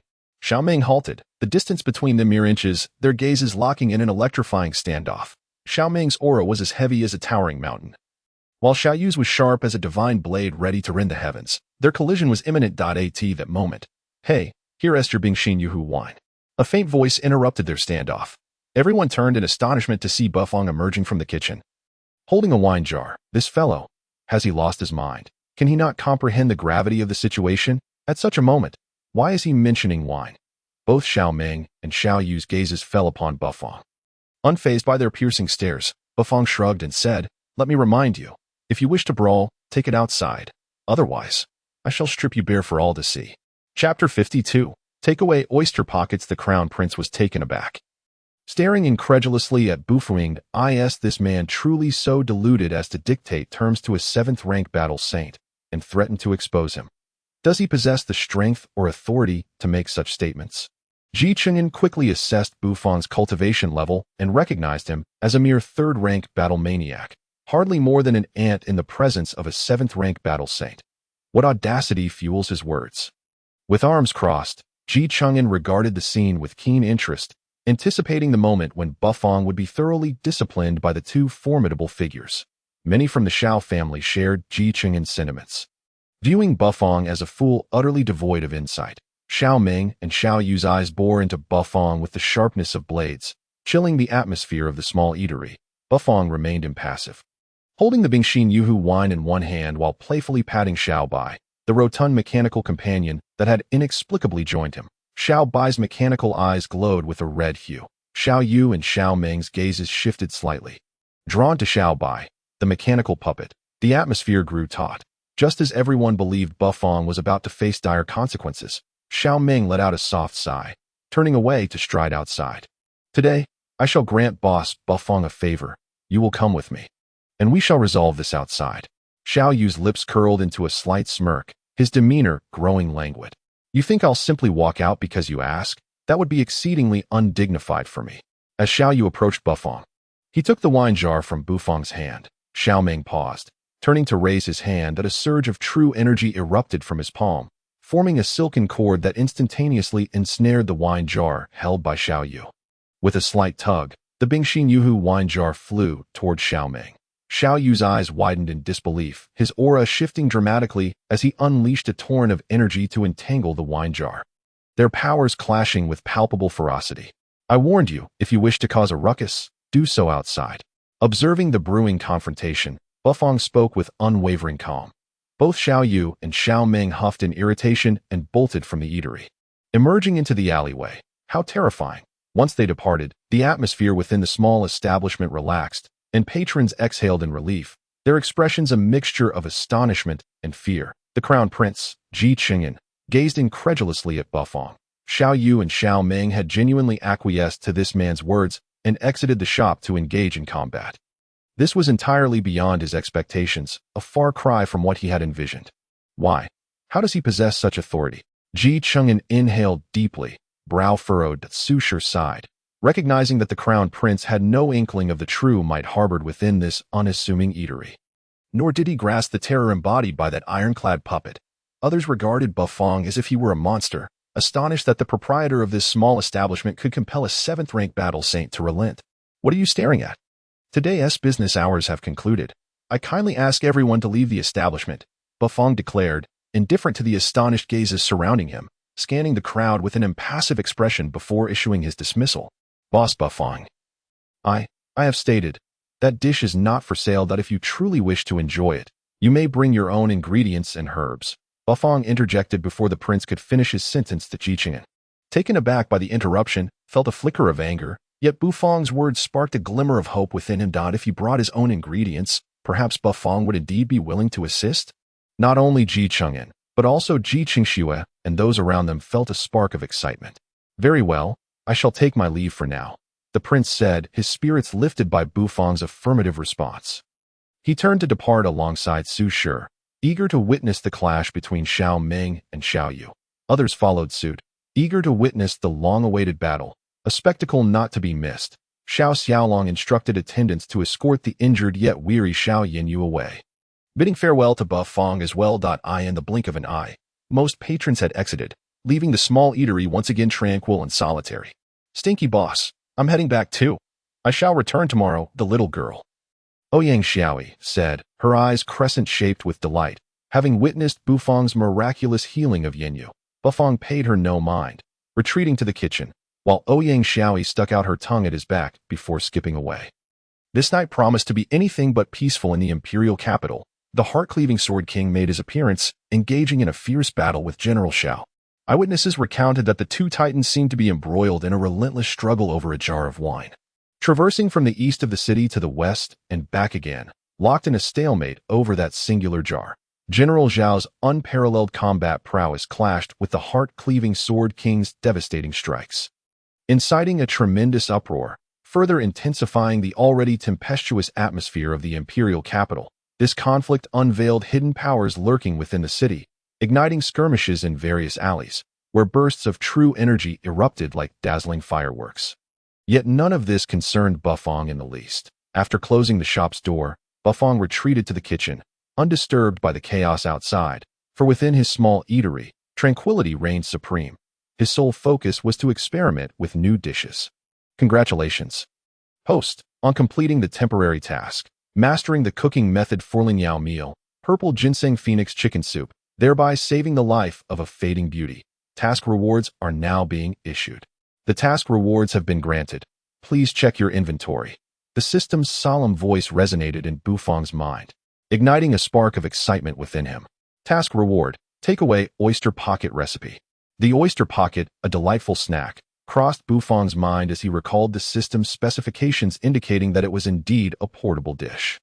In accordance with the system's usual protocols, main courses were never permitted to be taken away.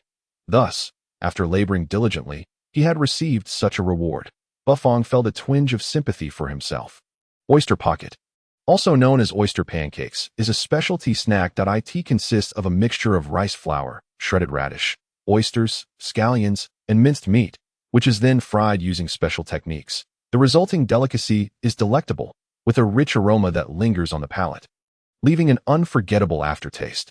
Bufong had never prepared oyster pockets on Earth, and thus he was genuinely intrigued by this novel dish. As the tumultuous battles raged outside, Bufong was blissfully immersed in the kitchen. Meticulously preparing to experiment with his new culinary creation, the ingredients for the oyster bun had been systematically arranged for him, neatly stored in a separate cabinet. Bufang retrieved a crisp, succulent white radish, far superior in quality to the one he typically used for honing his knife skills. Holding it in his hand, he could already sense the rich spiritual energy and juice emanating from the radish. For Bufang, slicing the radish was a trivial task. He deftly julienned the fresh radish and set it aside, then took a small piece of meat, finely chopping it into mince and placing it in a small bowl, followed by chopping green onions for later use, and finally cleaning the plump oysters. These oysters were no ordinary fare. According to the system, they were the finest oysters sourced from the southern coastal region, brimming with spiritual energy, making them an exceptional ingredient. With all the components prepared, Bufang began to concoct the rice batter, which required a delicate balance. Not too thin, lest the oyster buns fall apart when fried, and not too thick, which would make them overly hard and compromise the texture. He rummaged through the cabinet for a small stone mill, stretching his limbs in anticipation of personally grinding the rice. The rice, of course, was the spiritually enriched variety provided by the system, each grain plump and round like pearls, teeming with vitality. He scooped a spoonful of this exquisite rice into the stone mill, added a spoonful of peeled peanuts and a splash of clean water before gently pushing the stone mill. The mill was quite primitive, its surface slightly polished. After a brief period of grinding, a slightly thick rice batter began to flow forth, cascading into the celadone bowl he had placed beneath the mill. Once he had collected the necessary amount of rice batter, Bufang cleaned the stone mill and prepared a frying pan, pouring in half a portion of premium oil and igniting the heat, waiting for the oil to reach the optimal temperature. The spatula used for frying the oyster buns was uniquely shaped, unlike a conventional spatula. It was somewhat flat. He first spread a layer of white rice batter over the spatula, then layered the radish shreds and chopped green onions on top, adding 2 layers before placing the minced meat in the middle, and finally topping it all with a plump oyster, sealing it with another layer of rice batter to encase the ingredients in a semi-spherical form. When the oil reached a temperature just hot enough to be uncomfortable to the touch, Bufang gently lowered the assembled oyster bun into the frying pan. Instantly, the oil splattered, and pale yellow bubbles began to froth and roll around the rice batter at the center. Since the oyster buns could not be flipped or disturbed during frying, it required the chef to have a precise grasp of timing and heat. Too burnt or too tender would detract from the overall taste. Once the rice batter enveloping the ingredients transformed into a golden hue, Bufang carefully retrieved the oyster bun from the oil, placing it on a wire rack to drain excess oil. After allowing the oil to drip away, a perfectly crafted semi-spherical oyster bun was born. The golden, crispy shell encased the filling, and due to the batter's moderate thickness, the intricate patterns of the oyster remained visible. The enticing aroma wafting from the bun was remarkably unique, with the addition of peanuts during the batter preparation. The fried rice batter possessed an intensified fragrance, and the heat from the oil combined with the baking effect of the batter ensured the filling was naturally cooked through. The delightful mingling of meat, scallion, and radish aromas harmonized beautifully, with the faint essence of the oceanic oysters lingering tantalizingly in the air. Bufang, gazing at the oyster bun, felt an irresistible urge to indulge as he prepared to fry another bun. He grabbed the freshly fried one, unable to contain his anticipation, and took a hearty bite. The crispness of the exterior, the rich flavors bursting forth, and the juicy radish releasing its fragrant juices enveloped his palate, sending waves of delight coursing through him. The crunchiness, the aroma, and the exquisite taste could only be encapsulated by 3 words: crispy, fragrant, and delectable. After the first bite, he could not resist taking a second, this time savoring the meat, its savory essence flooding his senses with warmth. On the third bite, he encountered the plump oyster, perfectly preserved beneath the batter, retaining its oceanic freshness, complemented by the radish shreds and minced meat. So delicious it felt as if he might swallow his tongue.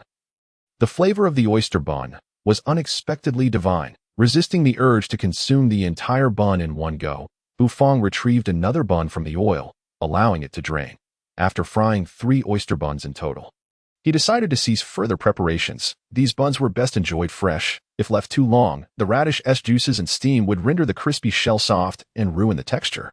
Having savored 3 oyster buns, Bufang still felt a lingering desire, the flavor haunting his palate, making it difficult to resist.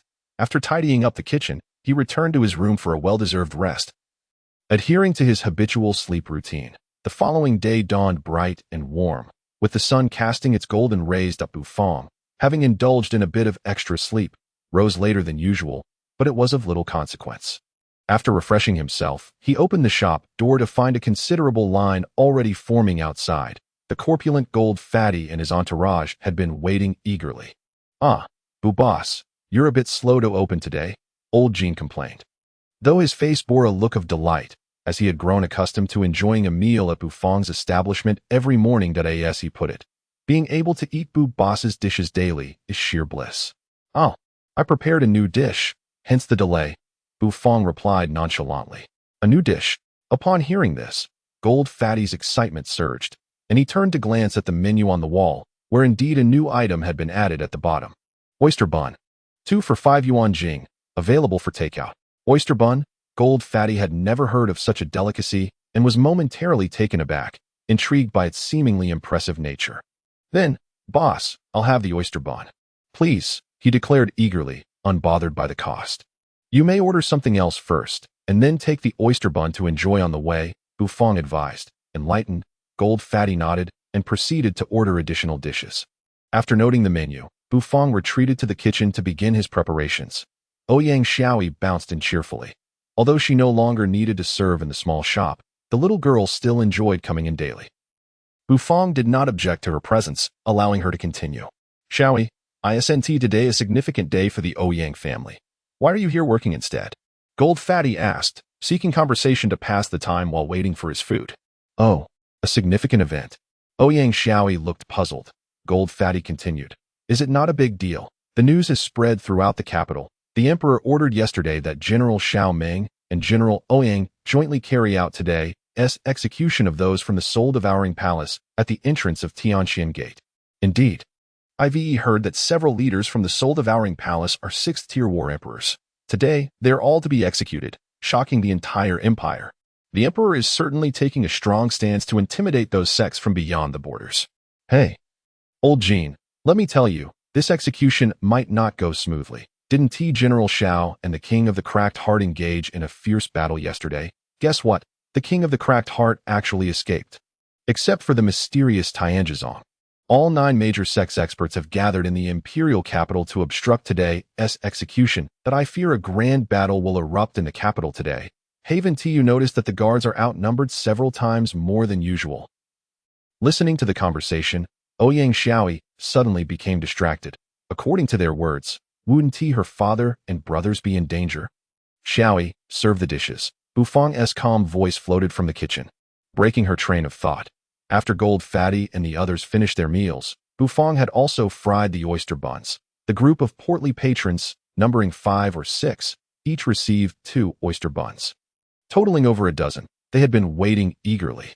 "So this is the oyster bun. It smells divine," Gold Fatty exclaimed, gazing at the 2 bamboo leaf-wrapped oyster buns in his hands, swallowing hard as the golden buns emitted an irresistible aroma.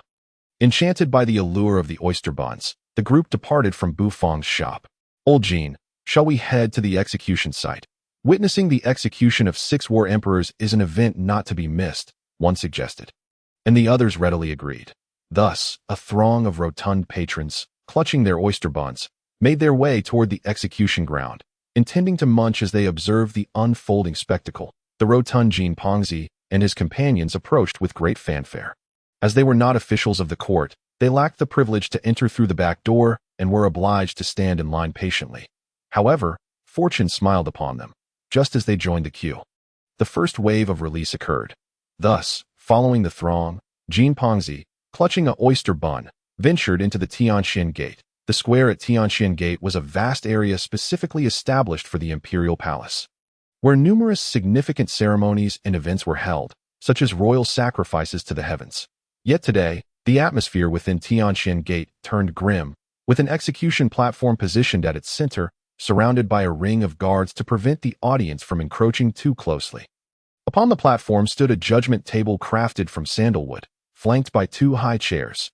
Xiao Meng, clad in armor, sat upright in one of the chairs, a crimson cloak billowing dramatically in the breeze, resembling waves of blood.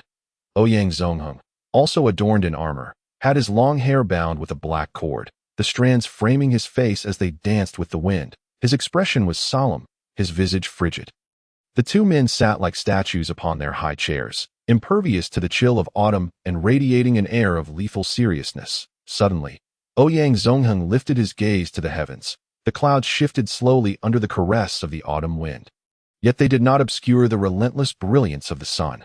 "The time has come. Bring forth the prisoner to the execution platform," he intoned, his voice cold and detached, resonating throughout Tianqian Gate.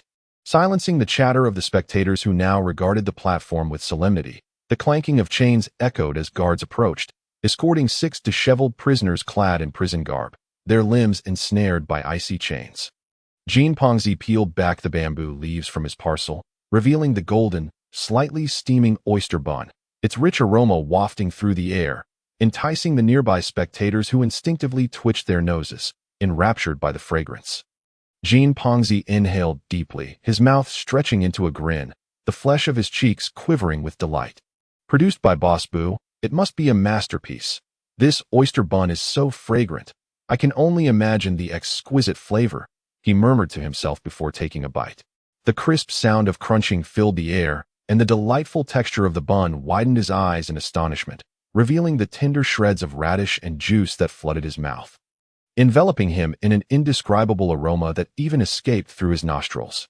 "Oh my goodness, this is delicious," Jin Pongzi exclaimed, intoxicated by the taste, taking another bite that unleashed an even richer flavor. Unbeknownst to him, the aroma of the oyster bun expanded with each bite he took, the fragrance drifting like silk, carried by the autumn breeze. The others from the fatty army could no longer resist and began unwrapping their own oyster buns, resulting in a chorus of crackling sounds that resonated in one corner of Tianqian Gate. Though the fragrance of a single bun might have been insufficient, the simultaneous release of multiple aromas transformed into a tidal wave.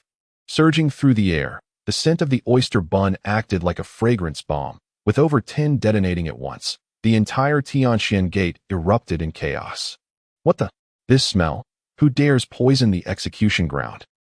So fragrant. Truly, how can it be this aromatic? Is there no decency? Is this a place for delicacies? I just want to say, give me one too." The Tianqian Gate was in utter disarray, everyone frantically searching for the source of the delightful scent, which they had never encountered before. The guards hastened to intensify their vigilance, yet even they could not resist swallowing hard, as the aroma seemed to possess a magical allure, infiltrating their very bones. Crunch! Crunch! Jin Pongzi took another bite of the oyster bun, savoring the succulent oyster within, nearly losing himself in ecstasy as the fragrance enveloped him. "Get away from me! Don't eat in front of me!" A deep voice rumbled in Jin Pongzi's ear, icy as if it had seeped from the depths of the abyss. Startled, Jin Pongzi turned to see an unattractive man, whose gaze was as piercing as a blade, fixated upon him, swallowing hard. "Who are you? Am I obstructing your meal? I'm eating. What can you do about it?" Jin Pongzi retorted, biting into the bun again. The grim-faced man glared at Jin Pongzi, his fists clenching tightly, as if he wished to strike the insufferable face of the rotund man. However, recalling the plans of the sect, he suppressed his fury, casting a cold glance at Jin Pongzi, declaring, "You wait, you fat fool. Oh really? You dare threaten me? Today, Jin Yi will eat in front of you. What will you do about it?" Jin Pongzi scoffed, swallowing the remainder of the bun and brandishing a second one before the man. The man inhaled deeply, the veins on his fists bulging. Meanwhile, on the execution platform, the 6 prisoners had all knelt, their heads bowed in submission, each flanked by a towering executioner clad in a blood-red headband, their rugged faces exuding an air of ferocity, each boasting the strength of a 4th-grade battle spirit. The surrounding crowd fell silent once more, as the temperature within Tianqian Gate seemed to plummet in an instant, an aura of death emanating from the center of the execution platform. Xiao Meng cast a glance at the blazing sun before casually waving his hand, causing a black iron token inscribed with the character for execution to levitate above the judgment table. Just as he prepared to drop the token, a stirring in his heart made him glance toward the crowd with intrigue. "You fat fool! I will slay you!" A heart-wrenching, furious shout erupted, and an overwhelming energy surged from that direction. Soul sex soul refining chi. Xiao Meng squinted, a glimmer of intelligence flashing in his eyes as he murmured softly, With the outburst of this energy, waves of potent auras erupted from among the spectators, accompanied by piercing battle cries. Each of these energies was formidable, each reaching the level of 5th-grade battle king. Without a doubt, the sect's experts had made their move, yet both Xiaoming and Ouyang Zongheng found it peculiar, for the timing of the sect's action was rather off. Bang, bang, bang. The elite guards of the Xiao family surged forth. Racing toward the sources of the unleashed energies, Jin Pongzi, his face ashen, gazed in horror at the grotesquely towering man, his entire body quaking. Big brother, let us not cause a scene. You can have my oyster bun. Eat, eat, you dead fat fool. The ugly man felt a profound sense of despair, realizing that the moment he unleashed his energy, all plans had unraveled. The meticulously crafted scheme of the 10 major sects was being thwarted by a mere oyster bun. Who on earth concocted such a disastrous treat? Chapter 55. Someone is causing a disturbance. Boss Boo, what now? What is happening? Why did someone strike early? Sol Qianduan, how did you arrange your subordinates?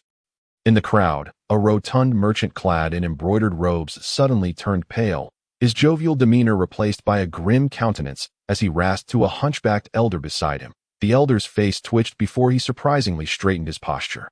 I see words escaping his lips. Xiao Yu, do not speak to me in such a tone. I, Sol Qianduan, am not your subordinate. The elder's features continued to quiver, his skin seeming to flow away, revealing a pallid visage with deep-set eyes that flickered with an otherworldly light. Very well, your soul sect is indeed formidable. This plan's failure will incur your undeniable responsibility. The merchant's corpulent form shrank suddenly, his garments bursting apart to reveal a tall and imposing figure that a handsome face, like unyielding ice, swept a glance at Sol Qianduan, a clang of a sword resonating through the air, before Xiao Yu soared into the air. His overwhelming energy erupting forth like a dazzling rainbow directed straight toward the execution platform. Sol Qianduan's expression darkened, a cold snort escaping his lips as he planted his feet firmly. Launching himself skyward, his voluminous black robe billowing as his soul-refining qi surged forth at the center of the execution platform. Xiaoming narrowed his eyes, lifting his gaze to the 2 surging auras racing toward him.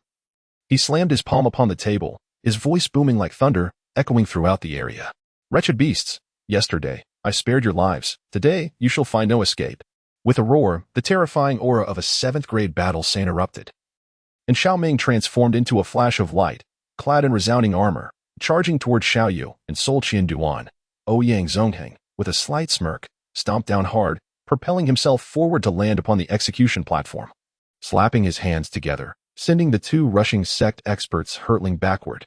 With me, Ouyang Zongheng, stationed here, who dares to act with impunity?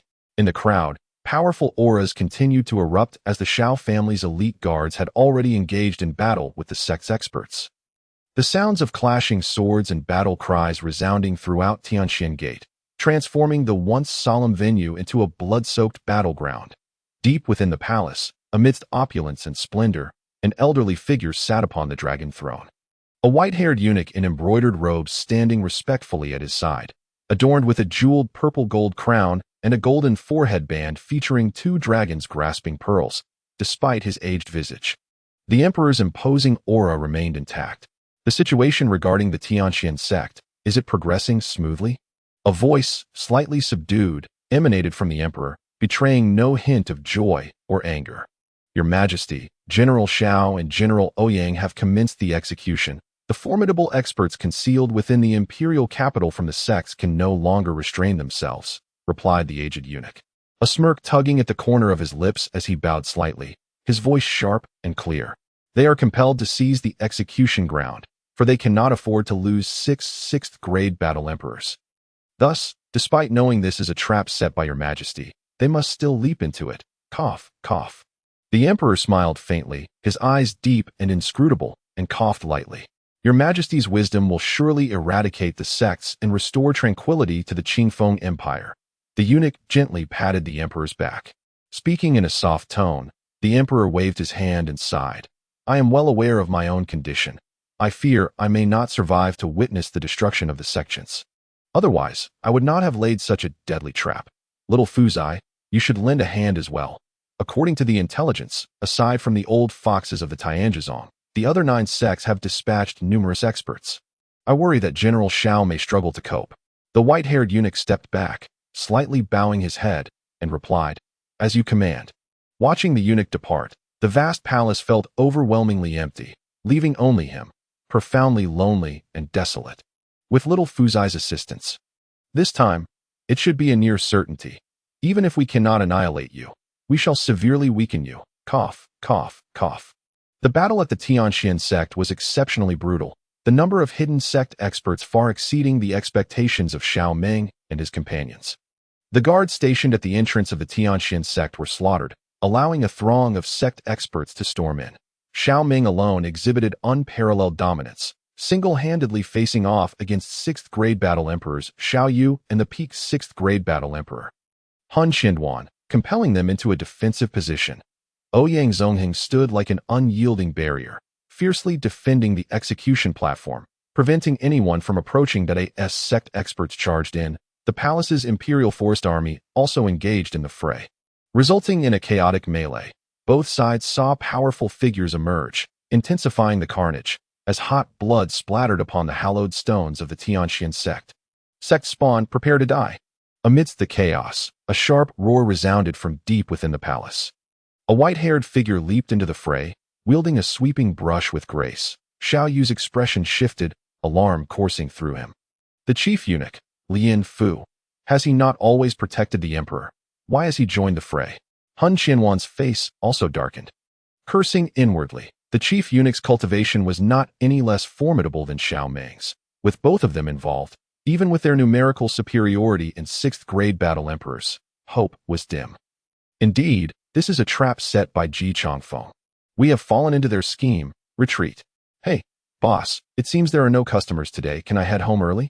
Ouyang Xiaoyi pouted, addressing Bufang, who was reclining in a chair at the door. Today's patrons were indeed sparse, aside from Jin Pongzi and a few others. Only a handful had stopped by, with no sign of Ji Chenxue and her companions. You may return, Bufang replied expressionlessly, the autumn sun casting a warm glow that tempted him to doze off. Upon hearing Bufang's words, Ouyang Xiaoyi's eyes narrowed into crescent shapes with delight, and with a lively humph, she dashed out of the small shop, eager to see the Tianxian sect, after overhearing Jin Pongzi and the others in the morning. The little girl felt restless. After all, her father, Ouyang Zongheng, was in charge of the execution. If what they said was true, wouldn't her father be in danger as well? With a soft sigh, she prepared to exit the alley. But as she reached the mouth of it, a menacing pressure swept over her. Ouyang Xiaoyi's expression changed dramatically. She instinctively turned to flee. Yet, after only a few steps, a figure landed beside her, and she felt a strong grip seize her, lifting her off the ground. Xiaoming, stop.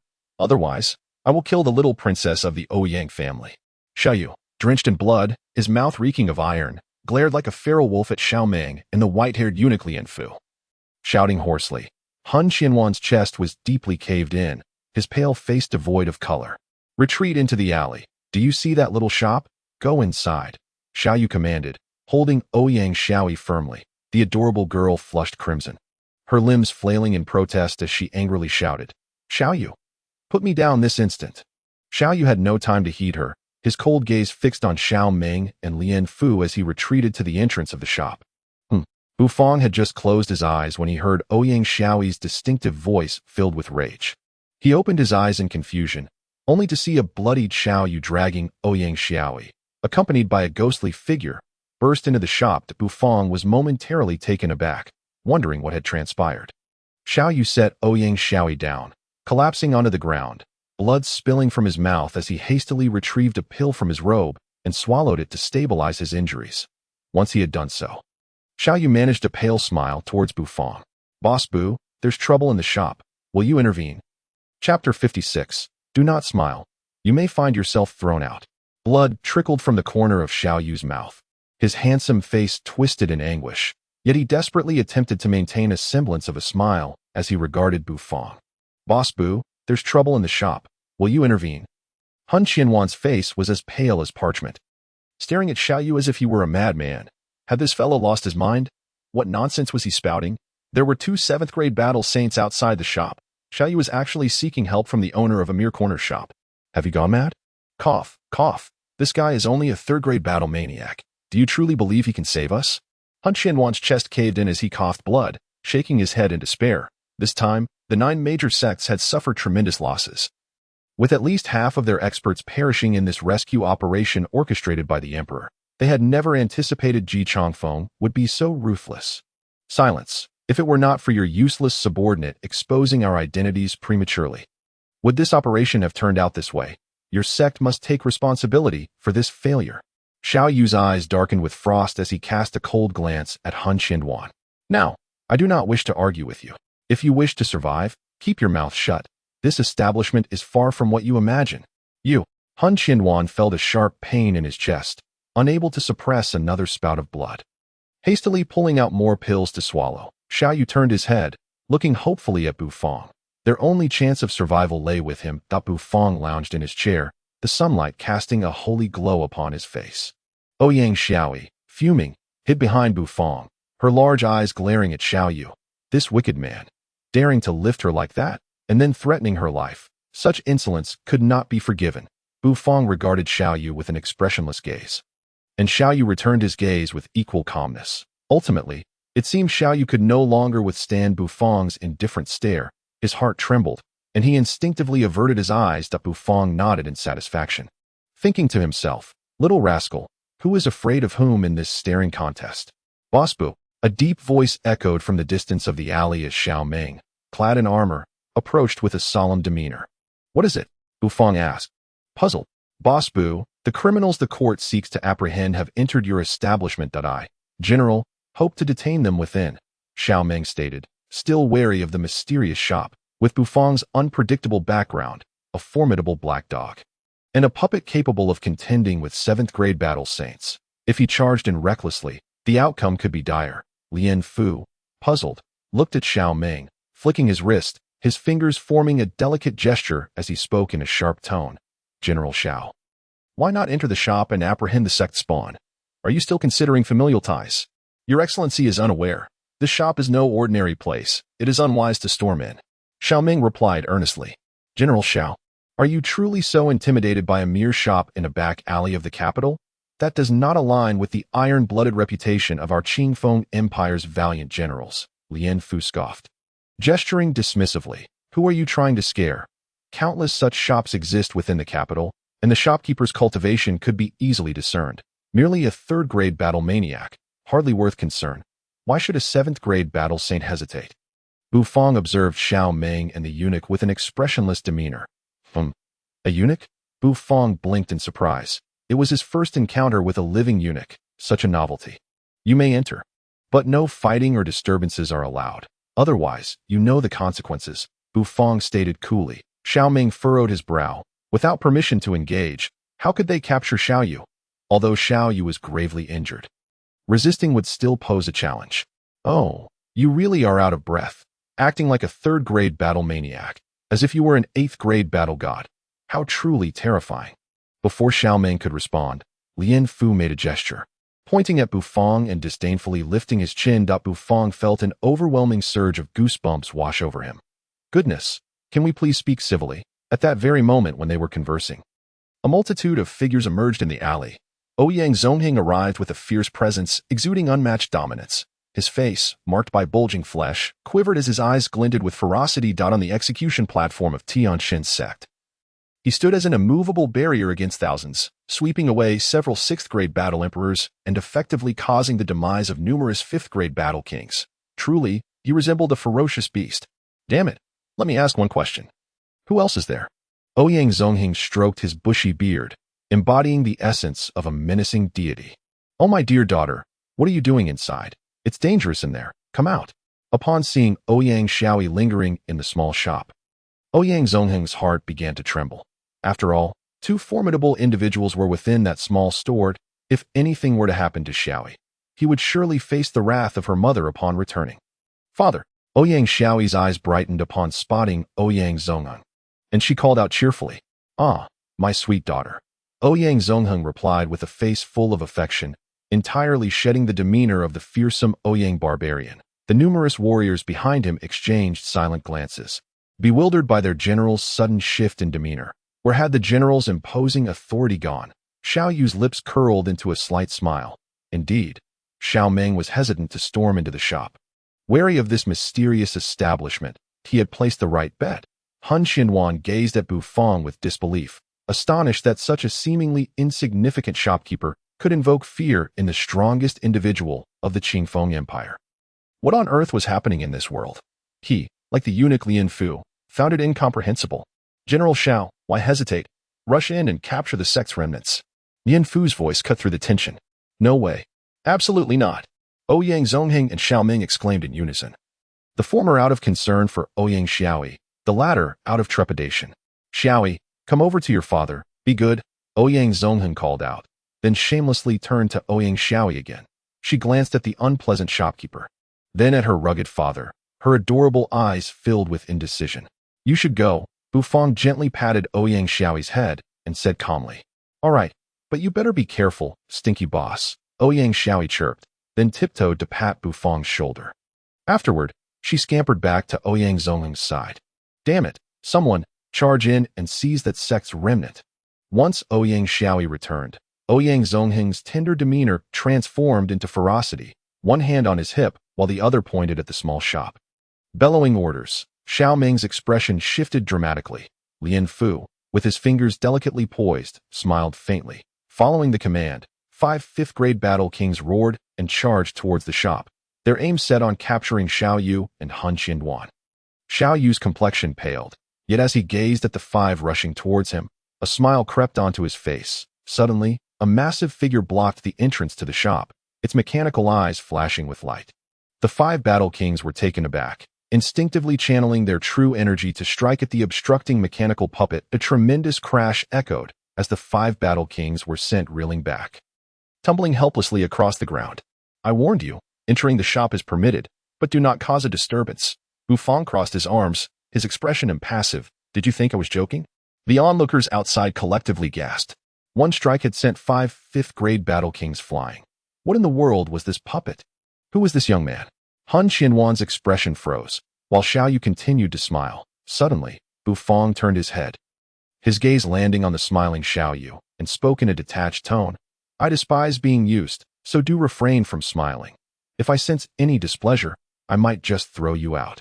The smile on Xiao Yu's face instantly froze.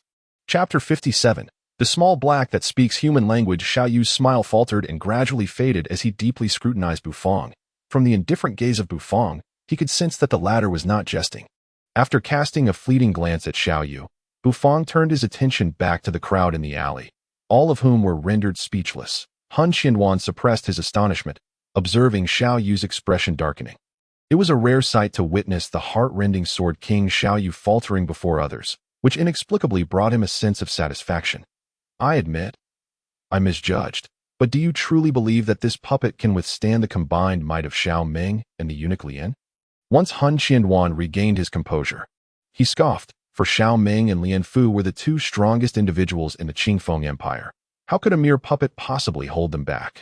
Do you think I, Xiao Yu, would hide in this small shop for eternity? Xiao Yu shot a cold glance at Han Qianduan, a smirk tugging at the corners of his mouth. Han Qianduan's eyes narrowed. Indeed, Xiao Yu was Xiao Yu. He had likely devised an escape plan long ago, if not for the disruption caused by the disciples of the Soul Sect. Everything might have unfolded as perfectly orchestrated by Xiao Yu. Indeed, there is some merit to this. No wonder General Xiao hesitates. Lian Fu, with a delicate flick of his fingers, grinned coldly as his eyes scrutinized the mechanical puppet with curiosity. This iron contraption is quite impressive, having repelled 5 battle kings with a single strike. Ouyang Zongheng's eyes widened in surprise. He had not anticipated that what Xiaoyi had told him was true. This puppet was indeed formidable, perhaps even surpassing his own prowess. Ouyang Xiaoyi tugged at Ouyang Zongheng's armor, cheerfully saying, Father, let's not engage with the little white one. Although the stinky boss is a bit stern, he is quite a decent person. Oh, my sweet daughter, your father shall heed your words. Ouyang Zongheng squinted his eyes. A smile plastered on his face as he affectionately patted Ouyang Xiaoyi's head. Who would be foolish enough to challenge that puppet? The 5 battle kings were sent flying with a single strike. He, as a mere 6th-grade battle emperor, would surely meet a similar fate. Best to leave the puppet for that old eunuch and the old Xiao to handle, lest he be humiliated. With this thought, Ouyang Zongheng's indulgence towards his daughter intensified. Whatever my daughter says goes. Father shall refrain from making a move. Boss Bu, are you truly going to shield that sect's criminal? Xiaoming spoke in a low, grave tone, his voice imbued with seriousness. If Bufang was determined to protect Xiaoyu, he would have no choice but to break through forcefully. It's not about shielding. You may come in. But fighting is strictly forbidden within the shop, Bufang replied with an expressionless demeanor. Oh, don't think that just because you possess a puppet, you can act with impunity. I am eager to see what other tricks you have up your sleeve. Lian Fu's sharp voice echoed through the alley as he unleashed a surge of true energy from his body. General Xiao, distract that puppet while I capture the remnants of the sect. With a flick of his fingers, he unleashed his sweeping fan. Moving with incredible swiftness as he launched an attack at the mechanical puppet, thousands of strands of the fan erupted, becoming as sharp as steel needles under the infusion of true energy. Xiaoming's expression changed dramatically. Reluctantly, he was forced to take action, his armor clashing with a resounding clang.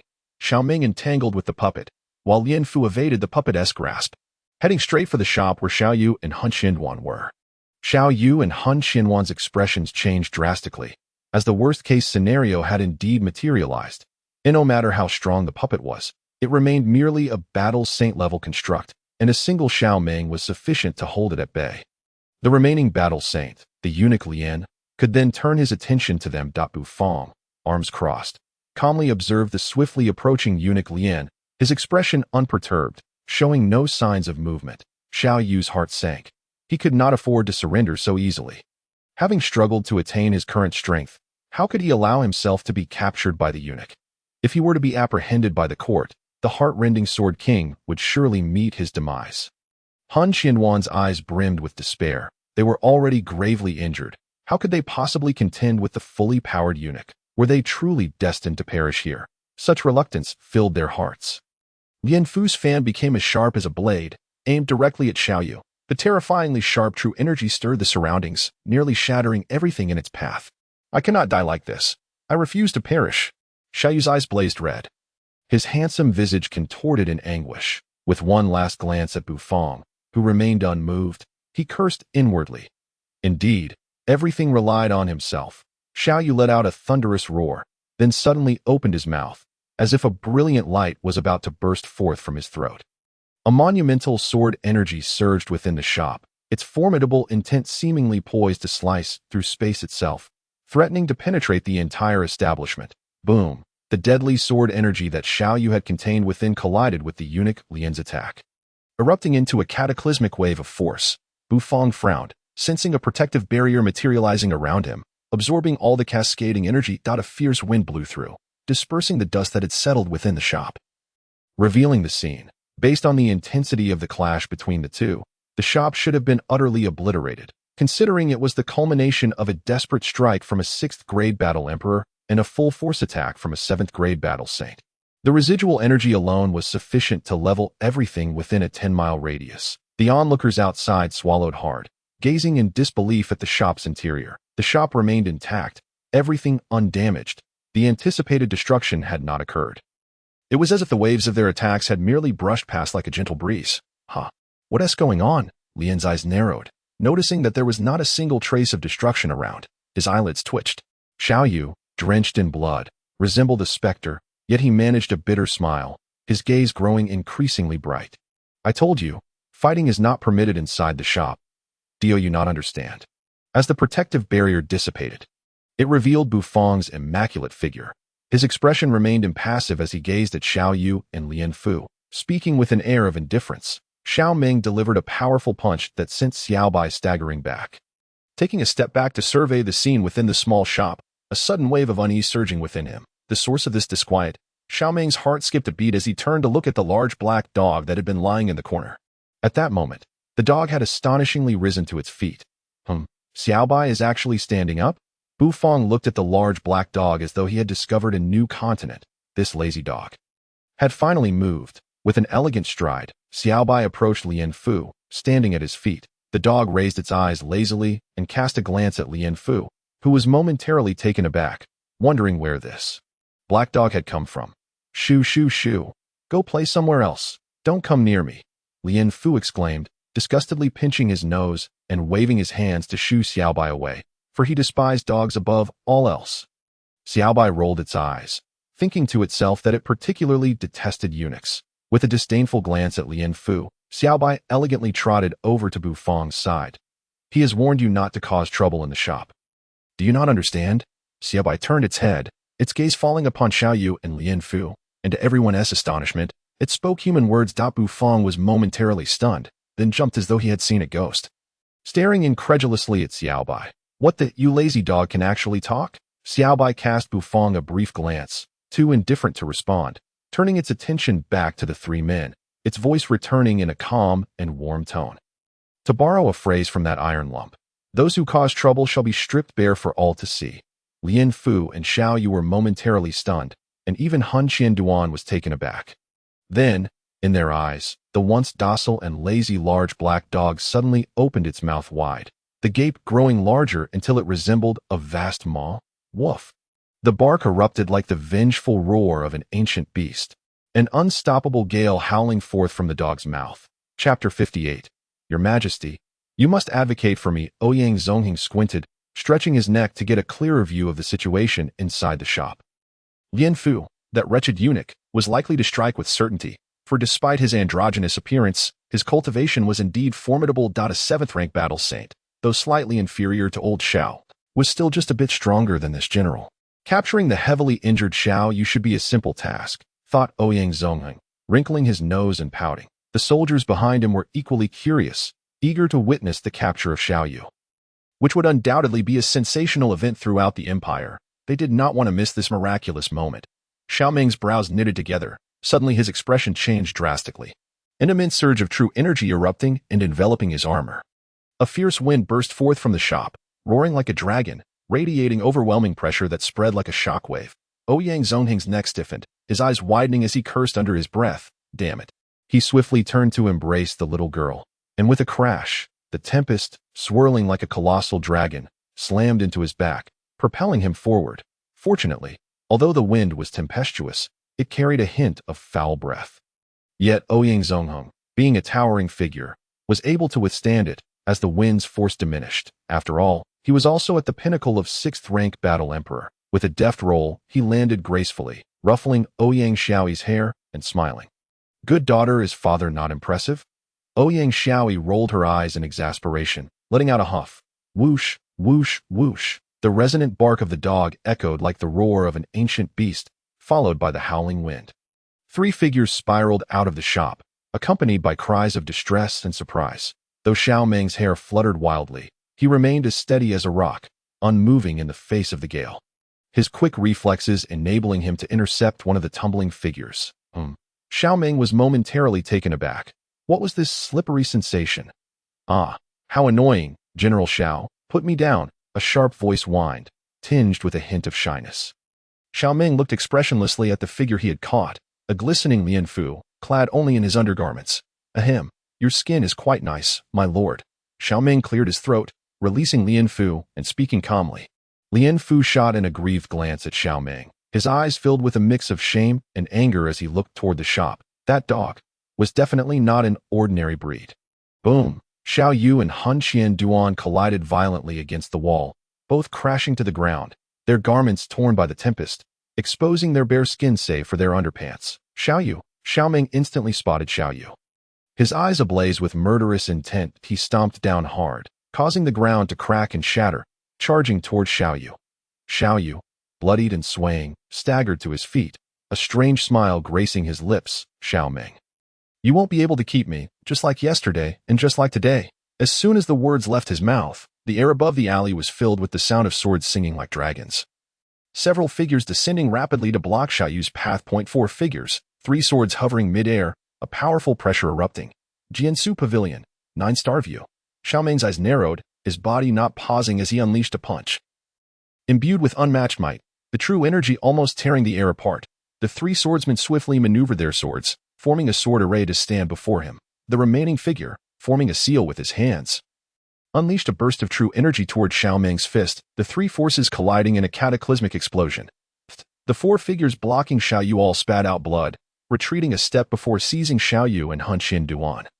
Vanishing into the air, Xiao Meng's body trembled, shaken as the energies that had entwined him dissipated, but in that brief moment, Xiao Yu had been taken away. Damn it, Xiao Yu truly had a backup plan. Xiao Meng cursed under his breath, striking the alley wall with a fist, causing a myriad of cracks to spiderweb across the surface. All because of you, great black dog. Xiao Yu was originally surrounded, with no chance of escape. Why did you blow him out? Lien Fu was furious, turning to gesture dramatically toward the shop. Are you pointing at me?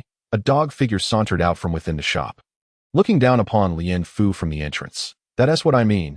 Don't think just because you managed a sneak attack that I'd be afraid of you, Lien Fu retorted, twisting his slender waist provocatively. Xiao Bai's mouth curled into a knowing smile. Then, Lien Fu felt an overwhelming pressure descending from the heavens, instantly pinning him down as if crushed by a towering mountain. Rendering him immobile, Lien Fu was frozen, his long white hair cascading over his face. How humiliating. Xiao Meng's eyes widened. This pressure, the large black dog was actually a 9th-rank supreme spirit beast, Boss Boo. I have indeed overstepped this time. Could you please have this, esteemed dog cease? Xiao Meng clasped his hands. Addressing the interior of the shop, Bu Fong stepped out, his tall figure and neatly bound hair presenting an aura of cleanliness and order. This lazy dog, Xiao Bai, has a poor temper. Let this be a lesson to the eunuch. Remember, when you come to my place, you must abide by the rules, Bu Fong stated flatly. Upon finishing, Bu Fong reached out, stroking Xiao Bai's immaculate fur, saying lightly, enough of the ruckus, let the eunuch go. Xiao Bai turned its head, inquiring, what if I refuse? Then I suppose I shall sleep in tomorrow and forego practicing my dishes. Bu Fong replied with a straight face. Fine, I will let go, Xiao Bai huffed, rolling its eyes at Bu Fong, elegantly retreating to the corner to find a comfortable spot to lie down and sleep. Bu Fong's lips curled into a faint smile. It turned out the last line of defense the system spoke of was this gluttonous, lazy black dog. Indeed, given the system's miserly nature, it would never maintain a dog that was poised to evolve into a pig. Oh dear, my back. Lien Fu felt the pressure dissipate and hurriedly scrambled to his feet, casting a terrified glance at Xiao Bai, saying nothing as he scampered away in his undergarments, tail between his legs. Xiao Bai is so powerful. Ouyang Xiaoi clapped her hands joyfully, her eyes narrowing into crescent shapes, much stronger than father. General Ouyang Zonghing felt as if an invisible arrow had pierced his heart. In the eyes of his precious daughter, he had been overshadowed by a mere dog. Thank you, Boss Boo. Xiao Meng expressed his gratitude sincerely, casting one last glance at the peacefully sleeping Xiao Bai before turning to leave, with the pursuit of Xiao Yu and Han Qian Duan thwarted. He must return to report to the emperor at once. The powerful figures in the alley retreated like a receding tide, and Ouyang Xiaoi was taken back by Ouyang Zongheng, the little girl cheerfully waving goodbye to Bu Fong as she departed. Once everyone had left, Bu Fong glanced at the now slumbering Xiao Bai before stepping inside and closing the door. Your Majesty, you must advocate for me. That black shop is utterly audacious, disregarding the law. They actually dared to harbor criminals from sects. I intervened, and they even stripped me of my garments, Lien Fu lamented, his delicate fingers gesturing as he approached the emperor seated upon the dragon throne.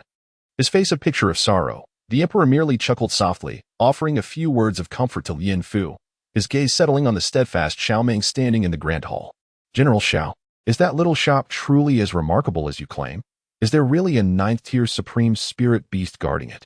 What this humble subject states is entirely true, Xiao Meng replied with a solemn expression. The emperor narrowed his eyes slightly, gently stroking his graying beard, and smiled faintly. I have heard that the dishes at that little shop are exceptionally flavorful. There are even rumors of wines that surpass the exquisite nectar and jade liquid. I must admit, I am quite curious. Chapter 59. His Majesty commands the gathering of delicacies as autumn rains bring a chill.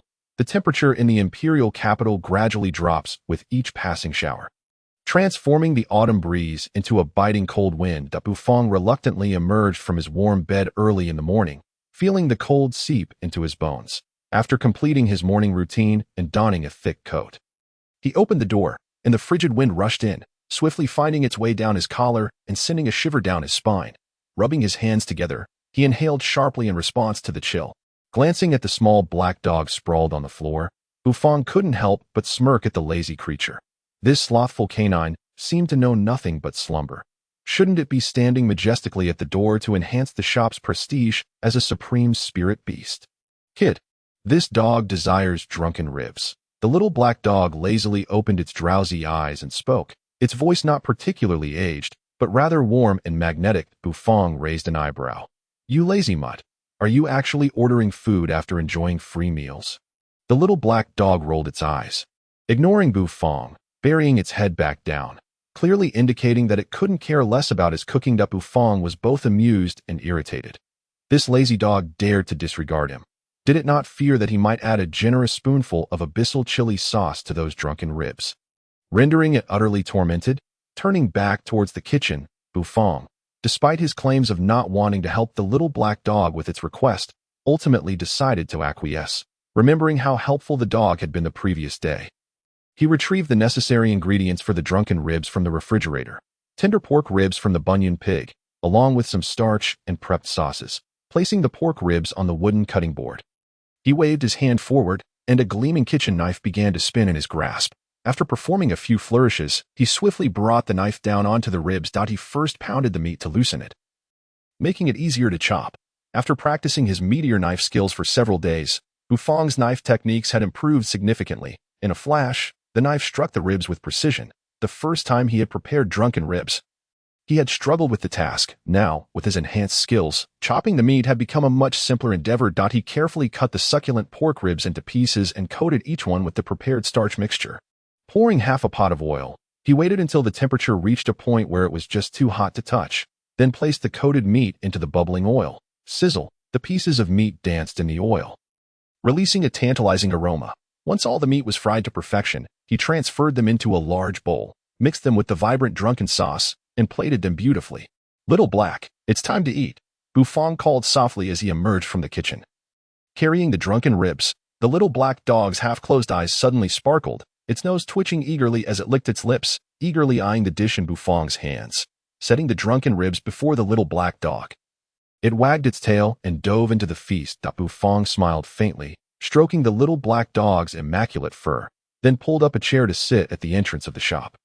Basking leisurely in the warm autumn sun, though the previous day had witnessed a fierce battle among the Empire's top warriors, for Bufong, life continued without significant change. The autumn sun bathed everything in a warm, comforting glow, and the fragrant aroma of his clothing in the sunlight was intoxicating. What a splendid day it was! In the distance, a group led by the rotund Jean approached, the leader limping, his chubby face slightly swollen. Good morning, Boss Boo. Enjoying the sun, I see. How leisurely. Jean greeted Bufong. Bufong nodded, gazing at him quizzically. Why is your face swollen? You were already quite plump without needing to inflate it. Boss Boo, can we not have a decent conversation? This is all you're doing, Jean lamented, his eyes filled with grievance as he recounted the events from the previous day's execution grounds, leaving Bufong in slight disbelief. It turned out the debut of the oyster buns had been so astonishing. You performed such an unfeeling act. How did he not strike you down? Bufong stood up, stretching his limbs, and replied nonchalantly before heading back to the kitchen. Jean found himself at a loss for words. Boss Boo had even learned to mock others. Boss Boo, will today's meals be the same as usual? Bufong waved his hand to signal his understanding. Soon, the rich aroma of dishes wafted from the kitchen. Ouyang Xiaoyi bounced in cheerfully, her mood evidently bright. Oh, Jean, why is your face so swollen? Upon entering, she caught sight of Jin's miserable state and burst into laughter. Jean could only manage a bitter smile, recounting the tale of the oyster buns once more under Ouyang Xiaoyi's incessant inquiries. Are those oyster buns truly that delicious? I must ask the stinky boss to prepare a portion for me to take home to share with my parents and grandparents. Ouyang Xiaoyi mused. Xiaoyi, serve the dishes, Bufong called out lightly as he heard the laughter from the shop. Okay. Ouyang Xiaoyi scampered to the window to serve the dishes ordered by Jean and the others. After they had finished their meals and settled their bills, each of them naturally requested a portion of the oyster buns before departing. Ji Qingxue, draped in an elegant white robe, entered gracefully. He was almost a regular at the shop, often adorned with a gentle smile. What would your highness like to eat? Ouyang Xiaoyi inquired. One serving of drunken fish and a jar of icy heart jade pot wine, please. Ji Qingxue replied with a light chuckle. Before long, the dishes were served, and Ji Qingxue savored the drunken fish While sipping the icy heart jade pot wine at the entrance of the alley, a tall figure with long white hair approached, swaying gracefully. "Oh dear, my little heart. Why is this dog still lounging here? Shouldn't a supreme spirit beast display a bit of its majestic presence?" Lian Fu, dressed in casual attire with his white hair tied up and held by a bronze hairpin, entered the shop. Upon seeing the little black dog, he felt a shiver down his spine. He pinched his fingers delicately, snorting slightly. The little black dog, uninterested in the remarks of this old eunuch, continued to relish its drunken ribs, the aroma wafting delightfully. "Indeed, it does smell quite enticing," Lian Fu murmured, shaking his fingers. The little black dog paused, casting a wary glance at Lian Fu before turning its back to him, resuming its feast on the drunken ribs. How infuriating! Lian Fu felt humiliated, as if he were competing with a mere dog for food. Snorting haughtily, he stepped into Bufang's shop. His purpose today, not to create a ruckus or capture anyone, but simply to procure ingredients. The emperor had issued a decree the previous day, ordering him to gather all the dishes from the little shop to bring back for tasting, with the possibility of inviting Bufang to the palace if the flavors were satisfactory.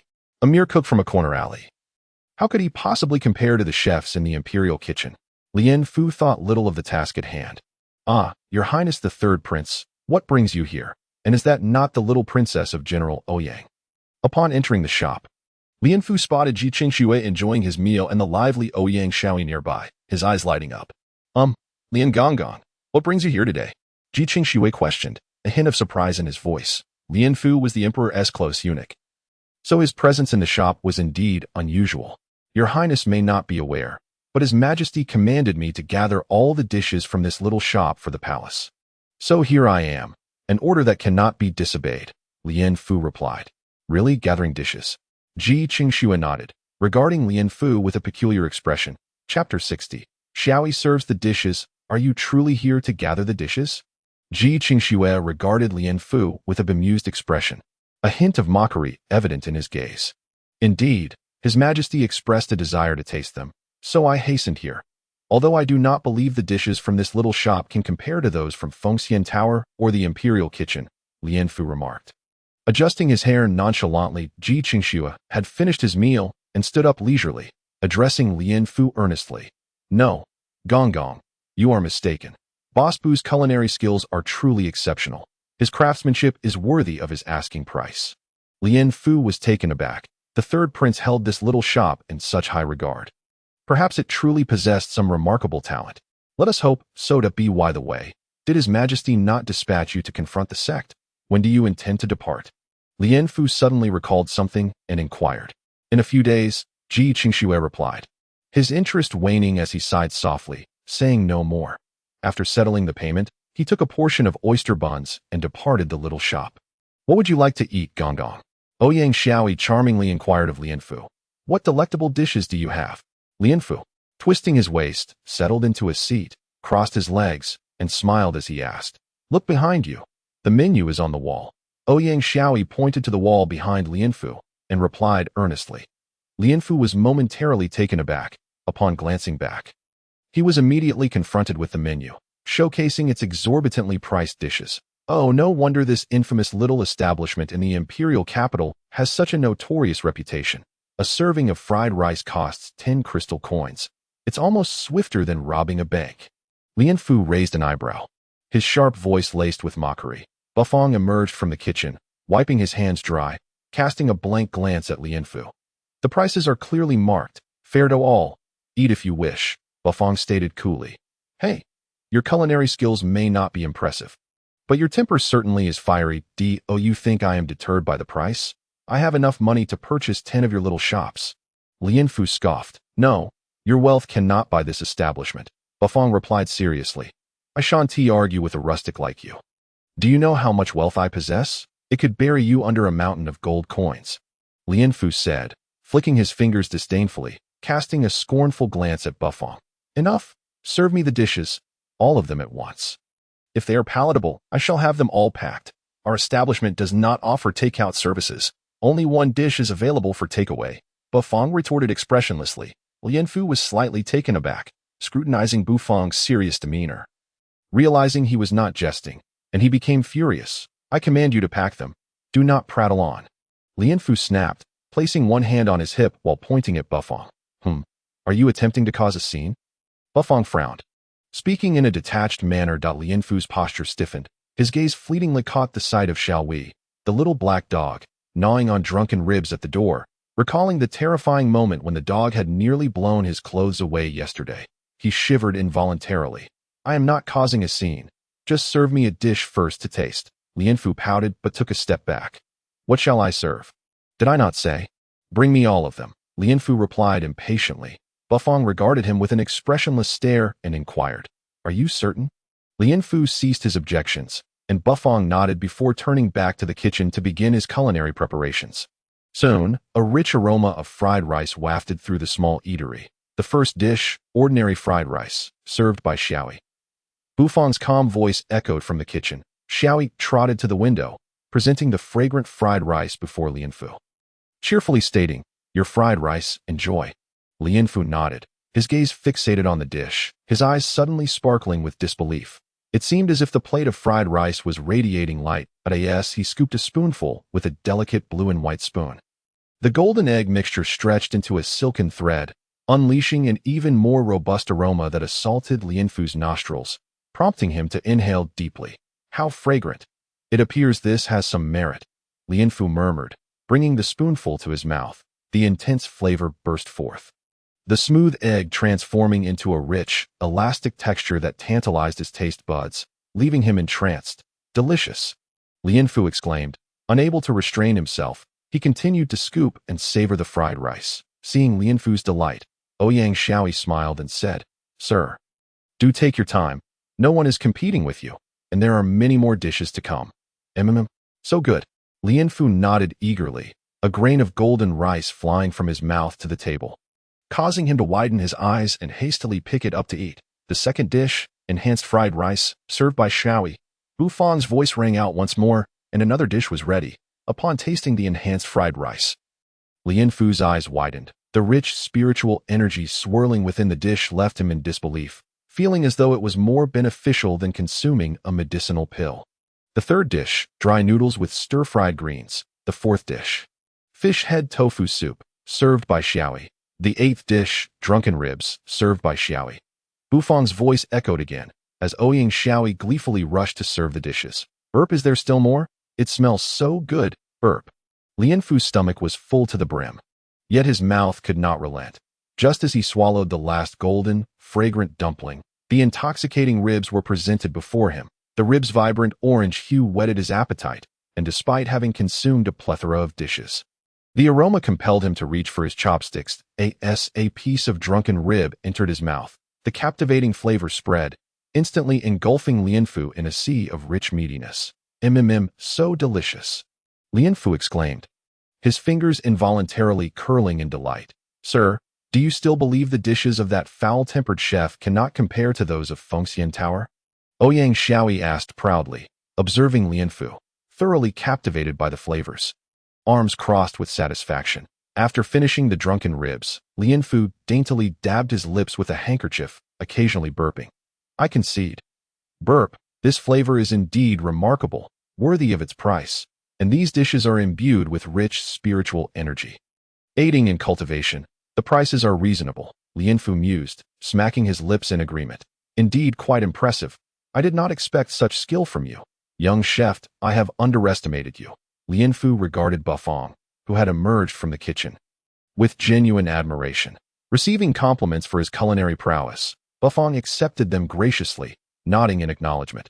Excellent, young chef. Prepare another order of these dishes for me, Lianfu declared, as he brushed a hand over the jade pendant hanging from his waist. Summoning a plethora of crystal coins. Our establishment has a rule.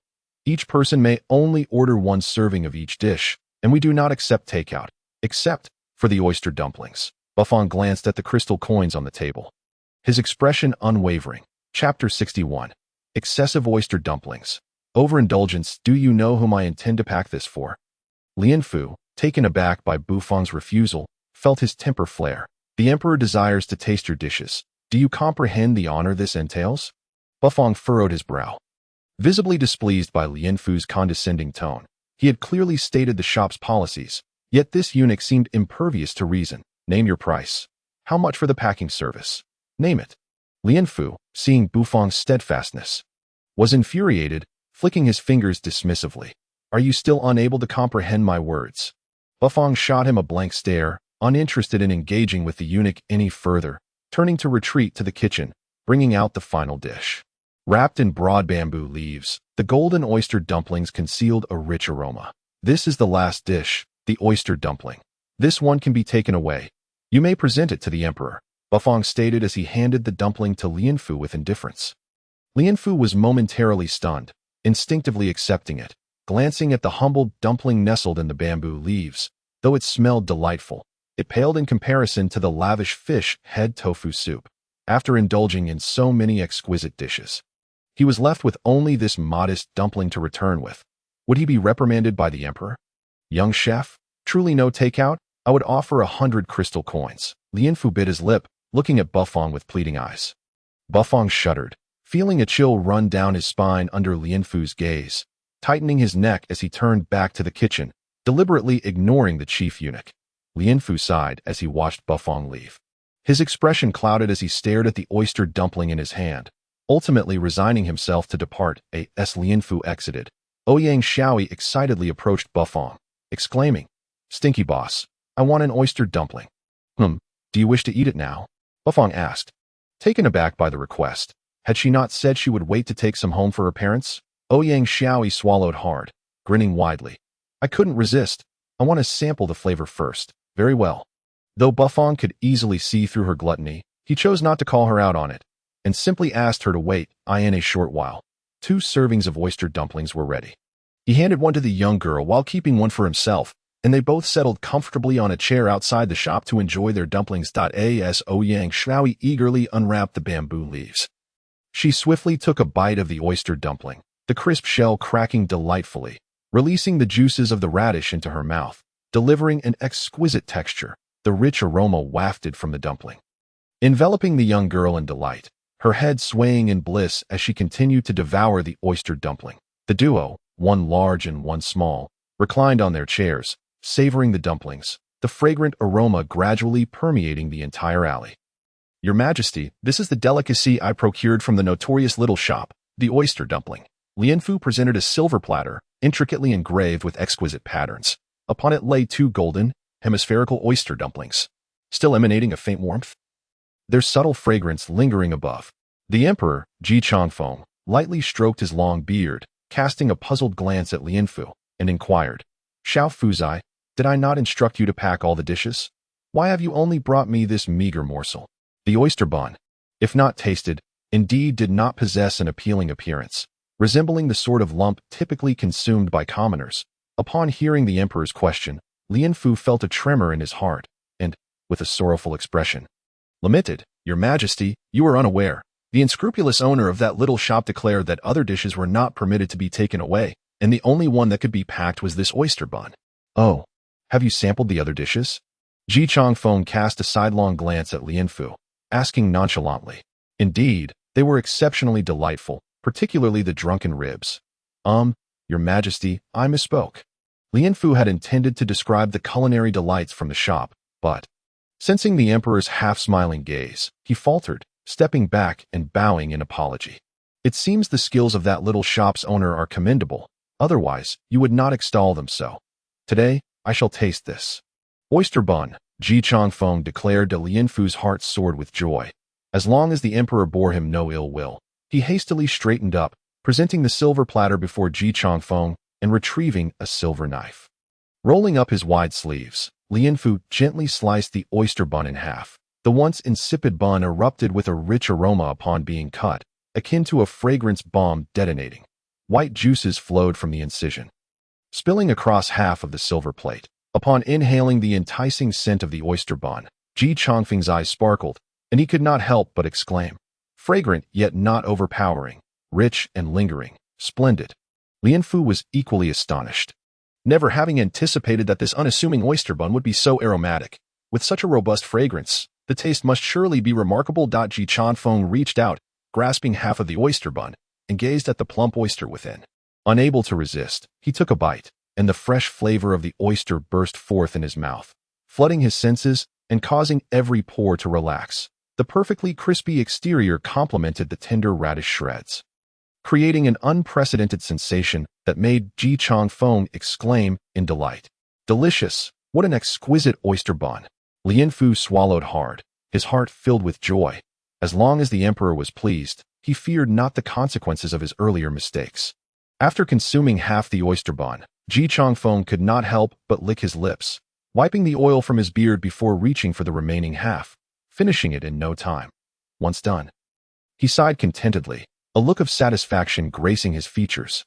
It has been ages since I have dined so heartily. That unscrupulous little shop indeed possesses some skill.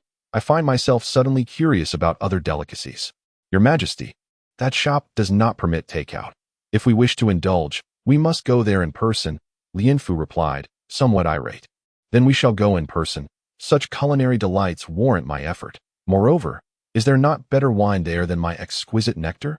I am quite eager for fine wine. Xiao Fuzai, prepare yourself. Tomorrow I shall make a personal visit, Ji Changfeng commanded. Oh dear, Your Majesty, how could that little shop have the audacity to trouble you? I shall endeavor once more tomorrow to ensure all dishes are packaged for you, Lien Fu exclaimed. Anxious about the emperor's well-being, Ji Changfeng cast a calm glance at Lien Fu and remarked, Xiao Fuzai, I once ventured to Fengxian Tower solely for a dish of roasted flower duck. Why should I not enter a small shop to savor its delicacies? Remember, we shall go incognito tomorrow. Lien Fu felt a deep sense of helplessness, having resolved to discreetly prepare for the emperor's safety, ensuring that a physician and other precautions were in place in case of any mishap. Meanwhile, in the small shop, Ouyang Xiaoi, having finished 2 oyster buns, gazed pitifully at Buffon. Stinky boss, please give Xiaoi one more serving. I am still hungry. Her large eyes blinked innocently, utterly adorable, as if to melt the heart of any onlooker. Buffon glanced at her, responding coolly, No, eating too many oyster buns will cause discomfort.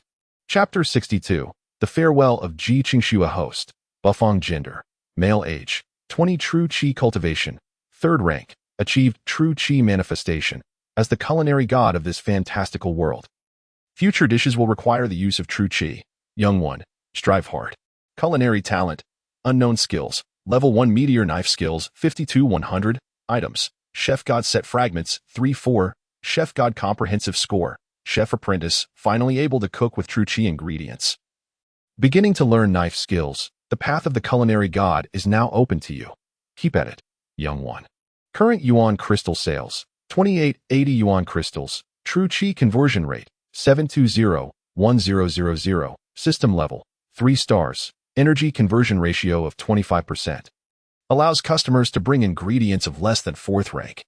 On the following morning, Buffon awoke groggily, and during his morning routine, his mind delved into the system to review his panel, noticing that he was nearing the completion of an upgrade. He realized that as a 3rd rank battle maniac, achieving 1000 Yuan crystal True Qi would elevate him to 4th rank battle spirit, granting him greater mastery over True Qi.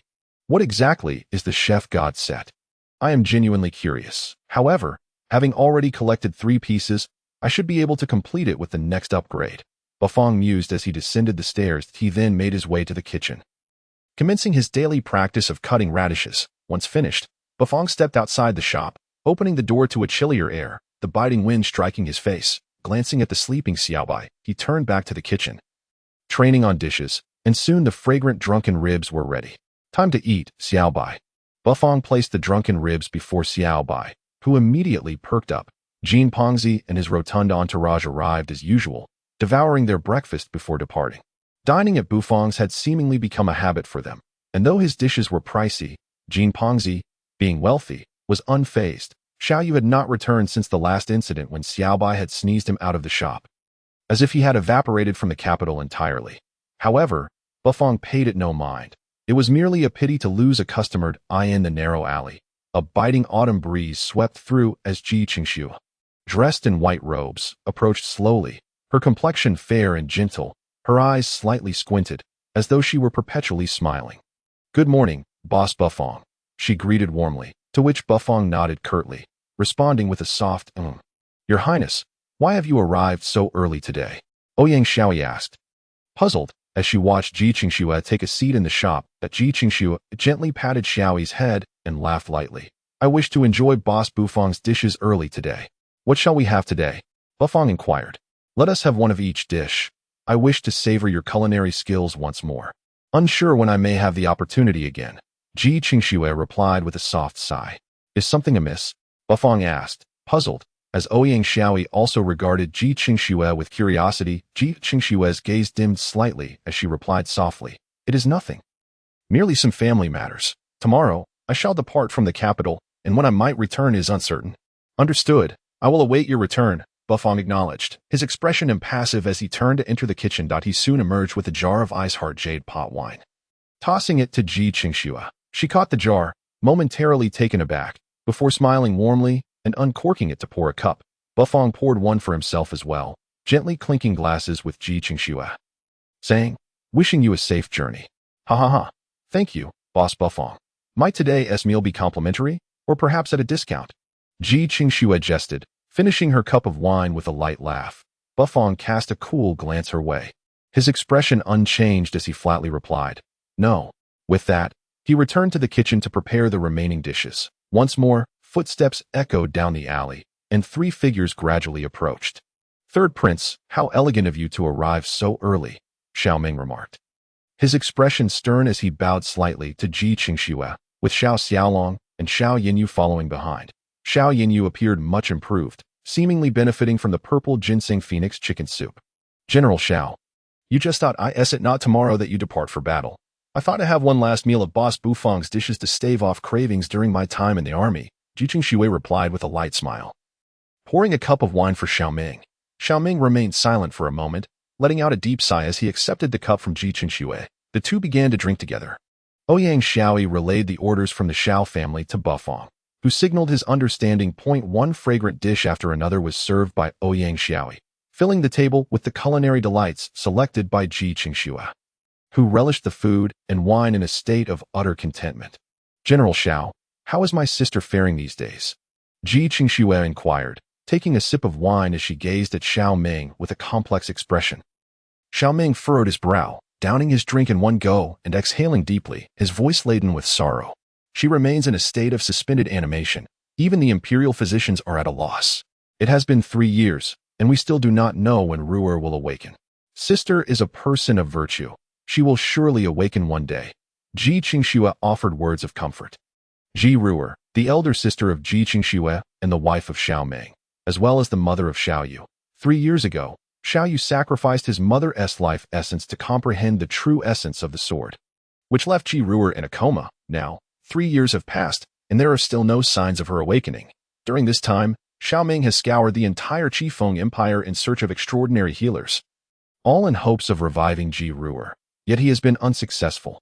This matter has caused even someone of his high cultivation, a 7th-rank battle saint, to turn his hair white from worry. It is truly astounding for someone of such lofty status. In truth, I have long ceased to harbor excessive hopes. Although Ruer remains in a deep slumber, she is not dead, which, in itself, is a blessing that I have come today merely to inquire if Master Bu has any means to awaken Ruer. I am willing to grasp at straws. Xiao Ming candidly revealed his purpose to Ji Qingxue. Ji Qingxue nodded. If Bufong's medicinal cuisine could restore Xiao Yinyu, who was on the brink of death, then perhaps it could also awaken his sister, who has been asleep for 3 years. A flicker of hope surged within him. Subsequently, the two fell into silence, each savoring their wine, during which Xiao Ming merely reminded Ji Qingxue of matters regarding their expedition. Although Ji Qingxue was a prince, he was the 3rd son. His mother was merely a consort in the harem, and his status was not esteemed. He could not compare to the crown prince Ji Qingyan or Prince Yu Ji Qingyu. The emperor did not hold him in high regard, and without his brother-in-law Xiao Ming, it is likely that Ji Qingxue would have already fallen victim to the schemes of the crown prince and Prince Yu. The royal family is devoid of kinship. This is not merely a saying. You must prioritize your safety while venturing into the outer realm sections. Remember, although the emperor does not favor you, you are still a prince, a noble prince. Xiao Ming spoke earnestly. Ji Qingxue nodded lightly, raising his cup to drink. Just as the two were engaged in conversation, a cough sounded from outside, and an elderly figure in a brocade robe slowly entered the small shop. The gazes of Ji Qingxue and Xiao Ming naturally fell upon the newcomer, their expressions instantly stiffening. followed by narrowed eyes filled with disbelief. Chapter 63. Greetings, Your Majesty. Xiao Ming and Ji Qingxue stared in astonishment at the visitor, their eyes brimming with incredulity. Your Majesty, what brings you here?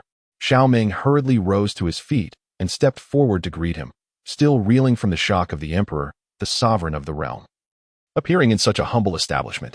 I pay my respects to Father. Ji Qingxue also stood and bowed to the elderly gentleman in brocade.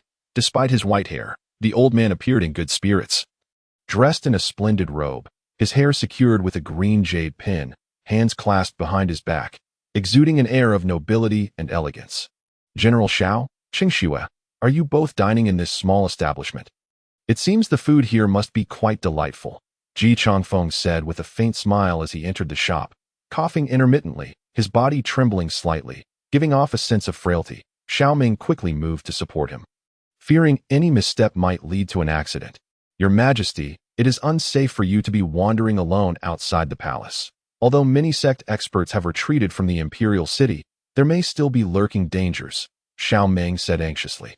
The emperor waved his hand dismissively, saying lightly, no matter, I, Ji Changfeng, was once a figure who commanded respect across the realm. Even in old age, I am not someone whom mere rabble would dare approach. I have come to this small shop solely to discuss cuisine, not other matters. The emperor took a seat, surveying his surroundings. The shop was modestly sized, with a few neatly arranged tables, and the decor was warm and inviting, exuding a certain charm. The emperor sniffed the air, his gaze falling upon the table where Xiao Ming and Ji Qingxue had been seated, his eyes brightening slightly. The aroma of this wine is truly rich. Could this be the renowned brew that surpasses even the finest celestial nectar? Indeed.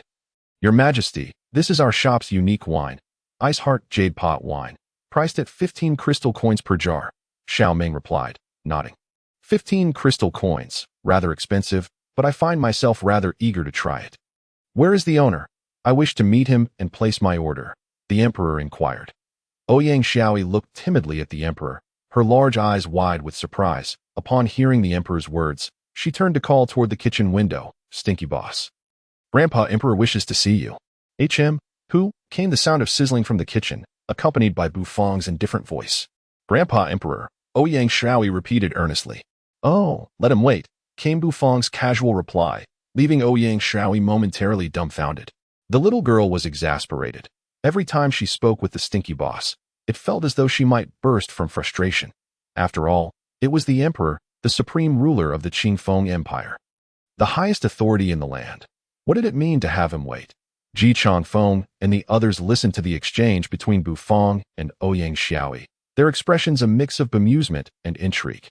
Xiao Ming and Ji Qingxue could only laugh in disbelief at Bufang's eccentricity, seemingly dismissing even the emperor's authority. That Ji Changfeng found it amusing, as most chefs would fawn upon hearing his name.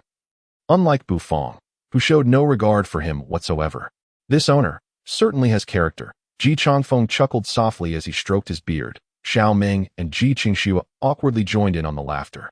After a few minutes, Bufang emerged from the kitchen, carrying a dish of drunken ribs, the rich aroma of meat wafting throughout the small shop, the vibrant orange color of the ribs stimulating the appetite. Your drunken ribs.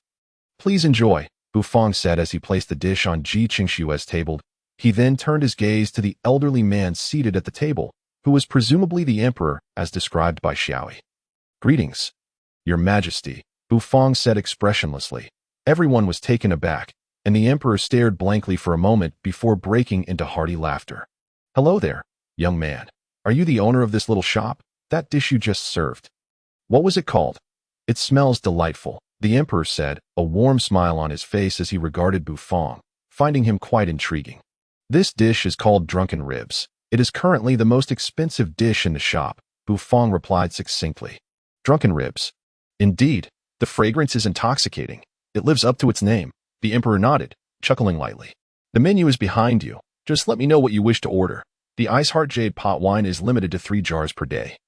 And there is currently 1 jar remaining. Bufang indicated towards the menu behind the emperor. The emperor raised an eyebrow, turning to see the wall covered with exorbitantly priced dishes. Interesting. A bowl of enhanced fried rice is priced at 10 crystal coins. And these drunken ribs, 50 crystal coins per serving, quite steep, I must say. What justifies such a price? The emperor furrowed his brow, coughing lightly before addressing Bufang. The high prices are justified by the rigorous standards we uphold in sourcing ingredients, processing, and cooking. The dishes we create not only have exceptional flavor, but also facilitate the circulation and cultivation of true energy within practitioners. These prices are fair, Bufang stated flatly.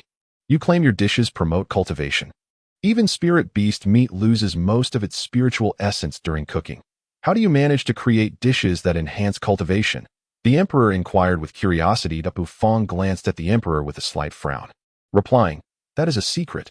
Cough, cough, cough. Xiao Meng and the others exchanged awkward coughs, feeling the tension from Bufang's response. The emperor nodded. Indeed, perhaps you possess unique methods of processing and cooking. It is a secret that should not be disclosed lightly. Young man, prepare one of everything for me. I wish to thoroughly sample your so-called dishes that promote the circulation of true energy, the emperor said evenly, stroking his beard as he looked at Bufang. Very well. Please wait a moment. I will prepare their dishes first before attending to yours, Bufang replied, his expression unchanging as he turned to return to the kitchen. The emperor frowned slightly, displeasure evident in his voice.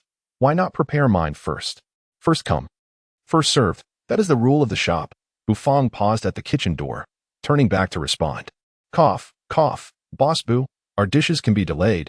It's fine to serve His Majesty first, Xiaoming said.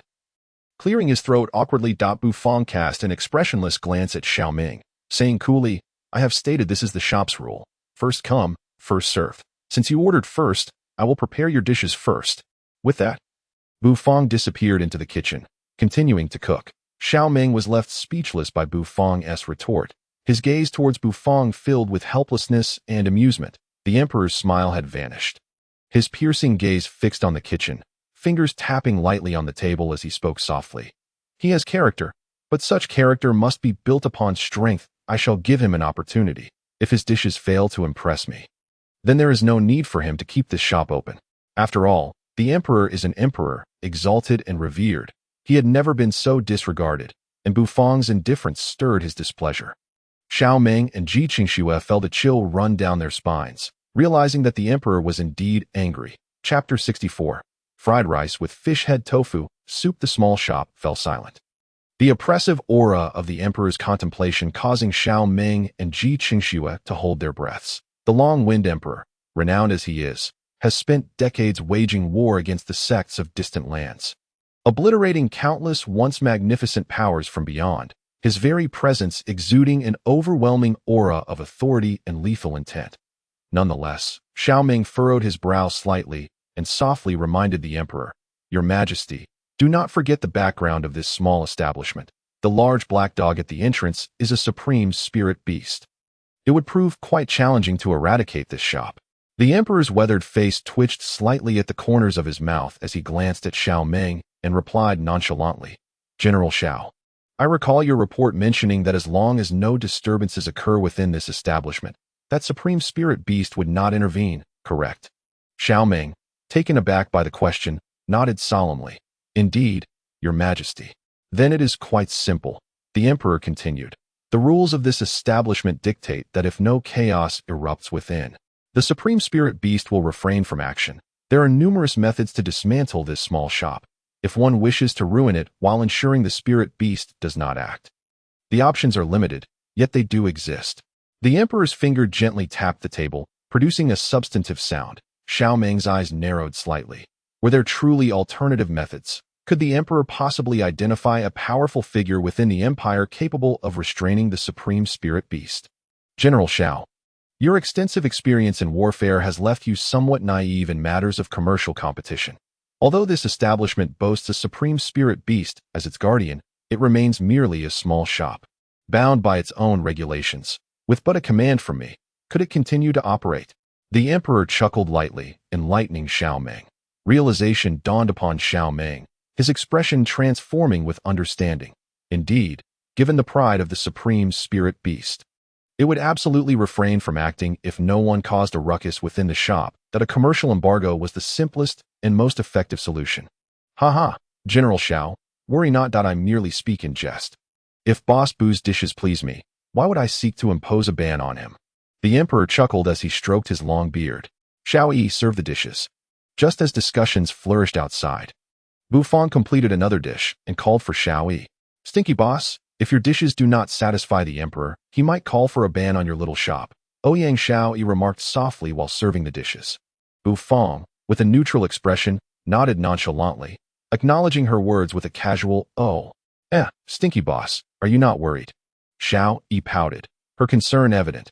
How could he be so indifferent after her kind warning? Bufang patted Xiao Yi's head, a smirk playing at the corners of his mouth as he replied, "Worry not, for there is no palate that my culinary creations cannot please." Ouyang Xiao Yi was momentarily taken aback, her eyes sparkling with admiration for the confident stinky boss. "Go now. Do not keep the diners waiting," Bufang urged. Xiao Yi nodded enthusiastically, carrying the wine-marinated fish with a spring in her step towards Ji Qingshue's table. "Your Highness, your wine-marinated fish. Please enjoy," Ouyang Xiao Yi said cheerfully as she placed the dish before Ji Qingxue.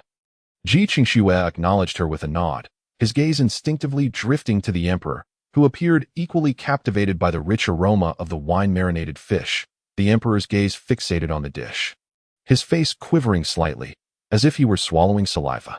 "Father, would you care to try some?"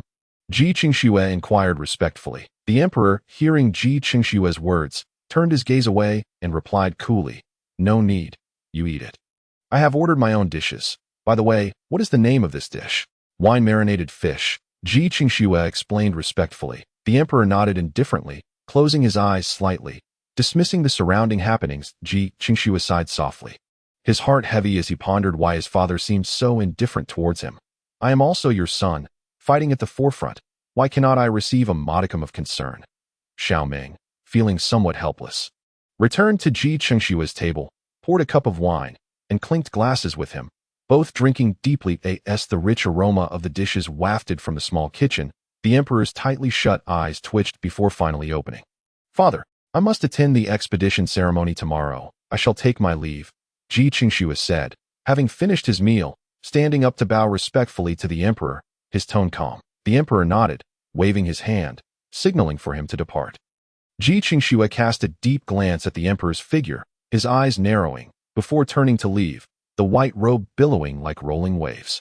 "Xiao Yi, serve the dishes." Bufang's voice echoed from the kitchen once more. Ouyang Xiao Yi's eyes lit up. She knew the next dish was for the emperor. She had eagerly awaited the moment to witness the stinky boss's culinary creations conquer the emperor's palate. The enhanced fried rice, bursting with fragrance, featured a light golden, viscous egg coating enveloping the pearl-like grains of rice, seemingly radiating a soft glow, captivating the eye. "Emperor, your enhanced fried rice." Ouyang Xiao Yi presented the dish to the emperor, her big eyes filled with anticipation. "Ah, little girl, how did you end up working in this small shop? Did your grandfather agree to this?" The emperor inquired with a kind smile, gently patting Ouyang Xiao Yi's head. "Humph. If my grandfather dared to oppose, I would simply pull his beard." Ouyang Xiao Yi squinted her eyes, forming a crescent shape, and laughed cheerfully. The emperor chuckled heartily, his gaze falling upon the fried rice before him. And at that moment, his expression shifted. As an emperor, he held exceedingly high standards for culinary delights. The imperial kitchen was staffed by chefs meticulously selected from thousands in the Qingfeng Empire. All elite culinary artists, he had tasted countless dishes, his ability to critique food unmatched. The fried rice before him, regardless of its aroma, was visually striking. Unlike traditional fried rice methods, Bufang's fried rice featured egg that was only about 70 to 80% cooked. Drenching the rice in a liquid-like textured he scooped a spoonful with a blue and white porcelain ladle. The egg mixture stretched into long strands, steam wafting from the opening, accompanied by an enticing fragrance that enveloped him, as if plunging him into a sea of aroma. Upon tasting the fried rice, the semi-cooked egg instantly transformed into a firm, elastic texture, bouncing against his tongue and the walls of his mouth, delivering an extraordinary sensation. Gulp. Finishing a mouthful of fried rice, the emperor unconsciously scooped another, a completely instinctive action. Delicious, so fragrant. The emperor's eyes sparkled. It had been ages since he had savored such exquisite cuisine, igniting a culinary awakening in him. While the emperor reveled in the fried rice, Ouyang Xiao Yi returned with another dish, a large bowl of fragrant fish head tofu soup. The milky broth swayed within, the jade-like tofu shimmering with a radiant luster, the fish meat tender, and exuding a delightful aroma. Emperor, enjoying fried rice with fish head tofu soup is the most comforting thing. Come, taste Xiao Yi's favorite fish head tofu soup, Ouyang Xiao Yi said, her heart blooming with joy at the sight of the emperor's contentment. Placing the soup before him and ladling a small bowl for the emperor herself, the milky fish soup, rich in fragrance, combined with the aroma of the fried rice, made the emperor's hunger pangs surge. This fish soup is delightful. Upon tasting the soup, the freshness of the fish and the fragrance of the tofu exploded on his palate, enveloping his taste buds, prompting an involuntary exclamation of approval. From a distance, Xiao Meng let out a long breath. As long as the emperor remains pleased, he would not contemplate banning Boss Bu's little shop, thus avoiding the need to confront the supreme spirit beast, a situation beneficial for all parties involved. Chapter 65. Young man, follow me. At the entrance of the alley, a squad of armored imperial guards stood with grave expressions. Tightly surrounding the entrance in front of them, Lien Fu, dressed in brocade robes and flicking his whisk, paced anxiously, occasionally stopping to glance at the small shop, worry etched in his eyes. Your Majesty truly is something. I am not here to compete for food. Why not allow me to accompany him inside? Lien Fu sighed in dissatisfaction, his senses alert as he scanned the surroundings. The emperor's venture outside the palace was no trivial matter. Should powerful figures from sects learn of it, they would undoubtedly attract a swarm of assassins. Suddenly, a commotion arose among the guards, the crowd parting to reveal a refined figure stepping forward with measured grace. Ah, the third prince is also here. What a coincidence, Lien Fu remarked with a gentle smile. Ji Qingshue's demeanor was somewhat aloof. He nodded briefly before continuing on his way, his long robe fluttering behind him, leaving a gust of fresh air. Lien Fu observed Ji Qingshue's retreating figure with a hint of helplessness. It seemed the third prince had encountered the emperor within the small shop, and their interaction was not particularly cordial. In the royal family, there are no true kin. Being a member of the royal family means facing royal affairs. The emperor's indifference towards the third prince rendered any efforts, no matter how diligent or exceptional, utterly futile. Stay alert. The emperor is in the alley. Should anything happen to him, you all know the consequences. Lien Fu admonished the guards. Ah, if it isn't Chief Lien. Long time no see. A sycophantic voice interrupted Lien Fu's lengthy admonition to the guards. Lien Fu looked at the newcomer with a puzzled expression. The person before him was slender, with a sharp face, wearing extravagant brocade robes and adorned with a belt embedded with green gemstones, fingers glistening with numerous rings, exuding an air of ostentation. And you are? Lien Fu, filled with doubt, inquired. Surely, this gentleman does not recognize such a vulgar-looking old man. Oh, Manager Lien, have you forgotten me? I am the proprietor of Fengxian Tower. Did His Majesty not dine on the roasted flower duck there last time? I personally served that dish. The newcomer showed no concern over Lien Fu's lack of recognition, smirking with narrowed eyes. Oh, what's your name again? Qian something? Lien Fu squinted, his elegant fingers twitching as he pointed at the man. Your Excellency, I am Qian Bao, the man prompted. Realization dawned on Lien Fu, and he nodded. Indeed, it is Qian Bao, but what brings the owner of Fengxian Tower here? I merely happened to pass by and thought to pay my respects. Your Excellency, it has been quite some time since you've dined at Fengxian Tower. When might you grace us with your presence again? It would surely bring glory to our establishment. Qian Bao beamed brightly. The dishes at Fengxian Tower are indeed commendable, ranking among the finest in the Qingfeng Empire. However, since tasting the culinary creations of Bufang, even the imperial kitchen's offerings have seemed insipid to Lien Fu, making him unlikely to visit Fengxian Tower. Aside from the signature dish of roasted flower duck, the rest of the menu fails to impress. Well, I shall endeavor to visit when I have the time. Lien Fu responded absent-mindedly, merely going through the motions. Splendid. I shall await your esteemed arrival. Qian Bao's smile remained unwavering, regardless of Lien Fu's demeanor. By the way, Your Excellency, is His Majesty in this alley? After a pause, Qian Bao cautiously inquired. Lien Fu's gaze sharpened, wariness flooding his expression as he furrowed his brow, speaking in a low tone. What is the intent behind your question? I merely anticipate His Majesty's return. Did he not refer to the roasted flower duck at Fengxian Tower as the finest duck in Qingfeng? I was merely pondering when His Majesty might next indulge in the culinary delights of Fengxian Tower. Qian Bao hastily waved his hands. If His Majesty desires a meal, he will send someone to fetch it. Why the urgency? Depart now. Lian Fu dismissed him with a glance, a faint snort escaping his lips. Qian Bao, still smiling, nodded and took his leave. However, as he walked away, the smile gradually faded, a shadow of discontent clouding his features. A wretched little shop in this alley.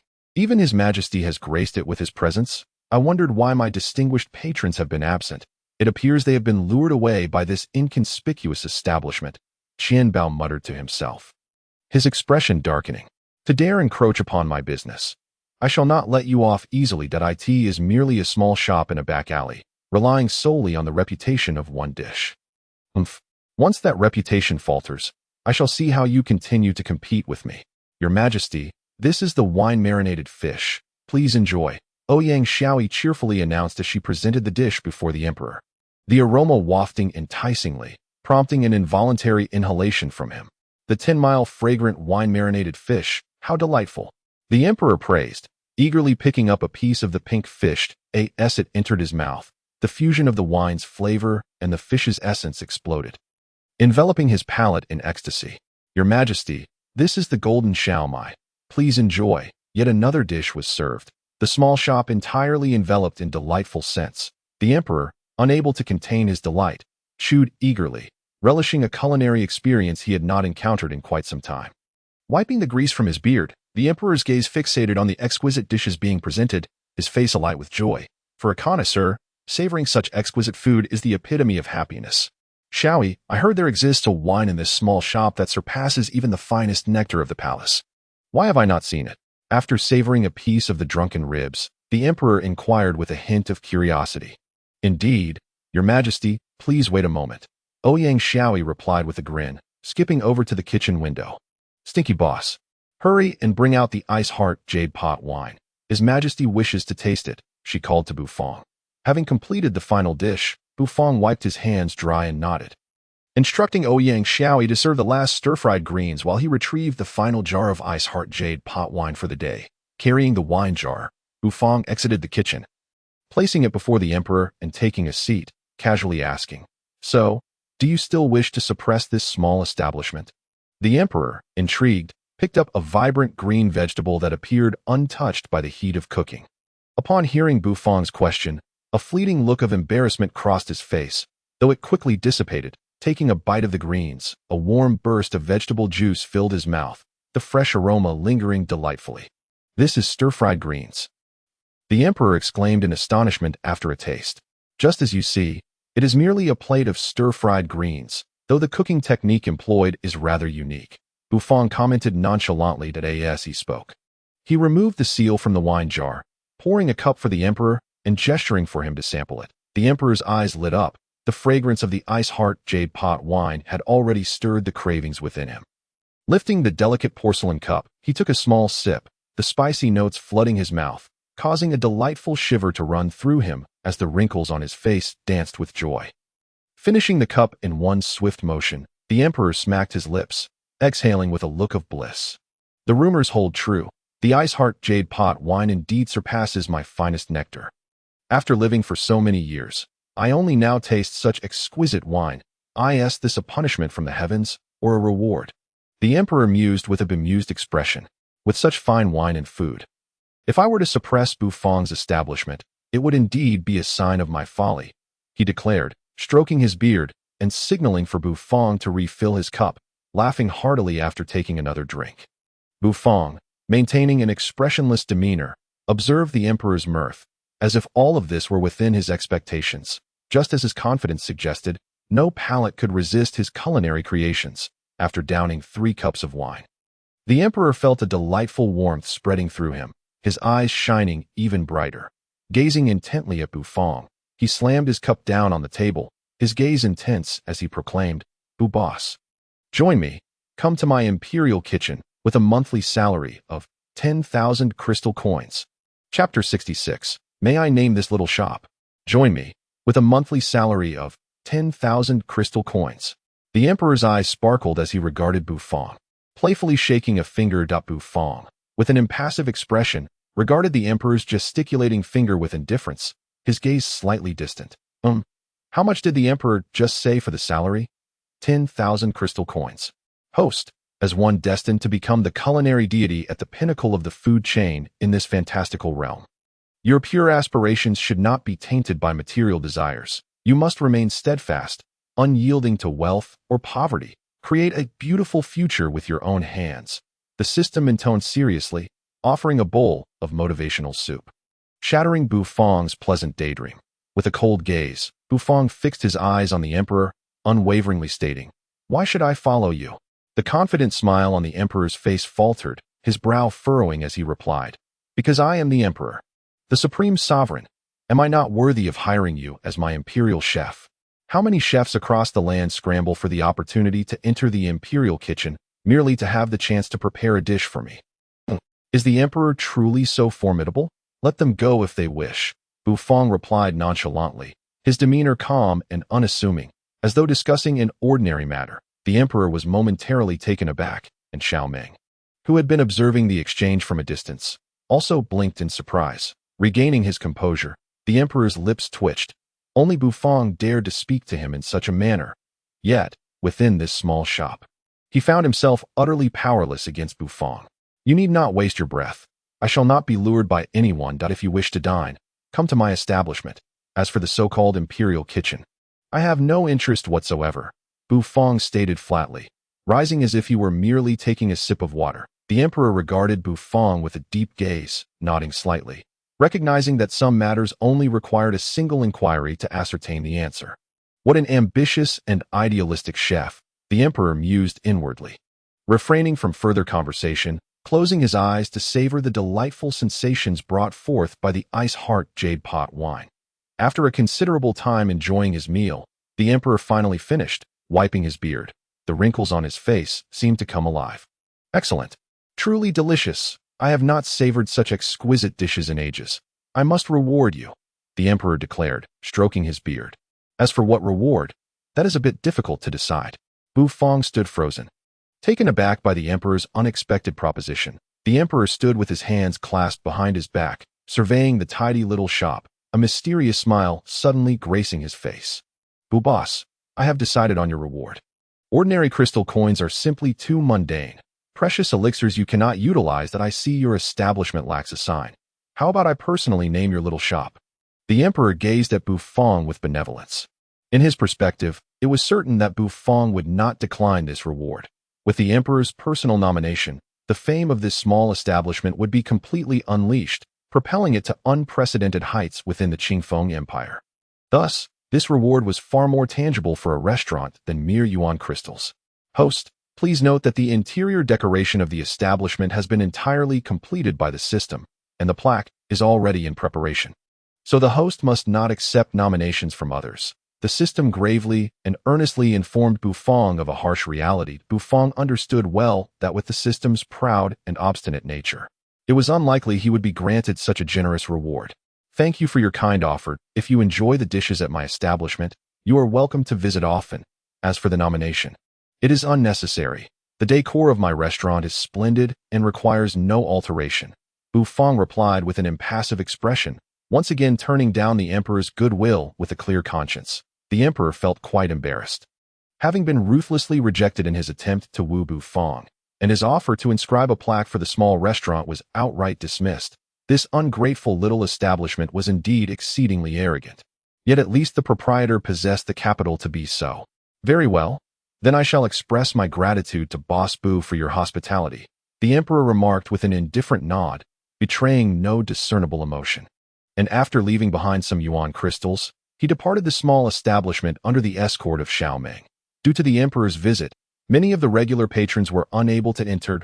Su Shi had originally planned to enjoy a dish of boiled fish today, but upon arriving at the alley's entrance, he was taken aback to find the passage completely blocked. The scale of the event startled him, and only after gathering information did he learn the reason behind it. My goodness!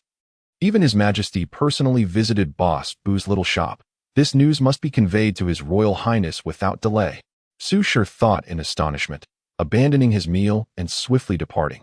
Meanwhile, the news of the emperor's visit to the small restaurant in the alley spread like wildfire throughout the entire imperial city.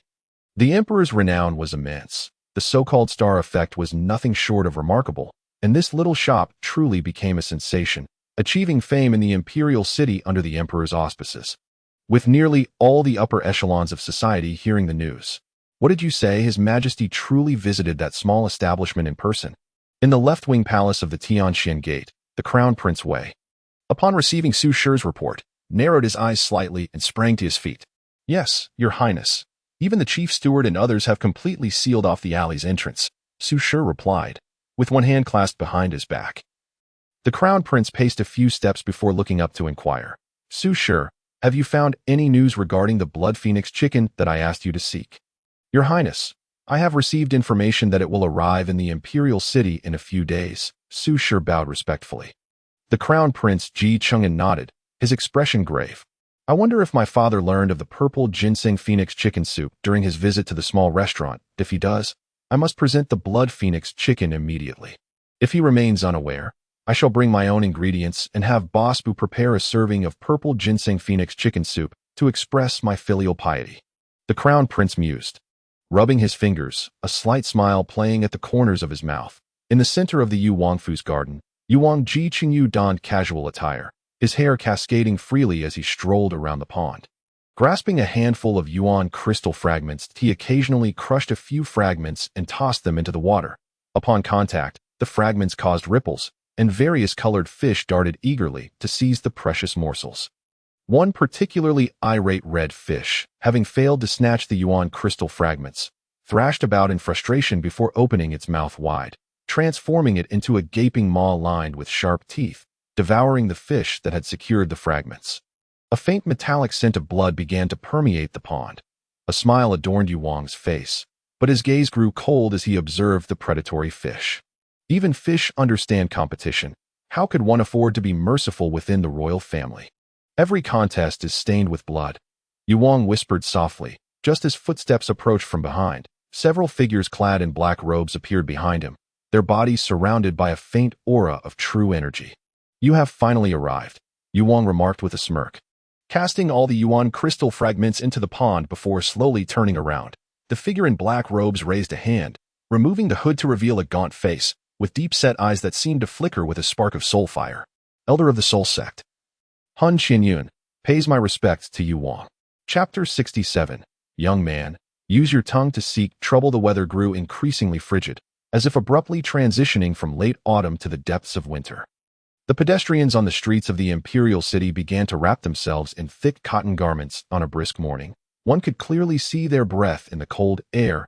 Bang, bang, bang. A series of knocks echoed at the door, startling Bu Fong, who was practicing his meteor knife skills in the kitchen. Such an early visitor. Who could it be? Bu Fong set down his knife and opened the door leisurely, revealing Ouyang Xiaoyi, who was bundled in a pink cotton jacket. Her sparkling eyes widened, fluttering as they gazed at Bu Fong, who had just opened the door. Xiaoyi, why are you here so early today? Bu Fong asked, puzzled, as the little girl usually waited until Jean Pongzi and the others had nearly finished eating before arriving. The girl, slightly breathless as if she had run over, had a rosy flush on her delicate face. Her nose slightly reddened by the cold, adding to her charm. Stinky boss, today is the day that His Royal Highness departs the imperial city for battle. Let's go see him off. Ouyang Xiaoyi inquired eagerly. Bu Fong paused, recalling that Ji Qingxue had mentioned leaving the imperial city today for an expedition to the outer sections after considering that Ji Qingxue had been quite attentive to his business in recent days. He felt it was only right to see him off. Thus, Bu Fong did not decline Ouyang Xiaoyi's request and nodded in agreement. Please wait a moment, he said lightly, then turned back into the shop. Moments later, he emerged holding a wooden sign that read, closed for business today. Hanging the sign on the door, Bu Fong bent down to stroke the soft, impeccably clean fur of Xiaobai before shutting the shop and departing with Ouyang Xiaoyi. Wrapped snugly in a cashmere long robe, Bu Fong secured a deep gray scarf around his neck to keep the biting wind from creeping in. Ouyang Xiaoyi, taken aback by Bu Fong's swift agreement to accompany them, had initially approached him with a tentative mindset, fully prepared for rejection. Yet outcomes often defy expectations. As the two reached the alley's entrance, Xiao Xiaolong and Xiao Yinyu, a strikingly attractive brother-sister duo, stood a short distance away. Xiao Yinyu's face was veiled, concealing her breathtaking beauty, yet her ethereal elegance was undeniable. as if a celestial being had descended to the mortal realm. Her injuries had nearly healed, and she was fit for travel. Upon spotting Bufang and Ouyang Xiaoyi, Xiao Xiaolong waved excitedly from afar. Clad in white fur coats that showcased their noble demeanor, the siblings presented a striking sight against the cold winter backdrop, their stunning appearances forming a picturesque scene on the street. "Bu boss, you actually agreed to accompany us to see His Royal Highness off," Xiao Xiaolong exclaimed, his eyes widening in disbelief. When Ouyang Xiaoyi had mentioned inquiring with Bufang, he had assumed that, given Bufang's aloof nature, he would surely decline. However, reality had dealt him a sharp slap to the face. "Is that so surprising?" Bufang replied, his expression impassive as he regarded Xiao Xiaolong. The latter awkwardly smiled, falling silent. Meanwhile, Xiao Yinyu let her gaze linger on Bufang for a moment before gracefully inclining her head and softly saying, "Thank you for saving my life, Bu boss." Bufang acknowledged with a nod, and silence enveloped the four as they departed the alley, making their way onto the grand streets of the imperial city. The morning wind was biting, prompting Bufang to tighten his scarf. He curiously surveyed his surroundings, having rarely ventured beyond the confines of his shop. His impression of the imperial city remained rather vague. Despite having spent nearly 2 months there, he was still unfamiliar with the streets and routes. As dawn broke, vendors began to appear along both sides of the street, exhaling white clouds of breath as they huddled in the cold, calling out their wares. The shops also awakened, with drowsy attendants yawning as they opened their doors. The imperial city, having slumbered through the night, gradually stirred to life in the morning light. That Bufang's curiosity was unmasked, while Ouyang Xiaoyi cheerfully began introducing the various sites and buildings around them. "Is that Fengxian Tower, the so-called finest restaurant in the imperial city?" Bufang suddenly pointed toward a lavishly adorned 3-story building in the distance. Ouyang Xiaoyi and the others paused momentarily before nodding in affirmation. Ouyang Xiaoyi pointed to the ornate characters at the entrance of Fengxian Tower, exclaiming, "Stinky boss, those 3 characters were inscribed by the emperor himself." Bufang gazed at the characters, imbued with a deep sense of artistry. The emperor's calligraphy was indeed impressive. Alas, had it not been for the system's refusal, he may have entertained the emperor's request at that moment, for he had long desired to have a plaque made for his shop. Temporary task. The host is required to sample 13 dishes from Fengxian Tower today and evaluate their merits and shortcomings. Identifying 3 deficiencies in each dish. Successful individuals must learn from others' strengths while compensating for their own weaknesses. Young one, utilize your discerning palate to critique the Fengxian Tower. Task reward: 10% progress in true qi cultivation. And a new cooking method for any dish at Fengxian Tower. Just as Bufang was contemplating the Fengxian Tower, the system's serious and earnest voice echoed in his mind, leaving him momentarily stunned. Another temporary task? This time, it involves finding faults with his tongue? Very well. This task certainly adheres to the system's principles, though the notion of learning from others is indeed valid. Although Bufang possesses a system, solely relying on solitary endeavors is not conducive to his aspiration of becoming a culinary deity at the pinnacle of the fantasy world's food chain. Moreover, the rewards for this temporary task were quite enticing. A 10% increase in true qi progress, along with a new cooking method for a dish that if he could enhance his true qi cultivation progress by that much, he would soon break through to the 4th tier of battle spirit. At which point the system would upgrade and unlock more features. "Hey, Boss Boo, what are you daydreaming about? We need to hurry, otherwise we'll miss the send-off for His Highness." Ouyang Xiaoyi tugged at Bufang's cashmere robe. Coming back to his senses, Bufang nodded and cast one last deep glance at the Fengxian Tower before following Ouyang Xiaoyi and the others down the broad main avenue of the imperial capital. Before long, the 4 arrived at the city gates, where rows of soldiers clad in metallic armor stood at attention, their faces stern and their presence exuding an air of grim authority beyond the city walls. Military formations were arrayed, comprised of soldiers belonging to the 3rd Prince, Ji Qingxue, who were tasked with safeguarding his expedition to foreign sections. Unlike his usual elegant white robe, Ji Qingxue donned military garb today. Clad in metal armor and a helmet, his handsome visage now devoid of its customary warmth, replaced by a chilling aura of severity. "Thank you for the send-off, Boss Boo.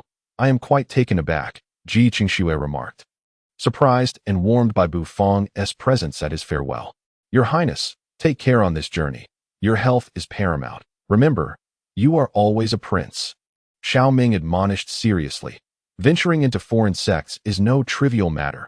It is fraught with peril, and a single misstep could lead to total annihilation. After all, the foreign sects are home to formidable practitioners of true qi, and while the imperial army is powerful, even the strongest dragon does not suppress the local snake. Despite the Longfeng Emperor's years of campaigns against these sects, he has yet to completely eradicate them. Ji Qingxue nodded, mounting a blood-brown unicorn, grasping the reins, and gazing into the distance toward the majestic palace. His expression inscrutable, the regimented army began to move slowly, gradually distancing itself from the imperial capital until they faded from view on the horizon. Hey, Boss Boo, now that we've seen His Highness off, shall we return to the shop and open for business? Once Ji Qingxue's figure disappeared and Ouyang Xiaoyi withdrew her gaze, she addressed Bufang. Xiao Yanyu and Xiao Xiaolong turned their attention toward him as well. If Bufang returned to open the shop, they would follow, as enjoying Bufang's culinary creations was a source of happiness. However, Bufang shook his head expressionlessly, turning to look toward Fengxian Tower, a slight smirk appearing at the corner of his mouth. Let us dine at Fengxian Tower today and see for ourselves the culinary delights of the capital's premier establishment. Chapter 68. I must have capacity to be great. Oh, Boss Boo, are you going to Fengxian Tower for a meal? Upon hearing Bufang's words, Xiao Xiaolong's eyes widened, his expression turning peculiar. Xiao Yanyu and Ouyang Xiaoyi were equally puzzled. To them, Bufang's culinary skills far surpassed those of Fengxian Tower's chefs. What could he possibly seek there? Fengxian Tower, as the premier restaurant in the imperial capital, undoubtedly possesses merits worth acknowledging. Moreover, as a chef, I must continue to learn. One must embrace all to attain greatness. Bufang replied with a nonchalant demeanor, turning to stride toward Fengxian Tower. Embracing all to attain greatness. Xiao Xiaolong's lips twitched. He suddenly felt that today, Boss Boo was acting rather strangely. Xiao Yi, don't you think Boss Boo seems odd today? I can't shake the feeling that his intentions for visiting Fengxian Tower are not entirely pure. Xiao Xiaolong leaned closer to Ouyang Xiaoyi, squinting and whispering. Ouyang Xiaoyi appeared confused, responding, strange? Not at all. Whereas the oddity, it's wise to learn more to progress. That is a very reasonable statement. Grandfather often tells me the same. Xiao Xiaolong pouted. Conceding defeat, the three hurried to catch up with Bufang as they made their way toward Fengxian Tower. Naturally, Xiao Xiaolong and the others were no strangers to Fengxian Tower. Prior to Bufang's shop opening, it had been their frequent destination, as it was indeed the finest establishment in the capital, with commendable dishes, provided one did not compare them to Bufang's offerings. Boss Boo, since you intend to dine at Fengxian Tower, have you familiarized yourself with its rules? Xiao Xiaolong inquired, matching Bufang's pace. Rules? What rules? Bufang tilted his head in slight confusion. Xiao Xiaolong's lips twitched. He had suspected that Boss Boo was merely acting on a whim to visit Fengxian Tower. Nonetheless, he decided to enlighten him. Fengxian Tower, as the foremost restaurant in the Clear Wind Empire's capital, is divided into 3 levels, each with distinct decor and service quality. The first level is the public area, designed for the general populace, where prices are modest enough for even moderately affluent families to dine several times a month. The second level is the VIP area, tastefully adorned, with service staff transitioning from the first level's waiters to elegantly attired maidens in brocade, delivering service that surpasses all in the capital and even the entire empire. The dishes here are considerably pricier, but the quality is markedly superior. The third level is the supreme area, where service is of the utmost caliber. Every aspect, from decor to staff, is unparalleled in the Clear Wind Empire, and entry is reserved solely for those of noble status. Xiao Xiaolong elaborated, detailing the different marketing strategies employed by Fengxian Tower across its 3 levels. After listening, Bufang narrowed his eyes, nodding in acknowledgement. The owner of Fengxian Tower indeed possessed some acumen, employing tiered marketing to create perceived social distinctions that stimulate consumption. Customers in the public area might feel compelled to ascend to the VIP area for the sake of face, while those in the VIP area, having experienced its allure, would hesitate to return to the public area, thus boosting sales in the VIP section and ensuring substantial profits. The dishes in the supreme area must be the finest. I presume, do you have the qualifications to enter? Bufang pondered aloud. Since it's the supreme area, Only those of noble birth in the Clear Wind Empire may enter Dui, as second-generation officials do not qualify. Even Sun Shixiang once attempted to force his way in and was promptly expelled by a 6th-tier battle emperor stationed there. Xiao Xiaolong explained. Bufang furrowed his brow. Even you all are barred from the supreme area.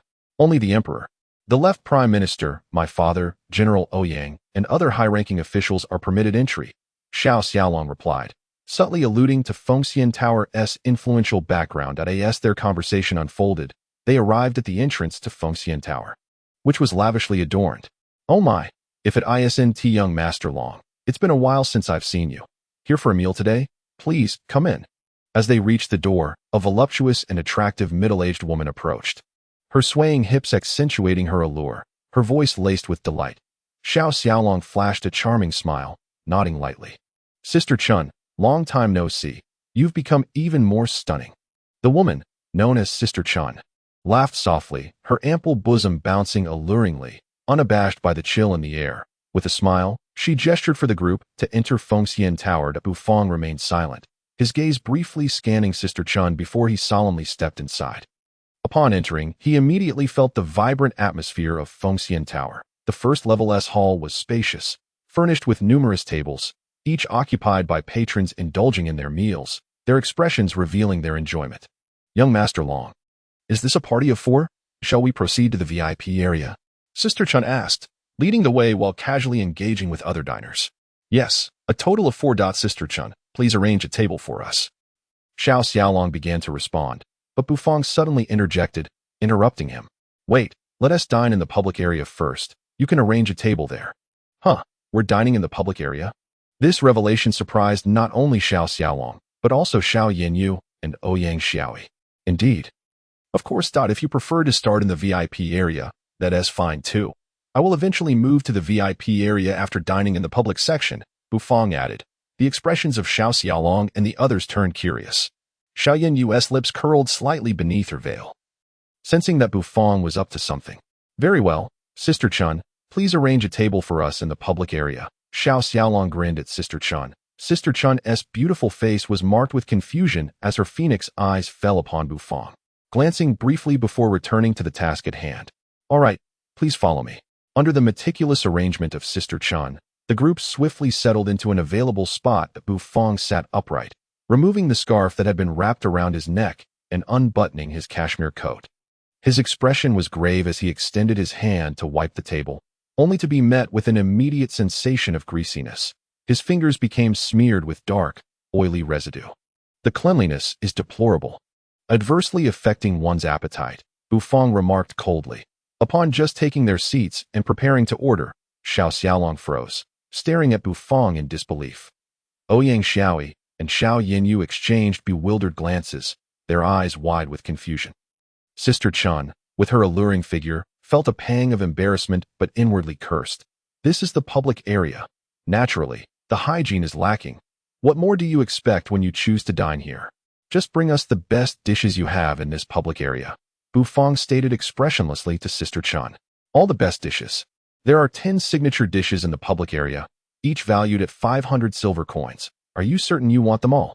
Sister Chun regarded Bufang with a skeptical gaze. It wasn't that she doubted him. After all, he was accompanied by Xiao Xiaolong, the son of a general, who surely had ample gold. If this young man was indeed a friend of Xiao Xiaolong, he would likely not be short on funds.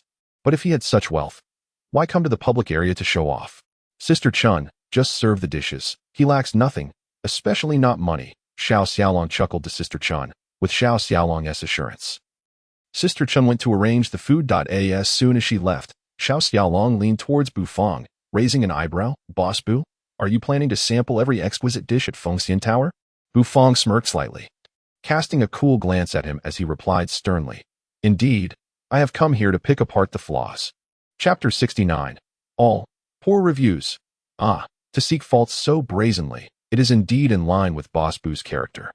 Xiao Xiaolong and the others were left speechless, clearly perplexed by Bufang's intent to critique Fengxian Tower. Boss Bu, do you have a vendetta against Fengxian Tower? Xiao Yinyu's melodious voice inquired softly.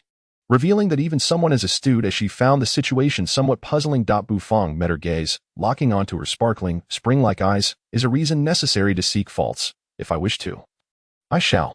Well, this response is impeccable, quintessentially Bu Fong. The group fell silent, patiently awaiting their dishes. The public area was bustling with noise, the air thick with a medley of aromas.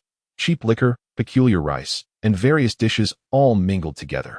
Akin to a spilled jar of spices, a cacophony of flavors, Xiao Xiaolong's expression revealed his evident disdain. Despite Fengxian Tower's fame throughout the imperial capital, the hygiene in the public area was undeniably poor, primarily due to the high foot traffic making cleanliness difficult to maintain.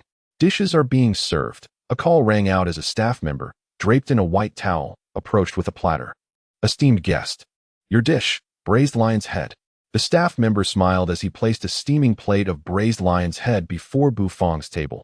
The vibrant red sauce glistened on the dish, emitting a savory aroma, with wisps of heat rising and swirling before dissipating. This braised lion's head looks quite appealing, Xiao Xiaolong remarked with a nod. Picking up his chopsticks, he gently touched the table before delicately scooping up a meatball enveloped in the red sauce. Bu Fong, maintaining a stoic expression, also lifted his chopsticks to take a piece of the lion's head into his bowl. After prodding it with his chopsticks to assess its firmness, he leaned in to sniff. Ouyang Xiaoyi and Xiao Yinyu each took a mouthful of the braised lion's head, as it was indeed one of the 10 signature dishes from Fengxian Tower's public area. The flavor was undeniably decent, though it did not reach the exquisite heights of Bu Fong's culinary creations. Nevertheless, it surpassed that of ordinary dishes. Ouyang Xiaoyi finished her portion quickly, her cheeks flushed with satisfaction. Xiao Xiaolong savored the dish, taking a sip of water before grabbing another meatball. He had already consumed 2 of the 5 meatballs on the plate. Boss Bu, you should try it too. The lion's head is quite tasty. The chefs at Fengxian Tower certainly possess some skill, Xiao Xiaolong urged while chewing. Bu Fong remained silent, taking a small bite. He detected a slightly astringent taste in the sauce, which he chewed a few times before swallowing, setting down his chopsticks with an impassive expression, no longer inclined to taste further. Bu Fong's actions led Xiao Yinyu and the others to regard him with curiosity. The sauce of this braised lion's head is excessively salty and astringent. Clearly, too much salt has been used, and the sweetness of the sugar has not dissolved, resulting in a somewhat bitter taste. Moreover, the lion's head should be composed of 70% lean meat and 30% fatty meat, meticulously kneaded together to form the meatball, also known as 4 happiness meatballs. The lean meat needs to be finely minced by hand, and the fatty meat should not be overly greasy. In this dish, the lean meat is clearly not finely chopped, with strands of meat remaining intact, and the fatty meat is too rich, which detracts from the overall taste. Poor review. Bu Fong exhaled softly, articulating his criticism as Xiao Xiaolong and the others gaped in astonishment. Hearing a long list of faults laid bare against the braised lion's head, clatter, Xiao Xiaolong clicked his tongue, the chopsticks slipping from his grasp and falling onto the table. After hearing Bu Fong's assessment, he looked again at the lion's head and found it no longer seemed as appetizing. It became apparent that the flaws were numerous. What had once piqued his appetite now extinguished all interest in eating, and he placed the half-eaten lion's head back into his bowl. Boss Bu truly came to seek faults. The signature dishes of Fengxian Tower's public area had been so thoroughly critiqued, yet with Boss Bu's culinary expertise, the evaluation should be quite fair. The second dish arrived, a plate of steamed fish, releasing a fresh fish aroma that wafted through the air, the warm steam enveloping the surroundings. The appearance of the steamed fish was remarkably intact. Several cuts adorned its body, which, once cooked, widened to reveal the tender pink flesh within, with a light fish broth pooling around it. This time, Xiao Xiaolong and the others refrained from reaching for their chopsticks, instead watching Bu Fong expectantly, waiting for him to take the lead in tasting and evaluating. Bu Fong nodded, picking up his chopsticks to poke at the neck of the fish, feeling a slight resilience that he nodded again, indicating that the cooking was indeed well executed. He then dipped the tip of his chopsticks into the fish broth and tasted it. The broth bore a very faint salty fishy flavor, but even that slight hint of brininess caused Bu Fong's expression to darken. He spat lightly towards the edge of the table, then took a sip of water to cleanse his palate, dispelling the salty fishiness from his mouth. They haven't even removed the basic fishy taste. There's no need to taste further. The fish meat undoubtedly carries a fishy flavor. which is the cardinal sin of steamed fish and its greatest flaw. Bu Fang's face was grim as he delivered his cold assessment. Xiao Xiaolong and the others were once again taken aback. Bu Fang had condemned the steamed fish without even tasting the meat. Was this not a bit too far-fetched? Skeptical, Xiao Xiaolong used his chopsticks to take a piece of fish and popped it into his mouth. The flavor was actually quite good. The fishy taste Bu Fang mentioned was not overpowering. Though it was present, it was bearable. Culinary arts demand precision. Any mistake or oversight affects the food's flavor. The fishy taste should not exist. Since it does, it signifies failure. Bu Fang criticized mercilessly. Xiao Xiaolong and the others nodded in a mixture of understanding and confusion as the server continued to bring out more dishes. However, upon noticing the largely untouched plates at their table, he was momentarily taken aback. Some dishes had barely been touched, while others had only seen 2 or 3 bites. Overall, it was astonishing how little these dishes had been sampled by the guests. This was almost inconceivable at Fengxian Tower, where the chef's dishes typically captivated countless appetites. When the server reported this peculiar situation to Sister Chun, she was momentarily startled, then approached Bu Fang's table with a look of skepticism as she carried the final dish. "Oh, young Master Long, why has everyone left so much food untouched? Is it not to your liking?" Sister Chun inquired, her gaze narrowing slightly as she surveyed the table filled with nearly untouched dishes. Bu Fang, feeling irritable due to the lack of satisfactory cuisine, did not respond. Xiao Xiaolong and the others helplessly pointed at Bu Fang, explaining to Sister Chun, "This esteemed Bu Gongzi claims that your dishes are poorly cooked and entirely inedible." "What? Young Master Long must be joking. Who in the imperial capital is unaware of Fengxian Tower's culinary reputation? Though this is the public area, even its dishes rival those of the signature offerings from other grand restaurants." Sister Chun chuckled lightly, waving her hand dismissively. Her gaze settled on Bu Fang, her expression turning less amiable.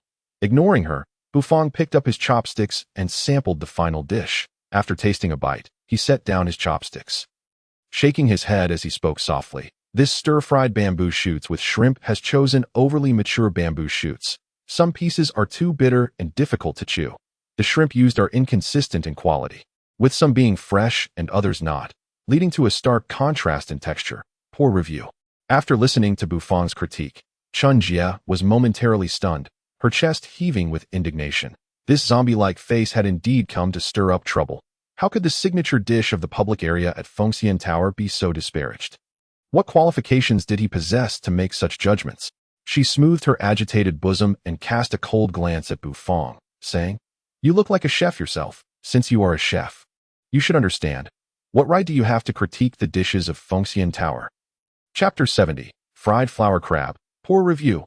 Chun Jie was incensed. Xiao Xiaolong's friend was clearly here to nitpick. Although the dishes in the public area were not crafted by the top chef of Fengxian Tower, they certainly could not be as lacking as he claimed. Xiao Xiaolong and the others exchanged peculiar glances at Chun Jie. How could Bu Fang lack the credibility to evaluate the dishes of Fengxian Tower? It was utterly absurd. Even the emperor had been won over by Bu Fang's culinary prowess. What audacity did Fengxian Tower have to be so arrogant? Chun Jie's words were indeed presumptuous, but she had the confidence to back it up, as she believed wholeheartedly in the skills of Fengxian Tower's chefs. There were hardly any establishments in the Qingfeng Empire that could rival Fengxian Tower. As they employed only the finest chefs in the empire, Xiao Xiaolong and the others regarded Chun Jie's brashness with a hint of amusement, causing her delicate features to slightly crease in discomfort as she asked, "Am I wrong?" Xiao Xiaolong and the others chuckled softly, shaking their heads in silence, while Bu Fang remained expressionless. Casting a glance at Chun Jie, as if she were a mere jester, Bu Fang rose to his feet, glanced at Chun Jie, placed a few gold coins on the table, and said nonchalantly, "Take me to the second floor. The dishes on the first floor receive poor reviews." "You." Chun Jie was infuriated. How could this person be so audacious? Who did he think he was to criticize the dishes prepared by Fengxian Tower's chefs? Upon seeing Bu Fang's intention to ascend to the second floor, Xiao Xiaolong's eyes lit up, and he promptly stood up. He leaned closer to Chun Jie with a smile, whispering, "Chun Jie, don't be upset. My friend has a rather peculiar personality. Just take us to the second floor. The dishes there are incomparable to those on the first. Perhaps my friend will have a different opinion then." "Very well. I shall see if this arrogant fellow will still speak so brazenly once he reaches the second floor." Chunjie huffed. Turning to lead the way with a sway of her hips, Xiao Xiaolong and the others exchanged knowing smiles and followed suit. The second floor of Fengxian Tower was considerably more confined than the first. As Bufang and the others stepped onto the staircase leading to the second floor, they immediately sensed a distinct atmosphere. Unlike the raucousness of the first floor, the second was tranquil and harmonious. Adorned with exquisite decor, numerous spiritual herbs emitted fresh air, while patrons sat gracefully at their tables, enjoying their meals in a gentle manner. Chun Jie sauntered ahead, leading Bufang and the others to an empty table. She cast a frosty glance at Bufang and coldly instructed, "Look at the menu and decide what you wish to eat." Bufang took the menu, which listed approximately 20 dishes, each priced quite exorbitantly. While the prices were far from those at a humble eatery, they were still unattainable for the average citizen. Bufang merely glanced at it before laying the menu back down on the table, stating coolly, "Bring out what you consider to be the best dishes on the second floor." Chun Jie narrowed her eyes, coldly scrutinizing Bufang that it seemed he still sought to provoke. "Very well. Today, I shall let you experience the true essence of Fengxian Tower's cuisine." With an angry huff, she turned and left to arrange for the dishes. Once Chun Jie departed, Xiao Xiaolong quietly inquired, "Boss Bu, are you truly planning to critique all of Fengxian Tower's dishes today? Won't that have negative repercussions? After all, harmony is key to prosperity." Bufang slightly furrowed his brow, glancing at Xiao Xiaolong as he replied indifferently, "I am merely pointing out their shortcomings. They should be grateful." Ouyang Xiaoi couldn't help but chuckle at Bufang's solemn demeanor. Finding it utterly amusing, Xiao Yinyu stifled a giggle, a faint blush gracing her exquisite features. That Bufang, however, remained perplexed. He was speaking the truth. The points he raised were indeed the most critical flaws of the dishes. And if these shortcomings could be addressed, the flavors would undoubtedly elevate to a higher standard. After a short while, the enticing aroma of dishes wafted over. Chun Jie returned, swaying her hips, carrying a large round platter adorned with fragrant fried flower crabs, which had been cut in half and arranged upright, presenting a vibrant and colorful appearance. "This is one of the renowned dishes from Fengxian Tower's VIP area, fried flower crab," Chun Jie declared, placing the dish on the table while casting a challenging look at Bufang. Sensing the delightful scent of the flower crab, Xiao Xiaolong could hardly contain himself. This dish was a must-order during his previous visits to Fengxian Tower. He eagerly picked up a crab and began to shell it. Delighting in the feast, Bufang also selected half a flower crab. Its appearance was quite appealing, with a bright red shell that released a tantalizing aroma upon frying, surely whetting one's appetite. Taking a pair of chopsticks, Bufang pried open the crab shell, revealing the fragrant crab meat within, steaming gently in its white tenderness, accentuated by the red shell's backdrop. Further enhancing its allure, Bufang did not immediately indulge in the crab meat. Instead, he scooped a bit of the crab roe, which was a tempting orange hue. Although its fragrance was not overpowering, it contained the essence of the crab. Bufang took a bite of the remaining roe, his brow furrowing as he remained silent. He then sampled the tender, fragrant crab meat, yet his expression remained solemn. After tasting the roe and crab meat, he set the fried flower crab down without a word. "What's the matter? Struggling to find faults? The dishes on the first floor are prepared for ordinary folk, so you may have found plenty to nitpick. But on this second floor, the dishes are crafted for esteemed guests. For those of high standing in the imperial capital, what more can you possibly critique?" Chun Jie taunted as she observed Bufang's silence. Xiao Xiaolong and the others exchanged puzzled glances, yet based on their understanding of Bufang, it was inconceivable that he would pass up the opportunity to unleash his sharp tongue. "I am not silent due to a lack of words. Rather, I find nothing to say to this truly the signature dish of Fengxian Tower's second floor." Bufang surveyed the smug Chun Jie, curling his lip dismissively. Setting aside how the flower crab is prepared, the very selection of the crab serves as a blemish on this dish. The crucial aspect of fried flower crab lies in the choice of crab. This crab's meat lacks tenderness, tasting insipid and watery, clearly indicating it is farmed. The texture is disappointingly hollow compared to wildflower crabs. Moreover, concerning the frying technique, the oil temperature was poorly managed, resulting in overcooked crab roe that has lost its delightful aftertaste. In summary, this dish deserves a poor review. Bufang was not reticent out of reluctance, but rather, he found it tedious to speak. Initially, he had harbored some anticipation for the fried flower crab, yet after just one bite, His expectations plummeted. One could say it fell from the heavens into the abyss. Chen Jie was taken aback, and Xiao Xiaolong and the others were also stunned. It turned out, this dish harbored so many deficiencies that they had been unable to detect. Humph. Anyone can spout nonsense. How do we know your critiques are accurate? Chen Jie sneered. Bufang cast her a bland glance before shifting his gaze away. Whether you believe it or not is of no concern to me. Please bring out the other dishes. I have already lost patience with your offerings. Indeed, Chen Jie's belief had no bearing on Bufang. He had come here solely to fulfill a system task, not to impart knowledge to Chen Jie. Chen Jie, what is happening? Why the dispute? Just as Chen Jie's chest heaved with indignation, a slender figure approached slowly, inquiring. Upon seeing the newcomer, Chen Jie's eyes brightened. Boss Qian, come here quickly. This fellow claims our dishes at Fengxian Tower are poorly prepared. Chapter 71, Dry-Braised Rock Carp. Qian Bao, donned in a brocade robe with hands on hips, puffed out his belly, causing the dazzling emerald belt at his waist to become prominently visible. He strutted with exaggerated steps, eager to bask in the envious gazes of others upon seeing his belt, indulging his vanity. Who dare speak so arrogantly as to claim that the dishes of Fengxian Tower are unpalatable? Upon hearing such remarks, Qian Bao immediately grew displeased. He approached Chen Jie, following her gaze to see Xiao Xiaolong and the others. Ah, if it isn't our esteemed talent, young Master Long. It has been quite a while since you graced Fengxian Tower with your presence. And here we have the goddess of mist and the little princess Ouyang. I must apologize for not extending a proper welcome. And who might this be? Qian Bao was adept at navigating social dynamics. Possessing a keen understanding of business and interpersonal relations. In simpler terms, he was astute, which enabled him to build Fengxian Tower from a humble eatery to its current grandeur. Of course, this ascent was also supported by others. But Qian Bao's own efforts and talents were indispensable. You may refer to him as young Master Bu. Xiao Xiaolong introduced with a smile, expressing his reluctance to mention Bufang's name. The notorious little shop had recently gained significant traction in the capital, becoming the most formidable competitor of Fengxian Tower at this moment. If he were to utter Bufang's name, it was likely that Qian Bao would take drastic measures against him. Bugongzi. Qian Bao searched his mind and found that there seemed to be no noble family with the surname Bu in the capital. Nevertheless, he maintained a cheerful demeanor as he clasped his hands and said to Bufang, So it is Bugongzi. I have long admired your esteemed name. Might I inquire if the dishes at our humble establishment do not suit your palate? It is not that they do not suit my taste. Rather, they are poorly prepared. A scathing review. Bufang replied with a serious expression. Poorly prepared?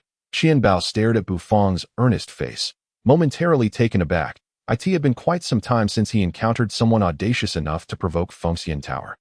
When Fengxian Tower was first established, there were indeed many agents from other restaurants seeking to create trouble, and it was only natural that the dishes had flaws at that time. However, now, with Fengxian Tower's rise, the chefs had been hired at great expense from all over the Qingfeng Empire, each boasting their signature dishes, which had contributed to the tower's current reputation.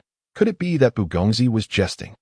You might as well ask everyone in the capital who would dare to say that the dishes at my Fengxian Tower are unappetizing, Qian Bao said, still smiling but with an underlying air of dominance. Unappetizing is unappetizing. All these dishes are poorly cooked. You could serve any one of them, and I would point out their shortcomings, Bufang replied indifferently. Showing little interest in arguing further with Qian Bao. Bufang's words caused Qian Bao to narrow his eyes slightly. This young man was indeed arrogant, daring to make such bold claims. Did he truly possess the confidence to back it up? Very well. Since Bugongzi is so insistent, I shall present a dish and summon the chef for a face-to-face confrontation if you can articulate your criticisms in a manner that convinces our chef. I, Qian Bao, will concede. Qian Bao's smile faded as he spoke. Were they truly going to confront each other directly? Xiao Xiaolong and the others were momentarily startled, then filled with excitement, while Qian Bao might not know who Bufang was. They understood that since Bufang dared to speak this way, he must have the confidence to do so, as his culinary skills far surpassed those of Fengxian Tower's chef. No, what I require is not your agreement. Let us make a wager. If I can point out deficiencies that leave your chef convinced, you will grant us access to the third floor of Fengxian Tower. Conversely, if I lose, I will compensate you at 100-fold for these dishes. What do you say? Bufang stated flatly. That a collective gasp arose from the crowd. 100-fold compensation? Bufang truly was wealthy beyond measure. The total cost of all the dishes here had already exceeded 500 gold coins, and 100-fold would amount to 50,000 gold coins. Even Qian Bao felt his heart tremble at that figure, and his gaze towards Bufang was no longer one of contempt. Anyone bold enough to wager 50,000 gold coins could hardly be of ordinary status, especially with Xiao Xiaolong and other second-generation officials accompanying him. Was their objective to gain entry to the third floor of Fengxian Tower? Did he wish to sample the dishes there? Surely he did not intend to seek faults at that level as well. In that fleeting moment, Qian Bao pondered much, and finally, his eyes narrowed as he slammed the table and declared, "Very well. I accept your challenge." Bufang nodded, gesturing for Qian Bao to select a dish at his leisure. Qian Bao placed his hands behind his back and addressed Chun Jia. "Chun Jia, please bring forth our signature dish from the second floor." The dry-fried rock carp. Upon hearing Qian Bao's words, Chun Jia's eyes brightened immediately. The boss was indeed astute. Once this dish was served, let us see how this young man could find fault with it. The dry-fried rock carp was the finest dish on the second floor and had the potential to be featured on the third floor. However, due to the boss's stipulation that only 3 dishes could be served on the third floor, this one had been excluded. Nevertheless, in terms of both flavor and presentation, the dry-fried rock carp was entirely worthy of a place on the third floor. "Bu Gongzi, please take a seat and await the dish," Qian Bao said with a smile. Gesturing for Xiao Xiaolong and the others to sit as well. Bufang said nothing, merely taking his seat and patiently awaiting the arrival of the dry-fried rock carp. Qian Bao, meanwhile, engaged in lively conversation with Xiao Xiaolong and the others. Before long, a rich aroma wafted through the air, causing many diners on the second floor to pause and look on. Chun Jia approached with a large platter, steam rising from the dish. This time, she was so cautious that she didn't dare sway her voluptuous hips, fearing she might spill the dish. Following Chun Jia was a plump man clad in a chef's coat, his face adorned with an air of arrogance. "The dry-fried rock carp has arrived. Please enjoy," Chun Jia said, bending slightly to place the dish on the table, her voice sweet. "Boss Qian, I heard someone was looking for trouble, so I came to see what this fellow could possibly say about my dish." The plump man bellowed as he approached Qian Bao, his loud voice unmistakable. Bufang cast a glance at the man, who seemed to sense his gaze and returned it, his chubby cheeks quivering. "Is it you who came seeking trouble?" the man asked, his intuition surprisingly accurate as he directed his glare at Bufang. "Chef Chun, this is Bu Gongzi. Please do not frighten him," Qian Bao said with a chuckle. Bufang remained expressionless, casting a bland glance at the plump man before his eyes fell upon the dry-fried rock carp. The fish glistened with a golden red hue, thick sauce enveloping it along with a myriad of colorful accompaniments, the aroma wafting through the air and stirring one's appetite. Judging solely by appearance, this dish looked quite impressive. Bufang picked up his chopsticks, and under the watchful eyes of everyone, he dipped them into the sauce and tasted it. Xiao Xiaolong and the others held their breath, staring intently at Bufang. Even Chef Chun and Qian Bao swallowed nervously, their eyes fixed on him.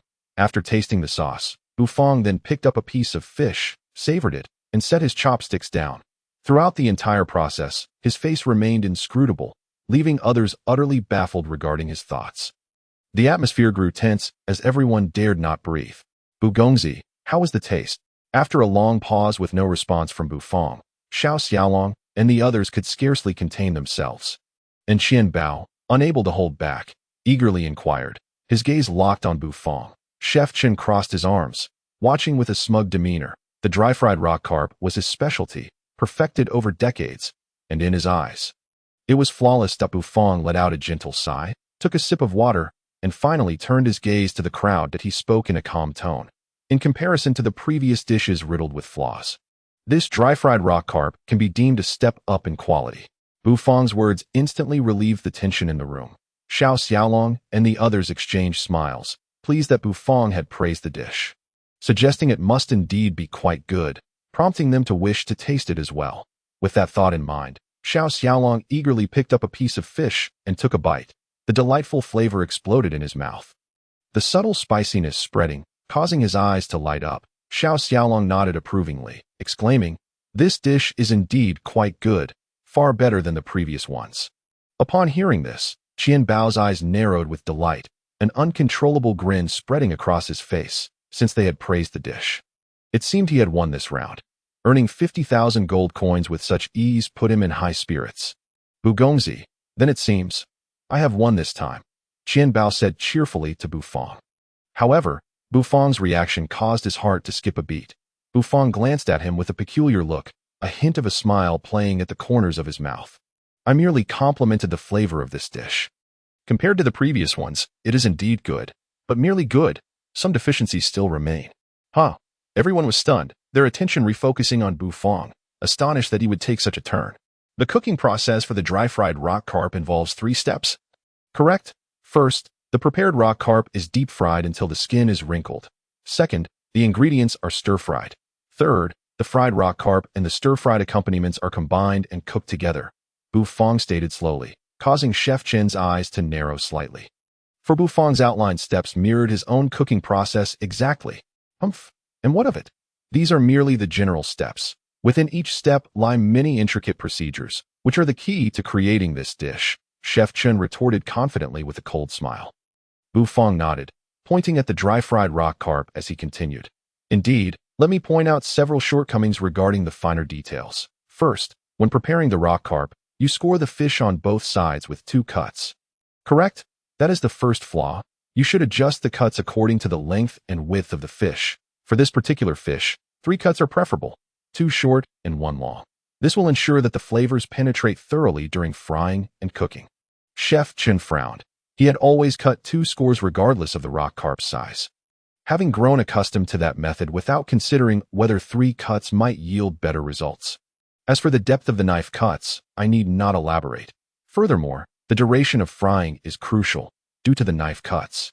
This rock carp has been fried for a longer period, resulting in the meat becoming tough and causing the delicate flavor of the fish to dissipate.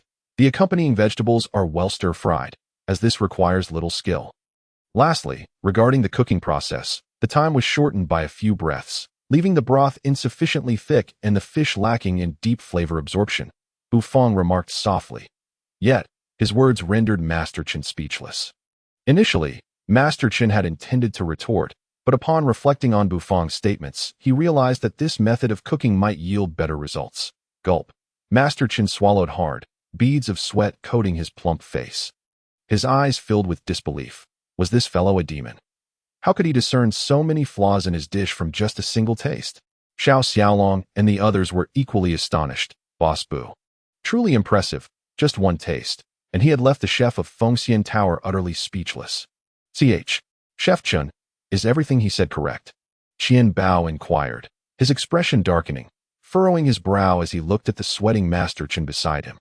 Sister Chen, standing not far from Qian Bao, was now completely stupefied. She had never anticipated that this young Master Bu was indeed so formidable, managing to make Master Chen break into a cold sweat with just a few words.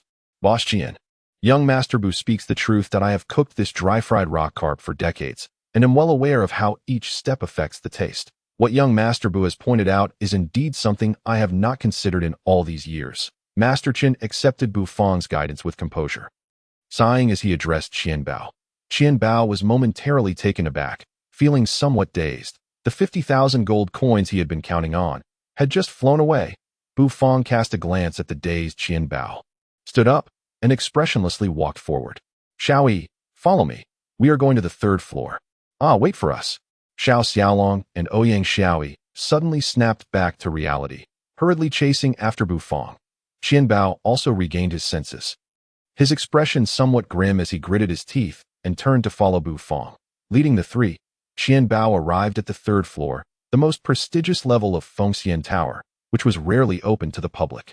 Young Master Bu, please. Qian Bao's demeanor grew serious. The earlier scene had made it clear that Bu Fong was not speaking frivolously, but possessed genuine insight. The ambience on the 3rd floor was indeed of a much higher quality than that of the 2nd. Upon stepping inside, one could feel a rich spiritual energy wafting through the air. Qian Bao had evidently spent a fortune to set up a formation that gathered spiritual energy on the 3rd floor. Xiao Xiaolong and the others were left speechless. They had never set foot on the 3rd floor before. This time, thanks to Bu Fong, they found everything to be incredibly novel. Young Master Bu, please take a seat.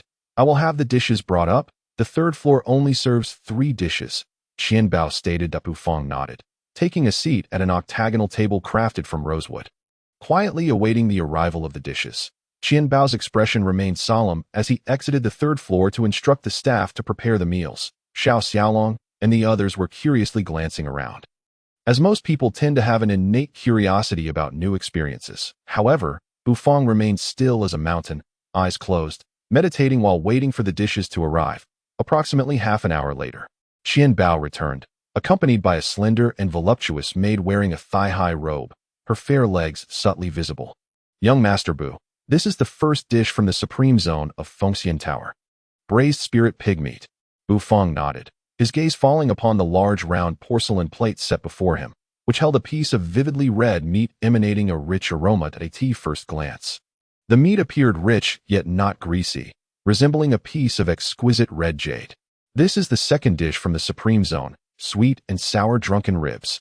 Another stunning maid, her figure equally captivating, presented a dish before Bufang, lifting the lid to reveal the orange-hued sweet and sour drunken ribs. Bufang raised an eyebrow, a hint of interest tugging at the corners of his mouth.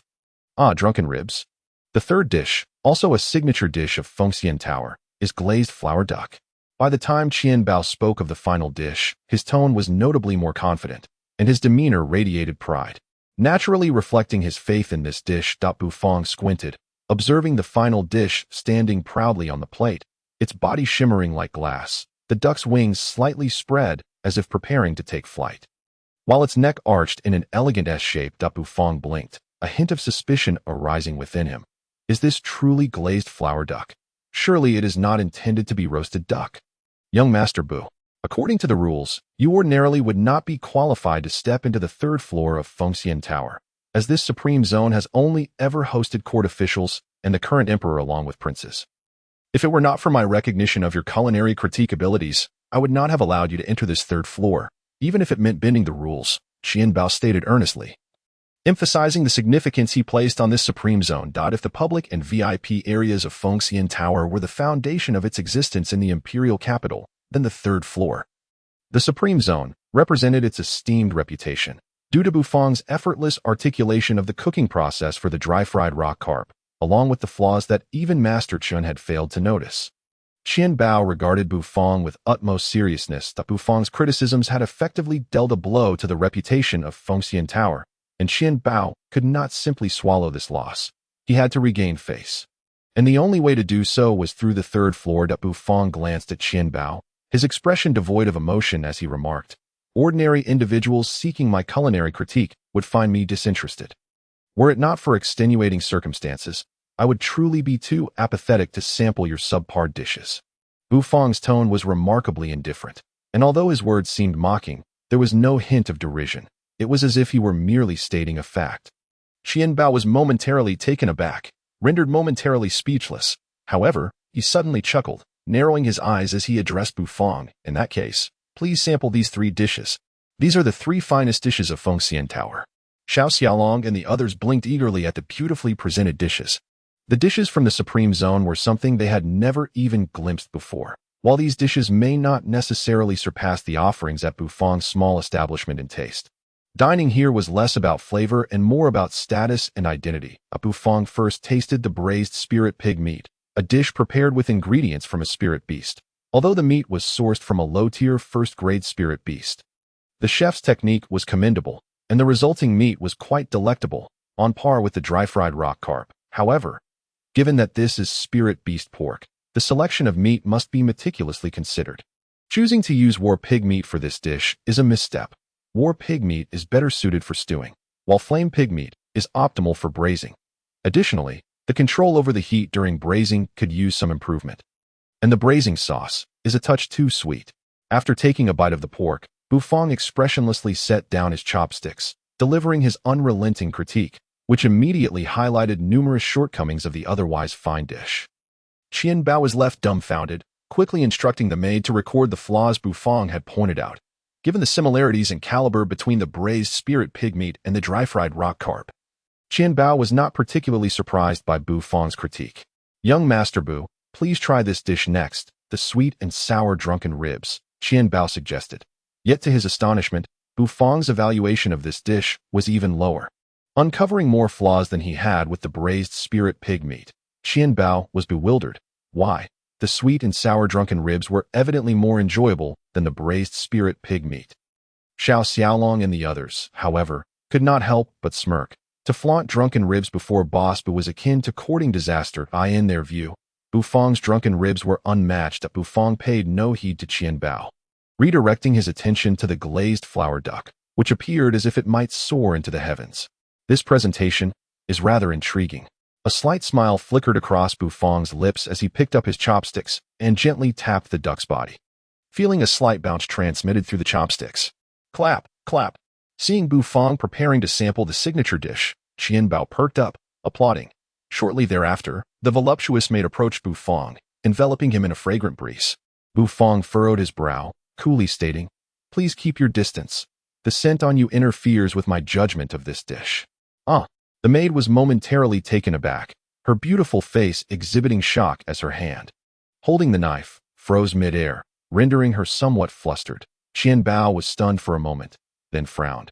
He had specifically hired these beautiful maids to serve high-ranking officials, investing heavily in fine cosmetics to enhance their allure, only to find that his efforts were affecting the dining experience. After pondering for a moment, he instructed the maid to step back, taking the knife himself to begin preparing the duck. Clearly, Qianbao had some knowledge of handling this dish. His hands were steady and precise, quickly slicing a piece of duck meat and presenting it to Bufang. Wrapped in a napkin with some greens and a touch of fragrant vinegar, Bufang promptly swallowed it in one bite. The flavor of the duck harmoniously melds with the essence of the greens, resulting in an indescribable taste sensation. Coupled with the chewy texture of the noodles, it offers a delightful culinary experience that is truly remarkable. One cannot help but exclaim that this roasted flower duck is exquisite. Young Master Bu, how does the signature dish of Fengxian Tower taste? Qianbao licked his lips, gazing at Bufang with fervent anticipation, refusing to believe that a dish hailed by the emperor as the first duck of Qingfeng could fail to impress this individual. Indeed, this dish is quite commendable, Bufang remarked as he cut another piece of duck. This time savoring it without the accompaniment of noodles, he relished gourmet food. For every chef is a true Epicurean at heart. Might young Master Bu articulate any shortcomings of this dish? Qianbao inquired, taking a deep breath and fixing his gaze intently upon Bufang. Bufang leisurely sipped some water and replied nonchalantly, "This dish can be regarded as the most flawless creation in your entire Fengxian Tower. Its flavor is indeed delightful. It is evident that this dish was meticulously crafted according to the recipe, with every detail executed flawlessly." Bufang continued.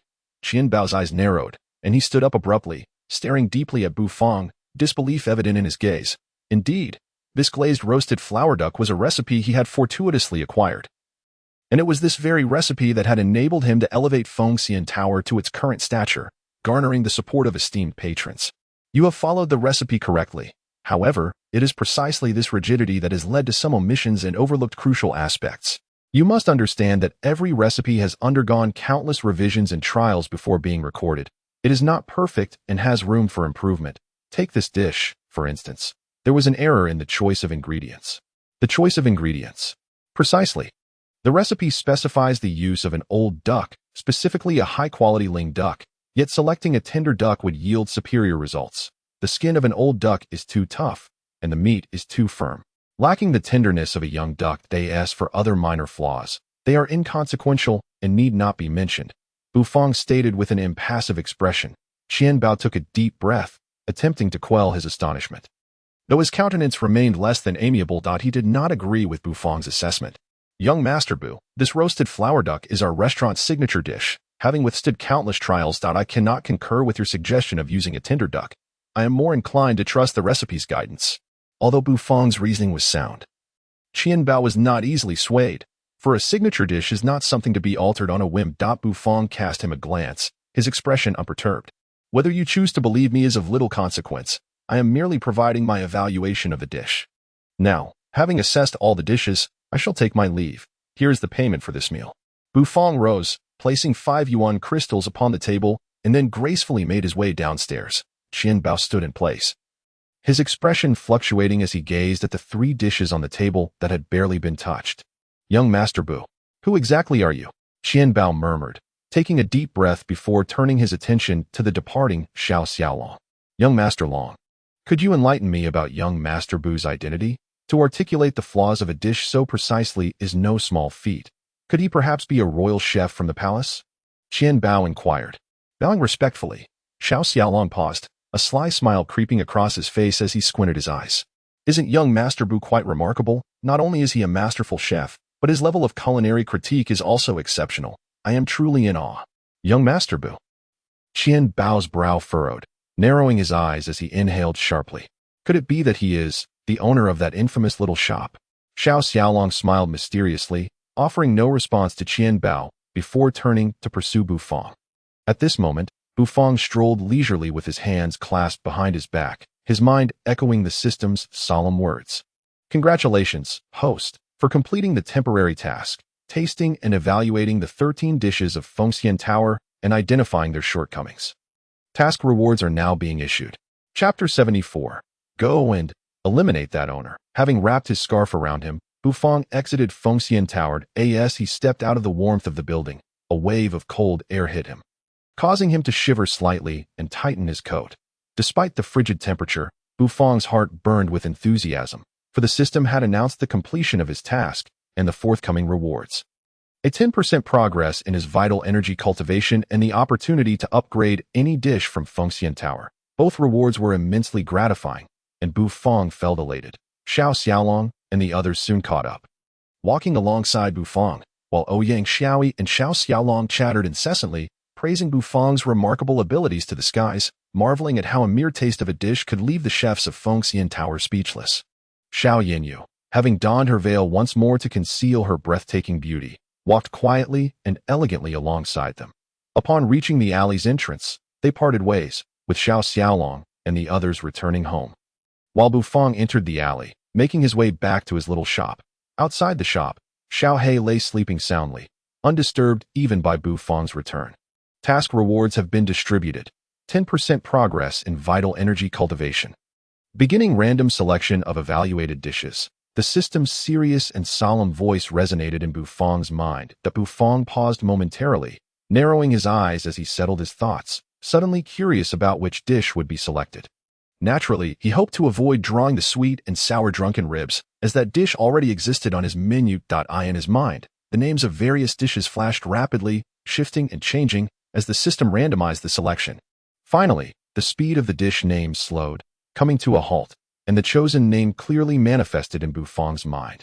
The selected dish is pan-fried flower crab, which will be upgraded to pan-fried dominant flower crab. To think it would be this dish. The image of beautifully pan-fried, succulent flower crabs filled Bu Fong's mind, making his mouth water. Compared to the drunken ribs, the pan-fried flower crab was indeed a delightful choice, having hung a sign indicating the shop's temporary closure. Many regular patrons arrived with eager anticipation, only to leave disappointed upon discovering the shop was indeed closed, such as Jean Pongzi and others, who had waited long only to depart in dismay. Other customers experienced similar frustrations. Upon returning to his shop, Bu Fong did not intend to open for business. The hour was late, and after tidying up, he entered the kitchen to prepare the newly learned pan-fried dominant flower crab.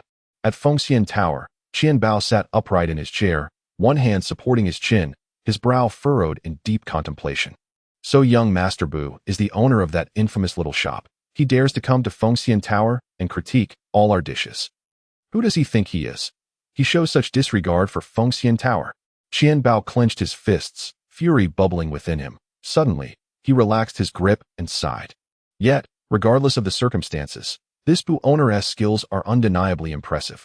Just a single taste of any dish allows him to analyze it with remarkable clarity, truly daunting. He had initially considered sending his chefs to challenge Bu Fong, but now realized how fortunate he was not to have done so. Otherwise, he would have suffered a tremendous loss of face, for Bu Fong and his chefs were clearly not on the same level. However, simply doing nothing left Qian Bao feeling discontented, as enduring such humiliation was not his style. Wait, an idea sparked in Qian Bao's mind, and his eyes brightened. I could have the chefs compete in knife skills. Such skills cannot be perfected without ample time. While they may not surpass Bu Fong in cooking techniques, they could certainly overwhelm him in this time-honed craft. Qian Bao excitedly slapped the table, a grin spreading across his face as he burst into laughter. He quickly ordered for all the chefs to be gathered. Intent on selecting the one with the most exceptional knife skills, Having witnessed Bufang's comprehension of dishes and cooking techniques, Qian Bao felt he must approach this from the angle of knife work. Just as Qian Bao mobilized his staff to identify the top knife skills among the chefs, a blood phoenix chicken was quietly delivered to the prince's palace, within the vast prince's palace. Prince Ji Chengyan stood with his hands clasped behind his back, curiously observing the iron cage made of refined iron before him, within which resided a chicken shimmering with the hue of fresh blood. Is this the fifth-tier spirit beast? The blood phoenix chicken? Its appearance is indeed peculiar, Ji Chengyan remarked, a smirk gracing his lips as he nodded in approval. Su Shi stood respectfully not far away, stating, "The blood phoenix chicken is a fifth-tier spirit beast. Known for its rapid movement, though its combat prowess is relatively weak among fifth-tier spirit beasts, it rivals that of fourth-grade battle spirits. Capturing it required considerable effort. I appreciate your hard work, Su Shi," the prince replied. Turning to smile at Su Shi, expressing his gratitude, Su Shi bowed once more, remaining silent. The blood phoenix chicken and purple ginseng are both prepared, and the rare medicinal herbs have also been gathered. We now await Bufang to concoct this spiritual medicinal dish. If this dish can improve my father's health, then my claim to the throne will be secure, the prince mused, gazing intently at the distant Dexiong Hall. His heart brimming with anticipation. For the sake of this throne, he has sacrificed far too much. Every step he takes feels as though he is treading on thin ice. He fears that a single misstep could provide his beloved younger brother with leverage, leading him to inevitable ruin. Su Shi, prepare yourself. I shall be heading to Boss Bu's little shop tomorrow. It is imperative that we concoct this spirit-infused medicinal dish, the crown prince stated with gravity. Before that, the details regarding this medicinal dish must remain confidential. We cannot allow anyone from the Yu Wang's faction to learn of it. Yes, your highness. Su Shi responded respectfully. I in the residence of Yu Wang. Within a secret chamber, Yu Wang Jiqingyu opened his eyes, exhaling a cloud of murky energy as his internal essence surged violently, akin to boiling water. After a prolonged period, tranquility returned, retracting into his being. Indeed, breaking through to the 6th rank of Battle Emperor is proving to be a formidable challenge. I have been stuck at this bottleneck for over a year. Yu Wang sighed, a hint of frustration lacing his voice. However, he understood that cultivation could not be rushed, and he was left with no recourse. He pushed open the door to the training room. A figure cloaked in a black robe stood at the threshold, a raspy voice emanating from within. It seems that His Highness is somewhat troubled in his cultivation endeavors. You could consider practicing the techniques of my soul sect. Breaking through to the 6th rank of Battle Emperor would pose no issue. Yu Wang cast a sidelong glance at him and scoffed. And become a grotesque creature like you. I aspire to be an emperor. I cannot afford to bear such an unseemly visage.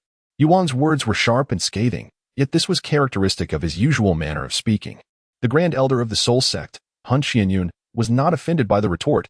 Instead, he chuckled ominously.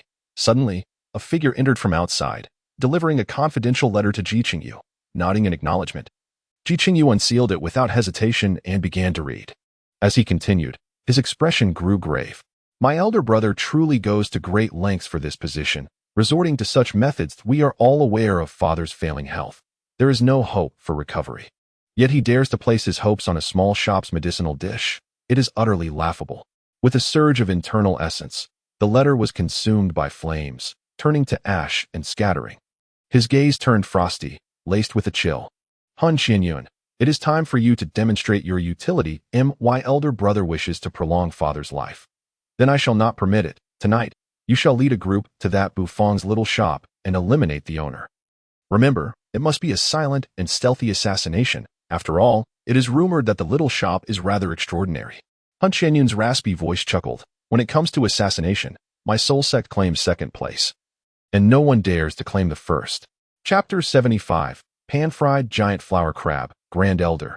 Shall I mobilize our subordinates? Asked 2 soul sect experts, shrouded in black robes, standing behind Han Qianyun. Not a flicker of soul fire danced in his eyes, instilling a sense of dread, as if confronting a vengeful spirit risen from the depths of hell.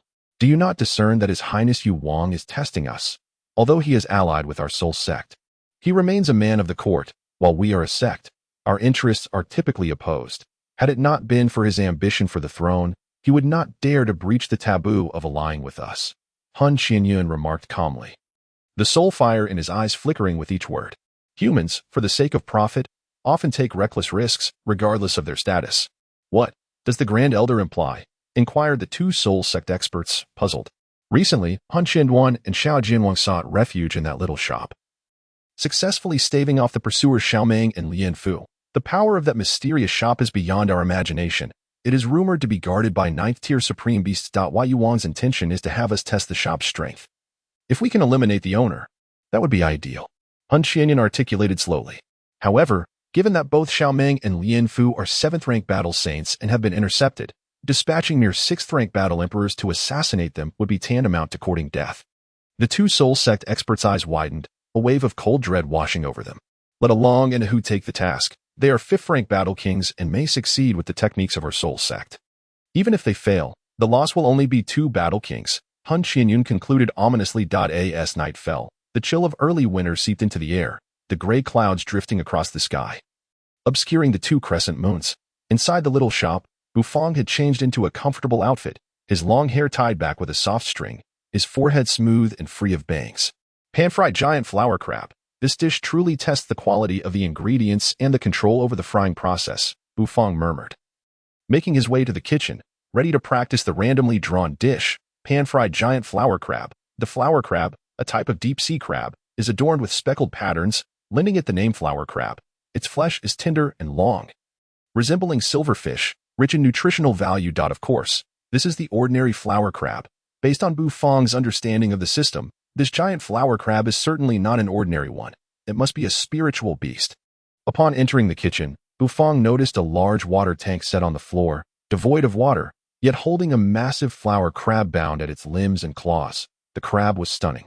Its body a fiery red, with deep crimson patterns intricately woven across its shell, creating a captivating sight.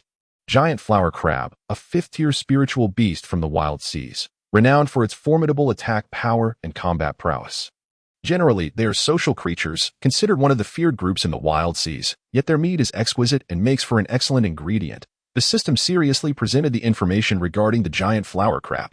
Bufang narrowed his eyes. He had anticipated that this giant flower crab was no ordinary sea creature. The system, aiming to provide top-tier ingredients for culinary masterpieces, would undoubtedly offer only the finest.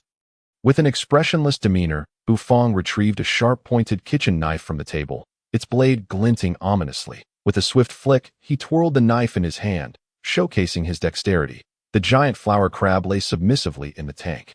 Difficult to believe it was a 5th-tier spiritual beast. Flipping the crab onto its back, Bufang plunged the knife into its upper abdomen. In that moment, the crab thrashed violently, its eyes spinning wildly, bubbles escaping its mouth in increasing abundance. After approximately half an hour, the giant flower crab finally ceased its struggles. The ropes binding its claws had loosened slightly. Bufang then began the process of cleaning and preparing the crab. Once everything was in order, he set a flat-bottomed pan on the stove and poured in some oil, allowing it to heat. He retrieved the heavy knife he used for morning training, methodically untying the ropes from the giant flower crab. As the oil reached the perfect temperature, Bufang's eyes sharpened. With a powerful chop, he cleaved the crab in half, the cut gleaming with brilliance. His hands moved with incredible speed as the crab's roe was about to seep out. He promptly placed it in the pan. Sizzle, the sound of the oil erupted, filling the air with an enticing aroma as the crab meat and roe interacted with the hot oil. Next came the delicate art of timing. Bufang was quite adept at this. Though the giant flower crab was substantial, it posed no challenge for him. Soon, the pan-fried giant flower crab was ready to be served. The two halves stood proudly on the plate, their shells gleaming a vibrant red. Glistening under the light, reflecting a myriad of sparkles, the roe, having been pan-fried, emitted an exquisite fragrance, and with Bufang's mastery of timing, the crab meat was white and tender, exuding steam that tantalized the senses. Bufang licked his lips, wiping his hands dry before seating himself, ready to indulge. Indeed, this is 100 times more delectable than the pan-fried crab from Fengskin Tower. How can my culinary skills be so exceptional? He mused, unabashedly enjoying his meal. The quantity of half a giant flower crab was just right for Bufang, so the remaining half vanished into the belly of Xiao Bai, a successful retrieval. After tidying up, Bufang stretched and yawned. Having eaten throughout the day, he felt somewhat fatigued. It was time to retire early. Maintaining proper sleep was crucial for the aspiring chef. As the lights dimmed, darkness and silence enveloped the surroundings. Late at night, two figures suddenly pierced the stillness outside the alley, their movements nearly imperceptible in the shadows. The pair moved with remarkable agility, gliding along the stone walls of the alley, making scarcely a sound. Bufong's little shop had 2 levels. The first served as the business area, while the second comprised numerous rooms, including Bufong's own, which was quite comfortable, featuring a large open window that welcomed sunlight in the morning. However, due to the winter chill, Bufong had securely locked the window to prevent the cold wind from seeping in. The 2 figures, their presence undetectable, positioned themselves near a window at the entrance of the little shop. Xiaohei, who had been soundly asleep, stirred slightly, opening his drowsy eyes and glancing upward. What are 2 fifth-rank little mice doing here in the middle of the night? The martial arts practiced here are indeed quite extraordinary, however. It is a pity that they have encountered this dog lord. Nevertheless, they are merely 2 insignificant 5th-tier mice, and this dog lord can hardly be bothered to take action. Woof, how drowsy I am.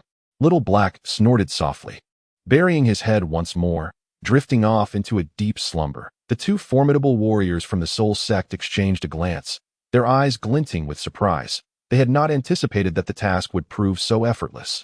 Yet, there was no time for contemplation, as they swiftly slipped through the opening. Upon landing, the window closed silently behind them, not a sound betraying their presence. Skilled in the art of assassination, they had even targeted court ministers in the past. Thus, the owner of a small restaurant was hardly worthy of their concern.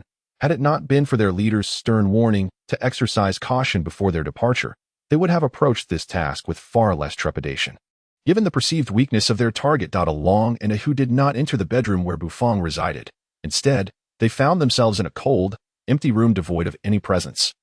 Along narrowed his eyes slightly, gesturing ahead, and in a flash, they pushed open the door, which creaked open without a whisper. Stepping out of the room, they arrived at a corner. To the left lay a staircase that descended into darkness, exuding an eerie aura that seemed capable of consuming one's very soul, instilling a sense of dread. Along swallowed hard, forcing himself to avert his gaze, and their eyes fell upon a tightly locked door ahead. Exchanging glances, both felt a surge of excitement. From within the room, they could hear the steady rhythm of breathing, indicating that the restaurant owner was indeed inside. Gently, they pushed against the door, but it would not budge, clearly locked. Along remained unperturbed, retrieving a slender wire from his pocket, his inner energy surging forth to envelop the wire's surface. Inserting the energy-coated wire into the lock, he manipulated it with a subtle twist. Accompanied by a faint click, the door opened. Was it really that easy? Along was momentarily taken aback, feeling that the situation was not as perilous as their leader had suggested. The 2 pushed open the door and peered inside. But in the pitch blackness, nothing was discernible. Frowning, they prepared to infiltrate and execute a decisive strike. However, suddenly, an icy chill enveloped them, rendering their limbs frozen in place. It was a sensation that spread from the depths of their hearts. An instantaneous frost that covered their bodies, akin to a frigid wind sweeping in from a desolate wasteland. Their eyes widened in alarm, pupils shrinking to the size of pinpricks, paralyzed by fear. 2 crimson beams of light erupted from behind them, locking onto their forms. Who goes there? Along trembled, laboriously turning his head to glance back, only to meet the gaze of the red light. Little White's mechanical eye glowed ominously, and with a swift motion, its mechanical hand seized the necks of both intruders, lifting them effortlessly. Sensing hostile intent towards the master, searching for response protocols. Response protocol locked, initiating immediately. Protocol, annihilation.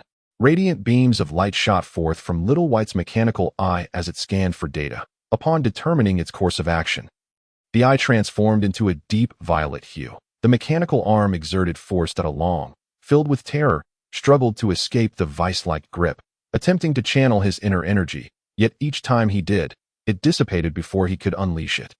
The pressure on his neck intensified, and his struggles grew increasingly frantic, crimson blood involuntarily spilling from his mouth. Little White, indifferent to the terror reflected in their eyes, remained as cold as a heartless reaper, its violet mechanical eye appearing decidedly sinister in the darkness.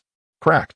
2 sharp sounds echoed as Along and Ahu's movements abruptly ceased, their bodies slumping, heads drooping lifelessly, blood pooling beneath them with a chilling sound.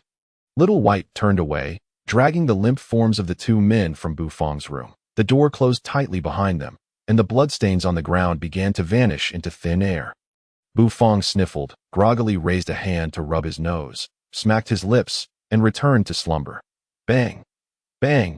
2 corpses plummeted from the heights, landing on the cobblestone pavement of the alley, blood gushing forth. Little Black, still drowsy, lifted his head, glanced at the two bodies, wrinkled his nose, snorted softly, opened his mouth, and with a gentle breath, the two figures were swept away by a gust of wind, tossed into the street. Having completed this task, Little Black comfortably resumed his slumber. In the royal mansion, candle flames flickered gently at a frail figure, shrouded in a black cloak, gazed deeply into the dancing candlelight, his eye sockets filled with two flickering azure flames of soul. Suddenly, the flames in the eyes of Sol Qianyun dimmed, as if a sound of shattering had echoed. A soft sigh escaped his lips. Indeed, that little shop should not be trifled with. A Long and a Hu have perished just like that. Two figures silently appeared before Sol Qianyun, bowing respectfully. A Long and a Hu are dead. Go to the alley entrance and retrieve their bodies. This assassination attempt has failed. And I shall now seek an audience with the royal prince to confess my sins. Sol Qianyun, stooping with age, trembled as he exited the room. The two warriors from the Soul sect were struck by an incomprehensible realization. They had cautioned a Long and a Hu before their mission, yet how soon had they met their demise? Fifth-tier warriors unable to even struggle, they exchanged fearful glances, each sensing the other's dread. Your Highness, the assassination attempt has failed. Sol Qianyun spoke softly, stooped over, addressing the royal prince. The royal prince, clad in an ornate robe, with hair cascading freely, bore a serene countenance as he cast a glance at Sol Qianyun. A faint smile curling at the corners of his mouth. I understand.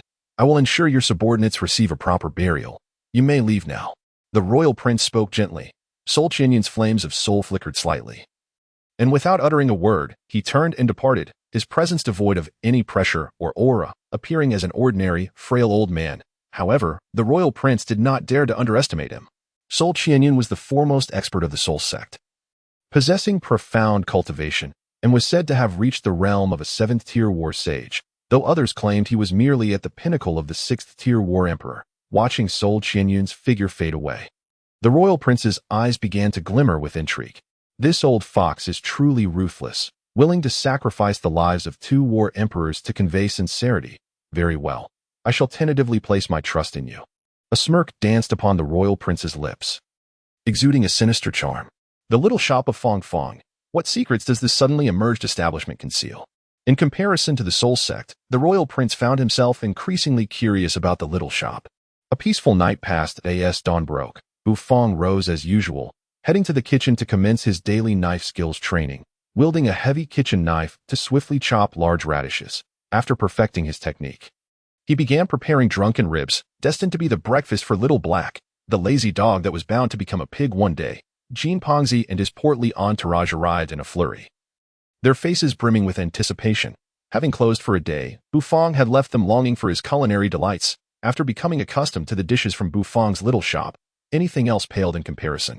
Boss Bu, you finally opened. Oh, look, new dishes. Come on, serve me a portion. Jean Pongzi eagerly placed his order, familiar with the process. Bu Fong, maintaining an impassive expression, nodded and headed to the kitchen to commence daily operations. Ouyang Xiaoyi braved the biting wind to arrive at the little shop, rubbing her hands together for warmth before shedding her plush coat and hat, revealing a rosy-cheeked visage. The shop was comfortably warm, thanks to the automatic heating. As Bu Fong prepared the dishes, Xiaoyi served them, their collaboration becoming increasingly harmonious. At the alley entrance, the royal prince, clad in a brocade robe, strode forward with an air of grandeur, exuding an extraordinary presence as he entered the little shop, casting a casual glance around. This was the royal prince's first visit to Bu Fong's establishment, and he found it quite intriguing, particularly the exorbitantly priced dishes on the menu. Ordering a jar of ice heart jade pot wine and a plate of drunken ribs, the royal prince began to savor the flavors of Bu Fong's culinary creations, all the while awaiting the arrival of the crown prince. Chapter 77. The Crown Prince and the Royal Prince. In the Celadon wine cup, the clear liquid, reminiscent of mountain spring water, swirled gently, devoid of any impurities. The rich aroma of the wine wafted through the air, enveloping the nostrils and inducing an intoxicating spell. The royal prince swirled the liquid in his cup, the rich flavor and spiciness sending shivers down his spine. He had never tasted such exquisite wine before, far surpassing the palace's finest offerings. Truly deserving of the royal patronage. This little shop is exceptional. Just this wine alone is enough to leave one enchanted. The royal prince marveled, this being his first experience at Bu Feng's little shop, having only heard rumors before.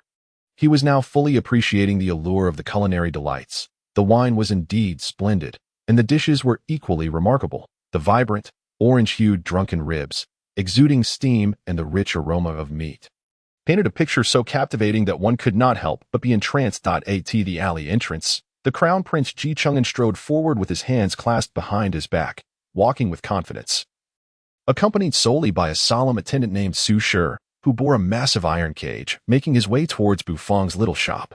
As Bu Feng stepped out of the kitchen, a hint of perplexity crossed his face as he glanced towards the entrance, where the Crown Prince and Su Shi had entered the small establishment, directly placing the iron cage upon the ground. "Boss Bu, I have returned." The Crown Prince chuckled lightly, his gaze somewhat fervent as it settled upon Bu Feng.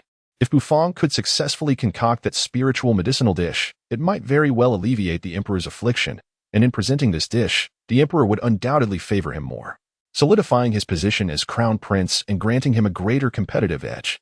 Contemplating all of this, the Crown Prince's desire for Bu Feng, who possessed the ability to prepare the spiritual medicinal dish, grew increasingly fervent. He raised his hand, grasped the curtain, and with a swift motion, revealed the iron cage. Inside stood a blood phoenix chicken, its feathers resembling fresh blood, quietly poised within the cage, its eyes darting about.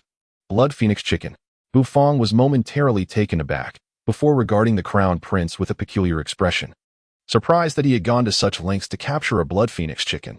"Indeed, Boss Bu, you naturally recognize this blood phoenix chicken, but I wonder if you recall what you once said." The Crown Prince smiled.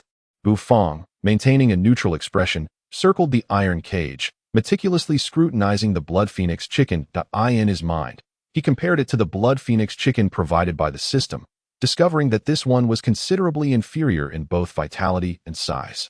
The ingredients provided by the system are of premium quality, meticulously selected from elite specimens of various breeds. The system's serious voice echoed in Bu Feng's mind. Bu Feng nodded. He trusted that the system's offerings were indeed exceptional.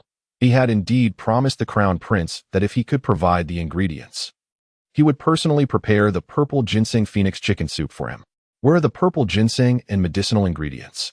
Bu Feng inquired coolly. The Crown Prince's eyes lit up, and with a flourish of his hand, a bag filled with a plethora of medicinal herbs appeared, which he handed to Bu Feng. The Tianluo purple ginseng was presented in an exquisite wooden box, carefully offered as well. The Tianluo purple ginseng was quite precious, valued comparably to the blood phoenix chicken, and its procurement was exceedingly challenging, as it only grew in the wild, a perilous region teeming with high-tier spiritual beasts, posing a danger even to those of the 7th-tier battle saint rank. However, since the Tianluo purple ginseng was merely a 5th-tier spiritual herb, it grew on the outskirts of the wilds, allowing the Crown Prince to acquire it at great expense, taking the somewhat unremarkable-looking purple ginseng. Bu Feng nodded and stated flatly, "Preparing the purple ginseng phoenix chicken soup requires a considerable amount of time. Today's business hours are drawing to a close. Please come early tomorrow to collect the spiritual medicinal dish. Since you provided the ingredients, takeout is permitted." The smile on the Crown Prince's face froze. "Are you saying it won't be cooked today because business hours have ended?" "Boss Bu, I truly require this purple ginseng phoenix chicken soup at this very moment. Could you possibly prepare it now?" The Crown Prince furrowed his brow, as the ingredients and herbs had cost him a significant portion of his savings, and he wished to witness Bu Feng's culinary skills firsthand. Lest he feel uneasy, Bu Feng cast a sidelong glance at the Crown Prince and replied, "The spiritual medicinal dish is not as simple as you imagine. It requires numerous skills and utmost concentration. If you doubt this, you may inquire with your palace's royal chef. To be frank, the quality of the ingredients you have provided is merely mediocre, and I truly find them lacking. I despise being doubted by others. This is your first offense. I shall forgive you. Should there be a next time, you may take your ingredients and leave." Bu Feng stated expressionlessly, his gaze coldly fixed upon the Crown Prince. The Crown Prince, Ji Chang'an, was infuriated. Who in the entire Qingfeng Empire would dare speak to him in such a manner, let alone threaten him? "You." The Crown Prince took a deep breath, recalling the background of this small establishment and Bu Feng's culinary prowess alongside that miraculous spiritual medicinal dish. He forced a smile, suppressing his anger. "I have never doubted you, Boss Bu. Very well, I shall send someone to collect it tomorrow. I hope you do not disappoint me." "Haha. just as the crown prince finished speaking.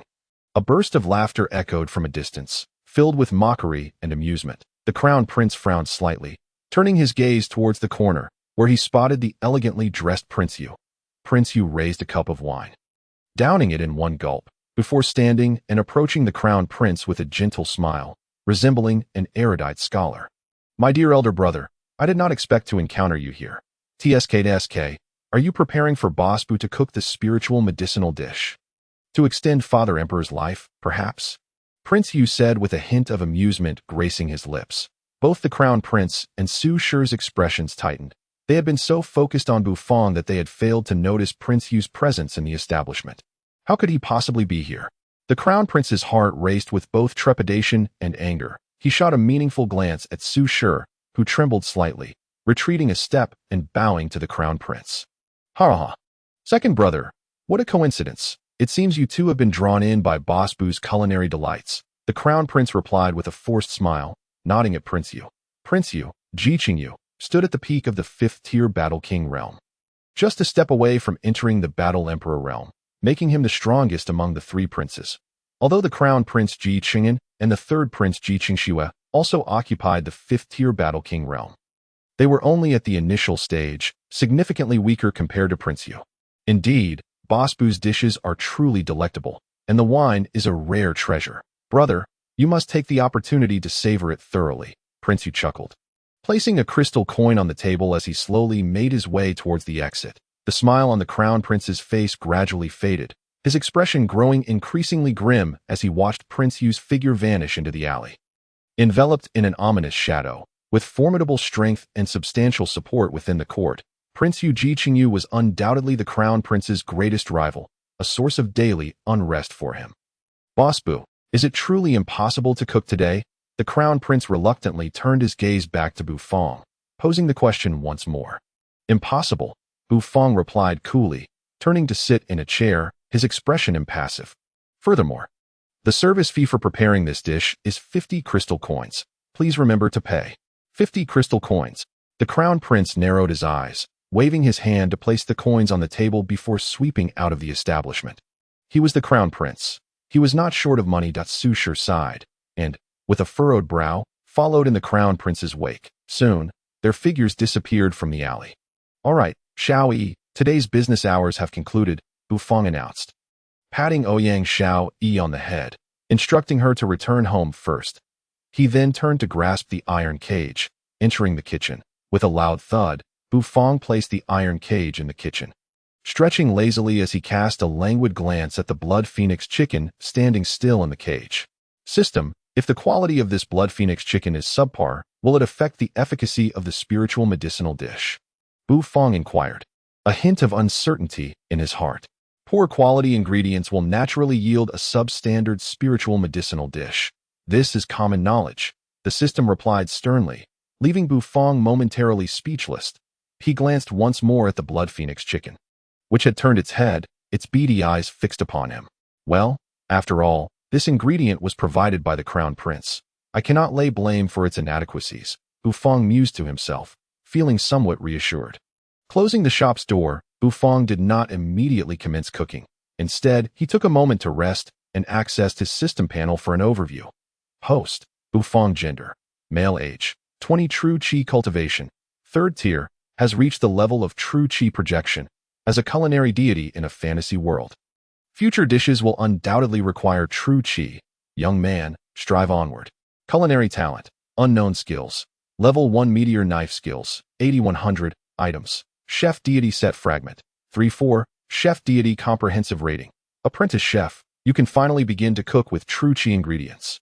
Starting to learn knife skills, the path to becoming a culinary deity is now open to you. Keep pushing forward, young man.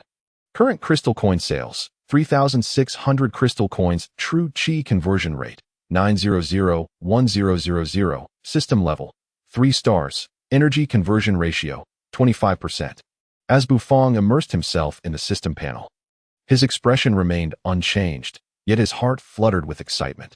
The sales had reached 3,600 crystal coins. Once he achieved an additional 400 crystal coins, he would complete the task, upgrade the system, and enhance his cultivation.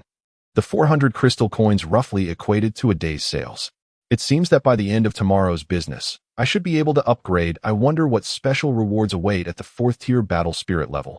However, I should have completed the chef deity set by then, Bufang murmured to himself. After a brief respite, he rose and headed toward the kitchen. Preparing the purple ginseng phoenix chicken soup would require considerable time and the use of true qi in the cooking process. So Bufang dared not be careless. He opened the door of the iron cage and grasped the blood phoenix chicken, which, despite being a 5th-tier spiritual beast, struggled with surprising strength, even without its spiritual power due to the system's constraints. However, being an experienced chef, Bufang handled the ingredient with ease, swiftly processing the blood phoenix chicken. From that exquisite box, the Tianluo Zishan was retrieved, along with various medicinal herbs extracted from a leather pouch. Bufang began preparing to concoct the spiritual medicinal dish, the Zishan Phoenix chicken soup. Upon returning to the royal residence, Yu Wang was in high spirits, perhaps due to the delightful flavors of the fine cuisine and exquisite wine he had savored. Ji Qingyu felt as though he was floating with each step. I never anticipated that the dishes from that quaint little shop would be so delectable. The Ice Heart Jade Pot wine is truly unforgettable, he mused. As he reminisced about the enchanting taste of the Ice Heart Jade Pot wine, a look of indulgence flickered in his eyes, revealing yet another soul ensnared by Bufang's culinary artistry. Suddenly, Yu Wang felt a twinge of regret for not visiting that charming little shop sooner, for had he done so, he could have relished these delicacies much earlier, while Yu Wang pondered over the dishes prepared by Bufang. The Grand Elder of the Soul Sect, Han Qianyun, along with his subordinates, appeared before him, cloaked in ominous black robes, their presence exuding a chilling aura. A hint of disdain flashed in Yu Wang's eyes. Yet he maintained a smile as he regarded the group. Might I inquire if Yu Wang found anything of interest at that mysterious little shop? Han Qianyun's raspy voice resonated, grating against the ears like the sound of gravel. My brother has procured the blood phoenix chicken and brought precious herbs to the shop, requesting the owner to assist in preparing a spiritual medicinal dish. However, it will not be ready until tomorrow, Yu Wang replied nonchalantly. Oh, it won't be ready until tomorrow?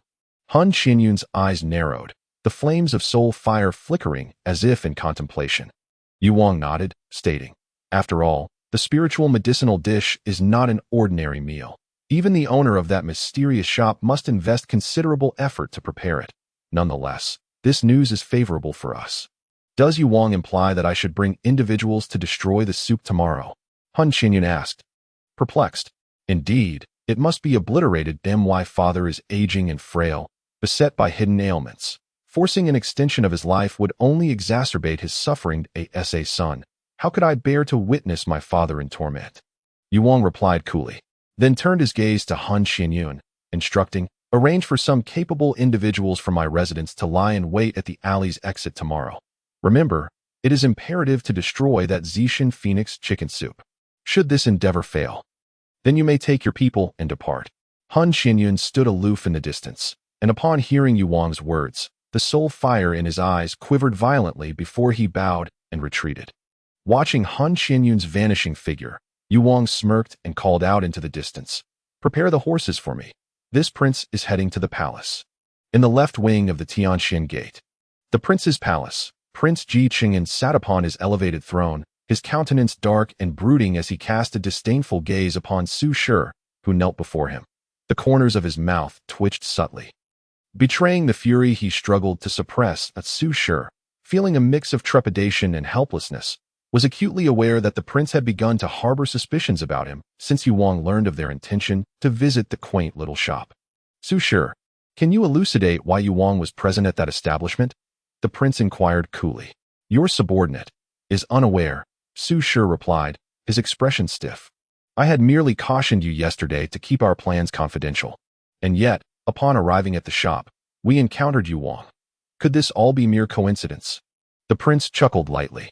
Your Highness, do you doubt your subordinate's loyalty? Su Shi raised his head, earnestly meeting the prince's gaze. I have served you faithfully for many years. How could I not understand your expectations? His tone was tinged with a sense of grievance and despondency. Ji Qingyan paused, taken aback by Su Shi's despondent demeanor, and his icy countenance softened. He was convinced that Su Shi would not betray him.